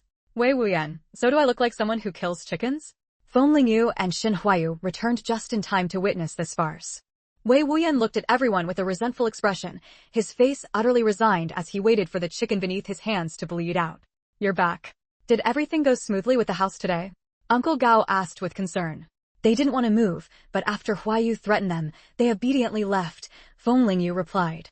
Won't the people behind Shinshioda make a move? Uncle Gao asked worriedly. Uncle Gao, no. That woman Ling Qingwei doesn't know that Xiaoyu and I are together yet. Besides, Shinshioda was just a pawn she used against my grandfather. Now he's useless. She won't lift a finger to help him. Ling Qingwei. She was the one who caused Xiaoyu's frail health back then. I never thought her reach would be this long. Uncle Gao said bitterly. Feng Lingyu comforted him, Uncle Gao, don't worry. There will come a day when she pays the price. What brings you two here today? Feng Lingyu asked. Brother Sang's hand is almost fully healed. He wanted you to take another look and see if it's completely better, Wei Wuyan answered. Just then, the little dog in Sang Fu's arms let out a crisp woof, instantly drawing everyone's attention. The spotted little dog, as soon as its paws touched the ground, wagged its tail and ran straight toward Feng Lingyu. Feng Lingyu naturally remembered this lucky little dog. She patted its head and asked, You've taken good care of it. What's its name? Little Flower, Sang Fu replied. Hearing the name, everyone except Wei Wuyan, who already knew, and Feng Lingyu, who was equally bad at naming things, wore expressions of speechless disbelief. Sang Fu, who seemed so cultured, had come up with a name like that? But isn't it a male dog?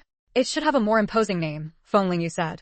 This little dog's life had been saved by her, and now Sang Fu had fattened it up nicely. This silly dog eats and sleeps all day. I suspect it's actually Zhu Beiji reincarnated. What's the point of giving it a grand name? Wei Wuyan grumbled. It was no exaggeration to say that Little Flower ate better than Wei Wuyan himself every day, and Sang Fu even brushed its fur daily. Seeing Little Flower's body grow rounder and rounder, it was all thanks to Sang Fu. Try spreading your fingers apart, then clench them into a fist. Do you feel any pain? Feng Lingyu began examining Sang Fu's hand. Sang Fu followed her instructions. No pain. It seems your meridians have recovered well. Sure enough, once the poison was gone, you were fine. Don't lift anything heavy for now. Start with small things and work your way up. You'll be fully recovered soon. A flicker of joy passed through Sang Fu's eyes. His hand was truly healed. In fact, last night, he had been unable to resist picking up a brush. When he set it to paper, he found no hindrance at all. That was why he had rushed over with Wei Wuyan today, eager to have Feng Lingyu confirm if everything was truly fine. Congratulations, Brother Sang, Wei Wuyan said with a smile. Over this period, Sang Fu had been diligently teaching Wei Wuyan, earning his heartfelt gratitude. So now, hearing that Sang Fu's hand was fully healed, Wei Wuyan was genuinely happy for him. Even Little Flower let out 2 woofs, as if celebrating for Sang Fu. Just as everyone was rejoicing, Wang Mingrui returned from class. Wang Mingrui had arranged for 2 capable people to secretly follow Wang Mingrui every day, escorting her to and from school. Wang Mingrui had now grown familiar with her classmates. Perhaps because everyone had vaguely sensed that her family background was not simple, they no longer dared to isolate her. Mingrui, come here and see what Sister Xiaoyu bought for you. Uncle Gao called out with a smile. Wang Mingrui's eyes lit up at the sight of the packaging. Chocolate. Thank you, Sister Xiaoyu.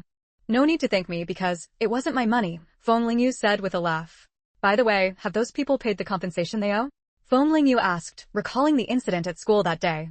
At this, Wang Mingrui pouted in dissatisfaction. Only part of it. They said they'd pay me back the rest weekly. Because teacher he had mediated, Wang Mingrue had no choice but to reluctantly accept. With teacher He in the middle, they wouldn't dare not pay up unless they don't want to stay in school anymore. Feng Lingyu comforted her. Little Flower's chubby body scurried around Feng Lingyu's feet, instantly diverting Wang Mingrue's attention. Chapter 192, He Liling's Scheme. This is Brother Sang and my life-saving dog, Little Flower. Don't call her Little Fatty, Wei Wuyan interjected. As if understanding what Wei Wuyan said, Little Flower tilted her head to look at him and then let out 2 crisp barks. Little Flower, come here. This kind of chubby, fluffy little animal was most appealing to girls, and Wang Mingrue was no exception. But Little Flower proudly turned her back and ignored her completely. Wang Mingrue, Brother Sang, the Little Flower you raised really has a personality. He didn't know why Little Flower was so close to Feng Lingyu. Could it be that she remembered who saved her life? Feng Lingyu, however, knew it was probably because of the plant and spiritual spring water on her. Rubbing Little Flower's fluffy body, Feng Lingyu thought of Tuanzi, whom she had left behind in Qingshan village, wondering if he had grown any bigger. He Liling and Shi Shangyun were furious after being mocked by Feng Lingyu and the others at the department store. Shangyun, that Shen Huayu has had women by his side both times. Clearly, he's no good. Listen to your mother, marry Shuexinqi in the future, and you'll have endless wealth and honor, He Liling said, sparing no effort to smear Shen Huayu in front of Shi Shangyun. Besides, neither time did he speak up for you. Instead, he sided with other women. It's obvious he doesn't have you in his heart. Even if you marry him, you won't be happy, He Liling urged earnestly. Perhaps truly hurt this time, Shi Shangyun cried, Mom, I'll listen to you. He Liling continued, as long as you marry Shuexinqi, your father definitely won't let you go to the countryside. You won't have to keep running to your grandparents' place either. A mother knows her daughter best. He Liling knew Shi Shangyun strongly resisted going to the countryside, so she laid out the benefits of marrying Shuexinqi. Sure enough, as soon as Shi Shangyun heard she wouldn't have to go to the countryside, she reluctantly agreed. But Shuexinqi is younger than me. He's not even old enough to get married yet. That's fine. We can get engaged first. Your father, considering the Xue family status, definitely won't let you go to the countryside. Seeing that her daughter had completely given up on the idea of being with Shen Huayu, He Liling smiled to herself in satisfaction. She and Shen Huayu were destined to be on opposite sides. She didn't want her daughter to end up stubbornly insisting on being with him. The person she had arranged would give Shen Huayu a surprise. As soon as Aunt He returned, she leaned close to He Liling's ear to report. Rest assured, I've spoken to the whole family. They'll carry out your orders properly. He Liling nodded in satisfaction. This time, if Shen Huayu still refused to reveal the divine doctor's information, his reputation would be ruined. It's fortunate to have you by my side. Otherwise, I have no one close to confide in. Shangyun is still immature and needs me to coax her constantly. Having dealt with the heavy matter weighing on her mind, He Liling could finally relax for a moment. And he smiled. It's all thanks to you taking me in back then. Otherwise, where would I be today? But, madam, why don't you tell the division commander about this? Wouldn't that be much simpler? And he asked, puzzled. You know, when Wenhao had his accident, everyone blamed me. My heart aches. If I can find the divine doctor this time and successfully cure Wenhao's leg, then at home, things won't be so tense anymore, He Liling said slowly. You're right. You just want the family to be harmonious, and he said, knowing exactly what to say to please He Liling. And he secretly curled her lips. It sounded nice, but in reality, she wanted to take all the credit and make up for her past mistakes. That way, no one in the family would blame her for what happened back then. Clearly, telling Division Commander Shi would be much simpler. There was no need for all these schemes. What a ruthless woman, using even her own son's leg as a bargaining chip for her own position. Shi Wenhao frowned upon hearing the guard's report. After he had told his father to watch his mother last time, Shi Wenhao, just in case, had also sent his own people to keep an eye on her. What is she trying to do? Why ruin the reputation of this man named Shen Huayu? Shi Wenhao asked. Shi Wenhao's eyes were calm and unreadable. What does this mean? What's the connection between the two matters? Commander, after we found out the purpose of your mother sending Aunt He out, we took the opportunity to investigate this Shen Huayu.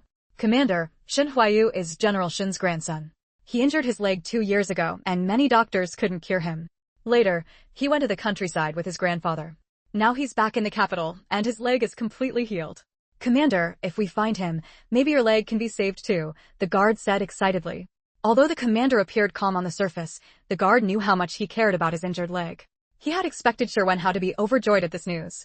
Commander, what's wrong? Aren't you happy? The guard asked cautiously. Have you considered that if finding Shen Huayu could cure my injury, why would my mother be trying to ruin his reputation?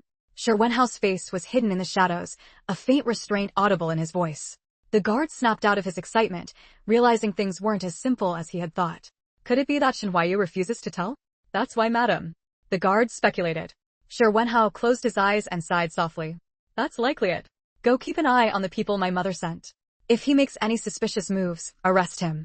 Commander, you're a hero who defended our country. Why won't Shenhuayu speak up?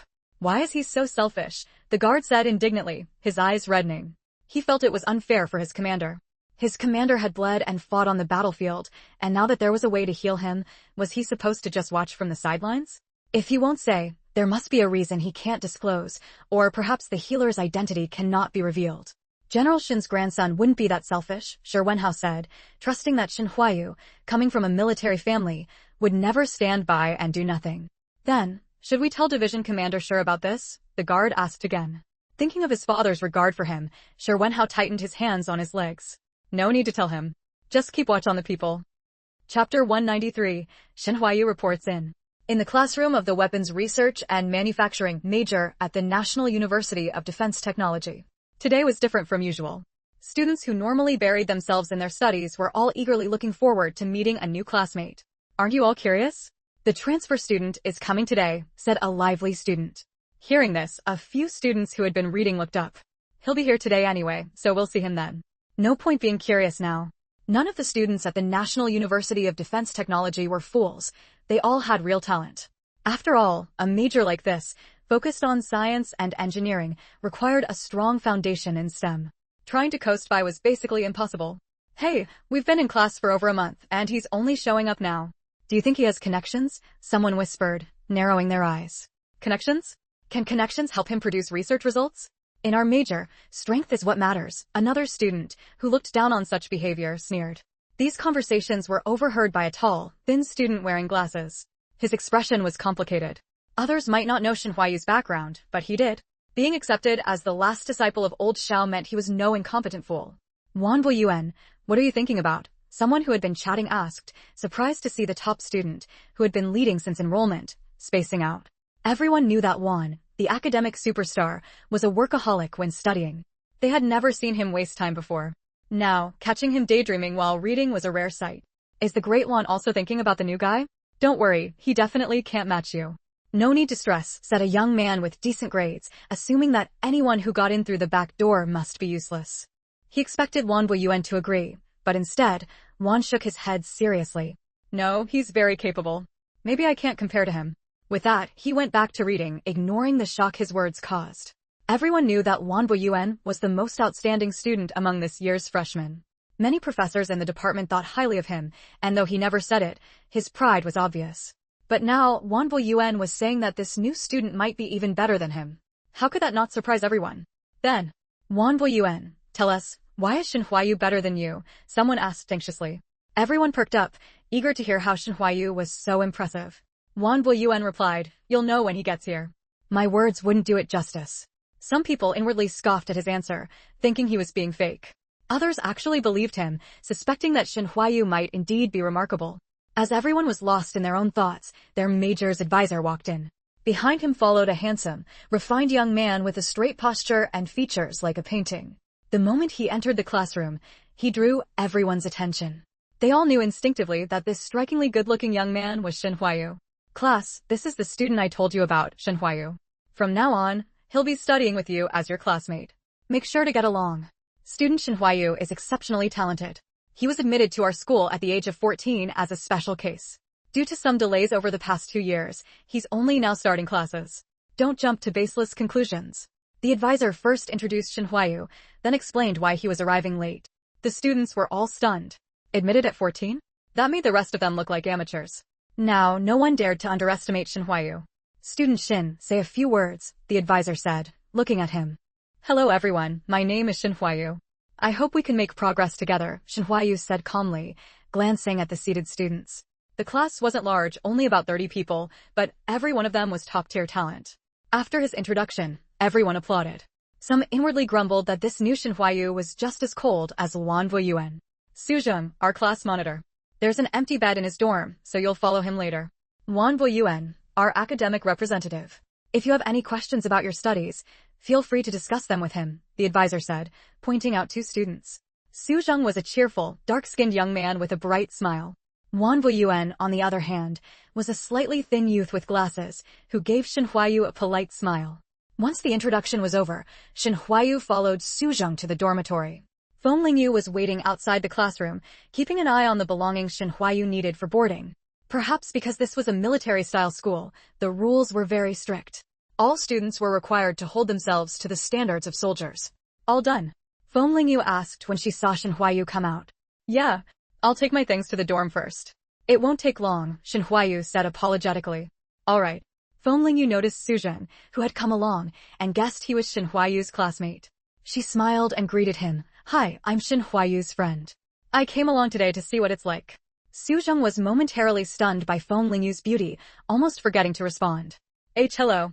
Faced with Feng Lingyu's curved smile and clear, bright eyes, Su Zheng didn't know where to put his hands or feet. Good heavens, how could Shen Huayu's friend be this gorgeous? Was she a fairy descending to Earth? I'm Su Zheng, the class monitor. How about I show you both around campus first? No need. We have other things to do afterward, Shen Huayu cut in before Feng Lingyu could answer. Chapter 194, you can also fade? Xiaoyu, wait for me here. I'll be back soon. Squad leader, let's go. Seeing Su Zheng's foolish expression, Shen Huayu urged. All right. Su Zheng dawdled as he grabbed his things and led Shen Huayu back to the dormitory. On the way, Su Zheng was noticeably much warmer toward Shen Huayu. Knowing the reason for his change, Shen Huayu's aura instantly turned even colder. Shen Huayu, what's your friend's name? Su Zheng kept probing for information about Feng Lingyu on the way to the dorm. None of your business. Shen Huayu replied with a dark face. I'm just asking. Your friend will be my friend too, right? Just tell me. Su Zheng was naturally outgoing and pressed Shen Huayu for an answer. He didn't have any ulterior motives. Feng Lingyu was just too beautiful, and he wanted to get to know her. It would be something to brag about later, knowing a fairy. Su Zheng thought smugly. No comment. Shen Huayu ruthlessly rejected Su Zheng. How can you be like this? Su Zheng seemed to catch on and clicked his tongue twice. Could it be that you like her and that's why you're guarding her from me like I'm a wolf? Fine. Since you like her, I won't compete with you. But a graceful lady is a gentleman's pursuit. You'd better step on it. Su Zheng winked at Shen Huayu, acting completely familiar. Shen Huayu's face remained impassive, but inwardly he thought smugly, as if I need you to tell me. I listened to my dad and succeeded long ago. I'll be off now. See you next week. Thanks for your help today. Today, Shen Huayu was just here to register. Classes officially started next Monday. Take care. No need to thank me. From now on, we're dorm brothers. Su Zheng slapped Shen Huayu's shoulder heartily. All right, go on. Cherish this rare opportunity. Remember what I told you, step on it. Su Zheng waved his hand. At their school, students couldn't come and go freely on regular days. They had to wait until weekends and holidays. Don't wait until the break, only to find the girl you've set your sights on snatched away by someone else. That's why Su Zheng told Shen Huayu to strike first. All set? How's the dorm? Feng Lingyu asked. Not bad. It's a standard 6-person room. The main thing was that the school had a discipline committee that inspected daily, and their behavior was managed uniformly according to military standards, so the dorm was really clean. All the blankets were folded into perfect squares, and the floor was spotless. Let's go. Don't keep Teacher Xiao and the old lady waiting. Feng Lingyu checked the time and saw it was almost noon. Xiao Zongqi knew today was the day Shen Huayu reported to school, so he told him to bring Feng Lingyu over for a meal. Ever since the last banquet, when Feng Yusin used the ointment Feng Lingyu gave her, her condition had improved significantly, and she was now completely pain-free. Old Xiao had a very good impression of Feng Lingyu and always told Shen Huayu to bring her along whenever they met. Due to Feng Lingyu's disguise, Shen Huayu kept making excuses that she was busy. Xiao Zongqi even wondered if Shen Huayu hadn't passed the message to Feng Lingyu at all. Left with no choice, Feng Lingyu had to go with Shen Huayu to the Xiao family a few times. Feng Lingyu applied her disguise and went with Shen Huayu to the Xiao residence. But she didn't expect to be seen through by Feng Yusin at first glance. At the time, Feng Lingyu was sitting on the sofa drinking tea with the old lady. Why does your face look a bit darker? Feng Yusin frowned. Really? Maybe I've been out in the sun a lot lately. Feng Lingyu said awkwardly. Feng Lingyu thought, looks like I mixed the color a shade too dark. No, your nose is a bit flatter too. Feng Yusin shook her head. Feng Yusin was well-traveled and knew that women from old noble families used to visit bone setters to adjust their facial features, like making the face smaller or the nose more prominent, similar to traditional Chinese bone setting. You didn't get plastic surgery, did you? But no one would make themselves uglier. The old lady was puzzled. Feng Lingyu thought, after I finished the disguise, I thought it looked exactly like Uncle Gao's work. The old lady looked at them suspiciously, sensing something off. Feng Yusin suddenly leaned in close to Feng Lingyu's face to get a better look, and Feng Lingyu's toes curled nervously. Even Xiao Zongqi noticed something was off between the two. There's nothing wrong with me. I just haven't slept well these past couple of days. Before Feng Lingyu could finish, Feng Yusin reached out and touched her face with her finger. Feng Yusin stared in disbelief at the flesh-colored residue on her index finger and exclaimed, "You can also fade?" Suddenly realizing something, Feng Yusin squinted and said, "Go wash your face." Feng Lingyu, who thought she had learned well from Uncle Gao and was quite skilled, thought, exposed at first glance. It seemed she really had no talent for this. After Feng Lingyu washed her face, the old lady saw her original appearance and said disdainfully, "It's not like you're ugly. Why cover your face? You look just so." Even as she spoke, the old lady couldn't help sneaking glances at Feng Lingyu's face. She didn't realize her true face as a beauty lover had long been exposed. "I'm sorry. I didn't mean to hide my appearance. My situation is a bit complicated, so I can't reveal myself in front of too many people," Feng Lingyu said sincerely. Xiao Zongqi and Feng Yusin exchanged a glance and understood that this girl's identity was definitely not simple. "Since you're Huayu's friend, you don't need to pretend in front of us from now on. We won't tell anyone about you," Xiao Zongqi said to Feng Lingyu. "Teacher Xiao, thank you." Shen Huayu and Feng Lingyu thanked him in unison. And so, Feng Lingyu began meeting Xiao Zongqi and his wife with her real face. At the Xiao family's small villa, Feng Yusin happily took out several pieces of clothing. Xiao Zongqi said helplessly, "Do you like that girl that much? You've kept those clothes stored away for so long, treating them like treasures." Feng Yusin shot Xiao Zongqi a glare. "What do you know? Clothes only have value when worn by the right person. Yura is so beautiful, she deserves to be dressed up nicely." Knowing he had annoyed her, Xiao Zongqi snorted lightly and went back to reading his newspaper. Chapter 195, No Talent, Give Up the Opportunity. Feng Yusin also took out her treasured accessories and matched them with the clothes, planning to have the girl take them back later. Shen Huayu and Feng Lingyu greeted the guards at the gate and entered, only to see Xiao Zongqi sitting in the garden reading a newspaper. "You're here. Sit for a while. The meal isn't ready yet." Xiao Zongqi smiled and invited them over to sit. "Where's the master's wife?" Not seeing the old lady, Shen Huayu asked. Xiao Zongqi put down the newspaper and said helplessly, "She's gone to look at her precious clothes." "Did your registration go smoothly today?" Xiao Zongqi asked. "Pretty smoothly. The advisor is very nice," Shen Huayu replied. "Xiaoyu, you child, didn't I tell you to come over with Huayu often? I've invited you 10 times and you still don't come. Do I have to go and invite you myself, an old man?" Xiao Zongqi said, seeing Feng Lingyu sitting obediently to the side. Feng Lingyu smiled sheepishly. "Teacher Xiao, I'm just afraid of troubling you. Besides, the things you and Huayu talk about are too profound." Before Xiao Zongqi could respond, Feng Yusin came out and happened to hear what Feng Lingyu said. She said angrily, "What, you can't come and keep me company? Do you think I understand what they're talking about?" Feng Lingyu had no choice but to plead, "I misspoke." Thinking of the purpose of her visit today, Feng Lingyu added, "I'll have to go back to the countryside soon. After all, I'm a sent-down youth and I can't stay away for too long. So, about you taking me as your disciple, I'm afraid it won't work." Last time, when Feng Lingyu and Shen Huayu visited the small villa, she learned that Feng Yusin was an excellent painter, the renowned master Wuxin. Feng Yusin had asked Feng Lingyu at the time, "Do you want to learn painting with me?" Feng Lingyu hadn't dared to refuse outright then, afraid the old lady would lose face, so she said she'd go home and think it over. "That's not a reason. I can find a way to get you back," Feng Yusin said unhappily. If outsiders knew that Master Wuxin was taking on a disciple, countless people would flock to her. Now that she had taken the initiative to offer to take her as a disciple, wasn't she willing? "Actually, what I want to say is that I really have no talent in painting. You can tell from the fact that you saw through my disguise today at a glance. I'm not very sensitive to colors. If you took me as your disciple, it would be a waste of your kindness." This flattery from Feng Lingyu improved the old lady's mood a bit. So she continued, "To be honest, I have a friend who is very talented in painting. At least, more talented than me. Would you like to see his? So this is what you're up to, girl. I haven't taken a disciple in all these years. Do you think it's because I haven't met talented people?" Feng Yusin said discontentedly. Seeing Feng Lingyu's awkward expression, Feng Yusin softened and relented, "Since it's someone you recommend, bring him to see me. If he has no talent, I won't take him." There was another sentence Feng Yusin kept to herself. She wouldn't take an ugly person either. "All right. Don't worry, you won't be disappointed." Feng Lingyu hadn't expected the old lady to agree, and she was genuinely happy.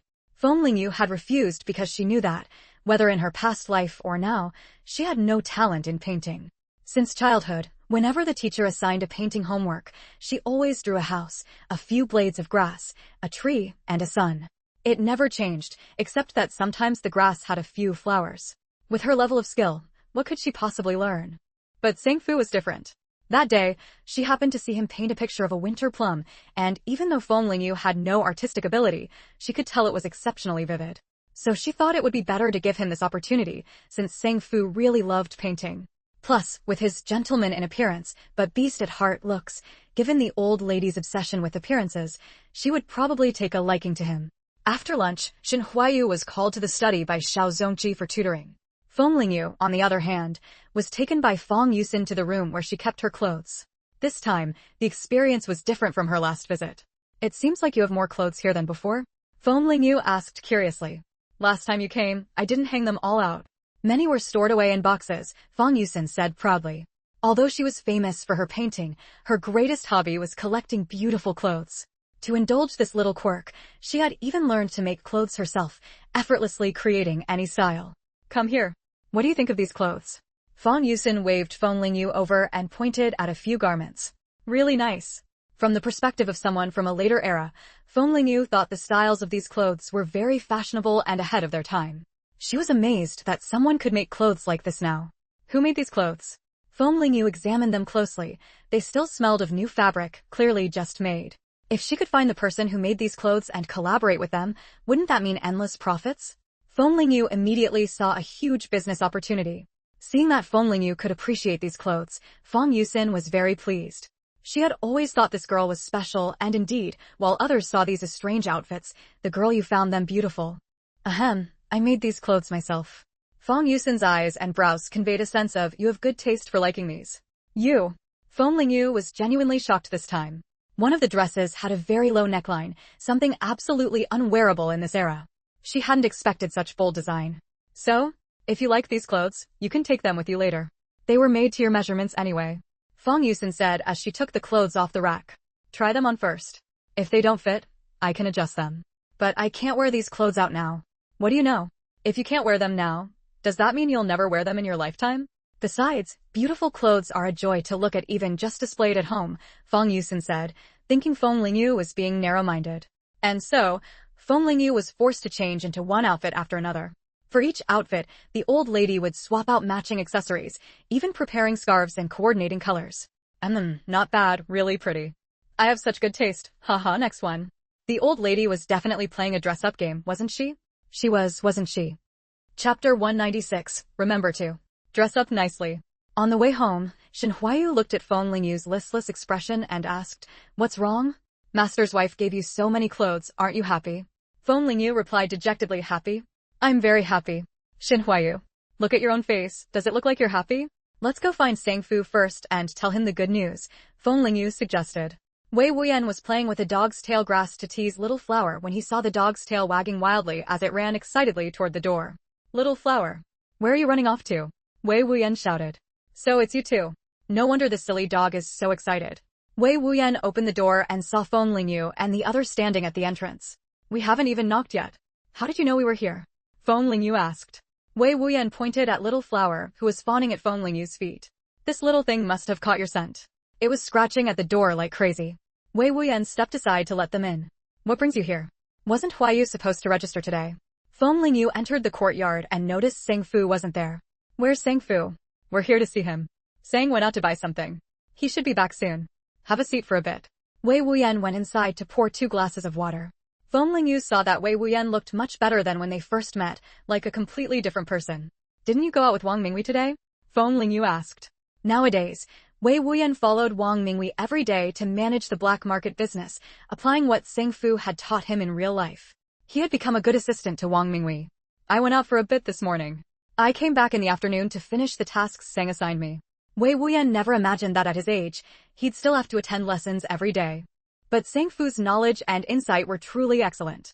Under his guidance, Wei Wuyan could clearly feel his own improvement.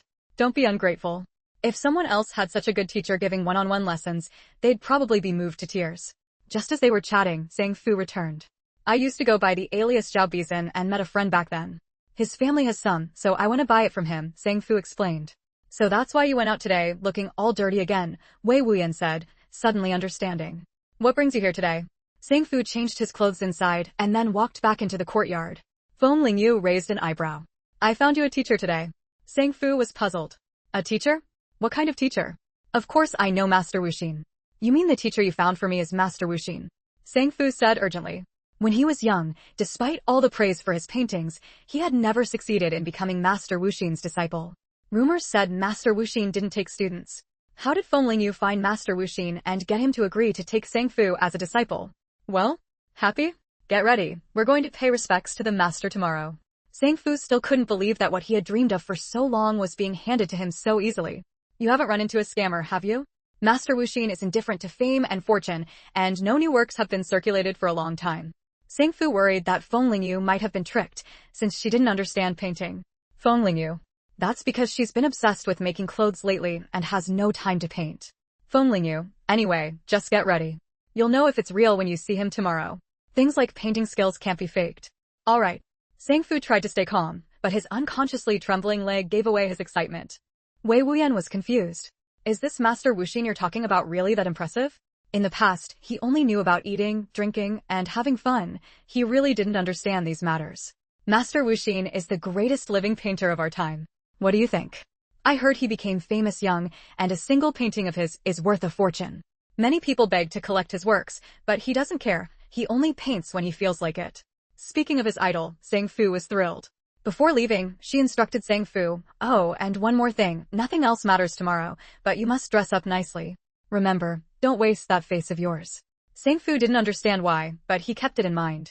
The next day, Wei Wuyan heard Little Flower scratching at the door outside and knew the little thing was hungry. Resigned, he crawled out of bed. Seriously, you dog have 3 meals a day on a regular schedule. Wei Wuyan opened the door and complained. Holy crap. Wei Wuyan's yawn was cut short when he saw Sang Fu standing in the courtyard. Sang? You? Why are you standing in the yard so early? Look at me, is my outfit appropriate today? Sang Fu asked. Wei Wuyan looked at Sang Fu, whose style was vastly different from usual, and nodded. Very appropriate. Good. Xiaoyu said yesterday that I should dress up nicely to meet Master Wuxin.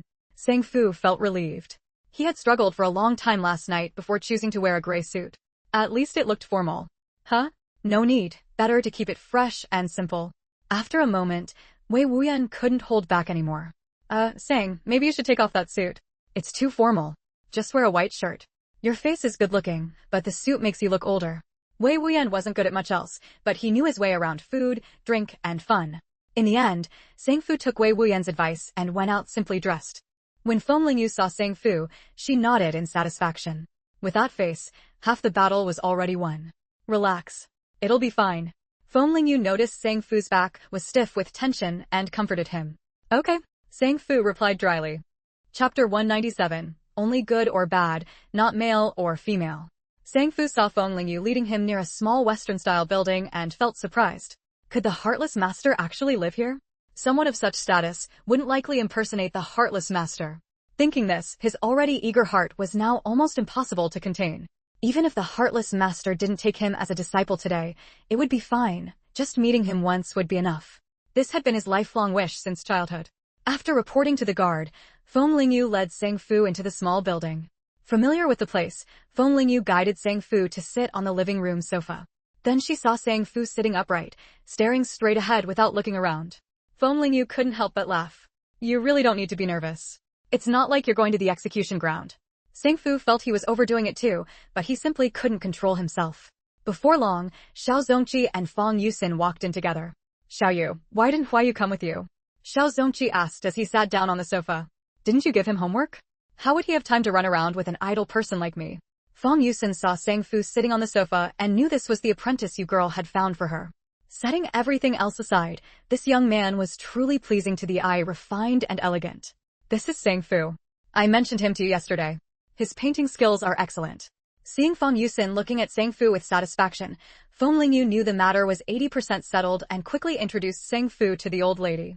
But before the old lady could speak, Sang Fu stood up, bowed toward Xiao Zongqi, and said, Hello, teacher. My name is Sang Fu. I have admired you for a long time. Feng Lingyu covered her forehead with her hand. How embarrassing. What was wrong with Sang Fu today? How many foolish things had he done? Where was that composed master Sang who always acted with propriety? Feng Lingyu felt she could already see what Sang Fu would be like when he fell in love. Feng Lingyu tugged at Sang Fu's sleeve, then pointed at Feng Yusin, who was sitting aside drinking tea and watching the show. This is the heartless master. Then Feng Lingyu watched as Sang Fu's face visibly turned red, his whole body stiffening as if turned to stone. Rumors had always said the heartless master was an eccentric old man, which was why Sang Fu assumed Xiao Zongqi was the heartless master. He never expected the rumors to be wrong. He had made a huge blunder today. It's my fault. I didn't explain it to him beforehand, so he got confused. Feng Lingyu explained, subtly taking the blame onto herself. I was too rash. Sang Fu quickly apologized to Feng Yusin.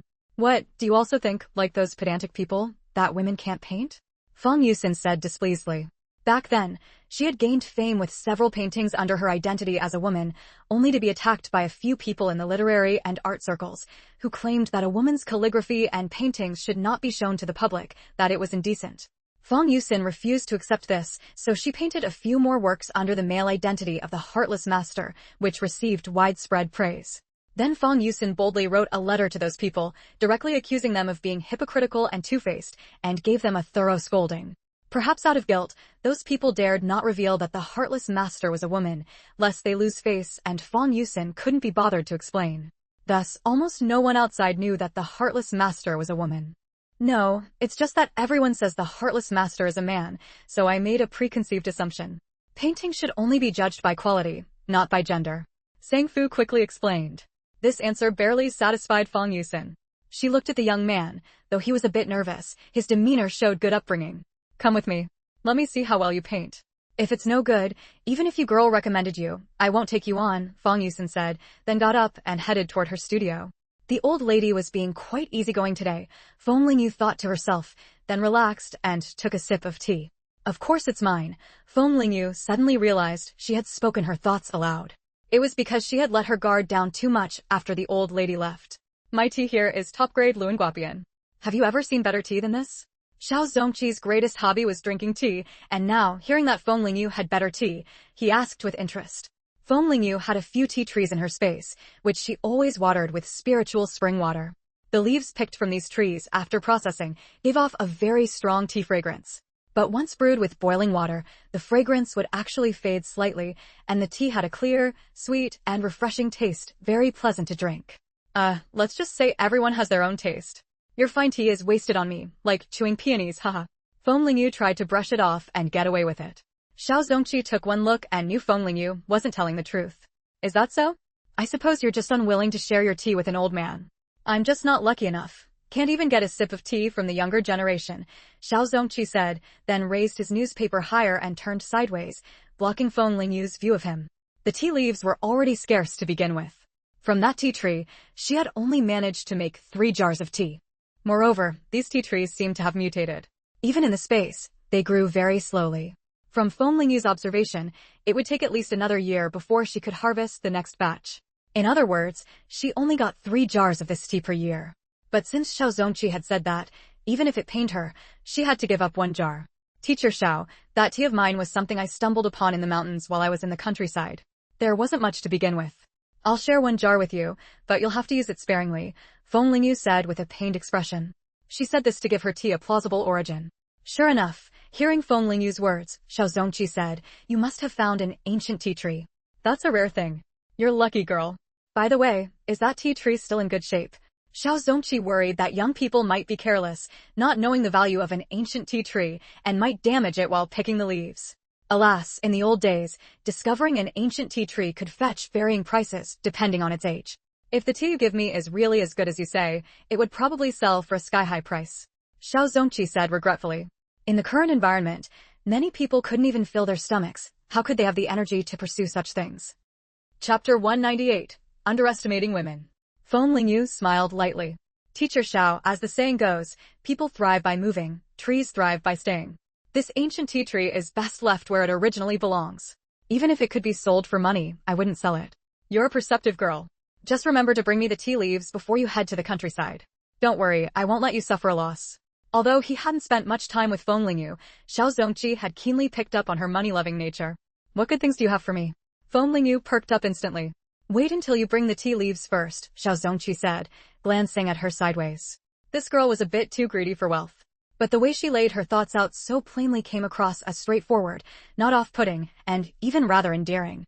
In his lifetime, Xiao Zongqi had seen all kinds of scheming people, and it was precisely Feng Lingyu's personality that he found appealing. After Sangfu followed Feng Yusin into the studio, his eyes went wide. The paintings hanging on the wall all proved that the elderly woman before him was none other than Master Wuxin. Everyone knew that Master Wuxin's paintings were famous for their delicate brushwork, something outsiders couldn't imitate. Feng Yusin spread out drawing paper on the table and saw Sangfu standing there like a clueless rookie, staring dumbly at the paintings on the wall. Come here. I won't make things hard for you, just paint what you're best at. Sangfu snapped back to reality, walked to the painting table, picked up a brush, took a deep breath and began to paint slowly. From the moment Sangfu immersed himself in the world of painting, Feng Yusin nodded in satisfaction. What Lingyu had said was true. This young man named Sangfu had a solid foundation, clearly the result of years of hard practice since childhood. What was even rarer was that despite his systematic training, his paintings lacked a rigid, mechanical quality and instead brimmed with creativity. In painting, technique was the foundation, but creativity determined the ceiling. Teacher, I'm done, Sangfu said nervously, handing his painting to Feng Yusin for review. I have to say, you're very talented in painting. Feng Yusin carefully examined his composition. The winter plum blossoms blazed like fire, and Sangfu's use of color was masterful. When I was your age, I couldn't have painted something this good.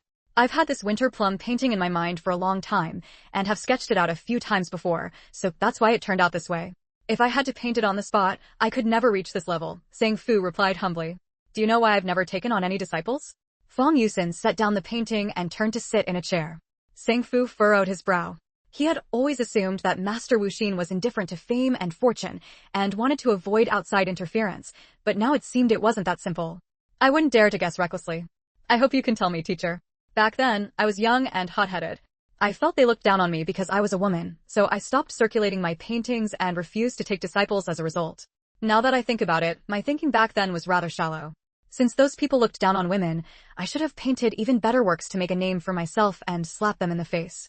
I heard that those who criticized me back then have all become masters now, and they all have highly talented disciples under them. So, if you want to be my disciple, you have to surpass their disciples. Feng Yusin looked seriously into Sangfu's eyes, trying to read something from them. After hearing Feng Yusin's words, how could Sangfu not realize that Master Wuxin was agreeing to take him as a disciple? He was simply too overjoyed to care about the conditions. He was sure he could meet them. I'm willing. With your guidance, I believe I won't lose to anyone else's disciples, Sangfu said earnestly. Feng Yusin was privately delighted. She hadn't expected to actually take on a talented and good disciple. Originally, she had planned to take Feng Lingyu as a disciple, just to teach her some refined skills so she could hold her own at any social event. Oh, and there's something I need to tell you. You should know that I originally intended to take Lingyu as my disciple. It was she who voluntarily gave up the opportunity and recommended you to me, saying you had great talent. You must remember this kindness. Feng Yusin felt it was better to tell Sangfu this, so he would be grateful to Feng Lingyu in the future. Even if Feng Yusin hadn't said it, Feng Lingyu would have brought it up herself. She was never one to do good deeds anonymously. Sangfu hadn't expected the truth to be like this. Feng Lingyu had actually given up such a great opportunity for him. Yes, I will never forget it. But, teacher, could you take Xiaoyu as your disciple along with me? Sangfu asked. Do you think it's because I wouldn't take her? She said herself that she had no talent in this area and told me not to force it. Speaking of this, Feng Yusin felt a bit aggrieved. If outsiders knew that Master Wuxin had actively tried to take someone as a disciple and been rejected, they'd be utterly shocked. Sangfu figured that, given Feng Lingyu's personality, she really would do something like that, so he dropped the matter. He supposed that just because he loved painting didn't mean others did too. He couldn't force Feng Lingyu to learn it alongside him. By the time Sangfu and Feng Yusin came out, nearly 2 hours had passed. Feng Lingyu was sitting outside drinking tea with Xiao Zongqi. Feng Yusin noticed that the coffee table was covered in tea leaves, all of which were the old man's prized collection that he would never normally be willing to brew. What had gotten into him today, being so generous as to bring them all out? Feng Yusin carefully studied Xiao Zongqi's expression and found no sign of reluctance. It made her wonder if her old man had been coerced by Lingyu into being so open-handed. You're out? Come, sit. How did it go? Xiao Zongqi gestured for them to sit down and poured them each a cup of tea. Feng Yusin blinked in shock, then placed her hand on Xiao Zongqi's forehead. No fever.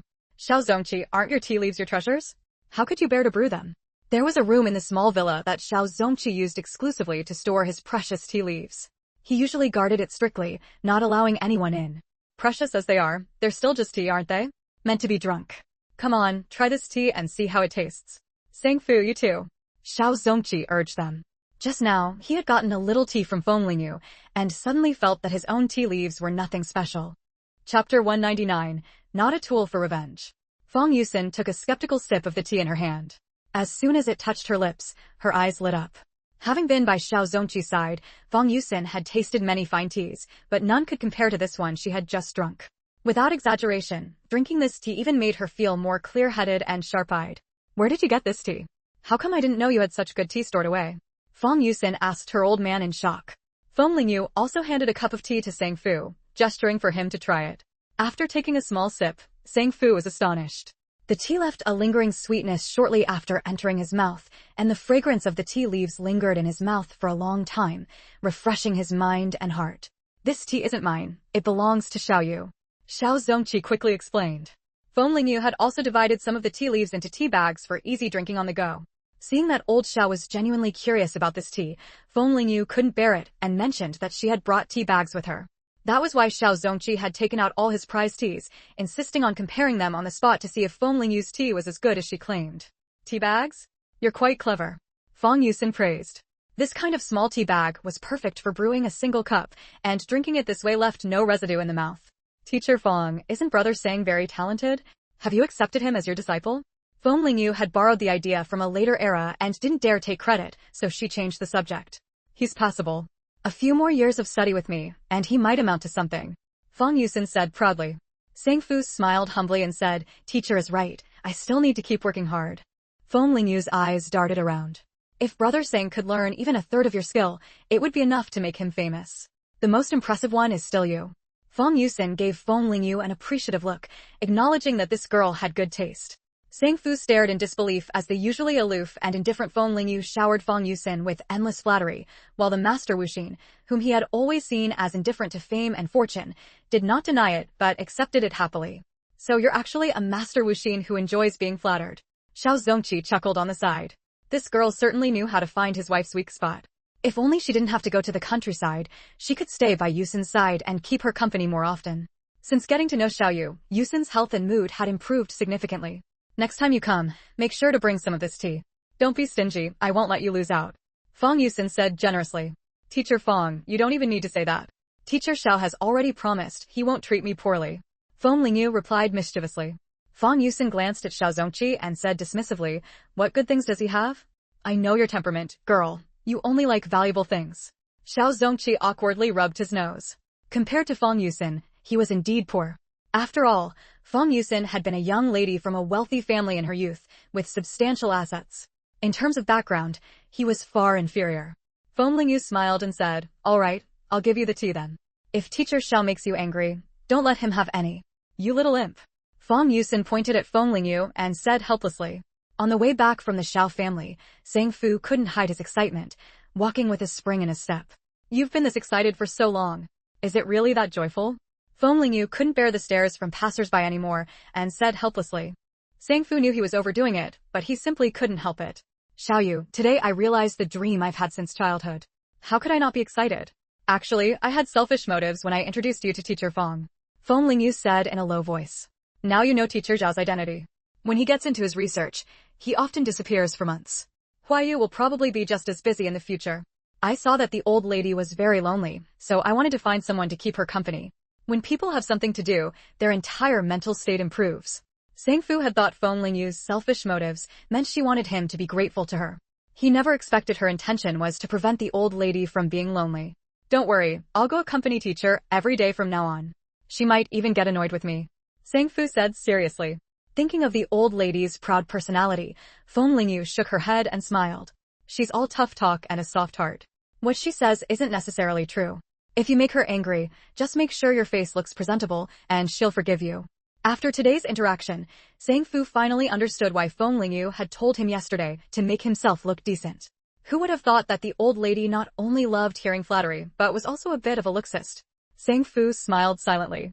When you truly become a master painter in the future, maybe your family will regret it. Feng Lingyu suddenly said. Each of the 4 major families had their own domain. The Sang family was famous for painting, with each generation's head being an extraordinary master. It was precisely for this reason that Sang Fu had trained hard in painting since childhood, making becoming a disciple of Master Wuxin his dream. Mentioning the past, Sang Fu's expression turned cold. They gave up on me long ago. Don't you want to study well and then slap them in the face? A person they abandoned turning out more outstanding than the next generation they carefully cultivated. What could be more satisfying than that? Feng Lingyu ignored Sang Fu's coldness and continued temptingly. Sang Fu stopped walking, his hands hanging by his sides clenched tightly. Yes, he was unwilling, resentful, and had thought countless times about taking revenge on them. I paint because I love it. It's not a tool for me to use for revenge.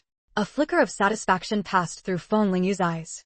Some things, if you do them with an ulterior motive, are doomed to fail. I'm sorry. I was just afraid you might go down the wrong path and hurt the old lady. Feng Lingyu had been testing Sang Fu, worried that he might use the old lady as a tool for revenge, which would surely make her sad. Yesterday, when you first told me that Master Wuxin might take me as a disciple, I did think about becoming his student to make those who gave up on me regret it. Sang Fu said bitterly. Feng Lingyu raised an eyebrow.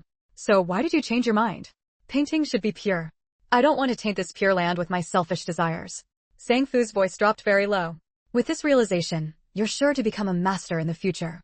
When that time comes, the old lady will be thrilled that you've brought her honor. Thinking of the old lady's proud expression then, Feng Lingyu couldn't help but smile. Sang Fu also smiled. Then, I'll take your word for it. Chapter 200, Seeking Out Shen Huayu Privately. Shi Wenhao's guard, Wang Li, stared at the bustling entrance of the National University of Defense Technology. Today was the day students returned to school after the weekend break, so the crowd at the school gate was especially large. But even among the upright and imposing military cadets, one figure stood out. That person was Shen Huayu, and today was his first official day of classes.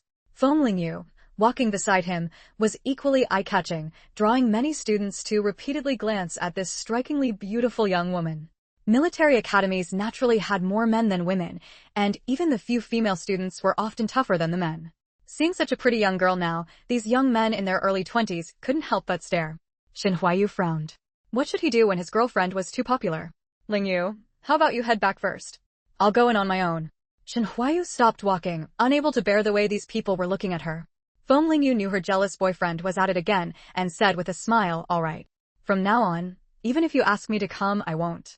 Just as Shen Huayu was about to explain, he saw a tall man with a resolute expression walking toward them. Shen Huayu's demeanor shifted instantly, his eyes fixed on the man radiating a fierce aura. If he wasn't mistaken, this man had seen bloodshed and was likely from the military. Feng Lingyu also sensed something unusual and looked at the man as well. Right, the man approaching Shen Huayu was none other than Shi Wenhao's guard, Wang Li. Hello, you're Shen Huayu, right? Wang Li spoke first.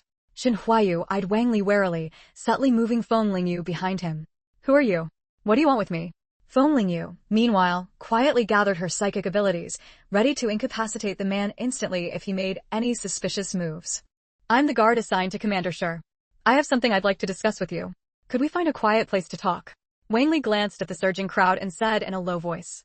Hearing the surname Shi, both Feng Lingyu and Shen Huayu understood. Let's talk here. Is what you have to say something shameful? Shen Huayu replied expressionlessly. Wang Li's lips moved.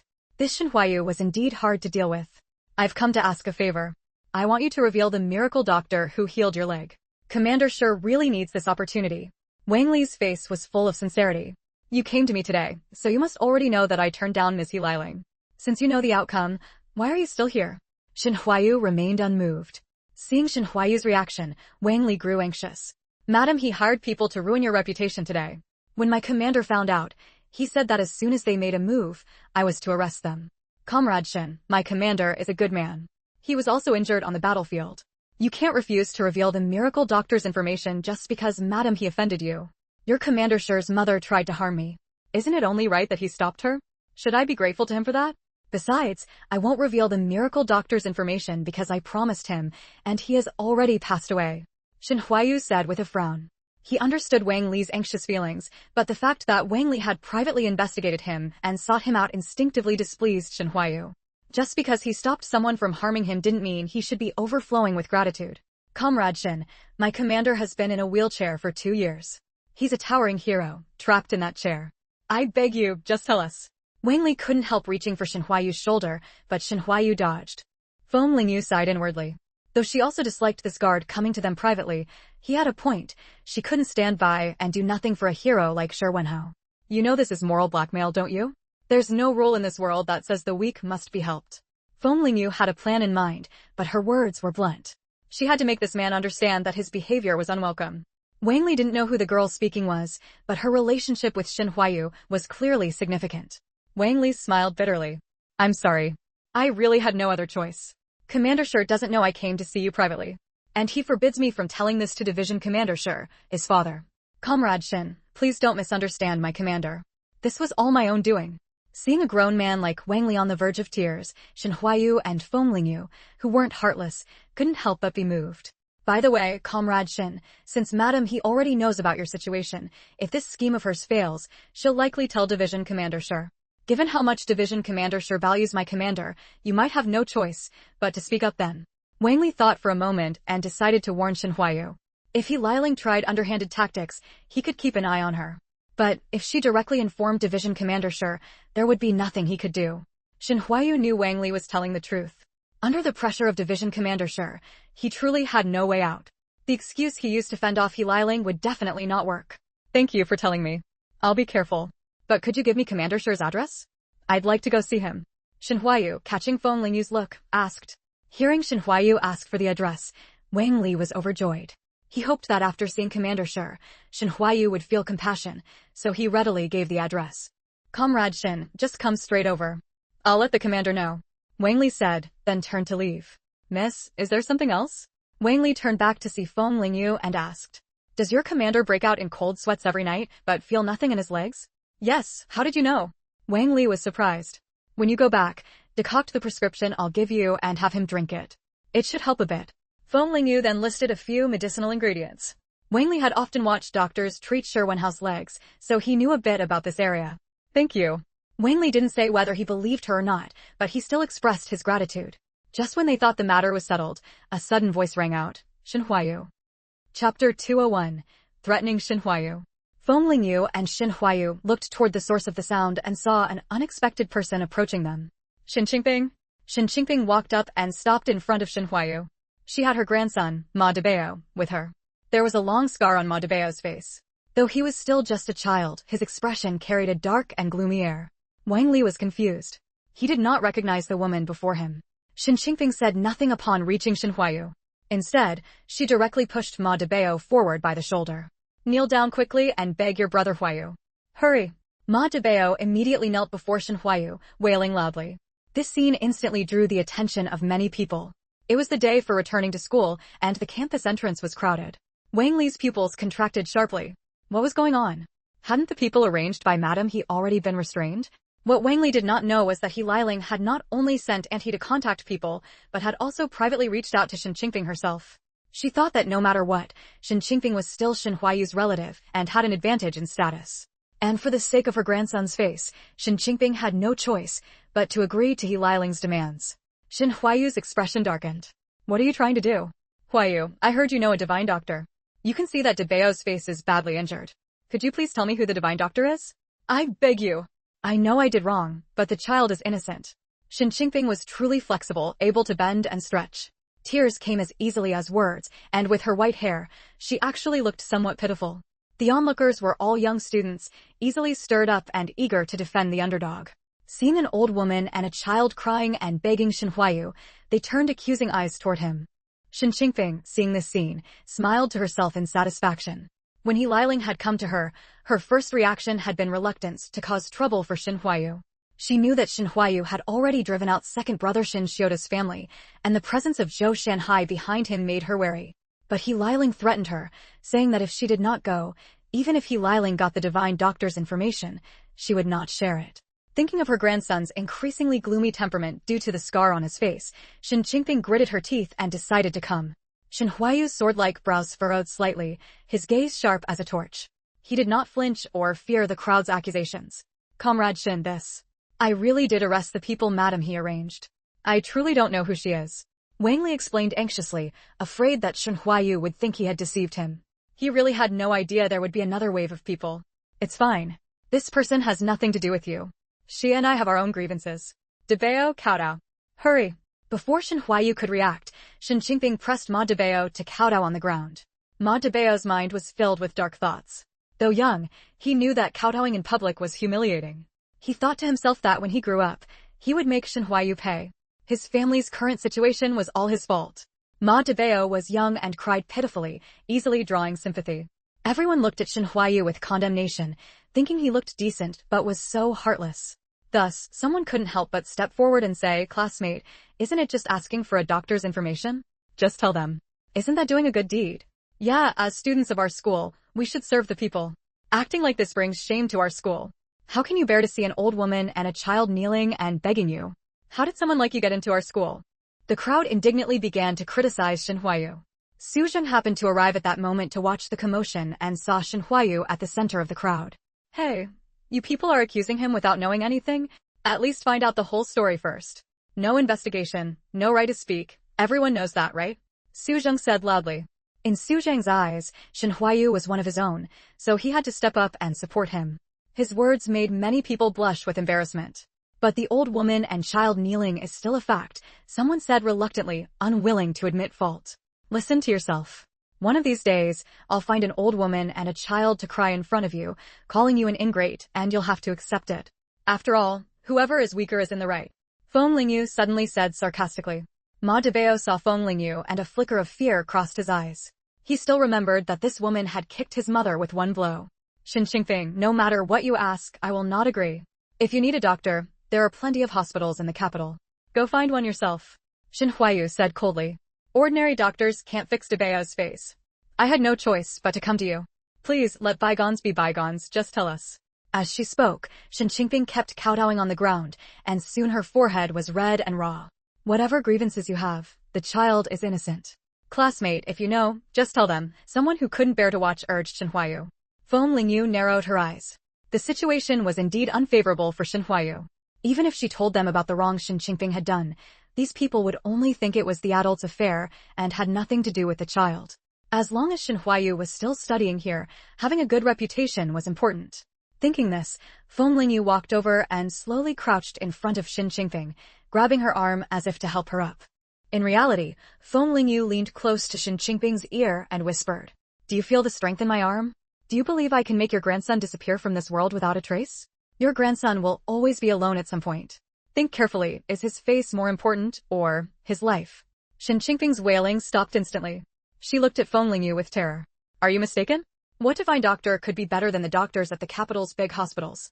Feng Lingyu said loudly, but her eyes remained fixed on Shen Qingping, and her grip on the arm tightened slightly. Shen Qingping's lips trembled. After a long pause, she stammered, "Yes, I was mistaken. It was all a misunderstanding." Chapter 202, Night Reconnaissance. The onlookers saw Shen Qingping apologize and then leave with the child, all utterly confused. "What did you just say to her? Why did she change her tune?" Wang Li asked, looking at Feng Lingyu with curiosity. Shen Qingping had clearly had the upper hand just now. Logically, she shouldn't have just given up. Facing Wang Li's scrutiny, Feng Lingyu raised an eyebrow slightly. "I didn't say anything." Feng Lingyu clearly didn't want to talk about it, and Wang Li couldn't force her, so he fell silent. "Shen Huayu, who is that old woman? She doesn't really need your help, does she?" Su Zheng asked hesitantly. Although he was on Shen Huayu's side, he was still afraid of the possibility that the old woman and the child weren't bad people. "They are my enemies, so it's good enough that I don't retaliate against them. Don't expect me to help them." Shen Huayu didn't answer directly, but made their adversarial relationship clear. He glanced at Wang Li, who was standing nearby, and knowing they probably still had things to discuss, he said his goodbyes and went into the school first. Today, the people arranged by Shen Qingping and He Liling came to cause trouble on the same day. It seems Shen Qingping and that side might have some connection.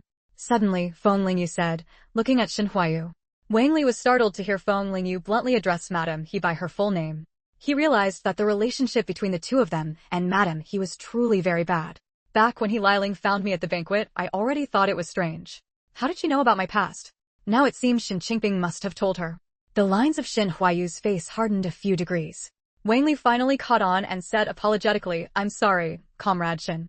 We only kept an eye on Auntie's movements. But don't worry, I'll report today's events truthfully to my regiment commander."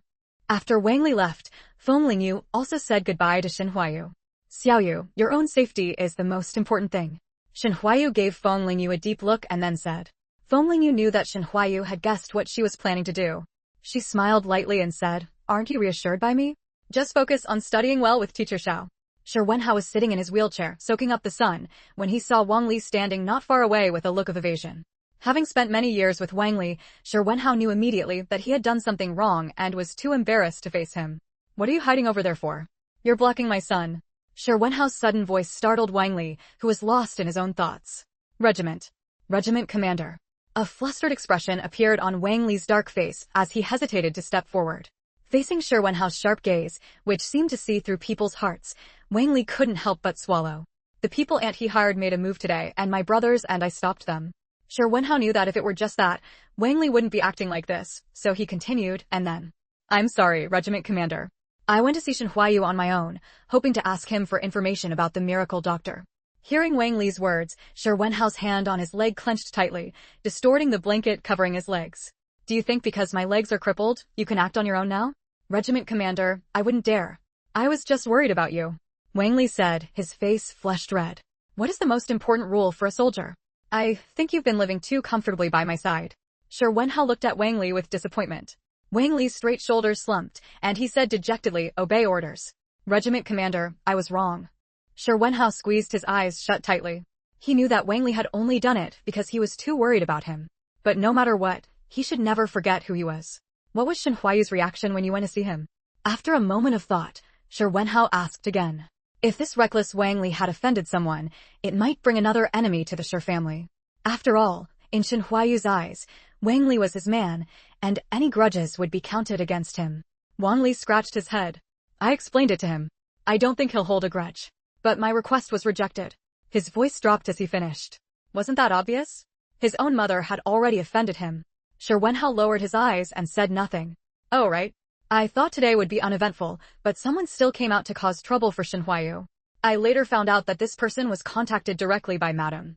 At this point, Wang Li glanced at Shi Wenhao's expression and, seeing no change, continued, "So I didn't know either. I only learned later that this person was some relative of Shen Huayu's. She was the one who told Madam about Shen Huayu's situation." "All right, I know what happened. For what you did today, your punishment is to complete 10 times the standard training regimen," Shi Wenhao said flatly. Wang Li's face fell. Oh heavens, 10 times. Even doing it once was exhausting enough. 10 times, and he'd be half dead. But seeing his regiment commander's stern face, he knew there was no room for negotiation. "Yes." Wang Li saluted Shi Wenhao and then strode away. Feng Lingyu arrived at the address Wang Li had given her. To her surprise, it was quite close to the Feng family's small courtyard. About 5 people were guarding this small courtyard, all of them well-trained soldiers. For Feng Lingyu to sneak in unnoticed would be somewhat difficult. After all, they were trained soldiers, different from ordinary people. Moreover, Feng Lingyu didn't want to harm these soldiers. After thinking it over, Feng Lingyu took a chicken out of her space and threw it into the courtyard. Having spent a long time in the space, the chicken was much more lively than ordinary chickens outside, instantly catching the attention of several guards. Taking advantage of this gap, Feng Lingyu quietly slipped into the courtyard. She crept toward the room where the light was still on. "This chicken is way too fat. Maybe it escaped from someone else's place. All right, I'll ask around tomorrow. Everyone, get back to your posts." Chapter 203, Confrontation After Discovery. Shi Wenhao was sitting at a table, wiping a small silver pistol with meticulous care, the gun's surface gleaming with a cold light. In an instant, his grip on the gun shifted, and he suddenly aimed it toward the screen in the room. Feng Lingyu, hiding behind the screen, raised an eyebrow. She hadn't expected Shi Wenhao to be so perceptive, truly a soldier who had faced life and death on the battlefield. Shi Wenhao initially thought it was a spy sneaking around for information, but to his surprise, a young girl stepped out. "Stand right there. Don't move or I'll shoot." Seeing Feng Lingyu walking straight toward him, Shi Wenhao's expression turned stern, his wolf-like gaze fixed on her. It was as if, at the slightest move from Feng Lingyu, he would pounce and tear her apart. "Regiment Commander Shi, meeting you is better than hearing about you. I've long admired your reputation. But, are you sure you want to point that gun at me? Don't you want someone to treat your leg?" Shi Wenhao didn't soften at the mention of his leg. "If you're here with ill intentions, even if you could truly heal me, I wouldn't let you." Although Shi Wenhao's legs were injured, he still held a position in the military, handling strategic deployments. That was why, from time to time, reckless little rats would come snooping around for information. Even with the gun aimed directly at her, Feng Lingyu showed no fear. She was just a young girl, but his battlefield experience told Shi Wenhao that this girl was dangerous. What's your relationship with Shen Huayu?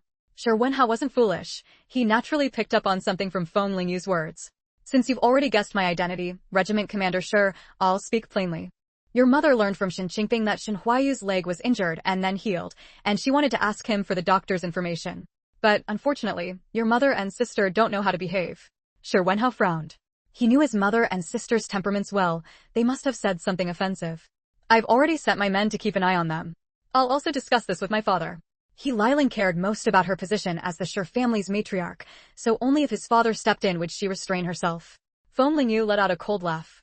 If you tell your father about this, do you think the matter of the divine doctor can still be kept secret? Shi Wenhao wanted to explain that he hadn't meant it that way, but seeing Feng Lingyu's face, he knew she wouldn't believe him. Then what do you want? This girl dared to break into a courtyard guarded by soldiers all by herself. Her courage was extraordinary. That was why Shi Wenhao still hadn't let down his guard against her. You can rest assured, Regiment Commander Shi, I mean no harm. As she spoke, Feng Lingyu extended her hands to show that she was holding nothing. Can you put the gun down now? Shi Wenhao's grip on the gun remained unchanged. He didn't lower his suspicion because of her words. You still haven't told me who you are, and what exactly you want to do. Feng Lingyu had limited patience. Seeing that Shi Wenhao was unmoved by reason, she grew irritated. Shi Wenhao suddenly felt as if he had lost focus for a second, and then he saw Feng Lingyu, who had been 2 meters away, appear right in front of him. Shi Wenhao reacted quickly, trying to pull the trigger, but Feng Lingyu twisted his hand, hitting the nerve in his wrist. The delicate little pistol instantly changed owners. Right in front of Shi Wenhao, the pistol quickly disassembled into a pile of parts, falling before him. Can we talk properly now, Regiment Commander Shi? Feng Lingyu asked, looking down at him. Who exactly are you? How do you have such skills? The series of moves Feng Lingyu had just performed were fluid and incredibly fast, faster than even he had been before his leg injury. Me? I'm the disciple of the divine doctor you're all looking for. If your guard hadn't begged me with tears and snot, telling me how tough things are for you, I wouldn't have come at all. With that, regardless of whether Shi Wenhao believed her, she reached out to lift the blanket covering his legs. Shi Wenhao raised his hand to block her, his thin lips pressed into a line. What are you doing? He asked warily. Feng Lingyu rolled her eyes ungracefully. What else? I'm checking your leg. Otherwise, how would I know if it can be healed? All right, stop blocking me. Even if you don't believe what I say, you can't beat me now. If I wanted to do something, you couldn't stop me anyway. Seeing Shi Wenhao's expression like that of a wronged young bride, Feng Lingyu's mouth twitched. Why did it feel like she was some bully harassing an innocent man? She lifted his pant leg and saw a pair of legs that had atrophied from lack of use. An ordinary person would instinctively flinch when their flaw was exposed, but Shi Wenhao remained calm, letting Feng Lingyu press and knead up and down. Only his reddening ears and unconsciously curled fingers betrayed his inner emotions. Shi Wenhao's legs were abnormally pale, likely from being deprived of sunlight for a long time. Feng Lingyu used her plant-based ability to examine both legs thoroughly and found that his condition was severe. If you don't mind me asking, how were your legs injured? Though she said, if you don't mind, her question was blunt. Bomb shrapnel, he replied succinctly, true to his character. Then you were pretty lucky, Feng Lingyu said, not mockingly, but sincerely. On a battlefield, encountering a bomb could mean losing both legs at best or death at worst. But Shi Wenhao hadn't been killed, and his legs were still intact, truly fortunate. Your leg condition is already very serious. If it continues to deteriorate, you might need amputation to save your life. Without hiding anything, Feng Lingyu directly told him the truth. Shi Wenhao had already heard this from his personal doctor. He hadn't expected this girl to reach the same conclusion. She really did know medicine. Feng Lingyu hadn't anticipated his condition to be this severe. At least in the short term, his legs were absolutely incurable. The bones in his legs had mostly healed, but there was still no sensation, which meant the problem was neurological. Even in modern times with advanced medicine, neurological issues were difficult to treat. I know the state of my legs. You don't need to blame yourself. For someone so young to have such medical skill is already impressive. Seeing Feng Lingyu fall silent, Shi Wenhao thought she was discouraged by her inability to cure him and offered words of comfort. Chapter 204, What if you betray me? Your leg is in such a serious condition, aren't you upset? Seeing that Shi Wenhao still had the mood to comfort her, Feng Lingyu raised an eyebrow and asked. Most people would be sad upon hearing such news, but Shi Wenhao remained calm and unruffled, without a trace of emotion. I won't hold you accountable for tonight's events. You may leave now. Since Feng Lingyu could slip in unnoticed, she could surely slip out as well. Shi Wenhao coldly issued his dismissal. You're just giving up like that? I don't think I ever said that your leg couldn't be treated. Feng Lingyu stood up, crossing her arms as she spoke. Shi Wenhao's expression finally shifted slightly, even if only for a moment, but Feng Lingyu caught it keenly. She knew it, he wasn't a saint. How could he truly be indifferent about his own leg? What are your conditions? Shi Wenhao asked directly. The lamplight in the room fell on his gaunt face, making the hope shining in his eyes impossible to ignore. In truth, Feng Lingyu didn't really have any conditions. She had come tonight only to see if Shi Wenhao was worth her help. I just want you to keep your family in check. Also, I don't want any information about me leaking from your mouth.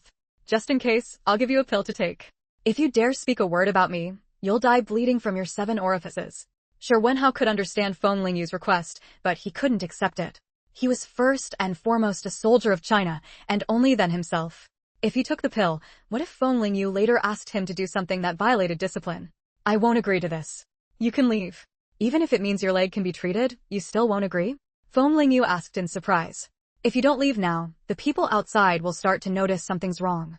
With that, Shi Wenhao turned his wheelchair away and ignored her. Feng Lingyu thought he would simply leave, but instead, she grabbed the wheelchair with a firm hand and pulled him back. Shi Wenhao felt his patience being tested again and again today, and the veins on his forehead bulged with anger. Feng Lingyu felt uncomfortable under his furious gaze and awkwardly rubbed her nose before saying, "All right, you've passed the test. I'll treat your leg." Everything she had said to Shi Wenhao earlier was just a test. If he had agreed to take her pill just to cure his leg, it would have shown he was untrustworthy. Later on, he might betray her for some other reason. A test? Shi Wenhao looked at Feng Lingyu sharply. If I didn't test you, what if you betrayed me later? Feng Lingyu said with complete confidence. Then shouldn't I test you too? You claim to be just a disciple of the divine doctor, and you're so young, why should I believe you can cure me? Shi Wenhao countered. If you don't trust me, then don't get treated. Feng Lingyu hadn't expected that her goodwill in offering to help with his leg would be met with ingratitude. At that moment, she finally showed a bit of a young woman's temper, and Shi Wenhao couldn't help but curl his lips into a faint smile. You don't want to reveal your identity, so how will you treat me? You can't keep sneaking in like a gentleman thief every time, can you? The courtyard where Shi Wenhao lived was guarded by dedicated personnel every day, making it nearly impossible to avoid exposure. Moreover, if his leg showed any improvement, his father would definitely ask about it, and the guards would never keep it from him. Feng Lingyu had her own plan. She shook her head and said, "You misunderstand. I won't treat you here. I don't have the time either, because I'm a sent-down youth, and I'll be returning to the countryside soon." Besides, she was the one treating Shi Wenhao's leg. He should be the one solving the problems, not her. She couldn't be expected to worry about issues beyond the treatment itself, like his family. Those were things Shi Wenhao had to handle on his own. If he couldn't manage those, Feng Lingyu would never expose herself to help him. Shi Wenhao hadn't expected Feng Lingyu to be a sent-down youth. He frowned and asked, "Then what do you plan to do?" "Soon, I'll be returning to the countryside. And your leg can't wait any longer. If it does, even a god would struggle to save it. So the only way is for you to find an excuse to come to the place where I'm sent down. That way, no one will be watching you." Feng Lingyu laid out the plan she had already thought of. This idea had been carefully considered and was good for both of them. In the northeast, it was a remote area far from the capital. Who would go out of their way to monitor Shi Wenhao there? Once his leg was healed and he returned to the capital, he could just make up some excuse to brush it off. Think it over carefully. When you've made a decision, have your guard come to this address and let me know. Oh, and your leg might take a long time to treat, keep that in mind. Before leaving, Feng Lingyu added, "Time waits for no one. Make your decision as soon as possible." After Feng Lingyu left, Shi Wenhao sat alone in his wheelchair, deep in thought. Soon, his eyes grew resolute, and he made up his mind. He didn't want to spend his life as a cripple. Since Wang Li was still bedridden from his punishment, Shi Wenhao called for another guard, Li Daong. A tall figure quickly entered. "Commander." At this hour, the commander would usually be asleep. "Go through all the official business I have on hand. Bring me the most urgent documents now and organize the rest. I want to review them tomorrow. Oh, and notify my father's side, don't send any more new documents for a while." Li Daong initially moved to carry out Shi Wenhao's orders, but the more he heard, the more alarmed he became. Was the commander giving up on himself? Why was he even setting aside his official duties? "Commander, it's too late now. You should get some rest first."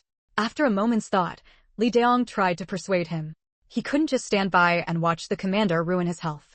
Seeing that Li Daong was clearly jumping to the wrong conclusion, Shi Wenhao had to explain, "I just want to take some time off. Nothing else, don't overthink it." Hearing how serious Shi Wenhao was, Li Daong realized he had misunderstood and awkwardly scratched his head. He had thought the commander was too disappointed after failing to get news of the divine doctor. Shi Wenhao now just wanted to finish everything on his plate and make thorough preparations. At the very least, before treating his leg, he needed to deal with his mother and sister first. Chapter 205. What are you still hesitating for? At the Shi residence, Shi Jiai stared at the various pieces of evidence in his hands trembling with rage. Suddenly, he slammed the table in the living room hard and said angrily, "How dare she?" Shi Jiai truly never expected that the person sleeping beside him had done so many things behind his back. Now, the Shi family was walking on thin ice. Being in a high position meant countless eyes were watching. Even he himself was cautious, afraid to make a single misstep. Who would have thought the greatest danger came from his own side? If the political enemies found out that the second daughter-in-law of the Shi family was running a loan sharking operation outside, the disaster it would bring to the Shi family was unimaginable. Shi Wenhao saw his father so furious, and a trace of mockery flashed in his eyes. He had long told his father about his mother's matters, but had he taken it to heart? And then there was the upbringing of his sister, Shi Shengyun. Shi Wenhao had long noticed that his sister's character had changed, but he was always fighting on the front lines. Even if he wanted to intervene, he was powerless. But his father was different. He stayed in the capital all year round and should have contributed to the children's upbringing. If he had stepped in earlier, his sister wouldn't have grown up to be so selfish. Shi Jiai was a typical chauvinist, thinking that He Lilin, as a woman, couldn't cause much trouble. Little did he know that sometimes, even an ant could kill an elephant. Wenhao, it's my fault. Last time when you were in trouble, I shouldn't have let her off so easily. Shi Jiai was now full of regret. He wanted to divorce He Lilin without a second thought, but reason told him that divorce was not an option. Now that the eldest son's leg was crippled, that was all he could be. Shengyun was a daughter. Even if she was spoiled, with a Shi family status, they could at most marry her off to a well-off family. But he still had a second son, Shi Wenyong, who was now studying at the National University of Defense Technology. The burden of the second branch of the Shi family would fall on him. If Wenyong had a divorced mother, it would have a significant impact on him. He knew that his eldest son had laid out all this evidence today to force him to deal with He Lilin. Father, at a time like this, what are you still hesitating for? Shi Wenhao saw the struggle in his father's eyes and asked. He didn't understand. With the evidence right in front of them, at this point, what was his father still hesitating about? Shi Jiai looked at Shi Wenhao with a complicated expression and asked, "How are you still resentful toward your mother?" Shi Wenhao had expected his father to cut ties with his mother directly, or at least send someone to keep a close watch on her.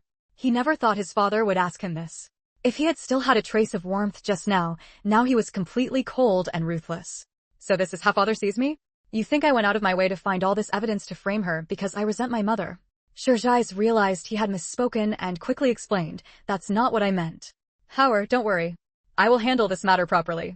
I will assign someone to watch her at all times and won't let her run wild anymore." So father also knows she's been running wild? If you don't handle this well, I will step in personally. And when that happens, things won't end well. Shi Wenhao said coldly, then called Wang Li to come in and push him out. Before leaving, Shi Wenhao remembered Shi Shengyun's matter and added, "I heard Shi Shengyun has been trying to marry into the Shui family lately, frequently contacting them. Unfortunately, it's one-sided affection. It's really embarrassing for the Shi family." After Shi Wenhao left, Shi Jiai's face darkened. He knew his own daughter. If she married into a family like the Shui family, it wouldn't be forming a marriage, it would be forming enmity. Shengyun had already been spoiled rotten. She could only marry into a family less prominent than the Shi family, so they would treat her well out of respect for the Shi family. Now she was eagerly throwing herself at the Shui family. Regardless of whether they fancied her or not, she had already cheapened herself. Needless to say, this must have been He Lilin's idea behind the scenes. "Mom, I think that Shui Xinqi is completely clueless. I've been doting on him, but he hasn't reacted at all."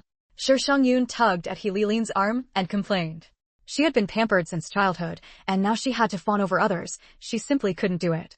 Besides, she still had Shen Huayu on her mind. After all, he was the one she had set her eyes on at first sight. It wasn't easy to give up. He Lilin had to persuade her. These things don't happen overnight. It takes time and effort for Xinqi to see your good qualities. Once he's deeply in love with you, everything after that will be much simpler. Listen to your mother. I've been through it. I won't steer you wrong. A woman just needs to be gentle and sweet in front of a man. How could he not be moved? Shui Xinqi was so young. How many women could he have met? Taking him down should be a piece of cake, right?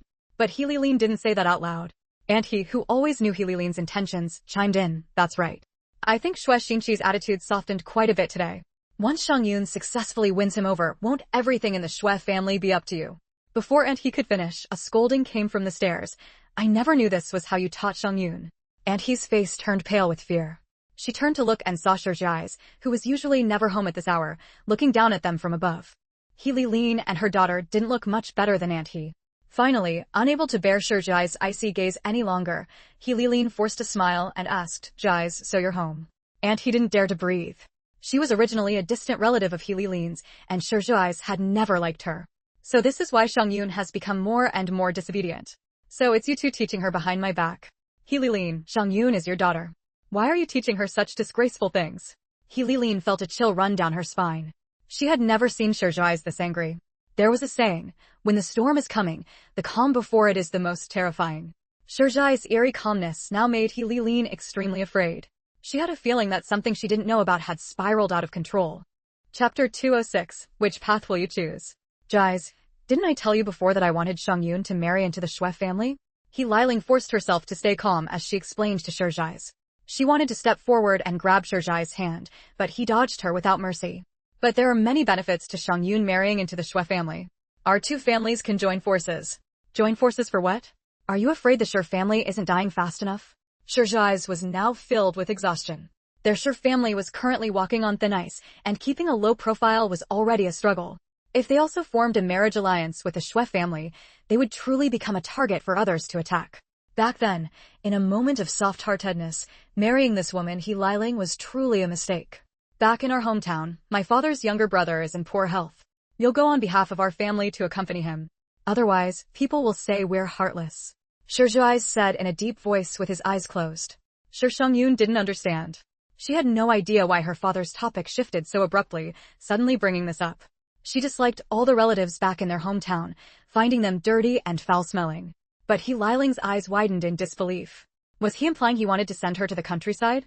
Her father's younger brother was clearly in good health. Judging by the deeper meaning in Shirjai's words, he meant she wouldn't be allowed back to the capital city from now on. Talking about sending her to the countryside to look after him, it was just pretty words. Jais, I won't let Shangyun contact the Shui family anymore. Don't be angry. Just send an adjutant to the hometown. He Liling said hurriedly.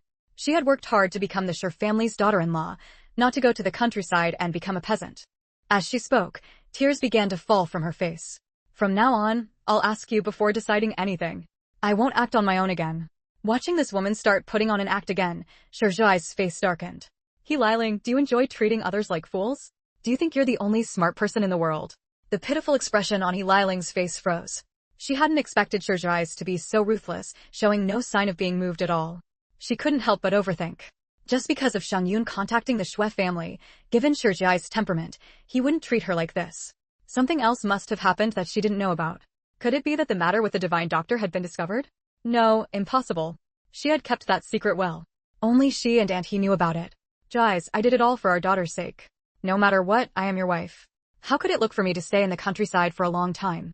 Shangyun also realized that her father meant to send her mother to the countryside. She couldn't help but say, Dad, the environment in the countryside is so bad. How can Mom bear it? Just send one of your men there. He Liling didn't want her daughter to get involved at this moment and used her eyes to stop her from continuing. And he had long been frightened out of her wits. At this point, she only wanted to escape quickly, so she pulled Shangyun toward her room. Shangyun didn't want to leave, but she was forcefully dragged away. Shangyun has been taught by you to look down on country folk. I think you've also forgotten your own background. With the child gone, Shirjai said expressionlessly. The fact that He Liling had once worked as a maid in the Shin family was a past she never wanted to bring up. But now, Shirjai had mercilessly exposed it. He Liling's hands trembled uncontrollably as she stammered, Jais, what exactly is going on? Shirjai threw the documents Shi Wenhao had given him in front of He Liling. See for yourself. You really won't shed a tear until you see the coffin. I had no idea you were so bold, daring to do anything. He Liling's heart sank to the bottom. She forced herself to stay calm and picked up the documents. After reading a few lines, her face turned pale. I'd also like to ask you, what do you need so much money for? Have I ever skimped on your food or clothing? In truth, He Liling hadn't used that money on herself. Most of it had been sent back to support her own family. Otherwise, how could she have stayed steady as Mrs. Shi for all these years? Her family would have crawled up to suck her dry and disgrace her. It was precisely because He Liling kept giving them money that her relatives never came to cause trouble. I won't dare to do it again. I'll definitely change. I really can't go back to the hometown. Not just for Shangyun, but also for Wenyong, that child. He Liling hung her head and kept crying, looking as if she truly repented. But Shizhi's remained unmoved. Instead, he saw even more clearly the true face of the woman sleeping beside him. After Howard lost his use to her, she didn't even mention him anymore, did she? Shizhi hadn't made up his mind before, but now he had changed his decision. If he kept He Liling by the children's side, all three of them would be affected. Howard had already been ruined by her, Shang Yun had been spoiled rotten, and Wen Yong couldn't have anything happen to him. I'll give you two choices. First, you obediently go to the countryside and stay there. I'll have the children visit you regularly. He Liling's eyes flickered as she asked, and the second? Second, I'll hand over what you've done to the police. Lending money at usurious rates, if caught at this time, meant a prison sentence. He Liling hadn't expected Shizhi's to be so heartless. The first one. He Liling quieted down and let out a self-deprecating laugh. She had schemed and calculated, only to end up with this outcome. Oh, and since you like Auntie so much, let her go with you. This also meant not letting Auntie stay by Shang Yun's side. Thinking about what Auntie had just said to Shang Yun, Shizhi's naturally couldn't keep someone like that near his daughter. You've been planning to investigate me for a long time? Perhaps knowing she couldn't turn things around, He Liling instead became calmer. The records in these documents were so detailed, clearly not something done overnight. He Liling hadn't expected that the one to stab her in the back would be her own son. Then she owed him nothing. This time, let it count as repaying the debt for his broken leg. She would never reveal the matter of the divine doctor. From now on, the two of them, mother and son, would only be enemies. Shizhi closed his eyes, recalling the scene when he first met He Liling. Chapter 207. Play the long game. Forge weapons. Hey, what are you doing here? A girl in an apron asked, hands on her hips. You a servant in this house, the young man countered instead of answering. From now on, everyone will be equal. We're going to be our own masters. Is that so? I just want to have enough to eat. The girl didn't understand what being her own master meant. She just didn't want to go hungry. Time had cast a thin veil over memory, and the once innocent and lovely girl in his recollections had become unrecognizable. Xiaoyu, in the past few days, Su Fei and Li Xiong have already gained a foothold in the factory.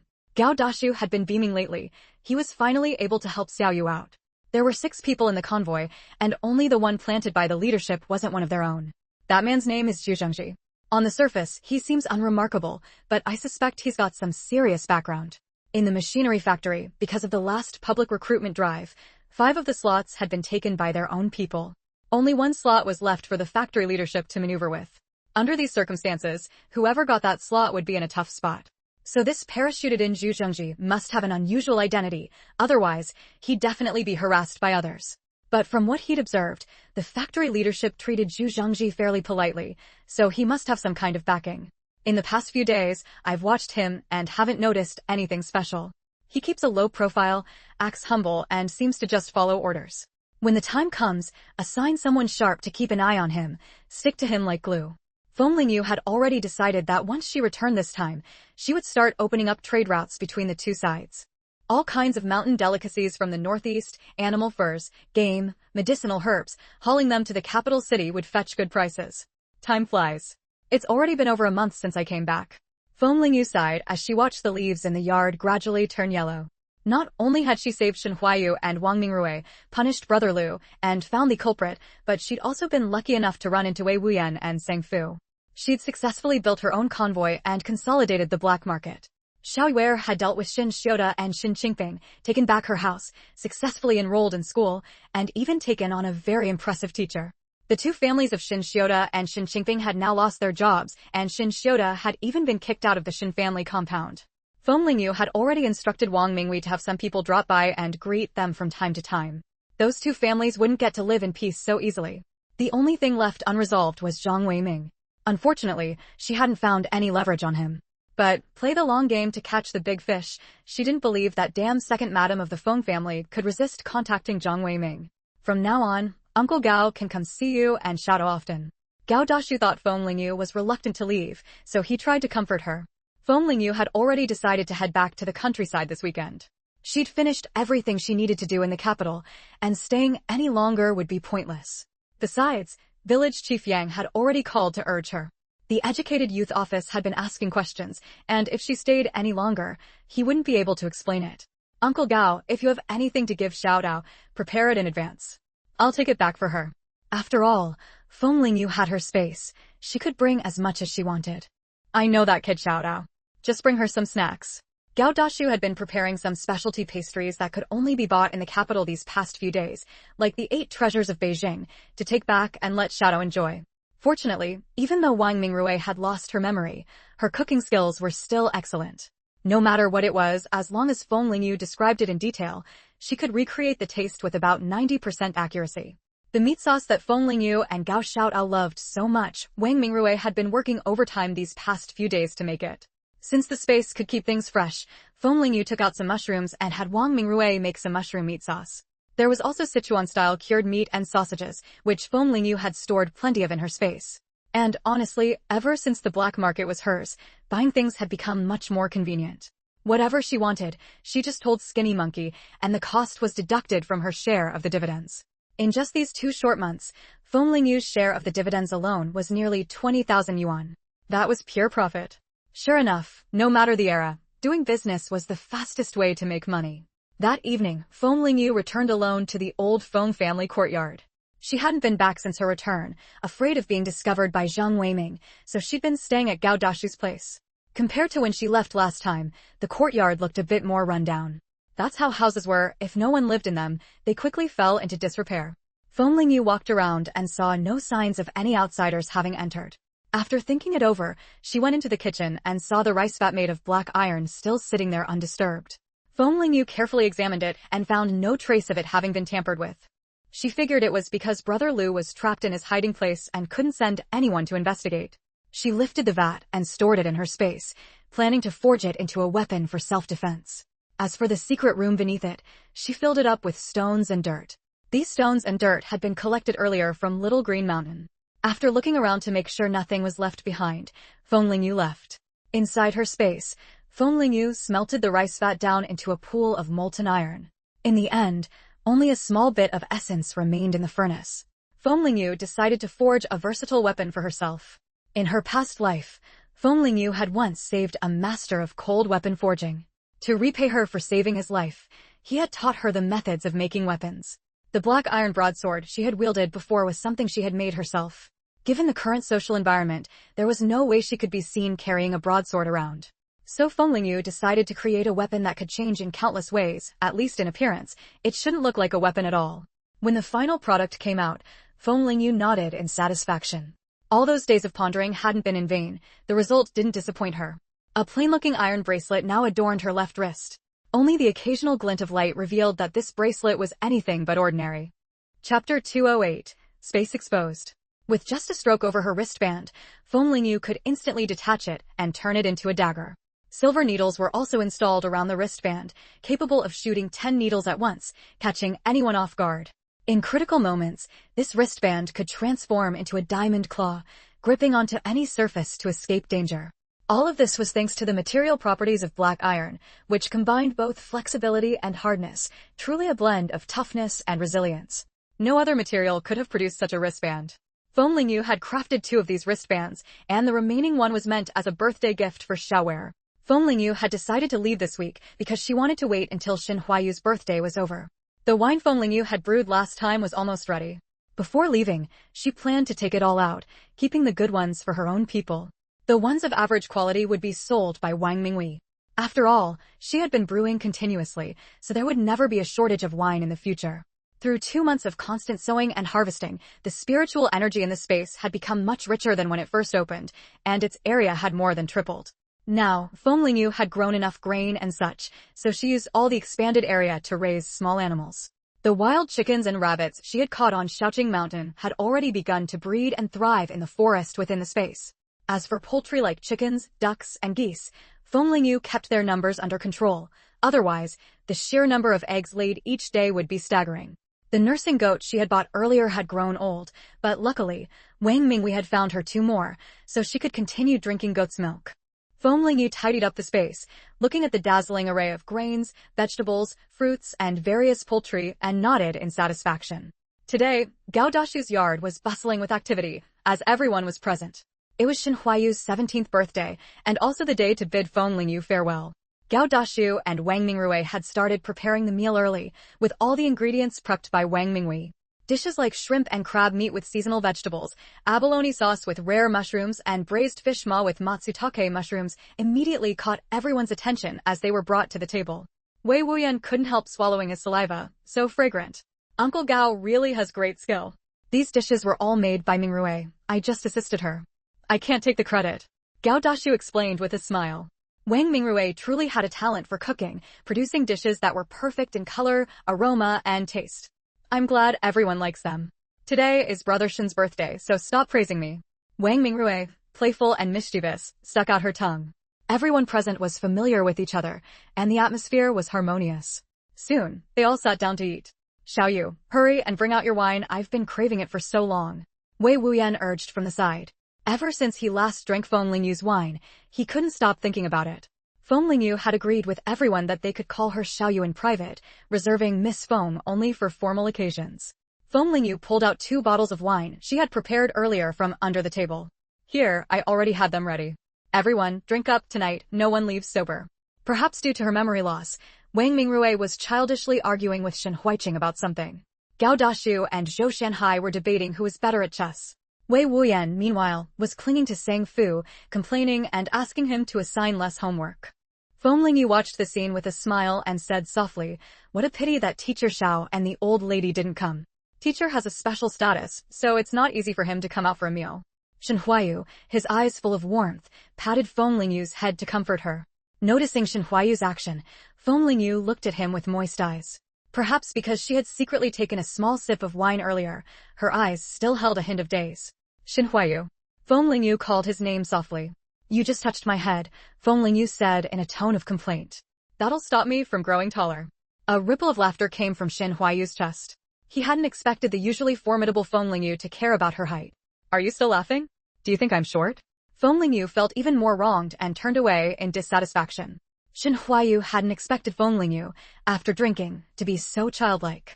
His eyes filled with affection as he gently pulled her back. You're not short. You're very tall. Shen Huaiyu looked at Feng Lingyu seriously as he spoke. Feng Lingyu leaned close to Shen Huaiyu's face, as if confirming whether he was telling the truth, so close that they could smell each other's scent. Shen Huaiyu, I have a gift for you. A fragrance of fruit wine surrounded Shen Huaiyu, and the tips of his ears turned red. What gift? Clearly, it was Xiaoyu who had been drinking, so why did he feel drunk too? Come with me. Feng Lingyu, stumbling slightly, pulled Shen Huaiyu to his feet and led him toward the room. The others were immersed in the lively atmosphere, and no one noticed the two leaving. In the room, Feng Lingyu took out the wristband from her space in front of Shen Huaiyu. Shen Huaiyu's eyes widened in surprise. So Xiaoyu's secret was a mustard seed space? This secret must never be known to anyone else. Shen Huaiyu's eyes were filled with determination. Here, look. This is a self-defense weapon I made for you with my own hands. Feng Lingyu childishly handed the wristband to Shen Huaiyu, ready to demonstrate how to use it. Do you like it? Feng Lingyu asked, walking up to Shen Huaiyu in a soft, sweet voice. I like it. Shen Huaiyu's voice was low as he took the wristband and fastened it around his wrist. Feng Lingyu was as happy as a child, turning Shen Huaiyu's wrist over and over to look at it, chattering nonstop. You can't just take it off casually, I made this with my own hands. Alright. Sit here and I'll make you a bowl of hangover soup. Shen Huaiyu held Feng Lingyu's hand and guided her to sit on the bed. Don't go. Seeing Shen Huaiyu about to leave, Feng Lingyu panicked and pulled him hard. Shen Huaiyu, caught off guard, was yanked by the force and crashed into Feng Lingyu. Feeling the soft body beneath him, Shen Huaiyu froze, afraid to move. A sweet fragrance lingered around the tip of his nose, stimulating his mind. Chapter 209. Let no one speak. Xiaoyu, let go of my hand quickly, someone might come soon. Uncle Gao and the others were still drinking outside. If they came in and saw them like this, it would be hard to explain. Feng Lingyu's mind was a blur. She only saw Shen Huaiyu's lips moving, but couldn't make out what he was saying. She reached out and covered Shen Huaiyu's mouth, snapping softly, Shut up, you're too loud. After a few moments, Shen Huaiyu saw her eyes slowly close, and the hand covering his mouth dropped. She hadn't drunk much, so why was she this drunk? Shen Huaiyu was puzzled. Shen Huaiyu tucked Feng Lingyu in and carefully left the room. Feng Lingyu, who he thought was fast asleep, opened her eyes and watched Shen Huaiyu gently close the door. She had been sober since the moment she took the bracelet out of the space. Feng Lingyu rubbed her forehead and sighed, blaming her subconscious for trusting Xiaoyu too much. At least he didn't ask too many questions, or she wouldn't have known how to explain. The next day, Feng Lingyu pushed open the door and saw Uncle Gao sweeping the yard outside. Everyone had gotten drunk last night, so the yard was still a mess, untouched. Xiaoyu, you're awake? I made hangover soup. Drink it, it'll make you feel better. Gao Dashu carefully brought out a bowl of soup from the kitchen. Waking up after drinking felt terrible, and the soup had been warming on the stove since he got up. Now was the perfect time to drink it. Feng Lingyu sipped the soup slowly. As soon as it touched her lips, the discomfort in her stomach eased, and she couldn't help but exclaim, Uncle Gao, your cooking is amazing. If Xiaodao had even half your skill, we wouldn't have to worry about food in the countryside. Just as they were chatting, Shen Huayu and Shen Huiqing walked in. Feng Lingyu and Shen Huayu locked eyes, and the memories of last night came rushing back. She awkwardly looked away. Huiqing, have you packed everything? Feng Lingyu called Shen Huiqing over. Yesterday, Shen Huayu had told Feng Lingyu that he wanted Shen Huiqing to go with her to Qingshan village. Shen Huiqing trotted over to Feng Lingyu, his cheeks rosy, clearly in good health. Let me ask you, did your brother force you to go to the countryside? Tell me the truth. Feng Lingyu thought Shen Huiqing would be better off staying in the capital, since conditions in the countryside couldn't compare. Shen Huayu smiled helplessly. How could he force his brother to go to the countryside? Shen Huiqing's face tightened, and he shook his head seriously. Sister Xiaoyu, I chose to go to the countryside myself. Since my brother isn't here, I want to stay with Grandpa. Feng Lingyu's nose stung. Shen Huiqing felt that since his brother wasn't by their grandfather's side, he should go and fulfill that duty. But the countryside isn't as good as you imagine. You still have to study. Children often didn't think things through completely, and Feng Lingyu still wanted to persuade Shen Huiqing. I can still study well in the countryside. If my brother can do it, so can I. Shen Huiqing clenched his fists, serious about it. Xiaoyu, don't try to talk him out of it. I'm about to join a project with my teacher, and I might not be able to come out for months. What would Huiqing do here alone? Shen Huayu had thought long and hard about Shen Huiqing going to the countryside, and Shen Huiqing had agreed to it himself. If you're not here, you could leave Huiqing with Uncle Gao. Feng Lingyu frowned. Uncle Gao will be going to the countryside often in the future. He won't have time. And Mingrue is in her 3rd year of junior high, with heavy coursework. Xiaoyu, don't worry. I know you're concerned about Huiqing's studies. I've already made arrangements for him. He won't fall behind. Shen Huiqing nodded eagerly. Sister Xiaoyu, I'll be good. I won't cause any trouble. He looked at Feng Lingyu with big, watery eyes, softening her heart. All right, since you brothers have said so, what else can I do? Feng Lingyu helplessly patted Shen Huiqing's head. No wonder you kept putting off sending Huiqing to school. You had this planned all along. When Wang Mingrue had gone back to school last time, Feng Lingyu had suggested sending Huiqing too. But Shen Huayu had stopped her, saying to wait. Feng Lingyu had been puzzled then, thinking Huiqing might have psychological issues adjusting to school. Now it was clear that Shen Huayu had long decided to take Huiqing to the countryside. Grandpa is getting old. If Huiqing is by his side, it will be some comfort to the old man. Shen Huayu looked at his brother's now chubby face and said solemnly, That's the real reason, isn't it? Feng Lingyu shot him a glance. She knew that with Shen Huayu's current abilities, finding a place for Huiqing to stay wouldn't be hard. Kids aren't like adults, they need a lot more things. It gets so cold in the northeast, so the clothes need to be thick. The house they had built in the countryside only had 2 bedrooms, since it was just her and Xiaodao. A little boy like him would need his own room. Shen Huayu reached out and smoothed Feng Lingyu's furrowed brow. What's wrong? What are you worried about? I'm worried about where Huiqing will stay. By the time we go back to the countryside, it'll be too late to build another house. Shen Huayu couldn't help but laugh, his handsome face full of amusement. Silly? Just call back now. By the time you return, the house might already be built. He hadn't expected Feng Lingyu to be so foolish. The corners of his eyes and brows were all smiles. Oh right. How had she forgotten about the phone? Prepare more things for Huiqing. I don't have much for a little boy. Don't worry about having too much. You know I can take it all. Feng Lingyu looked straight at Shen Huayu. Shen Huayu was startled, not expecting Xiaoyu to bring this up voluntarily. He panicked for a moment, his face flustered. Xiaoyu, I didn't. Shen Huayu knew that Feng Lingyu was very guarded, and he didn't want her to have any worries. Especially with such a big secret, if it were leaked, the consequences would be unimaginable. Don't say it. Just keep it to yourself. Shen Huayu's tone was gentle but firm. Feng Lingyu finally confirmed that Shen Huayu truly didn't want her to talk about the space. That was fine. It could remain an unspoken secret between them. Xiaoyu, from now on, let no one speak of it, understand? Shen Huayu reminded her again, still uneasy. Chapter 210, The Sleeper Car Commotion. Feng Lingyu and Shen Huiqing were sent off to the train with bags and bundles in tow. Perhaps knowing they would meet again soon, this farewell was far less sorrowful than the last. Make sure you keep what I gave you with you at all times. I just want you to be safe. Feng Lingyu leaned close to Shen Huayu's ear and whispered softly. Before leaving this time, Feng Lingyu had left some of her own homemade medicines for Gao Dashu and the others some life-saving ones, as well as various sedatives. She had also sent teacher Xiao the tea he had wanted last time, and prepared the medicine the elderly lady needed. Alright, I'll come back to see you and Grandpa as soon as the holiday starts. Xin Huayu nodded with a smile. Huiqing, you need to listen to Sister Xiaoyu, got it? When you see Grandpa, tell him everything is fine with us. Don't mention some things Grandpa isn't in good health. Xin Huiqing knew his brother meant not to tell Grandpa about matters concerning great-aunt and second Grandpa. Okay, big brother, I'll be good. I'll study hard and take good care of Grandpa too.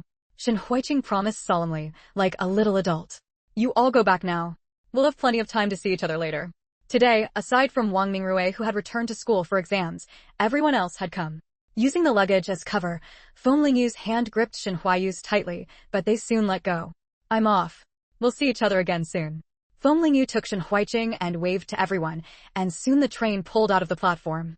Ever since the train left, Xin Huiqing's mood had been rather low. But he still put on a cheerful face in front of Feng Lingyu. Huiqing, it's okay to show you're sad. Sister Xiaoyu is reluctant to leave too. Don't worry, as soon as I get a chance, I'll bring you back to visit.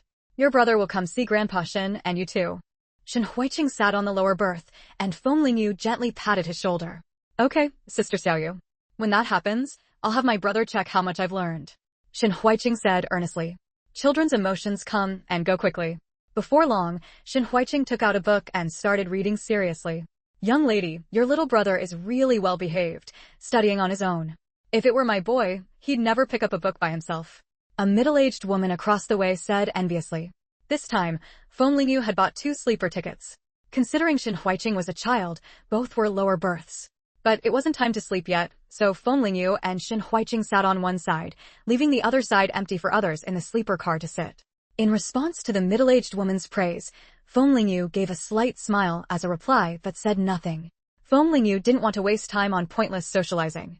The middle-aged woman muttered to herself, what kind of person is she? I talk to her and she ignores me. After a while, the woman, perhaps feeling tired, took off her shoes and tried to lie down on the lower berth. Her feet were bare, covered in grime, and Feng Lingyu's face immediately darkened. She still had to sleep on that bed tonight. Letting someone sit on it was fine, but putting dirty feet on it was unacceptable. Take your feet off. Someone else needs to sleep here tonight, Feng Lingyu said with a frown. The middle-aged woman realized she was being addressed and said dismissively, isn't this bed meant for sleeping? You young girls are so particular. With that, she tried to lie down again, but Feng Lingyu stopped her. What do you think you're doing? You think my feet are dirty? You're looking down on the working people. Young lady, you've got a problem with your thinking. The middle-aged woman was no pushover. Seeing Feng Lingyu dare to stop her, she immediately started shouting. At that, everyone in the car turned their attention to them. In those days, looking down on the working people was a serious matter, and everyone felt tense for Feng Lingyu. They thought this pretty young girl had picked a tough opponent. But some also felt Feng Lingyu was being fussy. Why should she care how others slept? If you want to sleep, go sleep in your own berth. What does this have to do with looking down on the working people? Feng Lingyu remained unfazed, still refusing to let the woman onto the bed. Hearing Feng Lingyu's words, the woman's expression changed. The middle-aged woman had assumed Feng Lingyu and her little brother had only bought 1 sleeper ticket. After all, in those days, it was common to count a child and an adult as 1 ticket. Who had the spare money to buy a separate ticket for a child? This is my berth. Feng Lingyu yanked the woman off the bed. She shouldn't have been soft-hearted and left the opposite lower berth open for others to sit on. It had only brought her trouble. The woman hadn't expected the seemingly frail Feng Lingyu to be so strong. For a moment, she couldn't break free. Her eyes widened, and her resentful expression made her look harsh. Your berth is clearly across the way. How can you claim mine? I know you young girls like cleanliness, but you can't control what others do, someone chimed in, unable to hold back. Everyone assumed Feng Lingyu was being fussy, making a scene because she found someone dirty. The middle-aged woman grew smug, her slanted eyes sharpening. Let go. How can you be so shameless at your age? You're overstepping. Huiqing. Feng Lingyu ignored her and turned to Xin Huiqing. Go call the conductor. Xin Huiqing naturally obeyed Feng Lingyu and immediately ran toward the conductor's car. Some thought Feng Lingyu was making a mountain out of a molehill. Even if the conductor came, she wouldn't come out ahead. The middle-aged woman panicked at the mention of calling the conductor. Why wasn't this woman acting as expected? Why would she go straight to calling the conductor? Come back here. She tried to rush over to grab Xin Huiqing. But Feng Lingyu's grip held her like iron. She couldn't break free at all. Let go.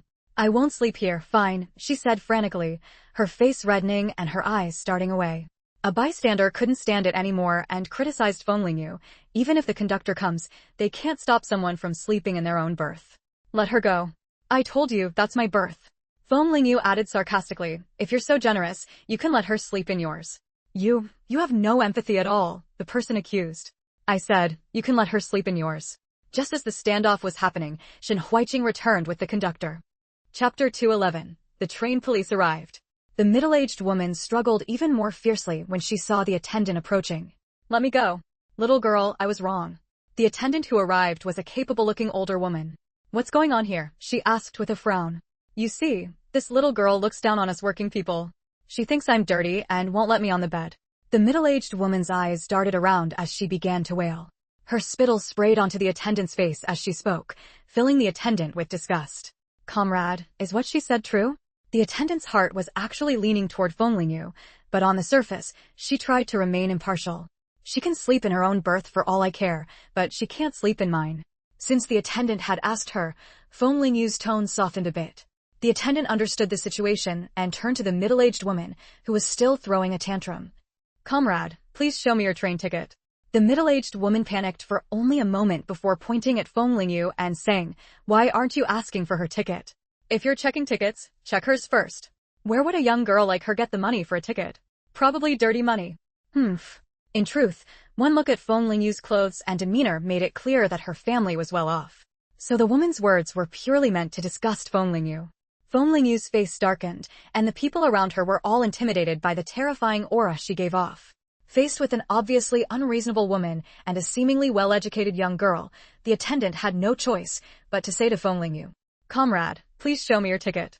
Feng Lingyu took 2 tickets out of her pocket and handed them to the attendant. The middle-aged woman's slanted eyes darted back and forth, unable to believe that Feng Lingyu had actually bought a sleeper ticket here. If she had a ticket, why hadn't she come over to sit? Why leave it empty? She had thought no one was here, so she decided to take the spot. After verifying the tickets were correct, the attendant's look toward the middle-aged woman turned hostile. The onlookers hadn't expected Feng Lingyu to actually have bought 2 tickets, and they all felt a bit awkward. The middle-aged woman, now flustered, patted herself all over and then cried out in panic. They're gone. My tickets are gone. She must have stolen them.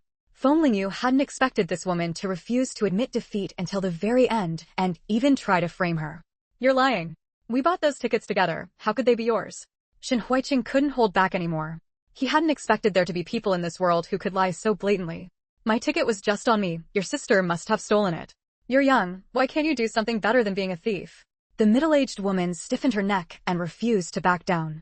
Then let me ask you, where is the destination on this ticket? Feng Lingyu raised an eyebrow. Although train tickets back then weren't like the later real name system where you could check who bought them, the tickets did have the exact destination printed on them. The journey from the capital to the northeast passed through many cities. Feng Lingyu didn't believe this woman could know where they were going. I forgot. Anyway, you stole my ticket. The middle-aged woman refused to admit it, stubbornly clinging to her accusation against Feng Lingyu. Sister, how could anyone not know where they're going? Please get up and go back to your own seat. The attendant, trying to be patient, reached out to help her up. The middle-aged woman panicked. She didn't have a seat of her own. She had bought a standing ticket. She knew sleeper cars were often not full, so she had sneaked into the sleeper compartment when the attendant wasn't looking. She just had the bad luck to run into Feng Lingyu, who had bought 2 tickets. Otherwise, anyone else might not have noticed she had taken someone else's spot. The attendant's years of experience immediately told her something was off about the middle-aged woman. Please show me your ticket, or I'll have to call the train police. I lost my ticket. No matter how much the attendant tried to reason with her, the middle-aged woman only repeated that one line. She was clearly trying to take my spot. Maybe she didn't even buy a ticket at all. Why waste more words on her? Feng Lingyu said coldly. The attendant's expression changed, and she signaled to a colleague behind her. That person immediately understood and ran off to find the train police. When the middle-aged woman saw the police coming, her legs went weak with fear. I bought a ticket. I didn't sneak on. I just saw an empty berth and wanted to take advantage of it. Don't arrest me, don't arrest me. It wasn't until the train police took the middle-aged woman away that everyone understood. She had sneaked into the sleeper compartment from an ordinary car. Those who had just criticized Feng Lingyu felt embarrassed and apologized to her. Sister Xiaoyu, are you okay? Shen Huiqing asked with concern, remembering how the woman had tried to scratch Feng Lingyu's face. Although Shen Huiqing had been mistreated at Shen Qingping's house, he had never experienced the cruelty of people outside society. His first day out had taught him a lesson. It turned out that people who looked honest on the outside could harbor deceitful intentions inside. Sister Xiaoyu, how did you know she wasn't from this car? Shen Huiqing looked around and asked quietly. Do you know how much a sleeper ticket costs? 25 yuan, that's a whole month's salary for a regular worker. But look at that woman's muddy feet. Do you think she'd be willing to spend that much money on a sleeper ticket? You need to learn to observe more.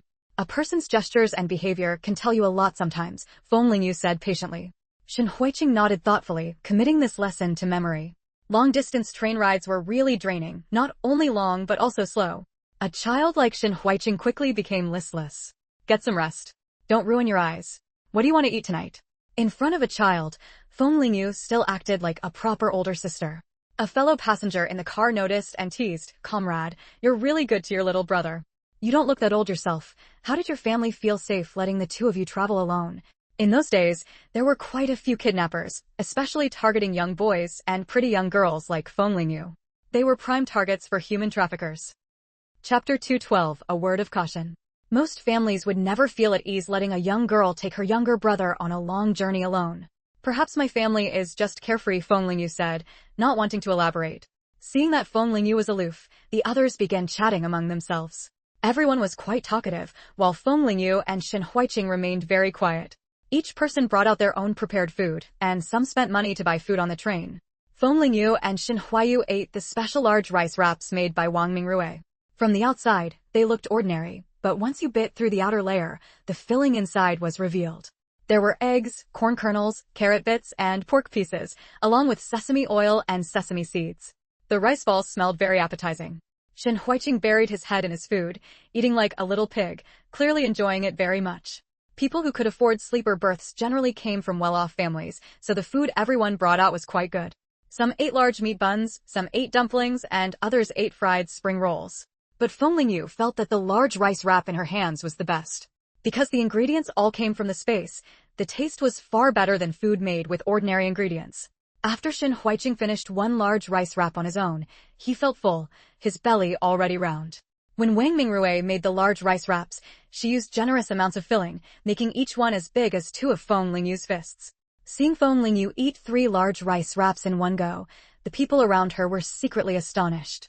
Miss, is your stomach all right? An old man dressed in a mouse suit, looking like a cadre, asked with concern. He thought Feng Lingyu was young and didn't know moderation, that she had overeaten because the food was good. He happened to have some digestive medicine with him and wanted to ask if Feng Lingyu needed it. Hearing the concern in the old man's words, Feng Lingyu shook her head and said with a smile, I naturally have a large appetite. I didn't overeat. I see that your palms are slightly pale, a sign of deficiency. How can you have such a large appetite? The old man asked in surprise. Although Feng Lingyu's body had fully recovered, some traces remained on the surface and experienced doctors could still see them. I used to be unwell, but I was cured long ago. Do you understand medicine? Feng Lingyu looked at the old man's attire and thought he might be a cadre out to observe the people's conditions. I do know a bit about medicine, but I'm not an expert. Since your deficiency was cured, I wonder which famous doctor treated you. Perhaps I know them, the old man, Zhao Qishu, asked further. He knew almost every doctor of any renown in the country. He wondered who had treated this young girl. He knew that deficiency was difficult to treat because such people's bodies often couldn't handle tonics, yet their bodies were inherently depleted and needed supplementation. It was a contradiction that required an experienced doctor to treat based on the patient's specific condition. Moreover, Zhao Qingshu guessed that this young girl's identity was certainly not simple. Because the medicinal herbs needed to treat deficiency were extremely precious, ordinary families could never afford the treatment. Feng Lingyu thought to herself that she had been cured by drinking spiritual spring water. I don't know who treated me. My childhood memories are a bit blurry. I can't remember clearly. Feng Lingyu made up a casual excuse. I was hoping to get to know which famous doctor it was. What a pity. Zhao Qishu sighed. Being able to see my past illness means your medical skills are not low. There's no need to belittle yourself, Feng Lingyu said, smelling the scent of medicine on Zhao Qishu, knowing that this old man must often work with medicinal herbs. Medical skills need to be exchanged to improve. One cannot hoard them selfishly. Our country's traditional Chinese medicine is now.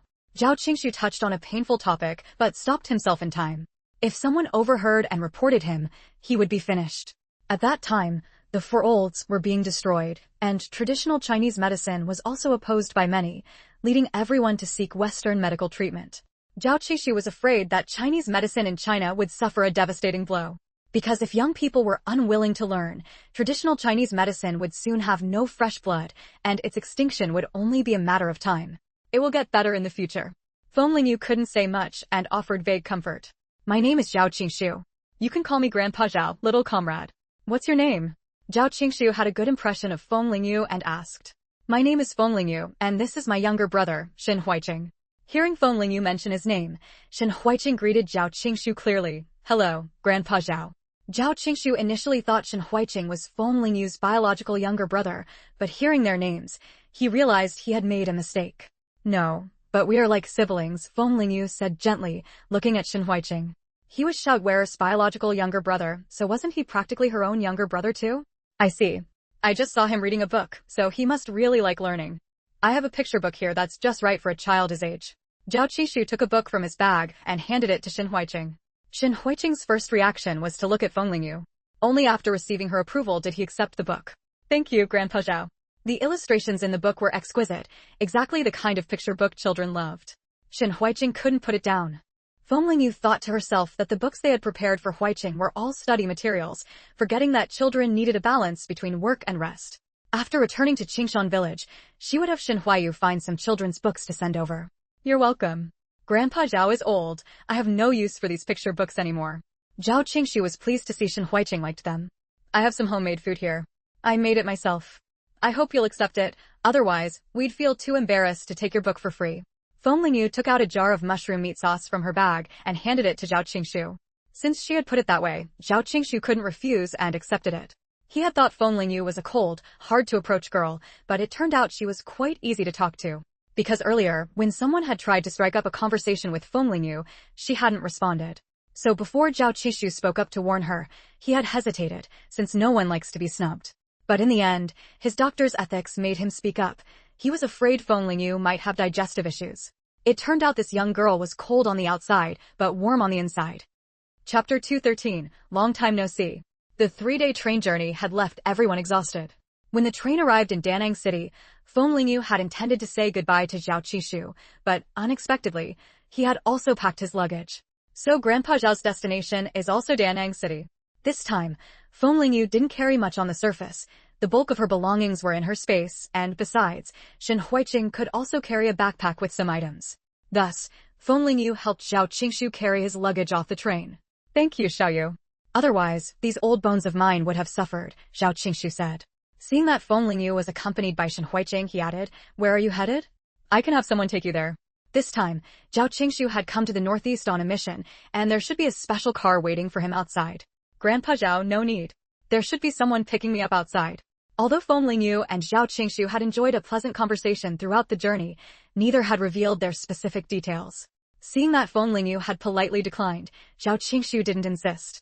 Then I'll be off. Hope to see you again someday. Goodbye, Grandpa Zhao. Feng Lingyu and Shen Huiqing said in unison. After Zhao Qixu left, Feng Lingyu took Shen Huiqing's hand and headed outside. Shen Huiqing turned his little head to look around, curious about everything. He had never been far from home before, and the architectural style here was vastly different from that of the capital. Huiqing, are you tired? Feng Lingyu asked, noticing that he took 3 steps and then paused, thinking he might be exhausted. I'm not tired. Sister Xiaoyu, let's hurry out. Shen Huiqing puffed out his small chest and shook his head. Gao Xiaodao was waiting anxiously outside the train station, standing on tiptoe and looking around. Today, Gao Xiaodao had taken a special leave to pick up Feng Lingyu. Xiaodao. Over here. Feng Lingyu spotted the tall and sturdy Gao Xiaodao from a distance. It had to be said that her extraordinary height made her very conspicuous. As soon as Feng Lingyu exited the train station, she saw her at once. Gao Xiaodao, seeing the familiar and missed figure, quickly ran over. Xiaoyu, you're finally back. I missed you so much. Gao Xiaodao's round face was flushed from running, and her little dimples were clearly visible from happiness. Today, she was wearing a maroon coat and black cotton trousers. Feng Lingyu felt happy too. She was still that endearing little girl. You must be Huiqing, right? Hello, you can call me Sister Xiaodao, Gao Xiaodao said softly, bending down to meet Shen Huiqing's eyes. Hello, Sister Xiaodao. Shen Huiqing swallowed nervously, thinking to himself, Sister Xiaodao is really tall. He wished he could grow that tall someday. The past few days on the train had been uncomfortable, and Feng Lingyu was worried that Shen Huiqing's body might not adapt well. Children were most prone to getting sick when they first arrived in a strange place. Gao Xiaotao helped Feng Lingyu carry her luggage, muttering, "Why did my dad prepare so little?" Over the past 2 months, Gao Xiaotao had eaten decently on her own, but nothing special. Mainly because she was alone, she often just made do with cooking, hoping that Xiaoyu would return so they could have a big meal together. Eating was always better when shared with someone. Gao Xiaotao felt that her appetite had shrunk recently. "It's plenty. When I get back and open the suitcase, you'll see. Is everything at home ready? If anything's missing, we'll buy some to take back, so we don't have to make another trip later." "Nothing's missing. After Dad called to say you were coming back, I went to the supply cooperative and bought a lot of things," Gao Xiaotao said, being meticulous and well-prepared. Even so, Feng Lingyu still bought some fresh pork, taking all that was left on the stall. "There's fresh pork at home, I bought it in advance. How about buying some bones to make bone soup for Huiqing? He's at the age where he's growing," Gao Xiaotao suggested. Her intention was to get Feng Lingyu to buy less pork since she had already prepared it to avoid spoilage. But to her surprise, not only did Feng Lingyu not buy less meat, she also bought a few more pounds of bones. "When we get back, the villagers will gossip again when they see me bringing so much stuff home," Gao Xiaotao complained, but she dutifully carried the meat and bones. "Have the villagers been bullying you?" Feng Lingyu asked with a frown. "Bullying me? No, not really. The village chief and the others are around, but they can't help gossiping a bit." With Gao Xiaotao's height and strength, how would the village gossips dare to provoke her? On the way back, Gao Xiaotao chattered non-stop, telling Feng Lingyu about everything that had happened in Qingshan village while she was away. "Xiaoyu, is Tuanzi having some problem? It hasn't grown at all in 2 months. At first, I thought something was wrong, so I added a few more scoops of milk powder, but it still didn't change," Gao Xiaotao said, puzzled. Feng Lingyu guessed that Tuanzi and its parents had likely mutated, and their lifespan might be longer than that of other tigers, so their infancy was also extended. "It should be fine, just growing slowly. By the way, is the house renovation done?" Gao Dashu had learned the news early on and called back to have Gao Xiaotao expand the house. Village Chief Yang had it done quickly. "They built a room on the side of our kitchen, right next to it, so it'll be warmer in winter." With the new room and the recent purchases, Feng Lingyu worried that Gao Xiaotao might be running low on money, but wouldn't speak up. "Also, there's still a lot of money left from what you gave me before you left for the capital. Oh, and Xiaoyu, I picked up your martyr's subsidy for you. When I went to collect it, the people at the Educated Youth Point made a lot of sour remarks." Gao Xiaotao rambled on about recent events. With Feng Lingyu back, she felt she had a pillar of support and a place to voice her grievances and dissatisfaction. Feng Lingyu mischievously reached out and pinched Gao Xiaotao's chubby round face. "All right, don't be upset. Now that I'm back, I'll stand up for you. Let's see who dares to say anything about you. I'm not complaining to you." Gao Xiaotao, caught off guard, had been ambushed by Feng Lingyu, pouting with her red little lips. When Feng Lingyu and the others returned to Qingshan village laden with bags, they drew many stares. Since Feng Lingyu had only stayed a few days before returning to the capital, the villagers were more familiar with Gao Xiaotao. Shen Huiqing had never seen what a real countryside looked like and was curious about everything. Chapter 214, Undermining Socialism. The village children had also gathered together, their eyes wide open, staring unblinkingly at Shen Huiqing. They had never seen a child like Shen Huiqing before. He was fair and tender, dressed in a matching set of clothes that were very clean and fit him well. The country children were raised freely, just surviving was enough. The clothes they wore were hand-me-downs from older siblings, covered in patches, with no chance of ever wearing new clothes. So most of their clothes didn't fit properly, either too big or too small. "Don't be scared, they mean no harm." Feng Lingyu sensed Shen Huiqing's unease and stroked his hair to comfort him. Her gentle tone and actions calmed Shen Huiqing's restless heart. Just then, a discordant voice rang out. "Oh, Xiaotao, I see you buying big bags of stuff every day. Do you have a mountain of gold and silver at home? We poor folks don't have that kind of means. Your family isn't a landlord, is it?" The speaker was Wang Dachuan, wife of Yang Fugui from Qingshan village, known for being sharp-tongued and gossipy. Ever since she discovered Gao Xiaotao buying meat at the commune, she had been sneering at her openly and behind her back. At first, Gao Xiaotao ignored her, but when Wang Dachuan got bolder, Gao Xiaotao picked up a half-person-tall rock right in front of her. Wang Dachuan was terrified and afterward only dared to talk behind her back. Today, seeing Gao Xiaotao carrying many things home again, Wang Dachuan's jealousy boiled over. Where did this little wretch get the money to buy meat? Her own family hadn't eaten meat in ages. We poor souls work ourselves to the bone every day and can't even get a bite of meat. Wang Dachuan said sarcastically. Wang Dachuan's heart was vicious. She was trying to label Gao Xiaotao a landlord. The onlookers thought this, but dared not speak up, afraid of getting tangled with Wang Dachuan. Gao Xiaodao's face darkened, and she snapped, Wang Dachuan, what do you mean? What business is it of yours if I buy things? My dad is a worker, and his wages are mine. Even if I buy meat every day, I'm not spending your money. Gao Xiaodao's chubby face was stern and intimidating. Wang Dachuan, recalling Gao Xiaodao's strength, swallowed hard and instinctively stepped back. You're so rich, why don't you share with everyone? My family hasn't eaten meat in over half a year. Wang Dachuan's beady eyes darted as she shrieked. The onlookers were stunned by Wang Dachuan's shamelessness. Qingshan village was actually much better off than other places. While they didn't eat meat daily, having it once a month was no problem. Plus, every household knew some hunting skills. Though not every trip was successful, they often caught wild chickens or rabbits to supplement meals. Only Wang Dachuan's family slacked off during work and never went hunting. When others caught game, they had to guard against her family, or she'd come making a scene out of envy. Today I've really seen it all, asking others for meat. Fine, I'll give you the meat. Feng Lingyu suddenly spoke up. The onlookers thought Feng Lingyu, being thin-skinned, couldn't handle the taunts and was giving in. They sighed, thinking Wang Dachuan had gotten her way again. Young people were too soft, crack under a few words. Then hand over the meat quickly, dear. Auntie hasn't eaten meat in ages. My whole family thanks you. Oh, you're such a good person, unlike Gao Xiaodao, so stingy. Wang Dachuan reached out to take the meat from Feng Lingyu while still trying to sow discord between her and Gao Xiaodao. Shen Huiqing tugged at Feng Lingyu's clothes, thinking she was really going to give the meat to that awful woman. Feng Lingyu patted his hand reassuringly. Wang Dachuan's hand was dodged by Feng Lingyu. Startled, her face twisted in anger. What are you doing? Are you messing with me? I can give you the meat, but you have to do me a small favor. I'm out of money. Give me your family's money, and then my meat is yours. Feng Lingyu said teasingly. That's right, Wang Dachuan, if she helps you, you help her too. Exactly. Hurry up and give your money to this comrade. Didn't you say your family's waiting for meat? What are you waiting for? Wang Dachuan realized she'd been played by Feng Lingyu and glared venomously. You tricked me. A kid not learning anything good. You and Gao Xiaodao must be up to something. I'm going to report you. Wang Dachuan's trick always worked. Whenever she threatened to report someone, people usually backed off to avoid trouble. Hearing the word report, Shen Huiqing glared at Wang Dachuan angrily. This was how his grandfather had been sent down. Report me? My parents are martyrs. Go ahead and report. Then I'll report to the higher-ups that you're undermining socialism, slacking off every shift, taking advantage of the state and the people.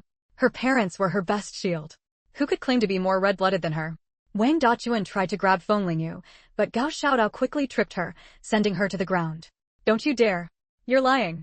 When did I ever undermine socialism? Ouch! You tripped me. My leg's broken. It hurts. Pay up. Wang Dachuan flopped on the ground, wailing, covered in dust, looking utterly pathetic. How did their village end up with someone so shameless, dragging down the whole atmosphere? Leg broken, huh? Perfect. I'll go report you to the commune right now. Once your charges are set, you can recover in jail. Feng Lingyu turned and walked away without hesitation. Wang Dachuan hadn't expected this move and froze. Then she snapped out of it, scrambled up, and chased after Feng Lingyu. Oh, leg broken but still running? Impressive. Feng Lingyu's eyes narrowed mockingly. Wang Dachuan's face flushed purple, her expression shifting wildly. Finally, she said humiliatingly, I was mistaken. My leg's fine. Little comrade, don't go report me, okay? Are you sure? Don't come after me later. Feng Lingyu's eyes flicked coldly over Wang Dachuan's leg. Chapter 215, Cultivating Gender Awareness. I've thought it through. I won't do it again. My leg is fine too, it was all in my head. Wang Dachuan gritted her teeth and said resentfully. Feng Lingyu sighed inwardly. Sure enough, fighting fire with fire works best. For someone like Wang Dachuan, who always had reporting others on her lips, the only way to deal with her was to threaten to report her. See, she herself knew she had been lazy and slacking off, not doing her work properly. The moment reporting was mentioned, she got guilty. It was also because the villagers were too naive, scared of being reported by her, that she could be so arrogant. The surrounding villagers were surprised to see Wang Dachuan subdued so easily. They thought to themselves that they would use this trick on her from now on, to see if she still dared to shamelessly come asking for meat. Wang Dachuan had no idea that her unbeatable method of taking advantage of others would no longer work. Since you say the broken leg was just in your head then, do you still want the meat? Feng Lingyu raised her chin and asked again. Wang Dachuan no longer dared to ask for meat. What if this little wretch went to report her again? She hurriedly shook her head. I don't want it. It's your meat. How could I take it? Auntie is really reasonable, Feng Lingyu said with an ambiguous smile on her face. Although Wang Dachuan was illiterate, she could tell that Feng Lingyu was mocking her. She could only silently keep this in mind, thinking that the days ahead were long, and these two little wretches had better not fall into her hands.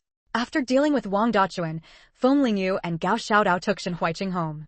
After 2 months away, Feng Lingyu looked at the courtyard, feeling both unfamiliar and familiar. The vegetables planted in the yard were ready to eat, and the chickens were clucking as they walked around in their pen. Here, this is the room we built for Huiqing. Go in and see how it is. Gao Xiaodao pointed to the newly built room connected to the kitchen. Huiqing, from now on you'll live here. The kang is already built, so it won't be cold in winter. The furniture isn't ready yet, but in a couple of days, Grandpa Wang's son will bring it over. Shen Huiqing looked at the brand new room, knowing that Sister Xiaodao had put a lot of thought into it. Thank you, Sister Xiaodao. I really like it. Feng Lingyu was also satisfied. Shen Huiqing's room was separated from hers and Xiaodao's, on opposite sides of the kitchen. During the day, they would move around in the yard and living room. Feng Lingyu was very particular about privacy. She wouldn't enter Xiaodao's room unless necessary. Gao Xiaodao had also noticed this, so she never disturbed Feng Lingyu's personal space. Huiqing, you'll have to tidy up your own room from now on, understand? You're a boy, so I can't just walk into your room casually, Feng Lingyu said to Shen Huiqing, who was still looking around. I understand, Sister Xiaodao. Shen Huiqing nodded seriously. Xiaodao, have you paid the money for the repairs and furniture? Thinking about how the Yang and Wang families had taken care of them, Feng Lingyu didn't want them to lose out on these matters. Gao Xiaodao, yes, I paid them all and also gave each family some gifts. Grandpa Wang didn't want to take money for the furniture at first, saying the 2 cabinets were a gift. But I insisted on paying. He's old, and making furniture to supplement his income isn't easy. Xiaoyu, did I handle this right? Gao Xiaodao asked with her round eyes wide open. No problem. We should pay what we owe. Having their protection in Qingshan village is already a huge help. Besides, those money and tickets mean nothing to us, but for their farming families, it's a rare source of income. Feng Lingyu saw Gao Xiaodao's unease and comforted her. She opened the boxes and bundles she had brought back. Apart from the clothes she had brought for Shen Huiqing, everything else was various foods and specialties that couldn't be bought here. Since this time she didn't need to bring bulky items like bedding like the first time she came to Qingshan village, she could bring much more. Feng Lingyu filled every available space, all with Wang Mingrui's meat sauce, cured meat, and sausages. She also bought a lot of chocolate and the Beijing specialty, Jingba Jian. Seeing the meat and chocolate, Gao Xiaodao's eyes lit up. These are all for you. Oh, and I brought you something good. I'll give it to you later, Feng Lingyu said, remembering the sanitary pads she had bought at the department store. Then, Feng Lingyu took out a few cans of malted milk and milk powder for Huiqing and Tuanzi to drink. Thinking of this, Feng Lingyu looked around and asked curiously, by the way, where's Tuanzi? Why haven't I seen it? She had been so focused on checking out the newly built room and organizing the things she brought back that she had forgotten about the little one. Mentioning that proud little creature, Gao Xiaodao snorted in dissatisfaction. It's gone wild up the mountain. It won't come back until it gets dark. This little thing, she had been feeding it for so long, and it still ignored her most of the time. Except when it wanted milk, it would let her pet it. Other than that, it acted like a lord. Thinking of that proud and intelligent little creature, Feng Lingyu chuckled. After all this time, it still won't let you pet it? It only softens up when it wants milk. It's true what they say, whoever has milk is its mother. Gao Xiaodao said indignantly. Even so, Gao Xiaodao still loved it dearly. Every day, she would prepare its milk on time. A while ago, she had to work and didn't have time to go to the commune to buy meat. She would rather eat less meat herself to save some for Tuanzi. Shen Huiqing blinked his big eyes, looking at Feng Lingyu in confusion. What was Tuanzi? Tuanzi is a little kitten I'm raising. It hasn't been weaned yet. You'll have to help me take good care of it from now on, Feng Lingyu explained to Shen Huiqing. Still a child at heart, hearing there was a kitten to take care of, Shen Huiqing clenched his fists in excitement and said eagerly, okay. Don't worry, Sister Xiaoyu. I'll take good care of it. Looking at the various items spread on the ground, Feng Lingyu thought for a moment and pointed to the pastries she had brought from Beijing. Divide these Beijing pastries in half. Send some to the village chief, Grandpa Wang, and Old Man Yang's family. Also, send some cured meat and sausages to each family. As a younger generation, she had to fulfill the necessary courtesies.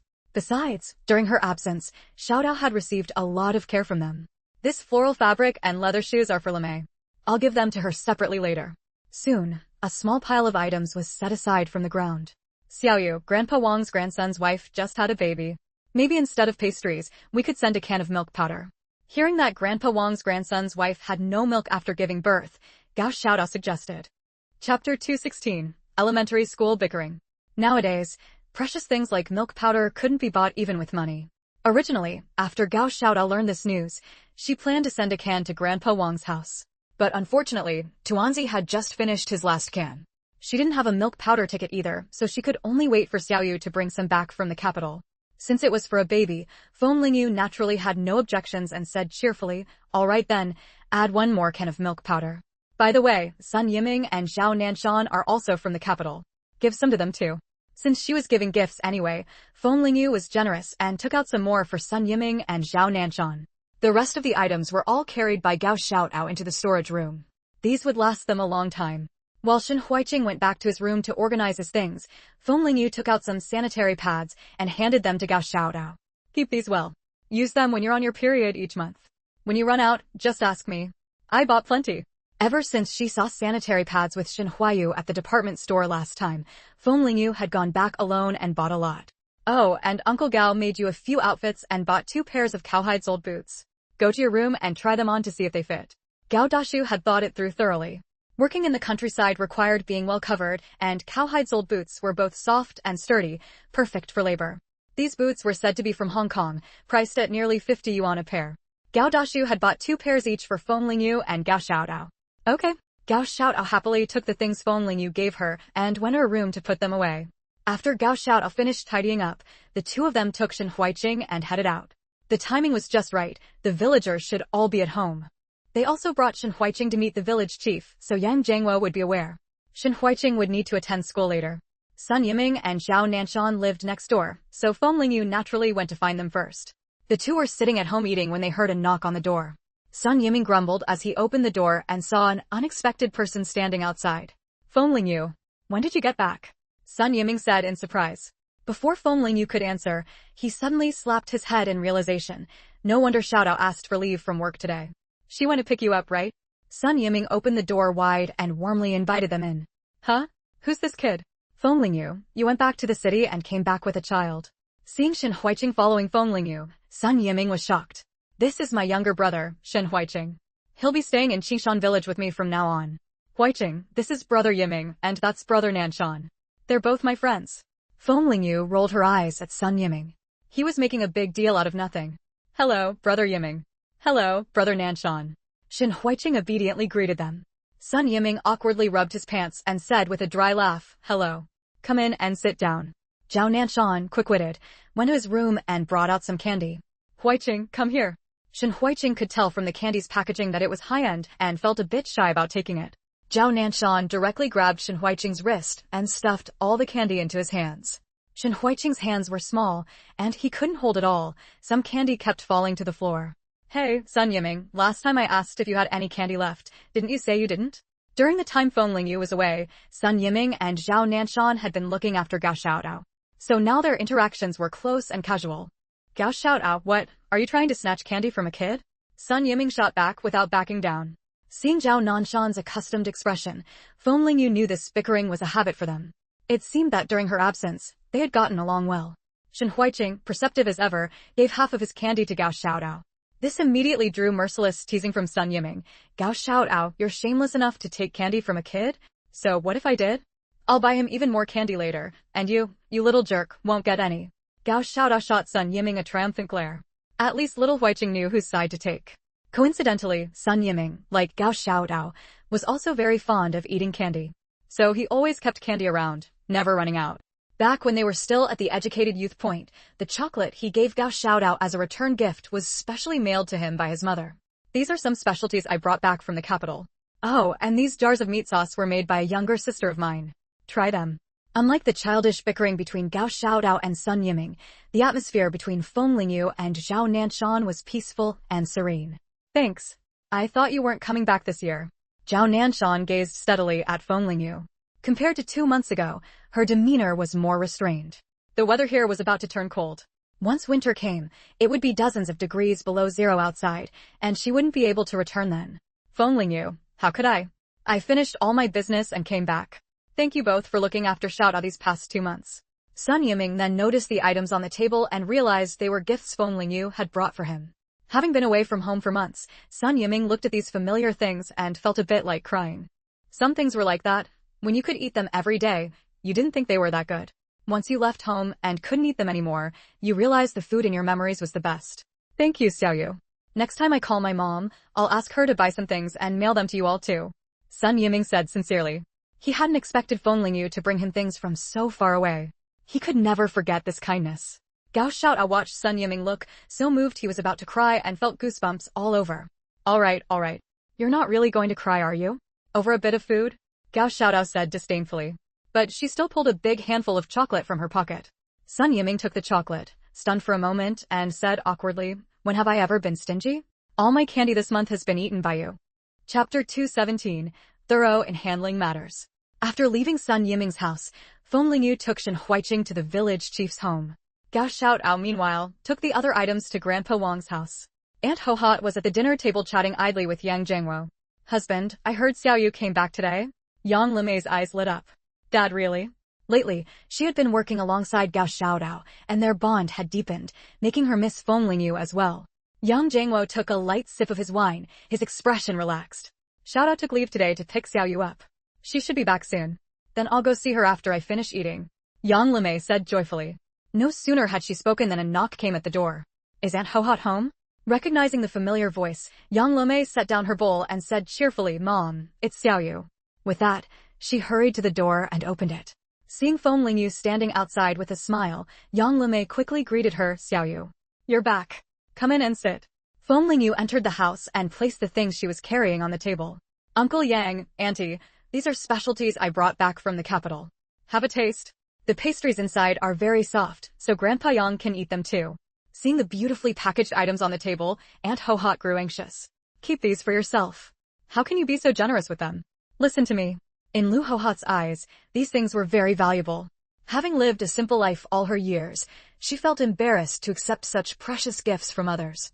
Besides, Feng Lingyu was a young girl who had come to the countryside alone. It wasn't easy for her. How could she bring herself to take advantage of a child? Yang Jiangwo also waved his hand and said, That's right, Xiaoyu. How can we accept such expensive gifts? You're forcing me to make a mistake. Seeing that both of them were genuinely thinking of her, a warm feeling flowed through Feng Lingyu's heart. Uncle, Auntie, you're making this too serious. As a younger person, what's wrong with giving some gifts to my elders? Besides, if it weren't for you and Auntie, how could I have settled in so quickly? Please, just accept them. Feng Lingyu pressed down Aunt Hohot's hand as she tried to refuse, countering her words. Even if you won't accept them, Grandpa Yang is so old, what harm is there in him having a few pastries? Don't worry, I came here without anyone seeing me. No one in the village noticed. Seeing Yang Jiangwo and Lu Hohot's expressions soften, Feng Lingyu pressed on, continuing to persuade. In his life, Yang Niushan had been a farmer through wind and rain, raising Yang Jiangwo and his siblings with great effort. Yang Jiangwo indeed felt guilty for not giving his father a better life. Then I'll shamelessly accept them. Yang Jiangwo said, a little embarrassed. Later, take some of the dried goods your auntie has prepared. They're all freshly dried this year. When Feng Lingyu readily agreed, Yang Jiangwo breathed a sigh of relief. Though these items weren't as valuable as what Feng Lingyu had brought, his family still had to offer something in return. By the way, Uncle Yang, Auntie, this is Huiqing, the one I mentioned to you on the phone. Feng Lingyu gestured for Shen Huiqing to step forward. Seeing Shen Huiqing's clear and honest gaze, Yang Jiangwo knew he was a good child. Feng Lingyu knew this couldn't be hidden, and she hadn't intended to hide it from the village chief. He's Shen Huayu's younger brother. Fortunately, in Qingshan village, no one except Yang Jiangwo knew Shen Huayu's name. After all, when he had come to the countryside with Shen Shui, his identity was sensitive, and no one in the village dared to interact with him. Uncle Yang, I'll need you to issue a certificate later for this child's schooling. Shen Huiqing's household registration was still in the capital, so he was essentially just studying here temporarily. When you're ready, bring him to me.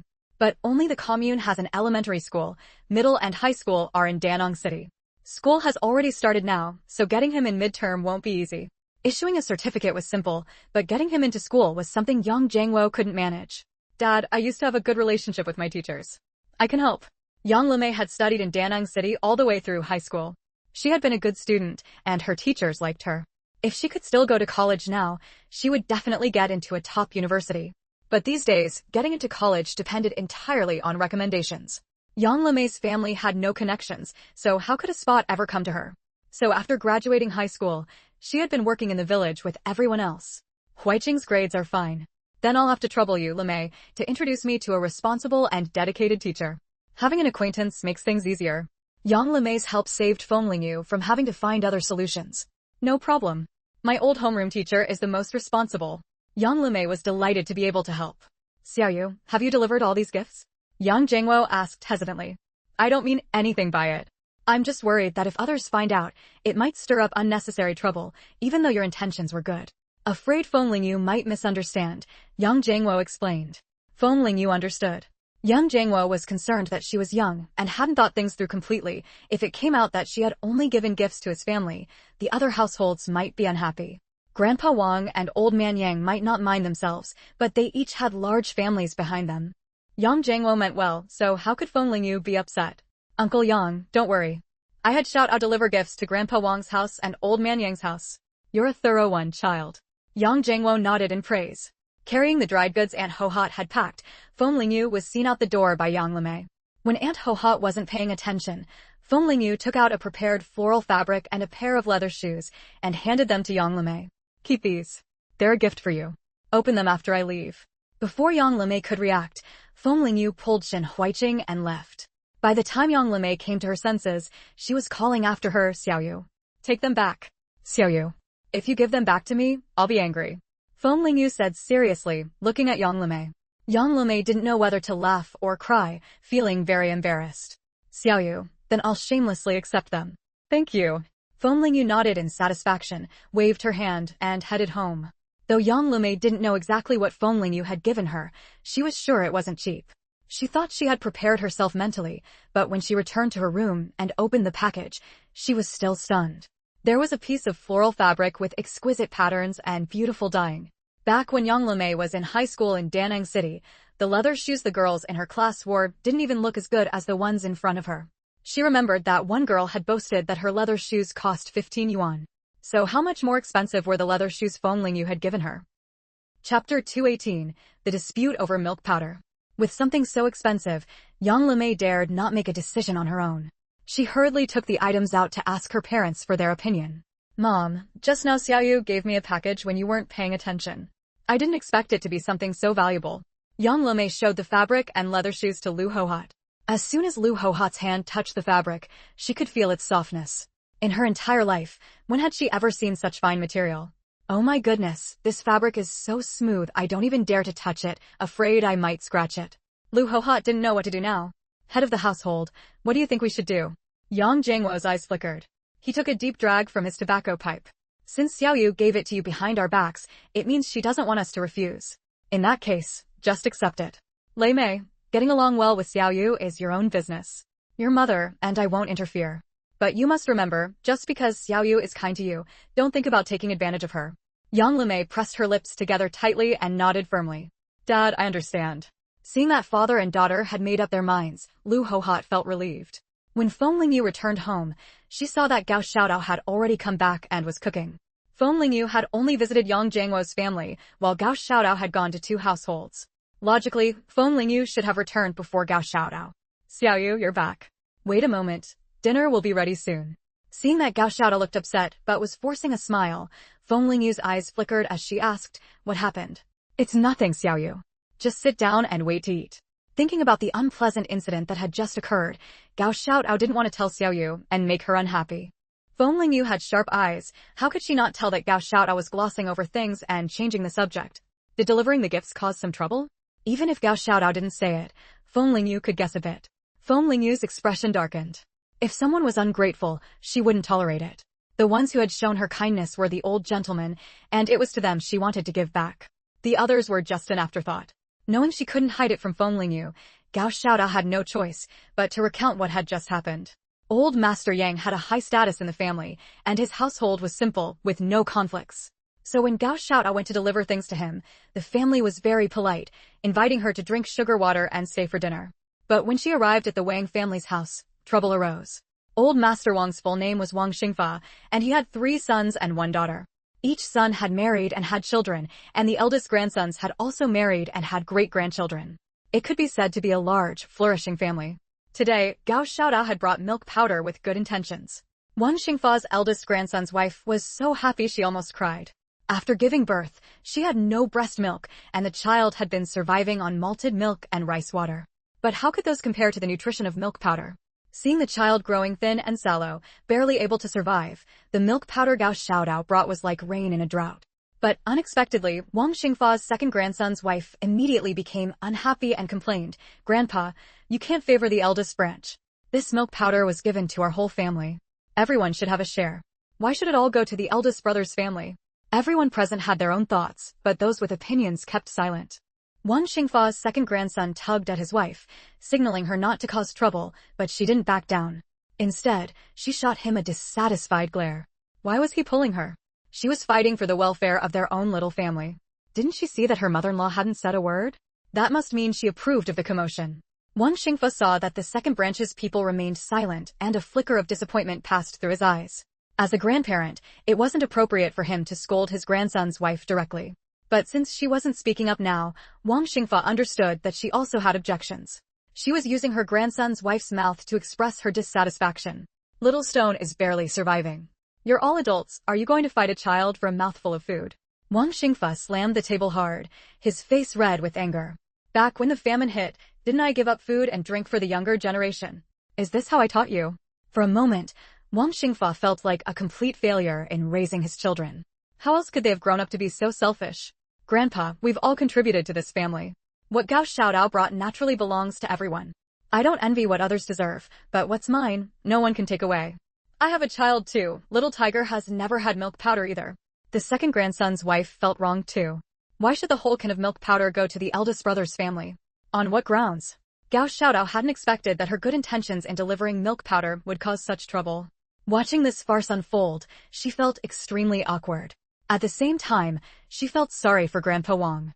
Now that he was old, his children and grandchildren had started thinking only about their own interests. "Gao Xiaodao, you tell me, did you give this milk powder to our family or not?" The second grandson's wife caught sight of Gao Xiaodao, who was sitting uncomfortably, and pressed further. Gao Xiaodao was very displeased, but she was definitely on Grandpa Wang's side. So she replied with a stern face. "This milk powder was given to Grandpa Wang. Whoever he wants to give it to, I have no objection." Not getting the answer she wanted, the second grandson's wife took a dislike to Gao Xiaodao and said discontentedly, "Gao Xiaodao, the whole family put an effort to make the furniture for you and comrade Feng Jiqing. You don't remember that, do you?" Gao Xiaodao was so angered by this shameless remark that she laughed. She had given the milk powder because she thought Grandpa Wang was a good person and felt sorry for the baby. "Listen to yourself. Didn't we pay for it at the market price? Since that's your attitude, let me be honest. The pastries here are for Grandpa Wang alone. The milk powder is for the child because I felt sorry for the little one. As for the other things, Grandpa Wang can distribute them however he wants. But this is not a gift for your entire family." Gao Xiaodao immediately made her stance crystal clear. Chapter 219. All are ungrateful wolves. Wang Xingfa felt utterly disgraced, his voice hoarse as he said, "Xiaodao, you go back first. Today's matter has nothing to do with you. I'll count the money for the milk powder as well, consider it bought by me." "Grandpa, that's money from our family fund."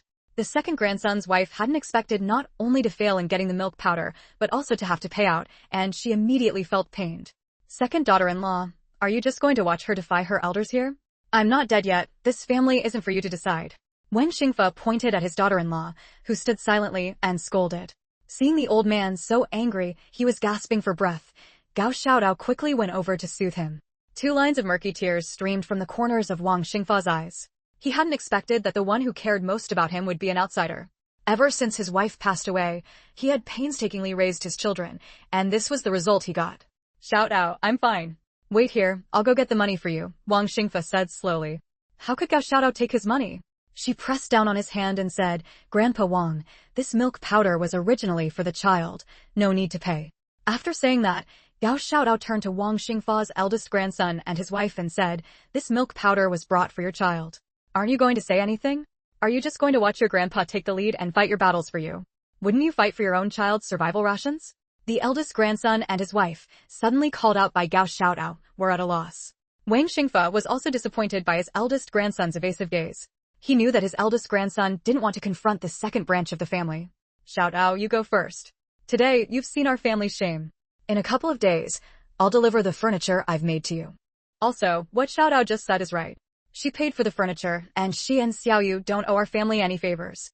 Whoever dares to say such things again can go live on their own. The last 2 sentences were directed at the whole family by Wang Xingfa. Upon hearing the words, "go live on their own," the second branch fell silent. The old man, with his furniture-making skills, had no idea how much private money he had saved up. If they incurred the old man's displeasure now, wouldn't his money just benefit the other branches?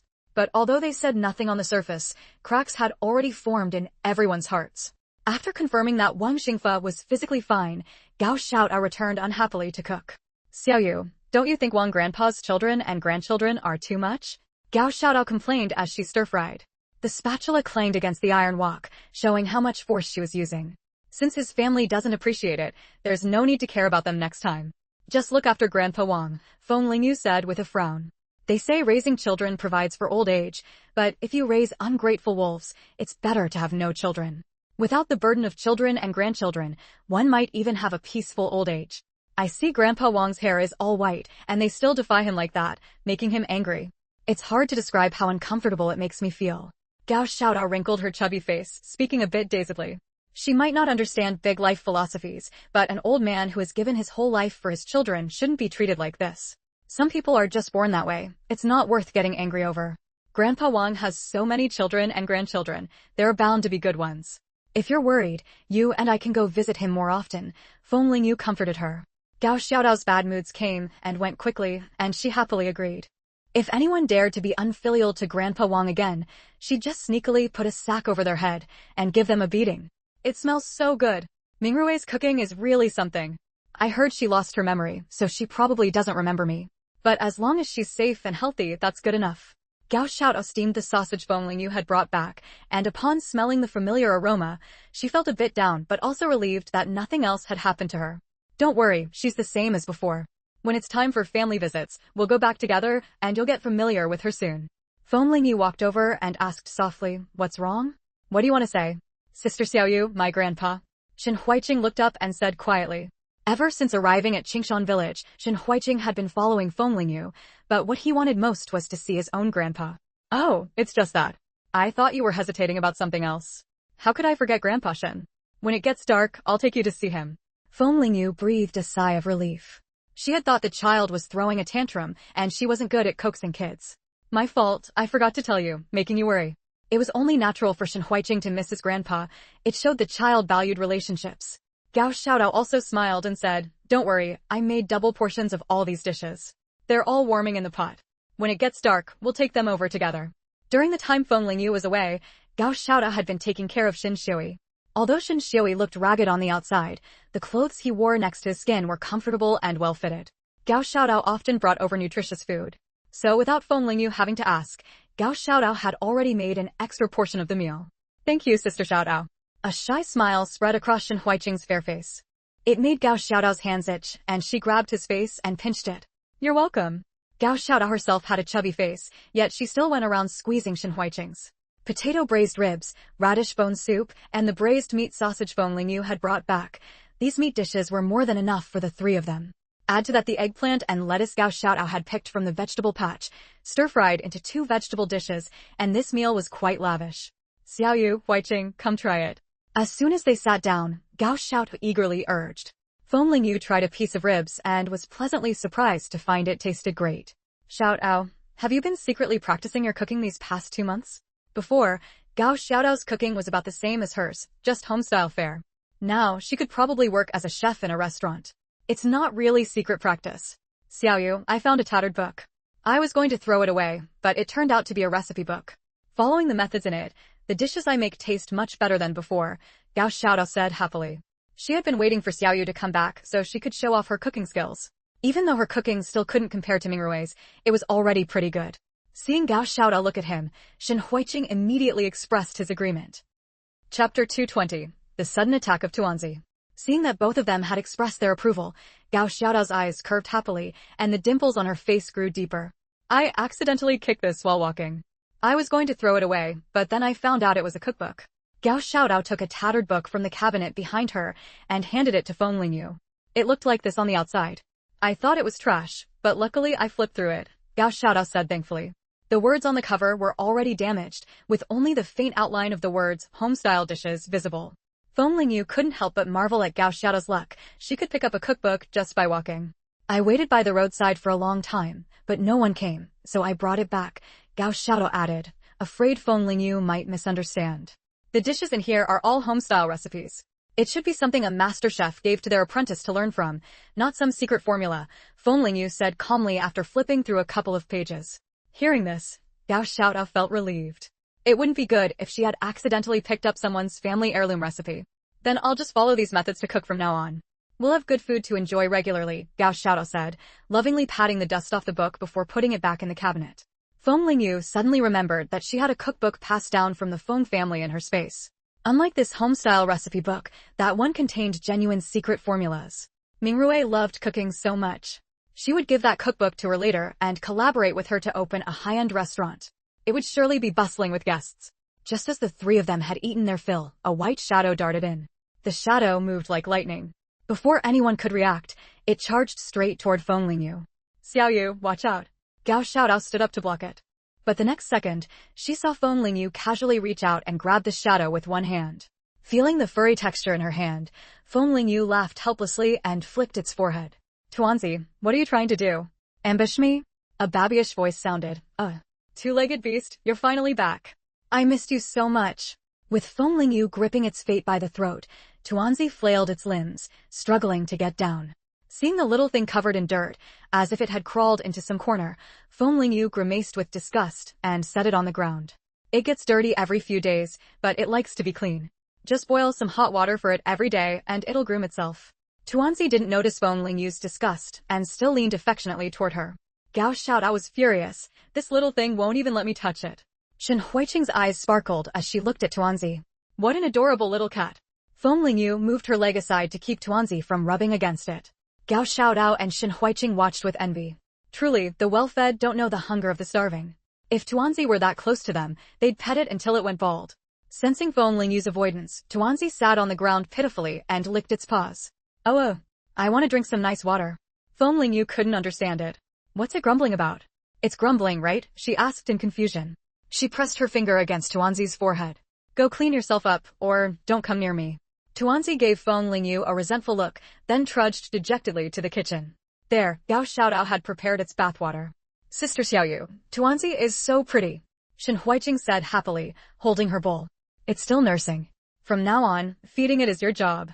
Letting Huiqing spend more time with Tuanzi would help her feel less unfamiliar with the new place and settle in faster. Shen Huiqing's toes wiggled happily. After the meal, Tuanzi, who had dried its fur by the fire, immediately regained its good looks. Feng Lingyu reached out and rubbed Tuanzi's round body, enjoying the pleasure of petting a cat, which drew a purring sound from Tuanzi's throat. Drink up. I know this is what you wanted. Feng Lingyu quietly added some spiritual spring water to its bowl. Catching the familiar scent, Tuanzi eagerly crouched over the bowl and lapped it up noisily. Slow down. No one's competing with you. A little cat should be elegant, got it? Feng Lingyu crouched down and spoke in a motherly tone. Still, Tuanzi slowed down its drinking. Its owner was right, from now on it wouldn't lack this delicious water. Feng Lingyu sighed inwardly. Whose family raised such an adorable little cat? Sister Xiaoyu, can I pet it? Shen Huiqing asked expectantly. Of course. From now on, it's your little companion. But be gentle. Shen Huiqing bit her lip and tentatively extended her index finger, lightly poking Tuanzi's smooth back. Seeing that Tuanzi didn't mind, she relaxed and stroked its fur with her palm. After finishing the spiritual spring water, Tuanzi sat upright, waiting for its meal. 2 small bowls, one filled with milk, the other with some dried meat. After the meal, Gao Xiaodao would also feed it some nuts. Seeing Tuanzi's treatment, Feng Lingyu's mouth twitched. So this is me carrying the weight while it enjoys the good life. As the sky darkened completely, Feng Lingyu said, Huiqing, let's go. We're going to see your grandfather. Carrying the lunchbox Gao Xiaodao had prepared, the two quietly made their way to the cowshed where Shen Xiui was staying. Seeing the dilapidated, foul-smelling cowshed, Shen Huiqing's eyes filled with tears. So this was where her grandfather and brother lived in the countryside. In this environment, had her grandfather's cough gotten worse? Huiqing, go knock on the door. I think Grandpa Shen wants to see you the most, Feng Lingyu said, patting Shen Huiqing's shoulder, encouraging her to step forward bravely. Watching Shen Huiqing's young back, Feng Lingyu felt a pang of sadness. The tragedy brought by the times had shattered so many families. Chapter 221, Grandfather and Grandson Reunited. Who's outside? Shen Xiui hadn't gone to sleep yet and was slowly sorting through the various mushrooms he had picked while herding cattle. He had been getting by well enough lately. Although no one in the village paid him any attention, Gao Xiaodao often came to keep him company. Grandfather, it's me, Huiqing. Shin Huiqing's voice trembled as he spoke. Shin Xiui hadn't seen his youngest grandson in 2 years, and hearing his voice now, it didn't even sound like it used to when he was a child. Shin Xiui first wiped his hands on his pant legs, then excitedly opened the door. Seeing his grandfather standing before him with graying hair and a noticeably stooped back, Shin Huiqing's nose stung with emotion. Gone was the spirited, upright figure from his memories. Shin Xiui's hands trembled with excitement, and the wrinkles on his face all bunched together as he smiled. Huiqing. He placed his large hands on Shin Huiqing's shoulders, too overjoyed to speak for a moment. Grandfather, Sister Xiaoyu brought me here, Shin Huiqing said, pointing to Feng Lingyu, who stood nearby with a gentle smile. Just when they thought the grandfather and grandson would have a warm moment first, Shin Huiqing pointed her out. Feng Lingyu had no choice but to approach. Grandfather Shin, how have you been feeling lately? Xiaoyu, look at me, so worked up. Come inside quickly. I've added quite a few things to the cow sheet now, all brought by that girl Xiaoyu. Come, sit down and let's talk. Shin Xiui swept the scattered mushrooms aside and brought over 2 small stools.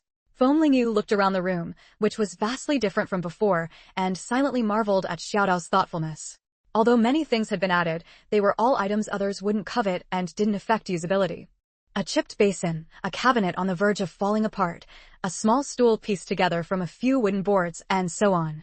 Even if the villagers saw these things, they wouldn't envy them. How did things go when you returned to the capital? Shin Xiui asked urgently as soon as he sat down. Although Yang Jiangwo had been looking after Shin Xiui because of Feng Lingyu, Shin Xiui still couldn't move freely around the village like a normal villager. His only source of information was Gao Xiaodao. Every time she came to bring him daily necessities or food, she would share some news. If Gao Xiaodao had been to Tuanjia commune, she would also bring him newspapers. So Shin Xiui didn't know much about what had happened to Feng Lingyu and the others in the capital. My little sister has been treated and is out of danger. The only pity is that she lost her memory and forgot us. Seeing the pile of mushrooms scattered on the ground, Feng Lingyu said helplessly, just focus on herding the cattle. There's no need to pick these things. What if you fall and hurt yourself? Wouldn't that worry Huayu? Shin Xiui chuckled cheerfully. How could I be that careless? When the cattle are grazing, I have nothing to do. I pick some mushrooms, dry them, and later send them to your Uncle Gao. In his current state, these were the only things he could offer. Gao Dashu was now considered part of Xiaoyu's family, and as Shin Huayu's grandfather, he had to show some appreciation. Feng Lingyu wanted to say there was no need, but thinking it was grandfather Shin's kind gesture, she didn't stop him, she just urged him to be very careful. Grandfather, are you still coughing? Shin Huiqing asked with concern. Back in the capital, Shin Xiui had often seen doctors for his cough. Shin Huiqing didn't dare imagine how serious his grandfather's condition might be now. I don't cough anymore. I owe it all to your sister Xiaoyu. If it weren't for her, my life would be much harder now. Shin Xiui said jokingly. But why haven't you grown any taller in these 2 years? He looked Shin Huiqing up and down carefully, a hint of uncertainty in his voice. He felt like his youngest grandson's height hadn't changed from a few years ago. The Shin family were all tall, just look at Huayu, who had already grown to 1.8 meters at a young age. There was no reason for Huiqing to end up short, was there? Shin Huiqing didn't know how to answer and looked to Feng Lingyu for help. Shin Huayu hadn't told Shin Xiui about the abuse Huiqing had suffered. So Shin Xiui still didn't know about the cruel things Shin Qingping had done. Feng Lingyu caught Shin Huiqing's pleading look and signaled him to stay calm. Actually, Huiqing's time in the capital wasn't easy. Feng Lingyu organized her words and began slowly. Before they left, Shin Huayu had instructed her that if grandfather Shin asked or noticed anything, she should tell him the truth without hiding it. When Huiqing and I first returned to the capital, we went straight to your sister's place to pick him up. Luckily, we arrived in time, or else Huiqing would have lost his life. Shin Xiui's eyes widened in disbelief. How could that be? In his eyes, Shin Qingping had always been kind. Besides, he had given her family 500 yuan before leaving. How could she not raise a child properly? Huiqing didn't have enough to eat or warm clothes at her place. Worst of all, her second daughter-in-law would beat him and take out her anger on him, while Shin Qingping turned a blind eye. That day, Lu Xiaotsui nearly pushed Huiqing's head onto an axe. Hearing about his youngest grandson's ordeal, Shin Xiui's whole demeanor collapsed, and the color drained from his face. It's my fault. I misjudged people and entrusted you to a wicked person. Huiqing, grandfather has failed you. Shin Xiui looked at Huiqing's height, which had barely changed in 2 years, and could imagine the abuse he had suffered. Seeing his grandfather cry so sorrowfully, Shin Huiqing panicked and threw himself into Shin Xiui's arms, wrapping his small arms tightly around him. Grandfather, don't cry. Sister Xiaoyu said I'm fine now and I'll grow taller slowly. Seeing this, Feng Lingyu nodded in agreement. Grandfather Shin, Huiqing's physical deficiencies have been made up for now. It won't affect his growth in the future. He may not be growing now, but in a couple of years, he might have a sudden growth spurt and end up just as tall as his brother. Knowing that Feng Lingyu wouldn't lie to him with such words, Xiaoyu felt a little better. But he had indeed misjudged people. Thinking back to how he had doted on his only sister, giving her money and ration tickets, and even arranging jobs for her family. After all he had done for her, couldn't she have treated Huiqing sincerely? I originally left Huiqing in the capital so he could continue his schooling, but it backfired. Xiaoyu gently stroked Huiqing's soft hair, his eyes full of pity. This youngest grandson had lost his parents not long after birth and had been raised almost entirely by him. He had failed his son and daughter-in-law, letting Huiqing endure such suffering at such a young age. Chapter 222 Xiaoyu's Heartbreak. Grandfather, from now on I'll stay here with you in place of my brother. Huiqing looked at Xiaoyu with deep affection. Last time when Xiaodao told me you were coming to Qingshan village, I didn't agree. I used to think staying in the capital offered more prospects, but now it seems nothing is more important than your health. Xiaoyu let out a long sigh. That Huiqing could stand here safe and sound was already a blessing from heaven. He couldn't be greedy and ask for more. Grandfather Xin, don't worry. Huiqing hasn't fallen behind in his studies. His brother tutored him for a while, and he's caught up. I've asked the village chief to arrange for him to attend school.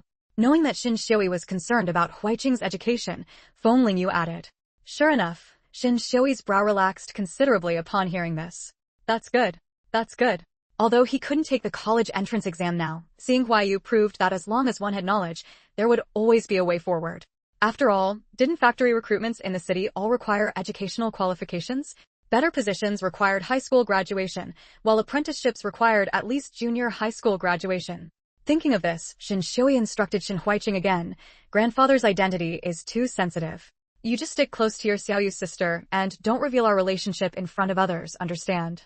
Huiqing was just a child who couldn't keep secrets. If outsiders found out they were grandfather and grandson, Huiqing might be ostracized and bullied at school. Okay, grandfather. I won't come alone from now on. I'll only come when Sister Xiaoyu or Sister Xiaodao comes. Huiqing nodded his little head solemnly. In the time that followed, Feng Lingyu also told Xiaoyu about Xiaoda. When he heard that Huiyu had already taken back the Xin family estate, Xiaoyu looked noticeably dejected. Am I really such a failure in life? Why is it that one is my own younger brother and the other my own younger sister, yet they would stab me in the back? Grandfather Xin, it's just that greed knows no bounds. Don't be too upset. Huiyu has already taken back everything that should be taken. Besides, Xiaoda is just a pawn. What matters is the person behind him who harmed us. Fortunately, they now knew who was behind the scenes. Thinking of this, Feng Lingyu asked again, Grandfather Xin, how much do you know about that Ling Qingwei? She was your mother's cousin. I only know she once stayed at your house for a while. I don't know much else about her.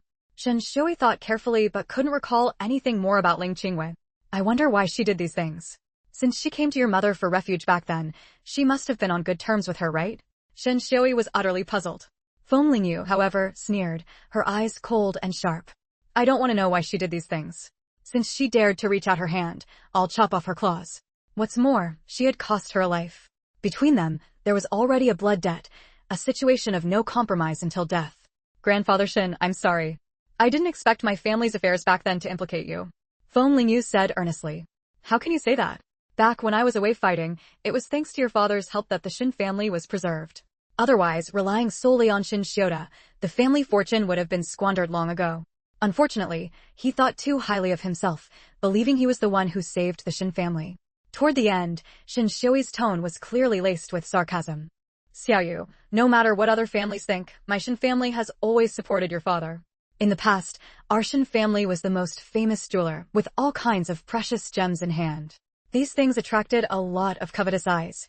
If your father hadn't been maneuvering behind the scenes back then, the Xin family's wealth would have been confiscated long ago. As for the collateral branch of the Feng family, I only know they moved to Shanghai.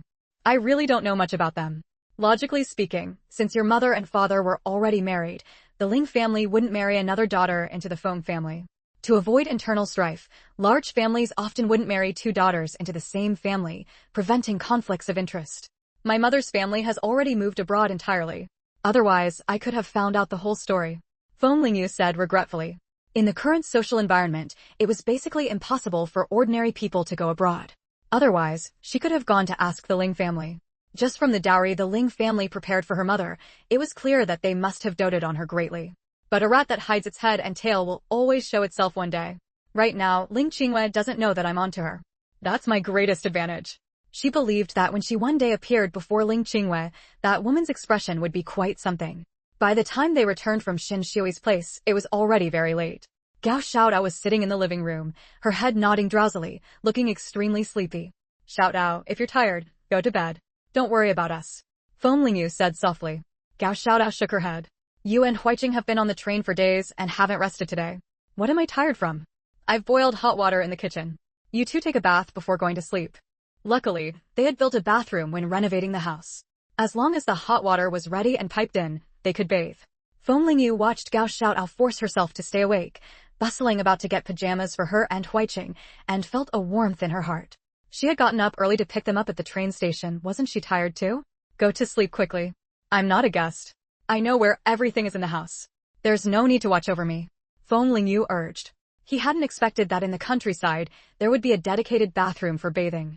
Although the conditions in Qingshan village were very poor, the house Sister Xiaoyu had built was really nice, even better than the houses in the city. Huiqing, are you done washing? Gao Xiaodao called from outside. Shen Huiqing snapped back to reality and answered, yes, coming out now. Then go to bed quickly once you're done. Get some good rest. It wasn't until Feng Lingyu had finally finished tidying up that Gao Xiaodao went back to her room to sleep. After being away for 2 months, Feng Lingyu lay back on her own kong. The bedding had been taken out and washed and dried by Gao Xiaodao, and the scent of fresh sunshine lingered around her nose. By her leg, Tuanzi was sleeping soundly, curled up in a ball, purring softly. Chapter 223, Yanwei's Ladder to Heaven. The first ray of morning sunlight pierced through the morning mist, shining into the courtyard. Feng Lingyu took a deep breath of fresh air, feeling completely relaxed and refreshed. She had just taken 2 eggs from the chicken coop and placed them in the kitchen's egg basket. While no one was watching, she also smuggled a few extra eggs out of her space. Xiaoyu, we're going to work today. Is Huiqing okay staying home alone?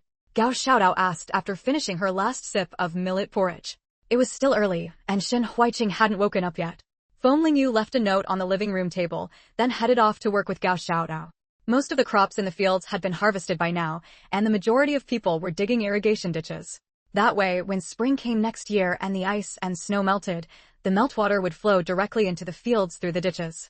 2 months had passed, and the new educated youths had already adapted to the daily routine of working in the fields. Did you hear? That Feng Lingyu is back.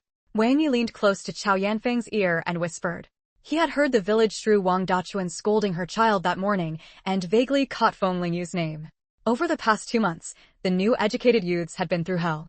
Working alongside the villagers day and night during the autumn harvest, exposed to wind and sun, and eating poorly, their appearance now was a world apart from when they first arrived.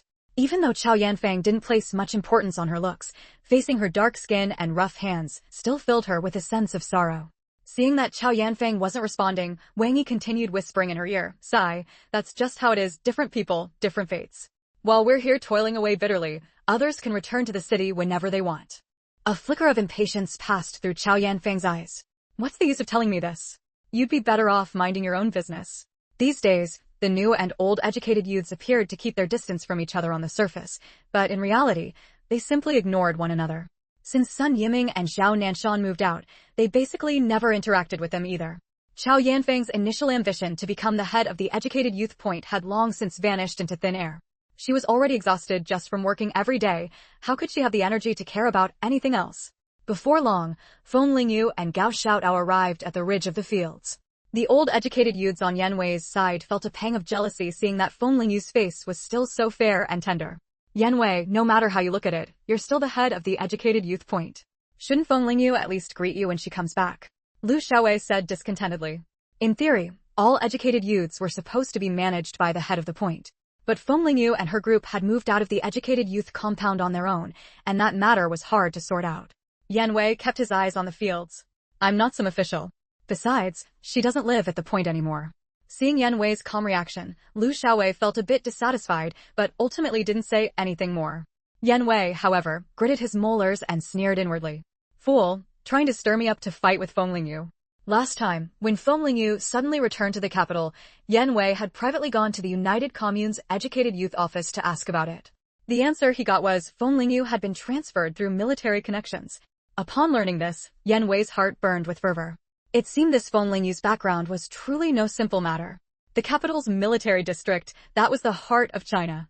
With such strong connections, didn't that mean Feng Lingyu could return to the city whenever she wanted? Yan Wei had been working tirelessly to be a good head of the educated youth point, all for the sake of returning to the city sooner, wasn't it? And now a ladder to heaven was right before his eyes. Yan Wei lowered his gaze, concealing the fervor in his eyes. Feng Lingyu, naturally unaware that she was being coveted, was diligently digging up potatoes. With no more grain to dry, her easy job at the drying ground was naturally gone too. But with her current physical condition, digging the ground wasn't tiring for her at all. Just as Feng Lingyu was, a figure stood before her and handed her a cup. "Comrade Feng, would you like some water?" Feng Lingyu looked up and saw that it was Yan Wei offering her water. She felt a wave of confusion. Hadn't they nearly fallen out with each other? Why was he offering her water? Wasn't this like a weasel paying a New Year's visit to a chicken, no good intentions? No need, I brought my own water. Feng Lingyu decided firmly that no matter what he wanted, she wouldn't take his bait. "Comrade Feng, you don't need to be on guard. I was just asking." Seeing Feng Lingyu's coldness, Yan Wei wisely withdrew his hand. "Since you don't need it, that's fine." Yan Wei turned and walked back, thinking to himself, "It seems she's very wary of me. Looks like I'll have to take it slow and not rush things." Yan Wei's move caught the eyes of many. After all, ever since Feng Lingyu decisively moved out of the educated youth compound, she had never contacted them again. Normally, when someone moved to a new place, they'd invite friends and family for a meal, but she had completely ignored the old educated youths. Now Yan Wei, the leader of the old educated youths, had actually taken the initiative to approach Feng Lingyu. Everyone found it hard to believe. Lu Xiaowei, who had been taught a lesson by Feng Lingyu before, was especially furious. She felt betrayed. "Xiaoyu, what did that guy want from you?" Gao Xiaodao asked only after Yan Wei had left. "Huh? Why did he suddenly come to make nice?" Gao Xiaodao had been alone in Qingshan village for these 2 months, and Yan Wei had never spoken to her. There was no reason that just because Xiaoyu was back, he would suddenly wake up and want to get along with them, right? Feng Lingyu shrugged indifferently, raising an eyebrow. Who cares? If he has other motives, he'll expose himself sooner or later. That Yan Wei was a deep one. There was no way he simply came over to ask if she wanted water. He was most likely just testing her attitude toward him. But what exactly he was after, that remained to be seen. Seeing Yan Wei's actions, Sun Yiming and Xiao Nanshan exchanged a glance. Sun Yiming muttered, could he be regretting it and wanting to patch things up with Xiaoyu and the others? Yan Wei doesn't get up early for nothing. He's probably after some benefit. With Xiaoyu's sharp mind, trying to take advantage of her? TSK, that's no easy feat. Sun Yiming remarked with a sigh. Is that so? A voice sounded behind Sun Yiming. Completely unaware, he continued, isn't it? From what I've observed, Feng Lingyu loves money the most. Trying to take advantage of her, that's just asking for trouble, isn't it? Sun Yiming didn't notice Xiao Nanshan struggling to hold back his laughter. So that's how you see me, huh? Sun Yiming suddenly snapped back to reality, a chill rising from the depths of his heart. He turned around to find Feng Lingyu standing behind him, smiling at him. Chapter 224, You can't just bury your head in studying. After a long while, he forced a dry laugh and said, No, it's my eyes playing tricks on me. I misread. If I hear you bad-mouthing me outside again, I'll show you why flowers are so red. Feng Lingyu raised her fist in a threat. All right. Sun Yiming replied with a fawning tone. Ever since he saw Feng Lingyu kill a wolf with one hand and cleanly deal with people at the educated youth settlement, Sun Yiming had ranked her as a top-tier person not to be messed with. Otherwise, he feared his own life wouldn't even be worth a single slap from Feng Lingyu. So, Xiaoyu, is there something you came for? Sun Yiming, realizing how obsequious he was being, asked a bit awkwardly. I got back too late yesterday, so I can only invite you and Brother Zhao over for dinner tonight. Oh, and also young Lemei, the village chief's daughter. Feng Lingyu had come specifically to call them to dinner. Who would have guessed she'd overhear Sun Yiming spouting off about her true nature? Hearing there was good food, Sun Yiming's eyes lit up instantly, and his mouth stretched into a wide grin. Great. We'll come over after work. When work ended, Feng Lingyu and Gao Xiaodao had, unsurprisingly, earned full work points again today. Everyone knew that aside from the village's strong laborers who could get full points, most people only earned 8 points, and those with weaker builds got just 5 or 6. These two young comrades earn full points and have no family burdens. When grain is distributed, they can eat to their heart's content, someone said enviously. After all, every household these days had a big family. Even if someone could earn full points, they still had to support their family. Calculated that way, wasn't it enviable that Feng Lingyu and Gao Xiaodao only had to look after themselves? Yang Lemei recorded the points for Feng Lingyu and the others. You two are really impressive. Lots of folks in the village can't keep up with you. Feng Lingyu furrowed her brow slightly. It seemed she'd better just go along with the crowd from now on, otherwise, attracting prying eyes wouldn't be good. Lemay, remember to come over for dinner early. Having made up her mind, Feng Lingyu showed nothing on her face and smiled at Yang Lemay. Gao Xiaodao had already invited Yang Lemay earlier. Okay, I'll tell my dad and then come over. Yang Lemay agreed readily. When Shen Huiqing woke up in the morning, he found the house empty. On the living room table, he discovered a note left by Sister Xiaoyu. We've gone to work. There's food left for you in the pot. For lunch, eat the prepared food Mingrui made. There'll be a big dinner tonight. Be good and stay home alone. After reading the note, Shen Huiqing went to the kitchen and found the porridge in the pot was still warm. Next to it, a bowl held 2 eggs and a small dish of pickled vegetables. After eating, Shen Huiqing thought he was the only one home and planned to practice calligraphy with his copybook. But then he saw a fluffy white ball sitting on a stool, licking its paws. Tuanzi, you're home. Shen Huiqing ran over in delight and gently stroked its head.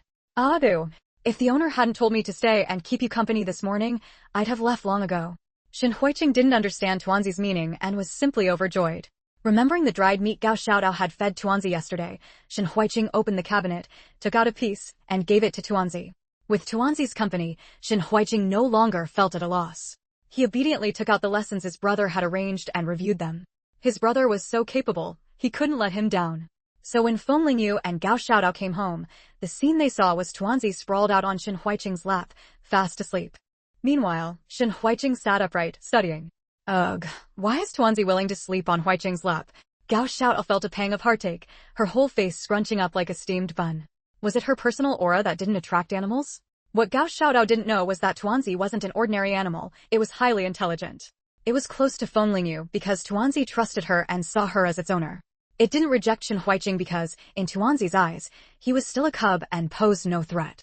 As for other humans, Tuanzi was still too young, and animal instinct told it to stay away from them. Sister Xiaoyu, Sister Xiaodao, you're back. Shen Huiqing put down his pen and said happily. Feng Lingyu looked at Tuanzi, now sleeping without any dignity, and really wanted to take a photo of its embarrassing moment with her phone. Are you hungry? Feng Lingyu walked over, sat down, and asked softly. No, I ate plenty at lunch. Shen Huiqing shook his head. It wasn't summer anymore, so food didn't spoil easily. Plus, the sun wasn't too strong, so there was no need to go back for a nap. During work, everyone brought lunch to eat in the fields. Since everyone did it this way, Feng Lingyu couldn't make an exception. She could only let Shen Huiqing eat alone at home. You know the storage room at home, there's plenty of food in there. If you get hungry, just go in and grab something to eat. Afraid Shen Huiqing might be reluctant, Feng Lingyu added, there's so much pastry. If you don't finish it quickly, it'll go bad, and that'd be a waste. Tuanzi got up, stretched, and spotted its owner returning. Its eyes lit up. With a push of its hind legs, it nimbly jumped into Feng Lingyu's arms and started nuzzling around. Adu. Owner, I behaved well today. Give me some water. Sister Xiaoyu, Tuanzi didn't go out all day today. At noon, I made it some milk powder, and it drank it all. Shen Huiqing, feeding a small animal for the first time, said excitedly. Huiqing, there are kids your age in the village. If you get too bored staying home alone, you can go out and make friends with them, Feng Lingyu suggested. People always need friends. Huiqing couldn't just stay cooped up at home all the time. How about this? Tomorrow, you come with me to work. There are lots of kids there. In the afternoon, you can come home and study. What do you think? That way, it'd be a balance of work and rest. Feng Lingyu didn't need Shen Huiqing to earn work points, but he couldn't just bury his head in studying all the time. Communication between people was a major subject that had to be experienced firsthand. That way, when he grew up, he wouldn't suffer in these areas. Chapter 225, Aunt Hohat's Kindness. Alright, Sister Xiaoyu. Shen Huiqing hadn't really had any friends since he stopped studying. You've been studying all day. Go play with Tuanzi for a while. Dinner will be ready soon. Feng Lingyu's face beamed with a smile as she handed Tuanzi over to Shen Huiqing's arms. In the kitchen, Gao Xiaodao had already chopped all the vegetables for tonight's meal, ready to be cooked. Feng Lingyu entered the kitchen and looked around, finding that there was really nothing she could help with. Xiaodao, you're getting quicker and quicker. You finished everything so fast all by yourself. Gao Xiaodao was eager to show off her skills. Hearing Feng Lingyu's praise, she replied with a smile, of course. Xiaoyu, you go out. I can get dinner done quickly on my own. It was still early outside, so there was plenty of time. Before long, an enticing aroma wafted out from the kitchen. The bones Feng Lingyu had bought yesterday had been simmering in the clay pot since morning, and the bone broth had already turned a rich, milky white. Gao Xiaodao had also braised a pot of large bones, now so tender they were practically falling apart.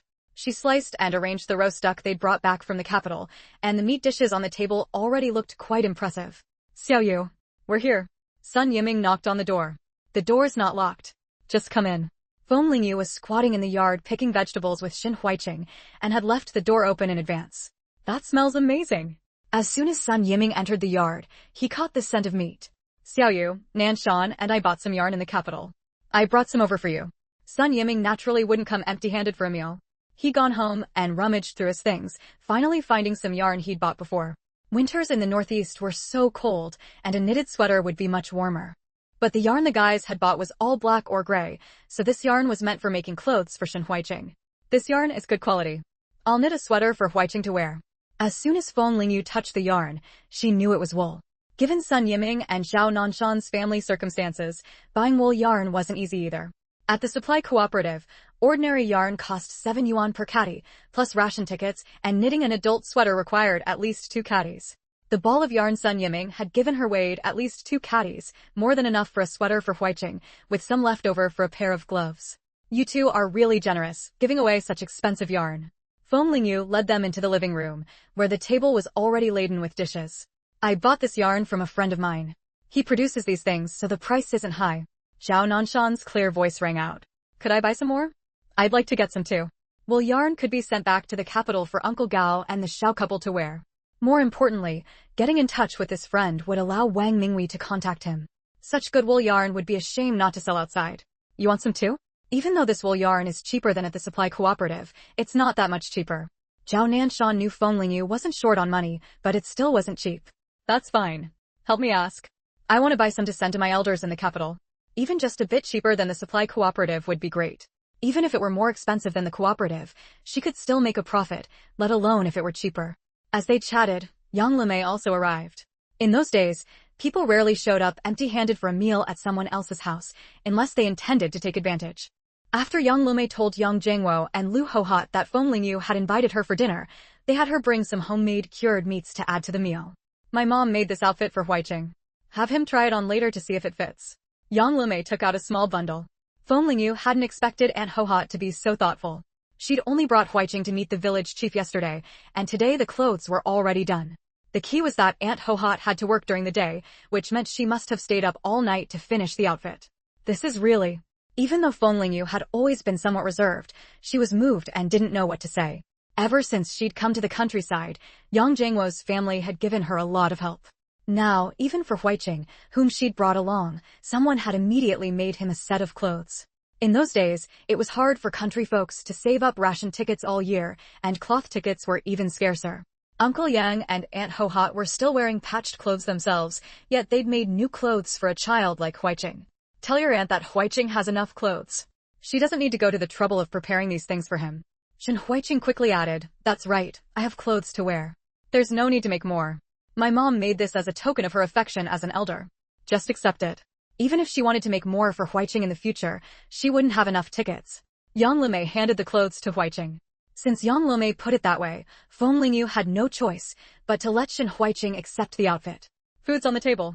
Seeing that everyone had arrived, Gao Xiaotao began bringing the dishes to the table one by one. Did you make all these dishes by yourself?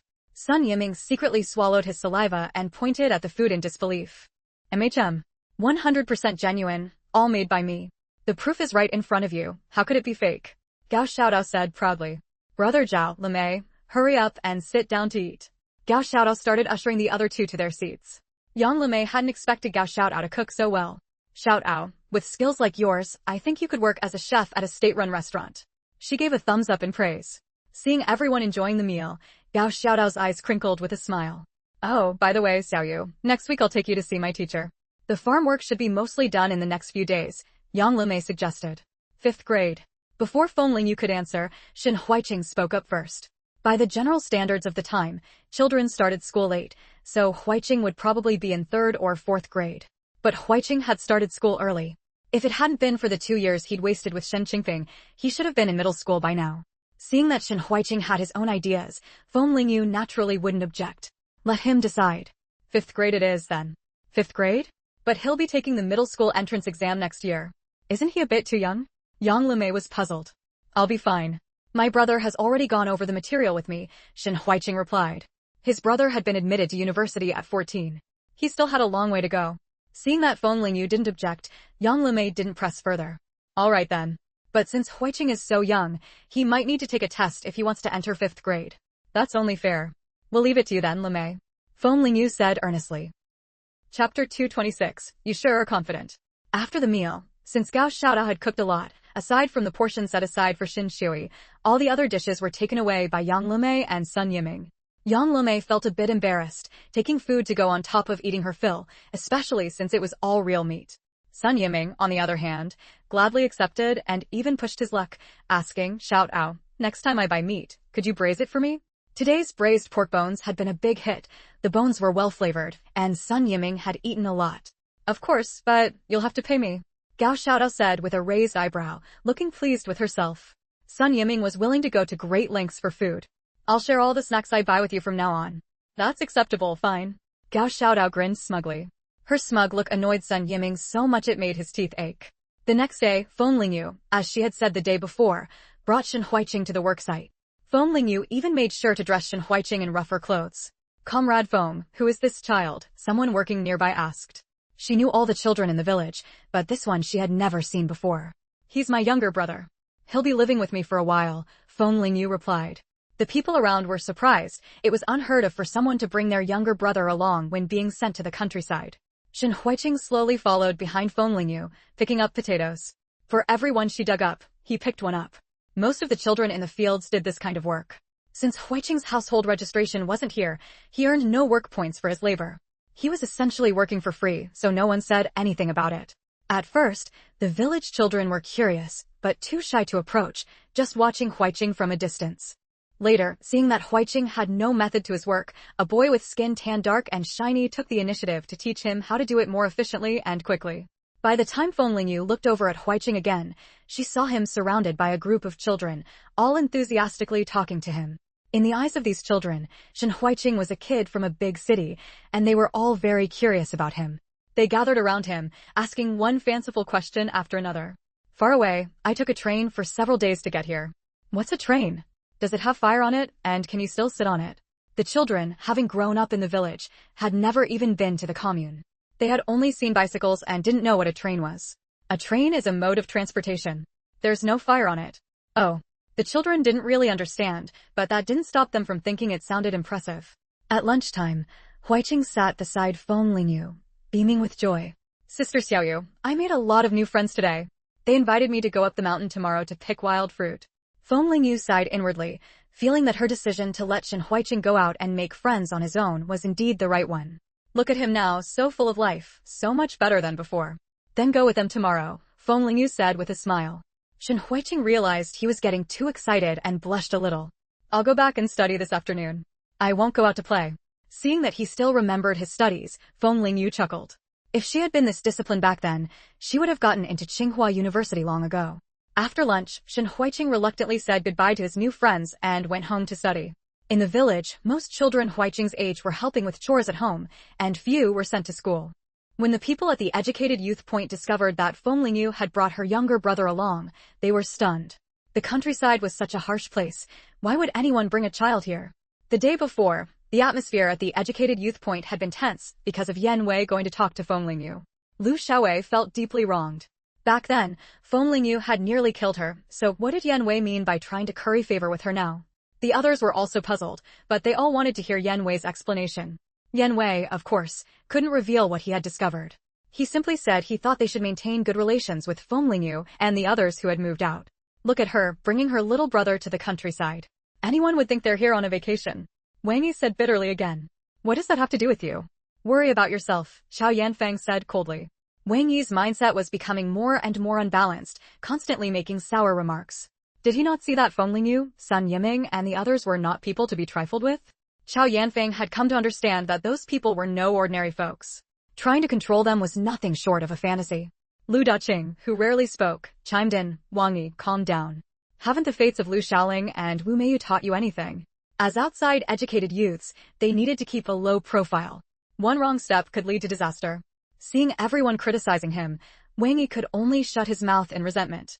When Yan Wei heard that Shen Huiqing was going home to study, he thought of a good way to get close to Feng Lingyu. After work, Yan Wei quickened his pace to catch up with Feng Lingyu. What's the matter? Is there something you need? Feng Lingyu asked expressionlessly. Your younger brother shouldn't give up on his studies just because he's in the countryside. I have some study materials. If you need them, I can lend them to your brother. Facing Feng Lingyu's coldness, Yan Wei remained unfazed and kept smiling. In this rural area, finding study materials was extremely difficult. So Yan Wei believed that for her brother's sake, Feng Lingyu wouldn't refuse him. Once he lent the materials to her brother, surely she couldn't keep treating him coldly, right? No need. He doesn't lack study materials, Feng Lingyu refused outright. But Yan Wei didn't give up. If there's anything he doesn't understand, he can come ask me. Feng Lingyu's expression turned interesting. It wasn't that she looked down on Yan Wei, but Shen Huiqing's studies were all arranged by Shen Huayu.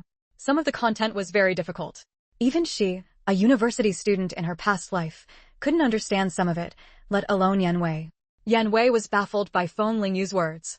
What did she mean by that? Chapter 227, Distant Water Won't Quench a Nearby Fire. Howard, why do you want to resign from your position? Shi Zhi's asked in disbelief.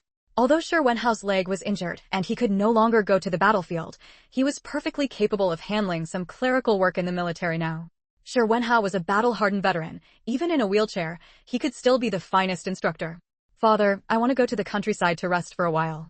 Shi Wenhao lowered his eyes, not intending to tell his father that he was going to treat his leg. He touched his head and said dejectedly, haven't I already sent your mother away? What more do you want? Shi Zhi's thought Shi Wenhao was giving up on himself out of resentment toward He Liling. Shi Wenhao shook his head. She has already paid the price for what she did. I really just want to go relax. Then where do you plan to go to relax? Shi Zhi's knew things couldn't be that simple, so he asked again. Shi Wenhao said, I've already chosen a place. I'm going to the northeast. Shi Zhi's had originally thought that even if Howard wanted to recuperate in the countryside, he would pick a village near the capital. But he never expected to hear such an unbelievable answer. Why go to the northeast? It's too far away, and the medical conditions there can't compare to here. Shi Zhi's hands on his knees began to tremble. Howard, your primary doctor told me last time that your leg is getting worse. If you go to the northeast, what will happen to your leg? Huh? How could Shi Zhi bear to watch his most outstanding son give up on himself? Father, don't worry. I know my own body. There won't be any major problems. Clearly, Shi Wenhao's explanation failed to convince Shi Zhi's. Even if a doctor accompanied him, he still wouldn't feel at ease. How could medical conditions in the northeast compare to those in the capital? What if he needed some medication or medical equipment? Even if they rushed it from the capital, it wouldn't arrive in time. Howard, I disagree with this decision, and I believe no one in this family will agree. If you insist on going your own way, I'll have your grandfather talk to you. Shi Zhi's had no choice but to play his trump card. Shi Wenhao had spent most of his childhood at his grandparents' house, and his grandfather had personally recommended him for military service. Therefore, in Shi Wenhao's heart, the person he valued most was his grandfather, Shi Wei. Father, my mind is made up. No one's persuasion will change my decision. I'll go talk to grandfather and grandmother myself. With that, Shi Wenhao signaled his orderly, Wang Li, to push him away. He didn't tell his father that he wouldn't even bring a doctor along this time. He knew that Feng Lingyu didn't want others to know that she was the one treating his leg. He also knew that Feng Lingyu was treating him because she trusted him to keep the secret. Shi Zhi's could only watch helplessly as Shi Wenhao was pushed away. Ever since He Liling and Aunt He were sent back to their hometown, Shi Shengyu no longer dared to act recklessly. She kept a low profile every day, afraid of provoking Shi Zhi's displeasure, so the house was now very quiet. After thinking it over, Shi Zhi still felt he couldn't let Howard be so willful and disregard his health. So he picked up the phone in the living room. He needed to explain the stakes to his father. He couldn't just let Howard have his way. After leaving Shi Zhi's place, Shi Wenhao drove straight to Shi Wei's house. Even if his father hadn't mentioned it, he was still planning to see his grandfather. Wang Li, who was driving, saw through the rearview mirror that the regimental commander's expression wasn't good. After hesitating, he still spoke up. Commander, you've been working day and night handling official business these past few days, also you could go to the countryside. But your physical condition really won't allow it.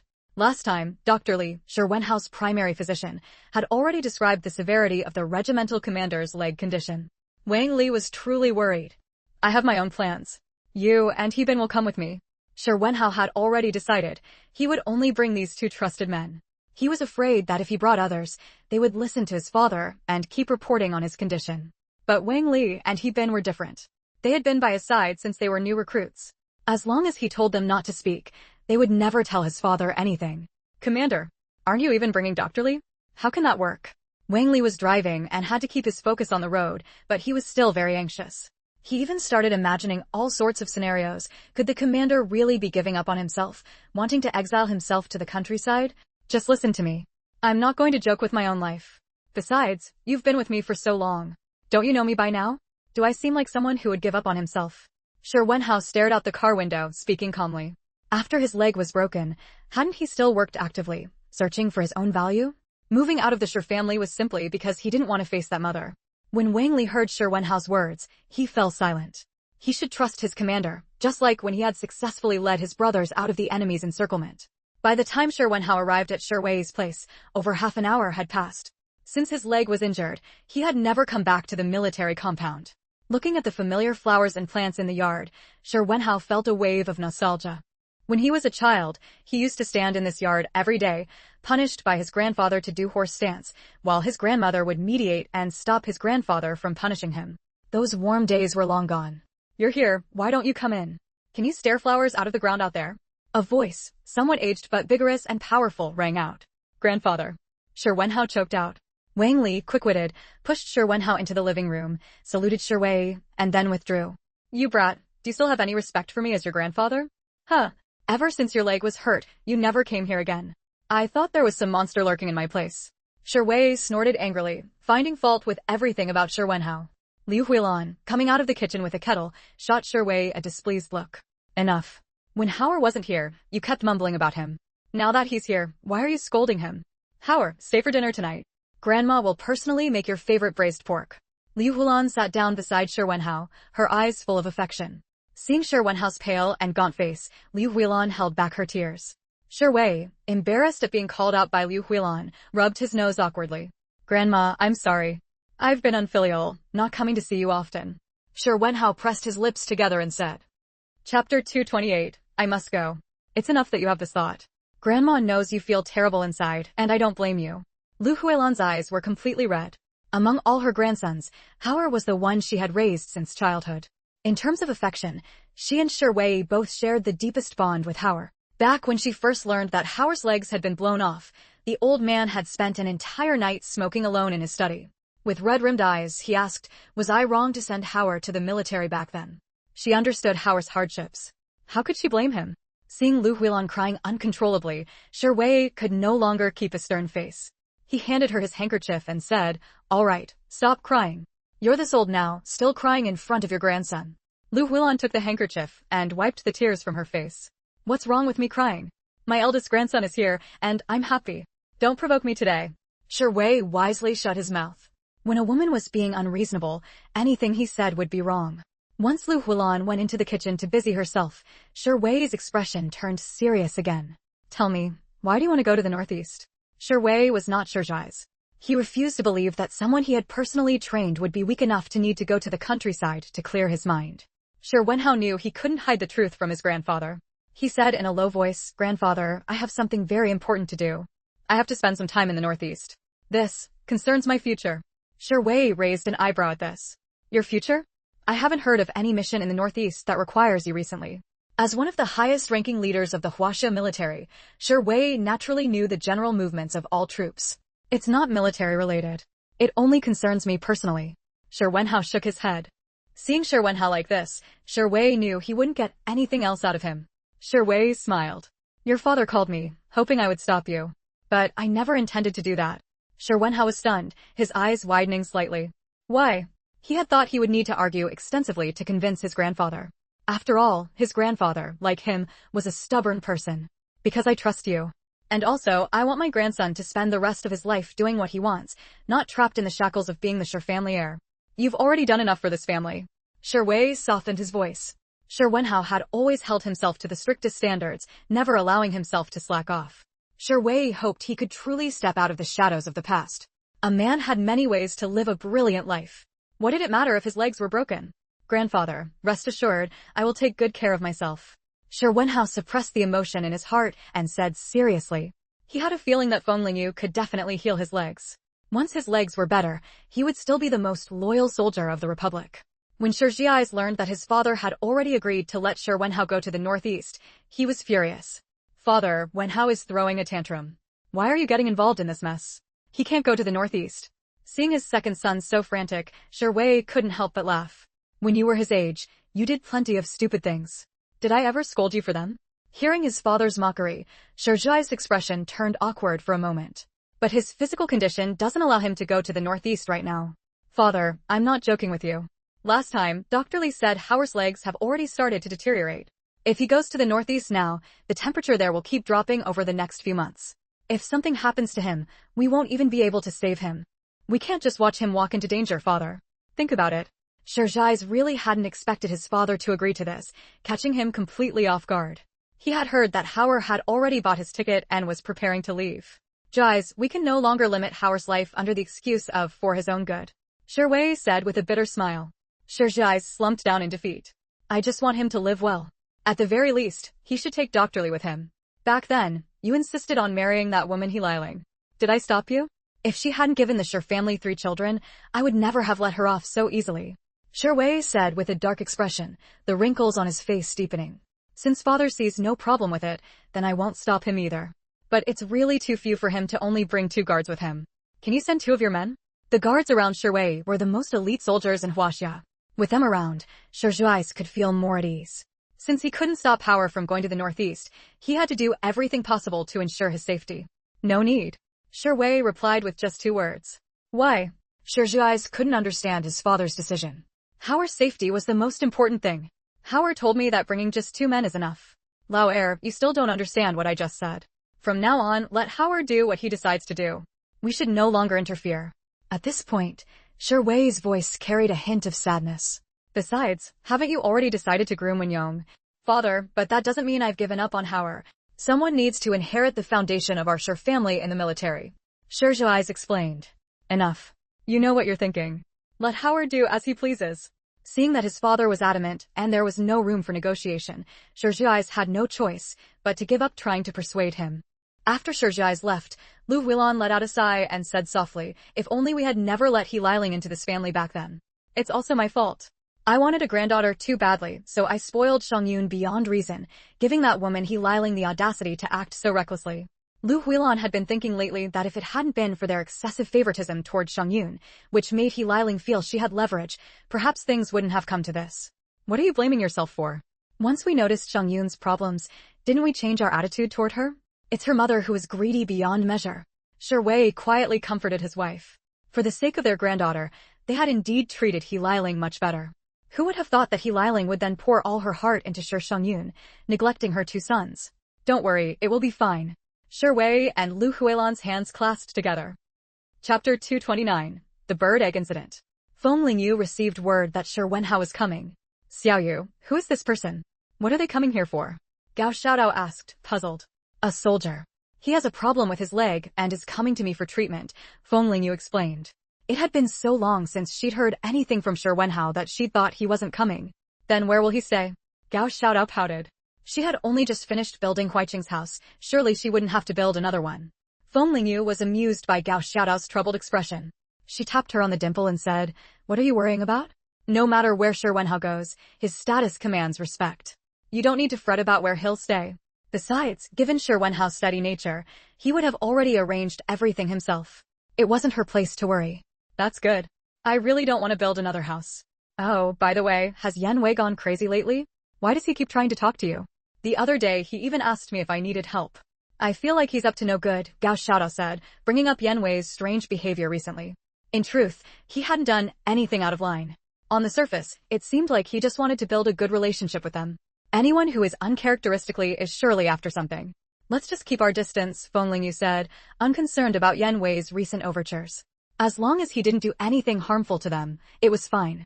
Seeing that Feng Lingyu had it under control, Gao Xiaodao dropped the subject of Yan Wei, silently deciding that no matter what he said to her, she wouldn't respond. These days were the slack farming season, so the village had given everyone time off from work.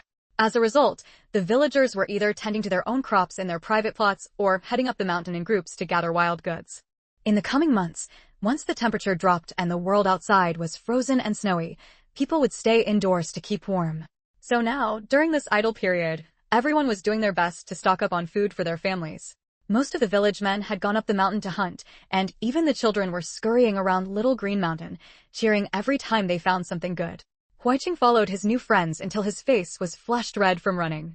Everything on the mountain was novel to him. He had never seen the things in the mountains since he was born. Huiqing, come quick. There's a nest of bird eggs here, a dark-skinned boy about the same height as Shen Huiqing whispered in his ear. This boy was called Taidan. He was 11 years old, thin and wiry, but very clever. Bird eggs were highly sought after around here. If other kids found out, they'd have to share a lot. Shen Huiqing kept his face neutral at Tiedan's words and gave a subtle nod to show he understood. Then, while the others weren't paying attention, the two quietly slipped away from the main group of children. But another boy, somewhat pale and chubby, noticed everything. This was young Tianbao, the son of young Fugue and Wang Dachuan. Because he was an only child, young Tianbao was spoiled rotten by his parents. He used to be the king of the kids in Qingshan village, with everyone gathered around him.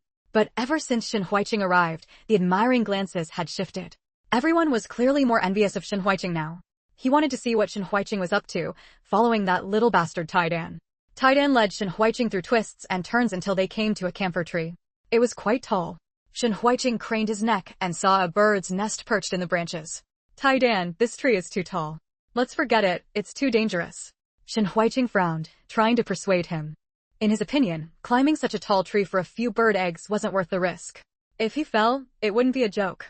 But Taidan, a child who had grown up in the village, was used to climbing mountains and wading through rivers. Climbing a tree was nothing to him, he'd climbed many taller ones. Taidan patted his thin little chest and lifted his head confidently. It's fine. A tree like this isn't tall for me. If you're scared, just wait for me down below. With that, Taidan kicked off his worn-out cloth shoes, which were already so tattered that his toes poked through. When he noticed Shen Huiqing's gaze on his shoes, Taidan gave an embarrassed smile. But soon, his expression turned serious.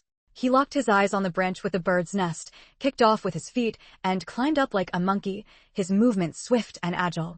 At the base of the camphor tree, Shen Huiqing watched with shining eyes. He hadn't expected Taidan to be so skilled. So, are there eggs in the nest? Shen Huiqing asked excitedly. Taidan grinned, revealing two small, white canine teeth. Yes, lots of them. Be careful coming down. Shen Huiqing warned anxiously. Taidan carefully tucked the bird eggs into his shirt pocket, then agilely slid down the trunk. Seeing Taidan land safely, Shen Huiqing hurried over to look. There, in Tiedan's pocket, were 12 round, bluish bird eggs. So many bird eggs. Shen Huiqing was delighted. It was his first time seeing bird eggs. We'll split them half and half, Taidan said, grinning from ear to ear. Bird eggs were like chicken eggs, they nourished the body. In the countryside, these were precious. He hadn't had such good luck finding bird eggs in a long time. When Shen Huiqing heard that Taidan wanted to share the eggs with him, he quickly shook his head. Tiedan's family wasn't well off, how could he take his bird eggs? You should take them home for you and your grandmother to eat. Don't give me any. Taidan was an orphan. No one in the village was well off, and at first, no one wanted to adopt him. It was an elderly widow in the village who, seeing how pitiful the child was, took him in. Now, Granny Go was very old and often sick. Since they had to spend money on medicine, their household often didn't have enough food. Taidan was sensible and had started earning work points early on. Even just cutting pigweed, he could earn 2 work points a day. Given Tiedan's situation, how could Shen Huiqing possibly take his bird eggs? But before Shen Huiqing could finish speaking, several unfriendly voices rang out. If he doesn't want them, we do. Finders keepers. Tiedan's face changed the moment he saw who had arrived. These kids, led by young Tianbao, were the little tyrants of the village, always bullying the other children. Though Shen Huiqing hadn't been in Qingshan village long, he knew the general situation. From the moment he saw these people, his brow was tightly furrowed. Chapter 230, Seeking Justice. These are the bird eggs Taidan found. Why should we share them with you? Shen Huiqing shielded Taidan behind him. Over the past few days, Taidan had been taking him around to play, and he couldn't just stand by and watch him get bullied. The children, led by young Tianbao, all turned to look at him. You're not from our village. What business does an outsider have meddling in village matters? Then, turning to Taidan, they added, What, now you've latched onto a city kid's leg? Too bad the city kid has ended up in the countryside too, ha ha ha. The children thought they had hit Shen Huiqing's weak spot and burst into loud laughter. Taidan pursed his lips, his eyes dropping sadly.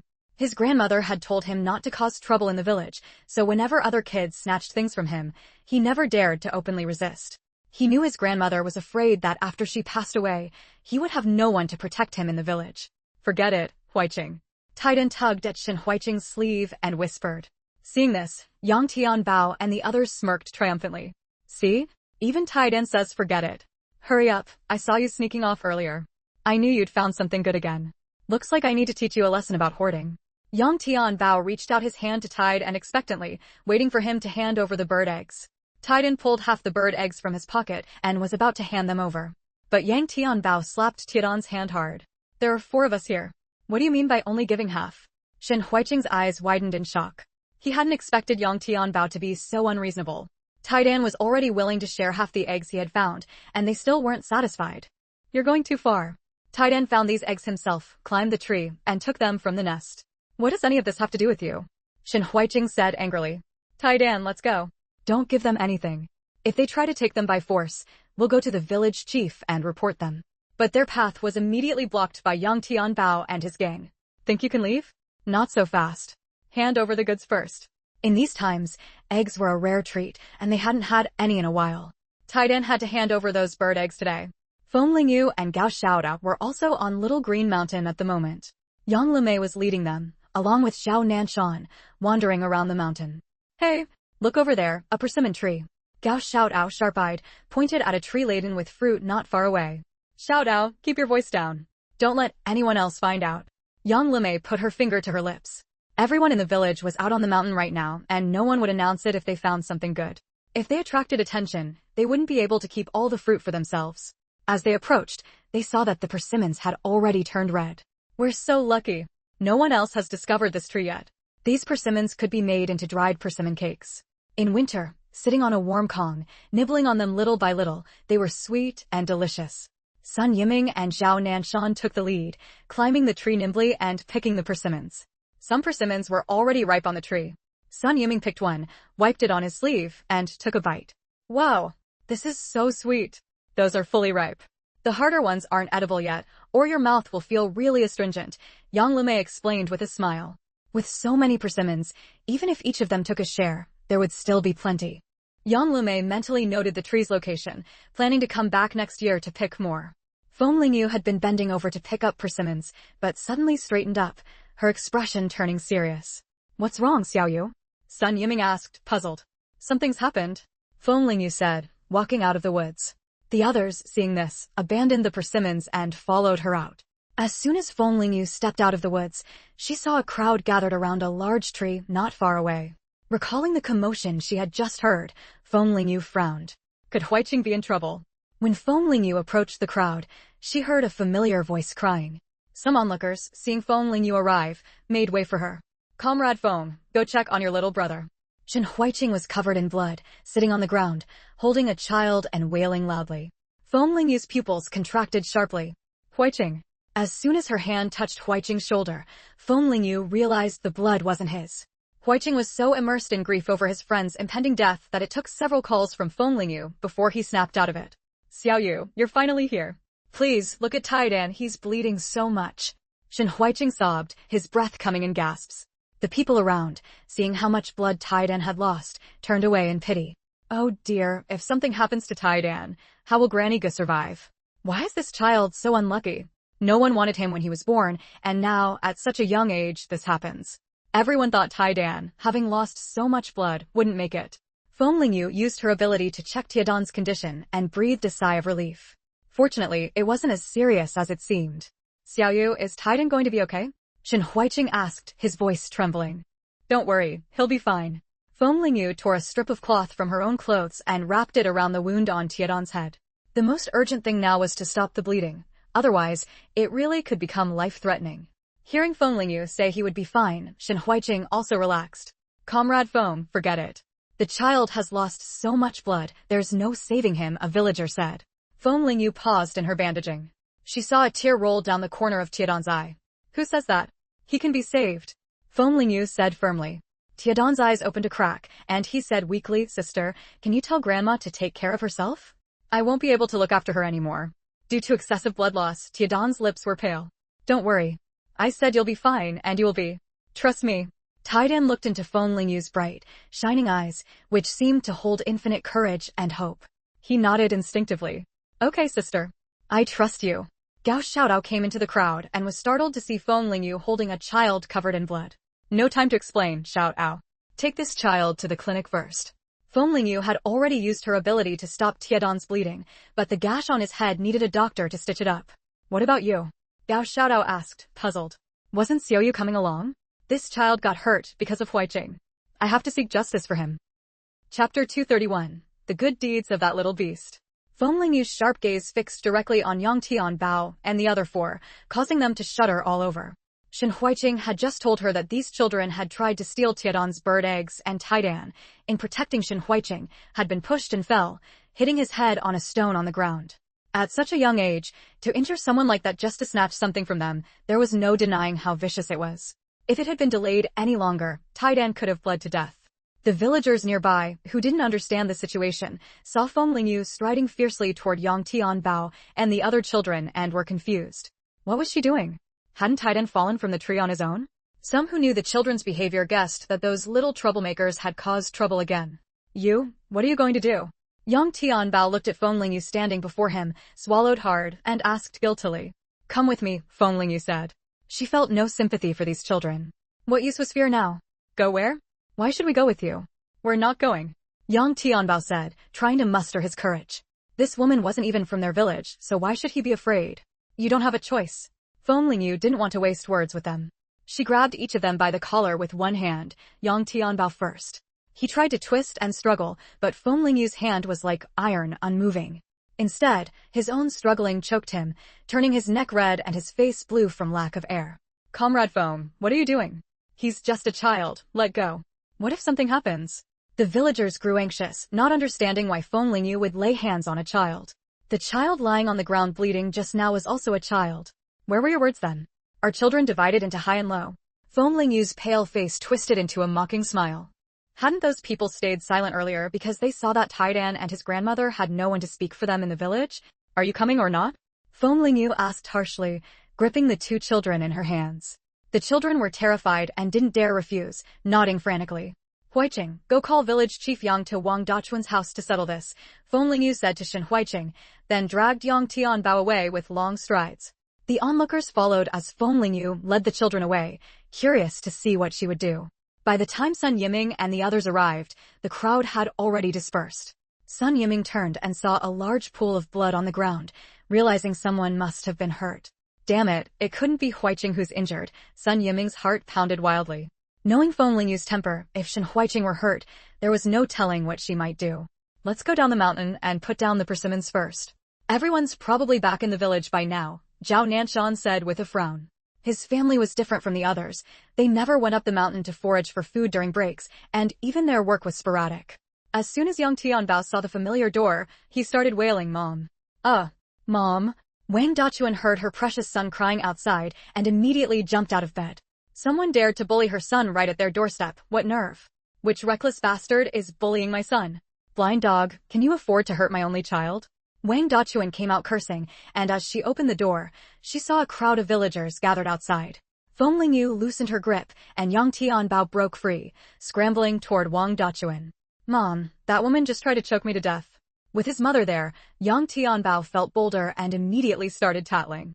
Wang Dachuan then noticed Feng Lingyu standing to the side, watching her with a faint, mocking smile. Oh, Comrade Feng, now you're even laying hands on a child? How vicious of you. Wang Dachuan glared venomously at Feng Lingyu. Then she pointed at the villagers watching and scolded. We're all from the same village, and you just stand there watching her hurt our children?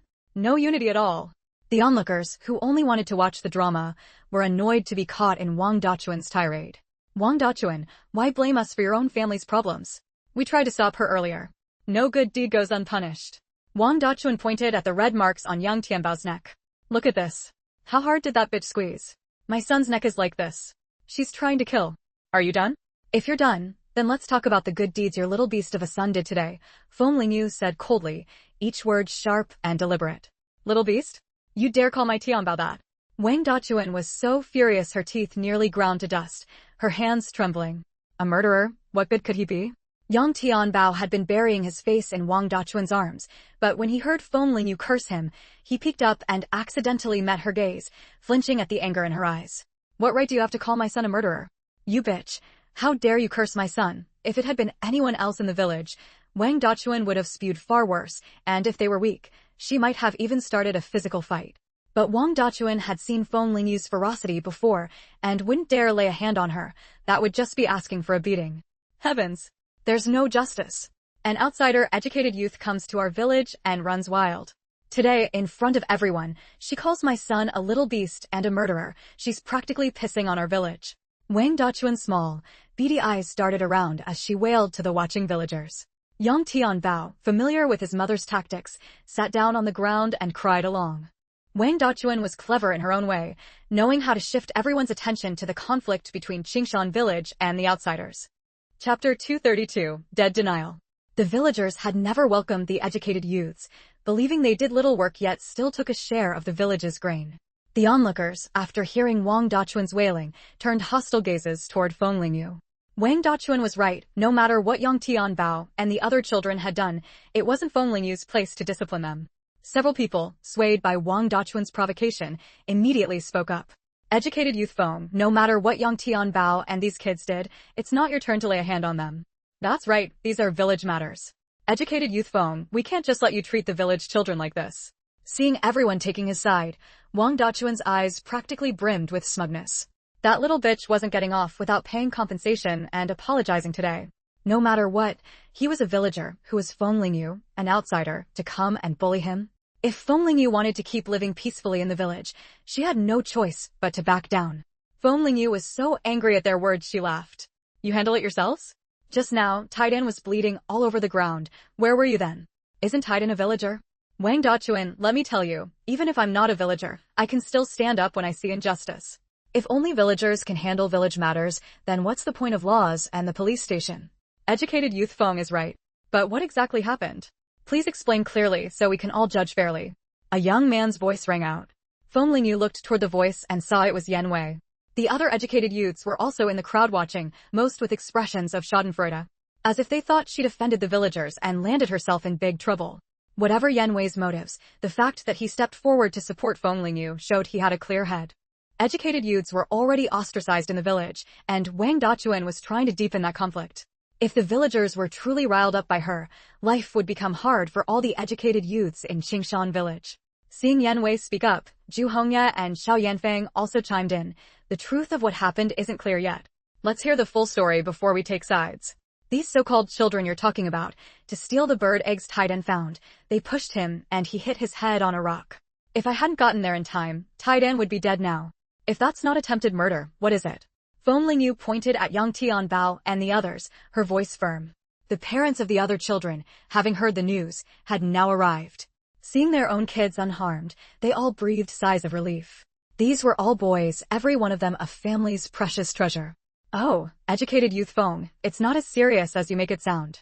Calling them murderers, it's just kids messing around, a plump, kindly-looking woman said dismissively, as if Feng Lingyu was making a mountain out of a molehill. That big pool of blood on little Qingshan might not even be dry yet. Messing around? I'll take a rock to your child's head too, and I won't stop until they bleed just as much. How about that? Feng Lingyu stepped toward the woman, who flinched and backed away, clutching her son. Don't come near me. Taidan isn't dead, is he? I promise I won't kill your son either. It's just playing, I know how hard to hit. Don't worry. As Feng Lingyu kept advancing, the woman forced a smile. I misspoke. Seeing her cave so quickly, Wang Dachuan sneered inwardly. Useless. What really happened? We'll hear it from you. You think you can just open your mouth and pin this on our kids? Wang Dachuan pulled Yang Tianbao, still sitting on the ground pretending to wail, to his feet. Son, tell them, did you push Taidan and cause his head injury? Yang Tianbao wasn't stupid. Of course he denied it. I didn't push him.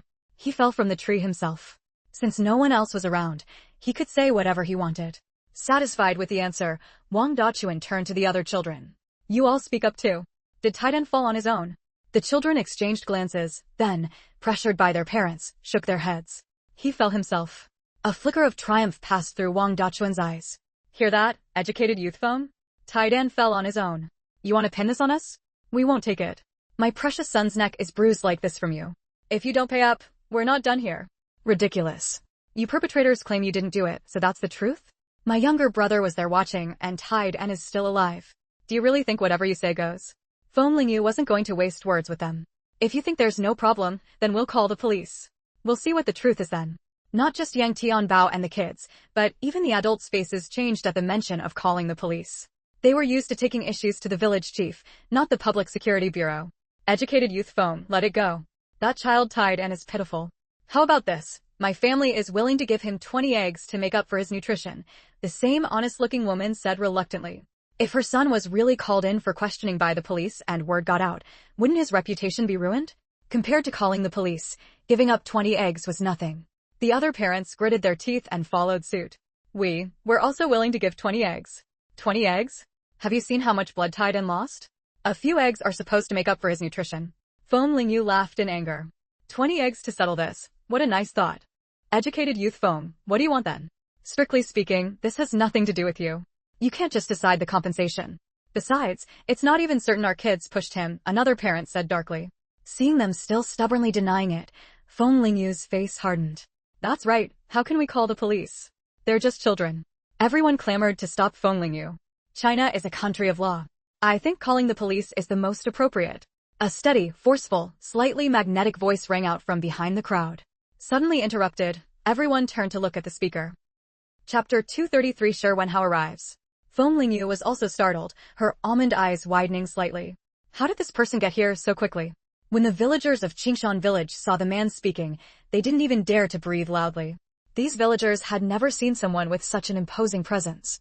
Although the man speaking was sitting in a wheelchair, his deep brows and sharp, blade-like aura made people afraid to approach. The two men following behind him were also tall and upright, their momentum like a rainbow, and the look in their eyes sent chills down one's spine. Yang Jiangwo frowned as he looked at the chaotic scene before him. In front of such an honored guest, this was a complete disgrace to Qingshan village. Today, Yang Jiangwo had received an urgent task from the commune, saying that a combat hero was coming to Qingshan village to recuperate and that he needed to make proper arrangements. He had picked up the person without stopping, and just as they reached the village entrance, they ran into Shen Huiqing. Ignoring the presence of outsiders, Shen Huiqing quickly explained the situation to Yang Jiangwo in a few words, also saying that his sister wanted them to come over right away. Yang Jiangwo certainly wanted to go help Feng Lingyu, but with the honored guest he had just picked up still there, it wouldn't be appropriate to just leave them and go to Feng Lingyu's side. The commune had repeatedly emphasized that this was an important figure and that he must not be neglected, and that any necessary supplies could be reimbursed directly by the commune. Shi Wenhao hadn't expected to hear that Feng Lingyu was in trouble as soon as he arrived. He raised an eyebrow, a hint of amusement in his eyes. It's fine, village chief Yang. Let's go over together and take a look. Since Shi Wenhao had said so, Yang Jiangwo had no choice but to bring his group along. Yang Jiangwo walked into the crowd and stood still, scanning the expressions on everyone's faces and got a sense of the situation. I've wanted to talk about Tiadan's matter for a long time. There are shameless families in this village who, seeing a widow and her orphan, want to step on them. I ask you, can you live with your conscience? Because she didn't want to cause trouble, Grandma Go always taught Taidan to be patient. Since the victim never came forward to complain, Yang Jiangwo had been powerless to help, only able to take care of them when assigning work, giving them light tasks with high work points. Now that Feng Lingyu had brought the matter into the open, Yang Jiangwo decided to use this opportunity to settle accounts thoroughly, to see who in the village would still dare to bully Taidan and his grandmother. Village Chief Yang, you can't say that. My Tianbao said that Taidan fell from the tree and hit his head. Wang Dachuan was still making excuses. Huiqing has already told me what happened. I ask you, if Taidan really fell from the tree and broke his head, why didn't the bird eggs break? Do you really take everyone for fools? Yang Jiangwo's sharp gaze swept over the people present, especially the parents of those children, who looked guilty under his stare. Shen Huiqing quietly took the bird eggs out of his pocket and showed them to everyone. Notably, there were mottled bloodstains on the shells of the bird eggs. Yes, if he had really fallen from the tree, the bird eggs couldn't possibly have remained intact. Later, all of you families go to the clinic to see how badly Taidan is injured, and then we'll talk about how much compensation you need to pay. Yang Jiangwo made the final decision. Even if the people present were unhappy, they didn't dare to say anything. Ultimately, it was because Yang Jiangwo controlled the work and food of every family in the village. If you offended him, he would assign your family the dirtiest and most tiring jobs, like carrying manure, and there would be nowhere to appeal. All right, everyone disperse. Except for the parties involved, the rest of you go to your own things. Yang Jiangwo waved his hand, telling the onlookers to leave. I just got news that you were coming and you're already here? Feng Lingyu asked Shi Wenhao. She had thought it would be a few more days before Shi Wenhao could arrive. Seeing that Feng Lingyu and Shi Wenhao seemed familiar with each other, Yang Jiangwo suddenly understood. He had wondered why someone as important as Regiment Commander Shi would specifically choose to come to Qingshan village. Shi Wenhao nodded slightly. Sorry, that telegram should have been sent by my subordinate left in the capital. Because he had convinced his grandfather Shi Wenhao's arrival this time went very smoothly, with all the obstacles cleared by Shi. Now, on the surface, Shi Wenhao was just a cadre coming here to recuperate, the reason being that he was drawn to Qingshan Village's beautiful scenery. Yan Wei had already left, but he turned back for a look and saw Feng Lingyu talking to a man who clearly had an extraordinary status. Although the man was in a wheelchair, anyone with eyes could tell that someone with that kind of aura must be an important figure. Seeing Feng Lingyu's relaxed expression, it wasn't hard to guess that she had known that man for a while. Thinking of this, Yan Wei felt a bit anxious. Over the past few days, he had been showing kindness to Feng Lingyu, but she remained indifferent. Yan Wei, let's go. What are you looking at? Zhu Hongya's call brought Yan Wei back to his senses. Meeting Zhu Hongya's probing gaze, Yan Wei's heart tightened, but he still wore his usual gentle smile. Nothing, I was just wondering who that person in the wheelchair is. Yan Wei raised an eyebrow. Of course, what else could it be? Seeing that he couldn't get anything out of Yan Wei, Zhu Hongya had to suppress his doubts. Uncle Yang, let's go to the clinic first to see Tiadon's condition. If I hadn't stopped his bleeding in time, he really would have died. Feng Lingyu wasn't exaggerating or deliberately making Tiadon's injury sound worse. This was the truth. Yang Jingwo's square face stiffened as he looked at Wang Dachuan and the others and said in a deep voice, let's go. We're all going. After saying that, he turned to Shi Wenhao and said, Regiment Commander Shi, why don't you rest at my place first? After I handle this matter, I'll... Before Yang Jingwo could finish, Shi Wenhao shook his head and refused. No need. I'll go with you. It's all because of these useless old bones of mine, dragging down this good child Tai Dan. Grandma Ge, don't cry. Dr. Ma has already said that Tai Dan is out of danger. He just needs to recuperate and make up for it later. Gao Xiaodao said softly, trying to comfort her. Ah, good. Ge Hongmei was both happy and sad at these words.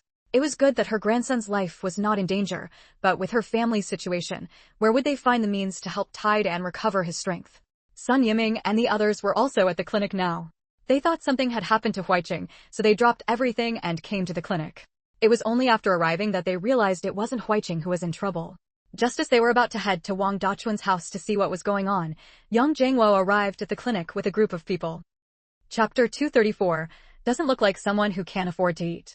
As soon as he entered the infirmary, Yang Jingwo hurriedly asked Ma Dafu, Old Ma, how is Tai Dan now? Ma Dafu said with relief, luckily, the bleeding was stopped when he was brought in today, or the kid would have been gone. Yang Jingwo turned to look at the parents who had followed behind. Listen to that, Tai Dan almost lost his life. If something had really happened to him, your children would be murderers. Would you be happy if our Qingshan village produced a murderer? Look at your kids, how much trouble have they caused in the village? Every time I tell you to discipline them, you say they're still young. But look around, whose kids in this village are like yours? It's not an exaggeration to say even dogs and people hate them. And you think they'll take care of you in your old age? Don't let them end up arrested and executed for their crimes. Yang Jingwo scolded them harshly. If they still didn't wake up and start controlling their children after this, he figured he'd have to be more cautious around them. Village chief, don't worry, we'll discipline our kids from now on. Raising a son was supposed to secure their old age. The village chief was right, if their son got arrested, everything would be over. Old Ma, tell me, how can Tiadon's health be restored? Yang Jingwo asked Ma Dafu again. Well, Ma Dafu hesitated. These families were notoriously difficult in the village. If he spoke up, wouldn't he be asking for trouble? Seeing Ma Dafu's reaction, Yang Jingwo understood perfectly. He was afraid of getting dragged into it. Sun Yiming suddenly spoke up. Given Tiadon's condition, he'll need at least 3 months of good food and drink to recover. Wang Dachuan's face twisted with anger as she pointed at Sun Yiming and snapped. The doctor hasn't said anything, why are you butting in? 3 months of good food and drink? Even her own son hadn't enjoyed that. Why should that little bastard Tai Dan get it? By our military standards for recovering the wounded, 3 months is even on the low side, Shi Wenhao suddenly interjected. Wang Dachuan wasn't sure who this man was and didn't dare confront him. In my opinion, each family should pay 20 yuan, plus 10 jin of fine grain and 50 eggs to help Tai Dan recover, Yang Jingwo said after some thought. That amount would be a heavy blow to them, yet still just within what they could afford. Having been here for a while, Feng Lingyu understood the living conditions in Qingshan village well and knew this was already a lot. Grandma Ge, what do you think? Feng Lingyu turned to Ge Hongmei, who had been quietly listening. Ge Hongmei had thought her grandson would just have to take the beating. Now that they were being compensated so much, how could she refuse? I think it's fine. Ge Hongmei's eyes reddened. Seeing Ge Hongmei's weak demeanor, Feng Lingyu frowned. No wonder Tai Dan didn't fight back. It probably had a lot to do with how his grandmother raised him. Before anyone else could speak, Wang Dachuan jumped in again, wailing, Village chief, that's 20 yuan.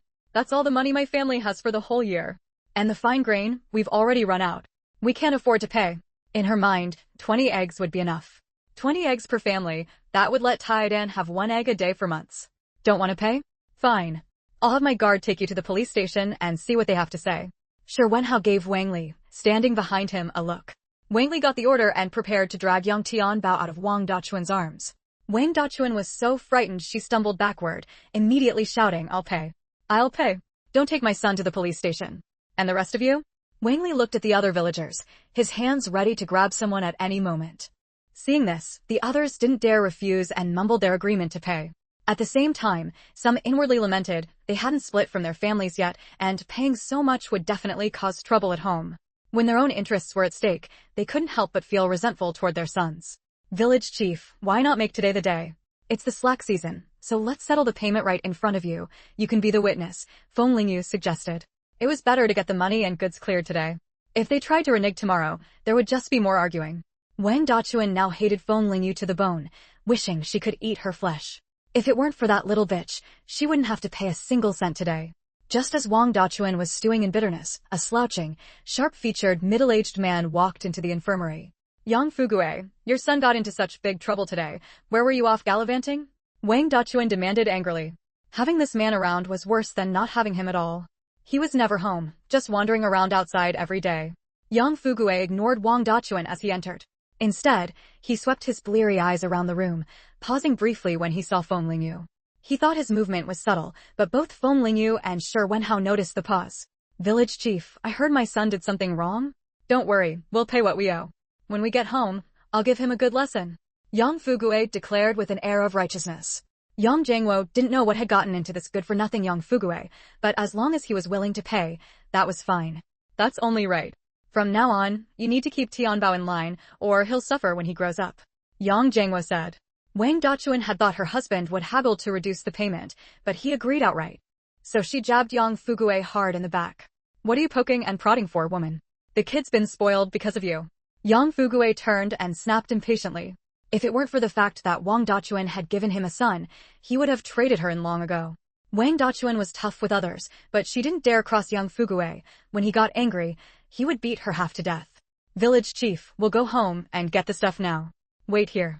With that, Yang Fugue dragged Wang Dachuan out. Village chief, we'll go home and get the things too. The other families left with worried expressions. They all knew what kind of storm awaited them at home. Feng Lingyu's dark eyes fixed on Yang Fugue's retreating back. Wasn't his family supposed to be the village's notorious lazybones? Looking at the three of them, they didn't seem like people who couldn't afford to eat. They just wore ragged clothes on the outside. And 20 yuan, handed over without a second thought, not even a moment's hesitation. Village chief, how many work points does Yang Fugue's family earn in a year? Feng Lingyu turned and asked. Yang Jiangwo didn't know why she suddenly asked, but he answered anyway. They earn about half of what normal people do. They slack off every day. What they earn doesn't even cover what gets deducted. Their work points weren't enough, yet that kid Yang Tianbao was still raised plump and sturdy. Chapter 235, Don't seek trouble, but don't fear it either. After those people brought over the money and items, Yang Jianqing counted everything in front of everyone. Once he confirmed nothing was missing, Yang Jianqing said sternly, this matter is settled for today. If you don't rein in your children from now on, don't blame me for punishing you. The reputation of our Qingshan village cannot be ruined by a few unruly brats. The parents inwardly lamented bitterly. Having lost so many things, they wouldn't dare let their children run wild anymore. In particular, a few of them looked disheveled, their clothes torn, clearly having gone home to a full-blown family war. Village chief, you're right. I'll take my leave now, Yang Fugue said, reading the situation well. After the group had left, Ge Hongmei choked up and said, thank you all so much for today. Otherwise, Taidan would have lost his life by now. Aunt Ge, I have to say this, you need to stand up for yourselves too. Otherwise, even when Taidan grows up, won't he still be bullied? Yang Jianqing said with a frown. If Feng Lingyu hadn't stepped forward today, and Aunt Ge had only cried without speaking up to report the matter, he, as village chief, would have been powerless to intervene. Even villagers willing to help would have backed off because of Aunt Ji's attitude. Sigh, I just want the boy to grow up safely. I'm just a lonely old widow if I'm gone one day, so be it, but Taidan is still young. If I offend people now, who will help him in the future? Ge Hongmei was filled with bitterness. She had no choice. She and her husband had fled famine here, with no support from her family or his. We don't seek trouble, but we can't be afraid of it either. As long as you're in the right, Grandma Ge, don't be afraid to stand up to those bullies. Do you think they'll stop bullying Titan just because you give in? No, they'll only get worse. Besides, do you really think those who bully Titan now will ever help him later? Feng Lingyu couldn't understand the old woman's logic. With some people, the more you yield, the more they overstep. Moreover, a child raised under such a mindset would likely grow up without any backbone. Ge Hongmei was stunned by Feng Lingyu's words. Yes, ever since she told Titan to endure, the boy had become more and more withdrawn. I was wrong. Don't worry, if anyone dares to bully Titan again, I'll fight them even if it costs me my old life. Then I'll trouble you, village chief, to see justice done, Ge Hongmei said firmly. No matter how many years she had left, she had to plan for Titan. She couldn't afford to be weak anymore. Seeing that Ge Hongmei had come around, young Jianqing said with relief, don't worry. As long as you come to me, I'll handle it fairly. Feng Lingyu noticed the 100 eggs beside Ge Hongmei and thought they might spoil quickly, so she suggested, Grandma Ge, why don't you sell me some of these eggs? You and your grandson probably can't finish them all soon. Ge Hongmei hesitated. By rights, since Feng Lingyu had helped Titan get justice today, she wanted to give the eggs to her outright. But Titan was seriously injured and urgently needed nutrition. These compensation items might not even be enough to restore his health. Ge Hongmei gritted her teeth, her love for her grandson winning out. Comrade Feng, could you trade me for something suitable for recovery? I'm an ignorant old woman, I don't know what's good for healing. If the eggs aren't enough, I can use this money to make up the difference. Ge Hongmei looked at Feng Lingyu earnestly. Feng Lingyu knew that in Tiadan's condition, he needed blood-nourishing foods, or at least plenty of meat. Grandma Ge, just give me half the eggs, and I'll pay you in cash and ration tickets. As for Tiadan's recovery, I'll have my younger brother Huiqing bring him meals every day. Don't worry, my brother consulted a famous doctor in the capital and got a special diet plan, perfect for a boy his age to regain strength. When Ge Hongmei heard it was a prescription from a famous doctor in the capital, how could she refuse? But she couldn't let Comrade Feng bear the cost of Tiadan's recovery. So she declined, Comrade Feng, how can we eat your brother's meals? Just tell me what ingredients are needed, and I'll find them myself and cook for Tidan. Don't refuse. Huiqing told me that if it weren't for protecting him, Tidan wouldn't have been hurt. So please rest easy, this is only right. Feng Lingyu didn't add that some blood-nourishing medicines and ingredients, like longan, donkey hide gelatin, or fleece flower root, were things Ge Hongmei couldn't easily obtain even with money. Once Tidan recovers, I'll make him kowtow to you, Ge Hongmei said, tears of gratitude streaming down her face. There's no need for that. I'll only feel better once Tidan is healthy again, Feng Lingyu refused. Hearing this, Ge Hongmei could only keep her gratitude in her heart. After Tiadan's matter was settled, young Jianqing went to arrange accommodations for Shi Wenhao. Unfortunately, the best vacant house in the village had already been bought by Feng Lingyu, so Shi Wenhao had to settle for second best. Wang Li first inspected the house thoroughly, checking for safety hazards and blind spots. Village Chief Yang, is this house well insulated? Our regiment leader's leg can't handle the cold, Wang Li said with a frown.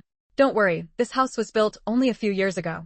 As long as the kang and heated walls are kept warm, it'll be fine. I'll have my son bring firewood over, Yang Jianqing said respectfully. Village chief, there's no need to trouble yourself over such small matters. This house is already quite good, Shi Wenhao said calmly, his thin lips barely moving. All right then, regiment leader Shi, you've had a long journey. Please rest. Yang Jianqing didn't dare say more and left after Shi Wenhao was settled. Wang Li, regiment leader, I've checked carefully. The house has no issues. Shi Wenhao's identity was too sensitive for even the slightest risk. Shi Wenhao nodded. The environment here was actually better than he had imagined. Seeing how well Feng Lingyu fit in here, he figured his days here wouldn't be boring. Chapter 236. Incompetent meddling only harms yourself and others. Feng Lingyu brought Shen Huiqing and Gao Xiaodao back home. Xiaoyu, is that person in the wheelchair the soldier you mentioned? Gao Xiaodao asked curiously. Yes, that's him. Feng Lingyu calculated that the medicinal herbs needed to treat Shi Wenhao should be fairly complete. Gao Xiaodao clicked her tongue. His presence is too strong. It gives people an eerie, chilling feeling. Those two following behind him are the same, they feel really formidable. They've all seen blood on the battlefield, so naturally they give off a different vibe. People who have fought with real weapons shouldn't be underestimated. Saying this, Feng Lingyu sized up Gao Xiaodao and said teasingly, you've been training well lately. Want to find a chance to spar with Shi Wenhao's men and see who's stronger? Gao Xiaodao practiced boxing in the courtyard every morning, and Feng Lingyu occasionally sparred with her. Gao Xiaodao's strength was now unquestionable, but her biggest flaw was that she had never experienced real combat, let alone seen blood. Now Shi Wenhao's men could serve as her sparring partners, considerate payment for Shi Wenhao's medical fees. Gao Xiaodao wasn't afraid either. If they're willing, I have no problem. I'm just afraid that losing would embarrass you, Xiaoyu. Shin Huiqing had remained silent the entire way back, and Feng Lingyu naturally noticed his unusual mood. But she didn't say much. Today's events were something Huiqing truly needed to reflect on. Hearing Feng Lingyu and Gao Xiaodao's conversation, Shin Huiqing made a decision in his heart. His eyes were full of determination. Xiaoyu Jia, I want to learn martial arts too. Seeing Shin Huiqing's expression, Gao Xiaodao knew Feng Lingyu wanted to speak with him alone, so she quietly left. Why do you want to learn martial arts? Feng Lingyu stared fixedly at Shin Huiqing. Shin Huiqing didn't flinch. If I had learned martial arts, maybe Tide and wouldn't have gotten hurt today. Feng Lingyu shook her head, sat down on a stool, and her usually clear voice turned cold. Shin Huiqing's face lost its color, not understanding what Xiaoyu Jia meant. You don't have a clear understanding or judgment of your own abilities.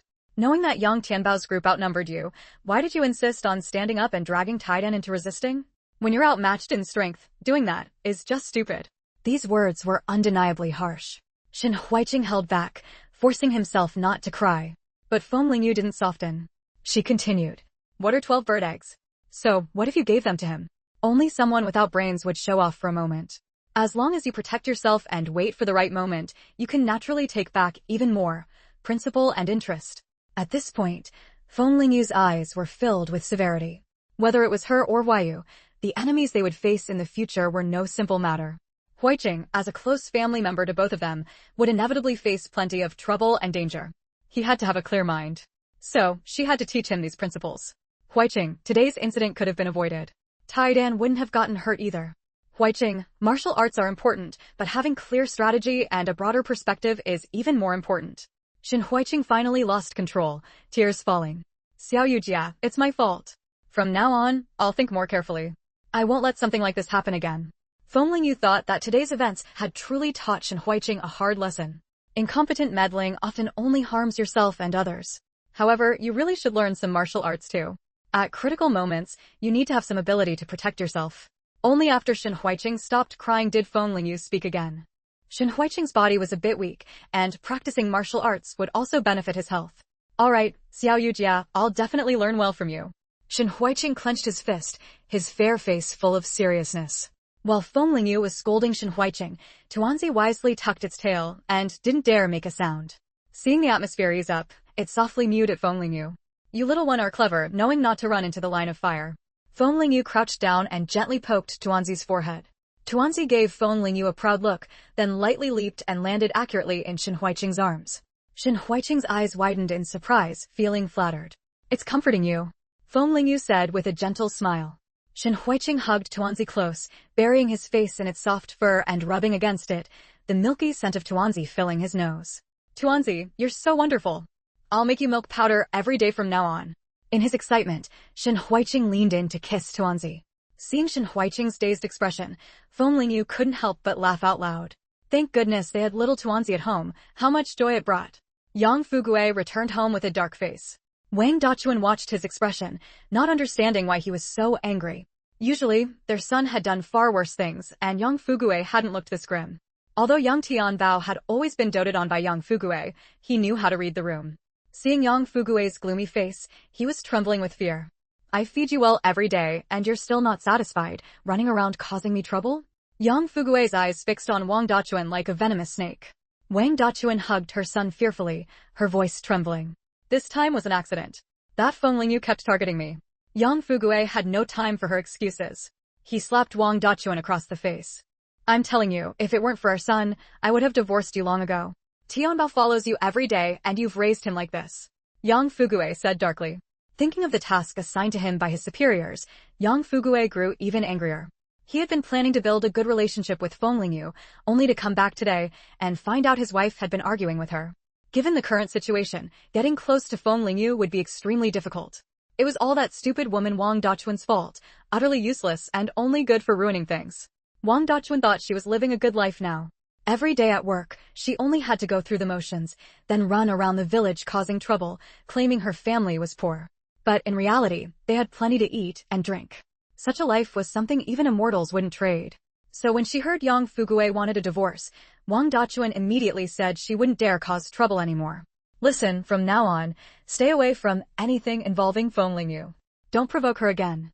Yang Fugue thought to himself that at least he only needed to keep a close watch on Feng Lingyu's every move. Even if Wang Dachuan had offended her, it wouldn't affect completing the task. Thinking of the reward that person had promised him, Yang Fugue's heart burned with anticipation. Chapter 237, Lu Xiaowei had a scheme in mind.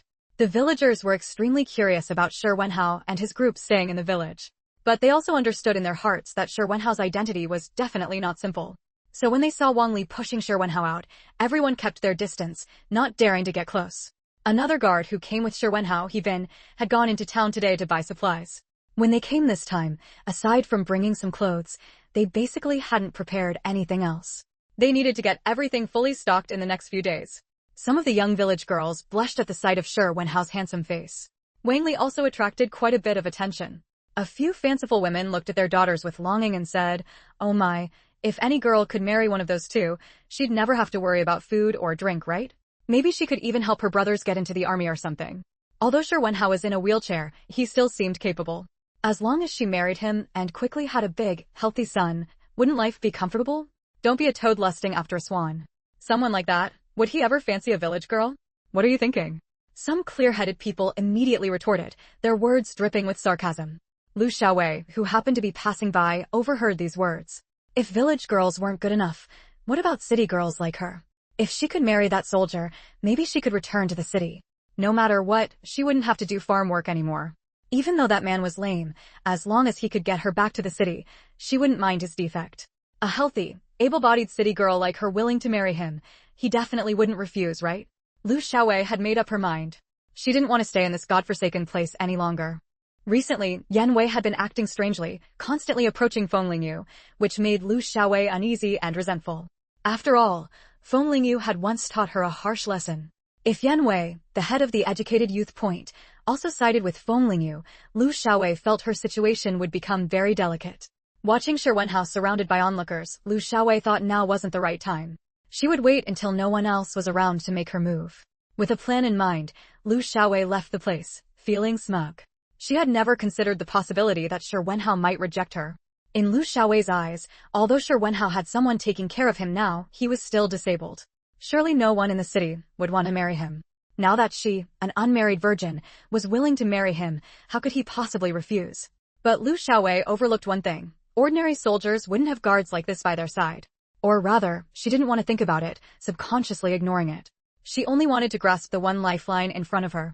"Commander, that woman was staring at you for a long time. Should we find village chief Yang to ask about her?" Lu Xiaowei's burning gaze had naturally caught Wang Li's attention. He suspected she was up to no good. The other villagers' eyes showed simple fear and curiosity, easy to read. But that woman was different. Wang Li saw something in her eyes called ambition. No need.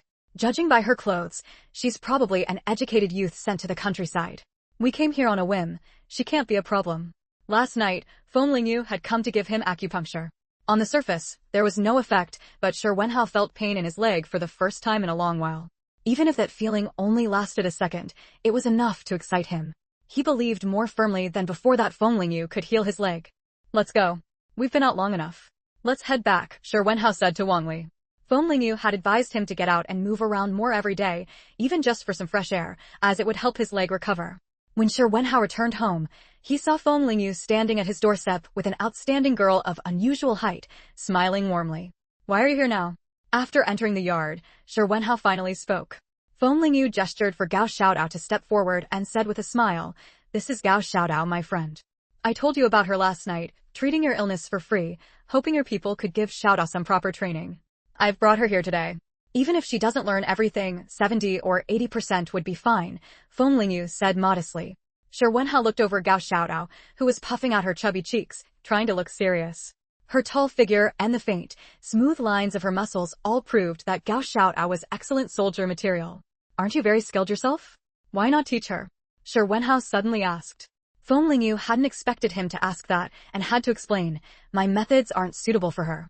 Feng Lingyu's fighting skills relied more on her immense strength, her abilities, and the incredible reflexes she had developed in the apocalypse. In other words, she was self-taught through unorthodox means, without systematic training. That meant she had very little to teach Gao Xiaodao. Although Gao Xiaodao was also very strong, there were plenty of adult men with similar strength, let alone those who had undergone training. So Feng Lingyu hoped Shi Wenhao could train Gao Xiaodao. A former top soldier of Huaxia could surely teach Xiao something. Wang Li, go. Spar with her, Shi Wenhao said, turning to Wang Li, who stood behind him. Wang Li hesitated. He had never fought a woman before. But seeing Gao Xiaodao, who was about his height and looked serious, he decided to take it seriously. He couldn't lose to a woman in front of his commander. That would be too embarrassing. Sir Soldier, please. Gao Xiaodao said formally. Wang Li's mouth twitched. They usually just started fighting. There was no such thing as opening remarks. Soon, both of them took their stances, squared off, and their eyes turned serious. Chapter 238. She would be well suited for the military. A gust of punches came at him, and Wang Li's eyes flashed with surprise. He hadn't expected Gao Xiaodao's movements to be so crisp and clean.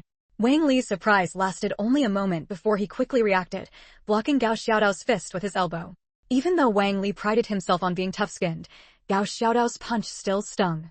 Before Wang Li could finish speaking, Gao Xiaodao's other fist followed in quick succession. This time, Wang Li was prepared and caught the fist firmly. I'm going to start counterattacking now. Are you ready? Too much talk. Gao Xiaodao said with a look of disdain, but her movements didn't falter. After all, Wang Li had received systematic training and knew how to gain the upper hand. About 5 minutes later, Gao Xiaodao was clearly at a disadvantage, her punches slowing down.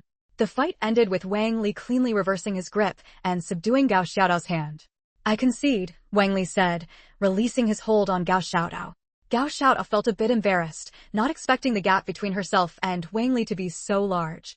Xiaoyu, I lost, Gao Xiaodao said, her tone a little dejected.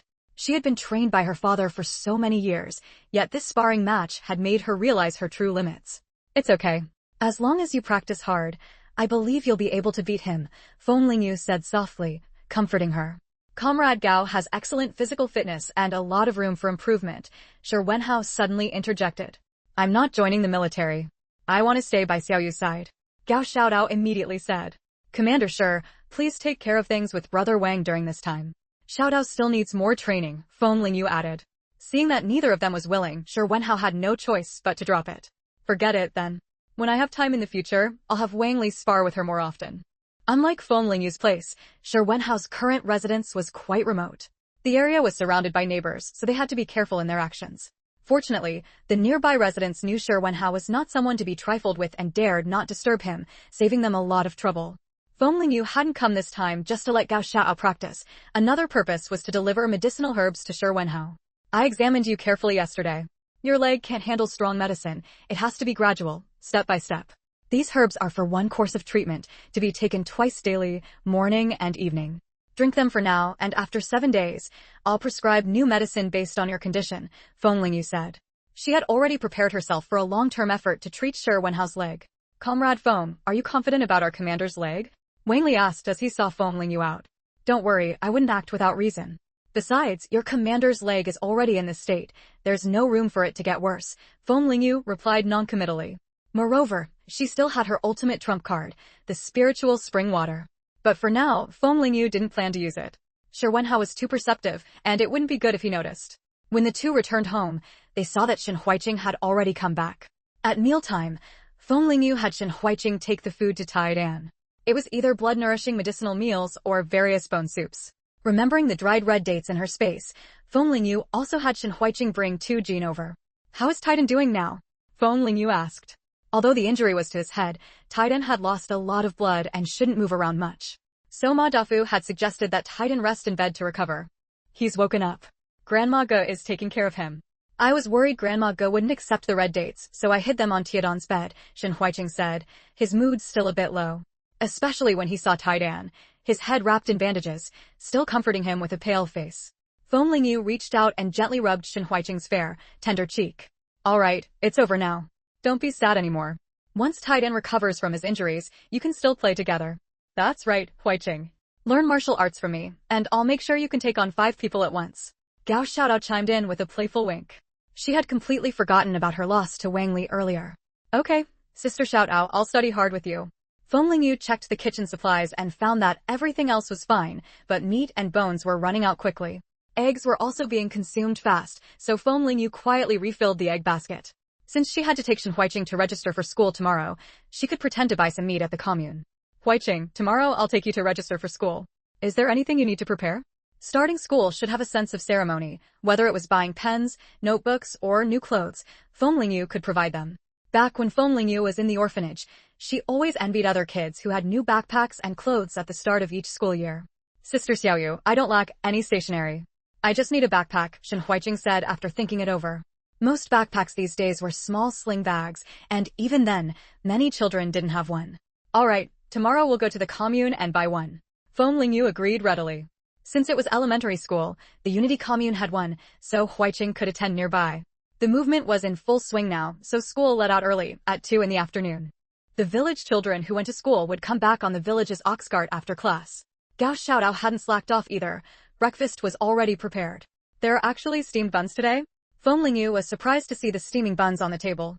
In her eyes, food like steamed buns, which required skill, could only be bought. I prepared the dough last night.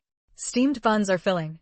Take a few to eat on the way, Gao Xiaodao said, still wearing an apron, smiling as she continued. I'll take the rest to Grandpa Shen, Sun Yiming, and Uncle Yang later. Oh, and Commander Shi and his men too, Gao Xiaodao added, thinking that since Shi Wenhao was now her teacher, she should show him some respect. Feng Lingyu chuckled. Without realizing it, they had already gotten to know so many people in the countryside. Huiqing won't be here today, so remember to take the soup to Tai Dan. Got it. The donkey hide gelatin is ready. I'll stew it and bring it to him later. After everything was prepared, Feng Lingyu took Shen Huiqing to the village entrance. Yang Limei was already waiting for them there. When she saw Feng Lingyu, she waved vigorously. Uncle Lu's ox cart was already full, mostly with children heading to the commune for school.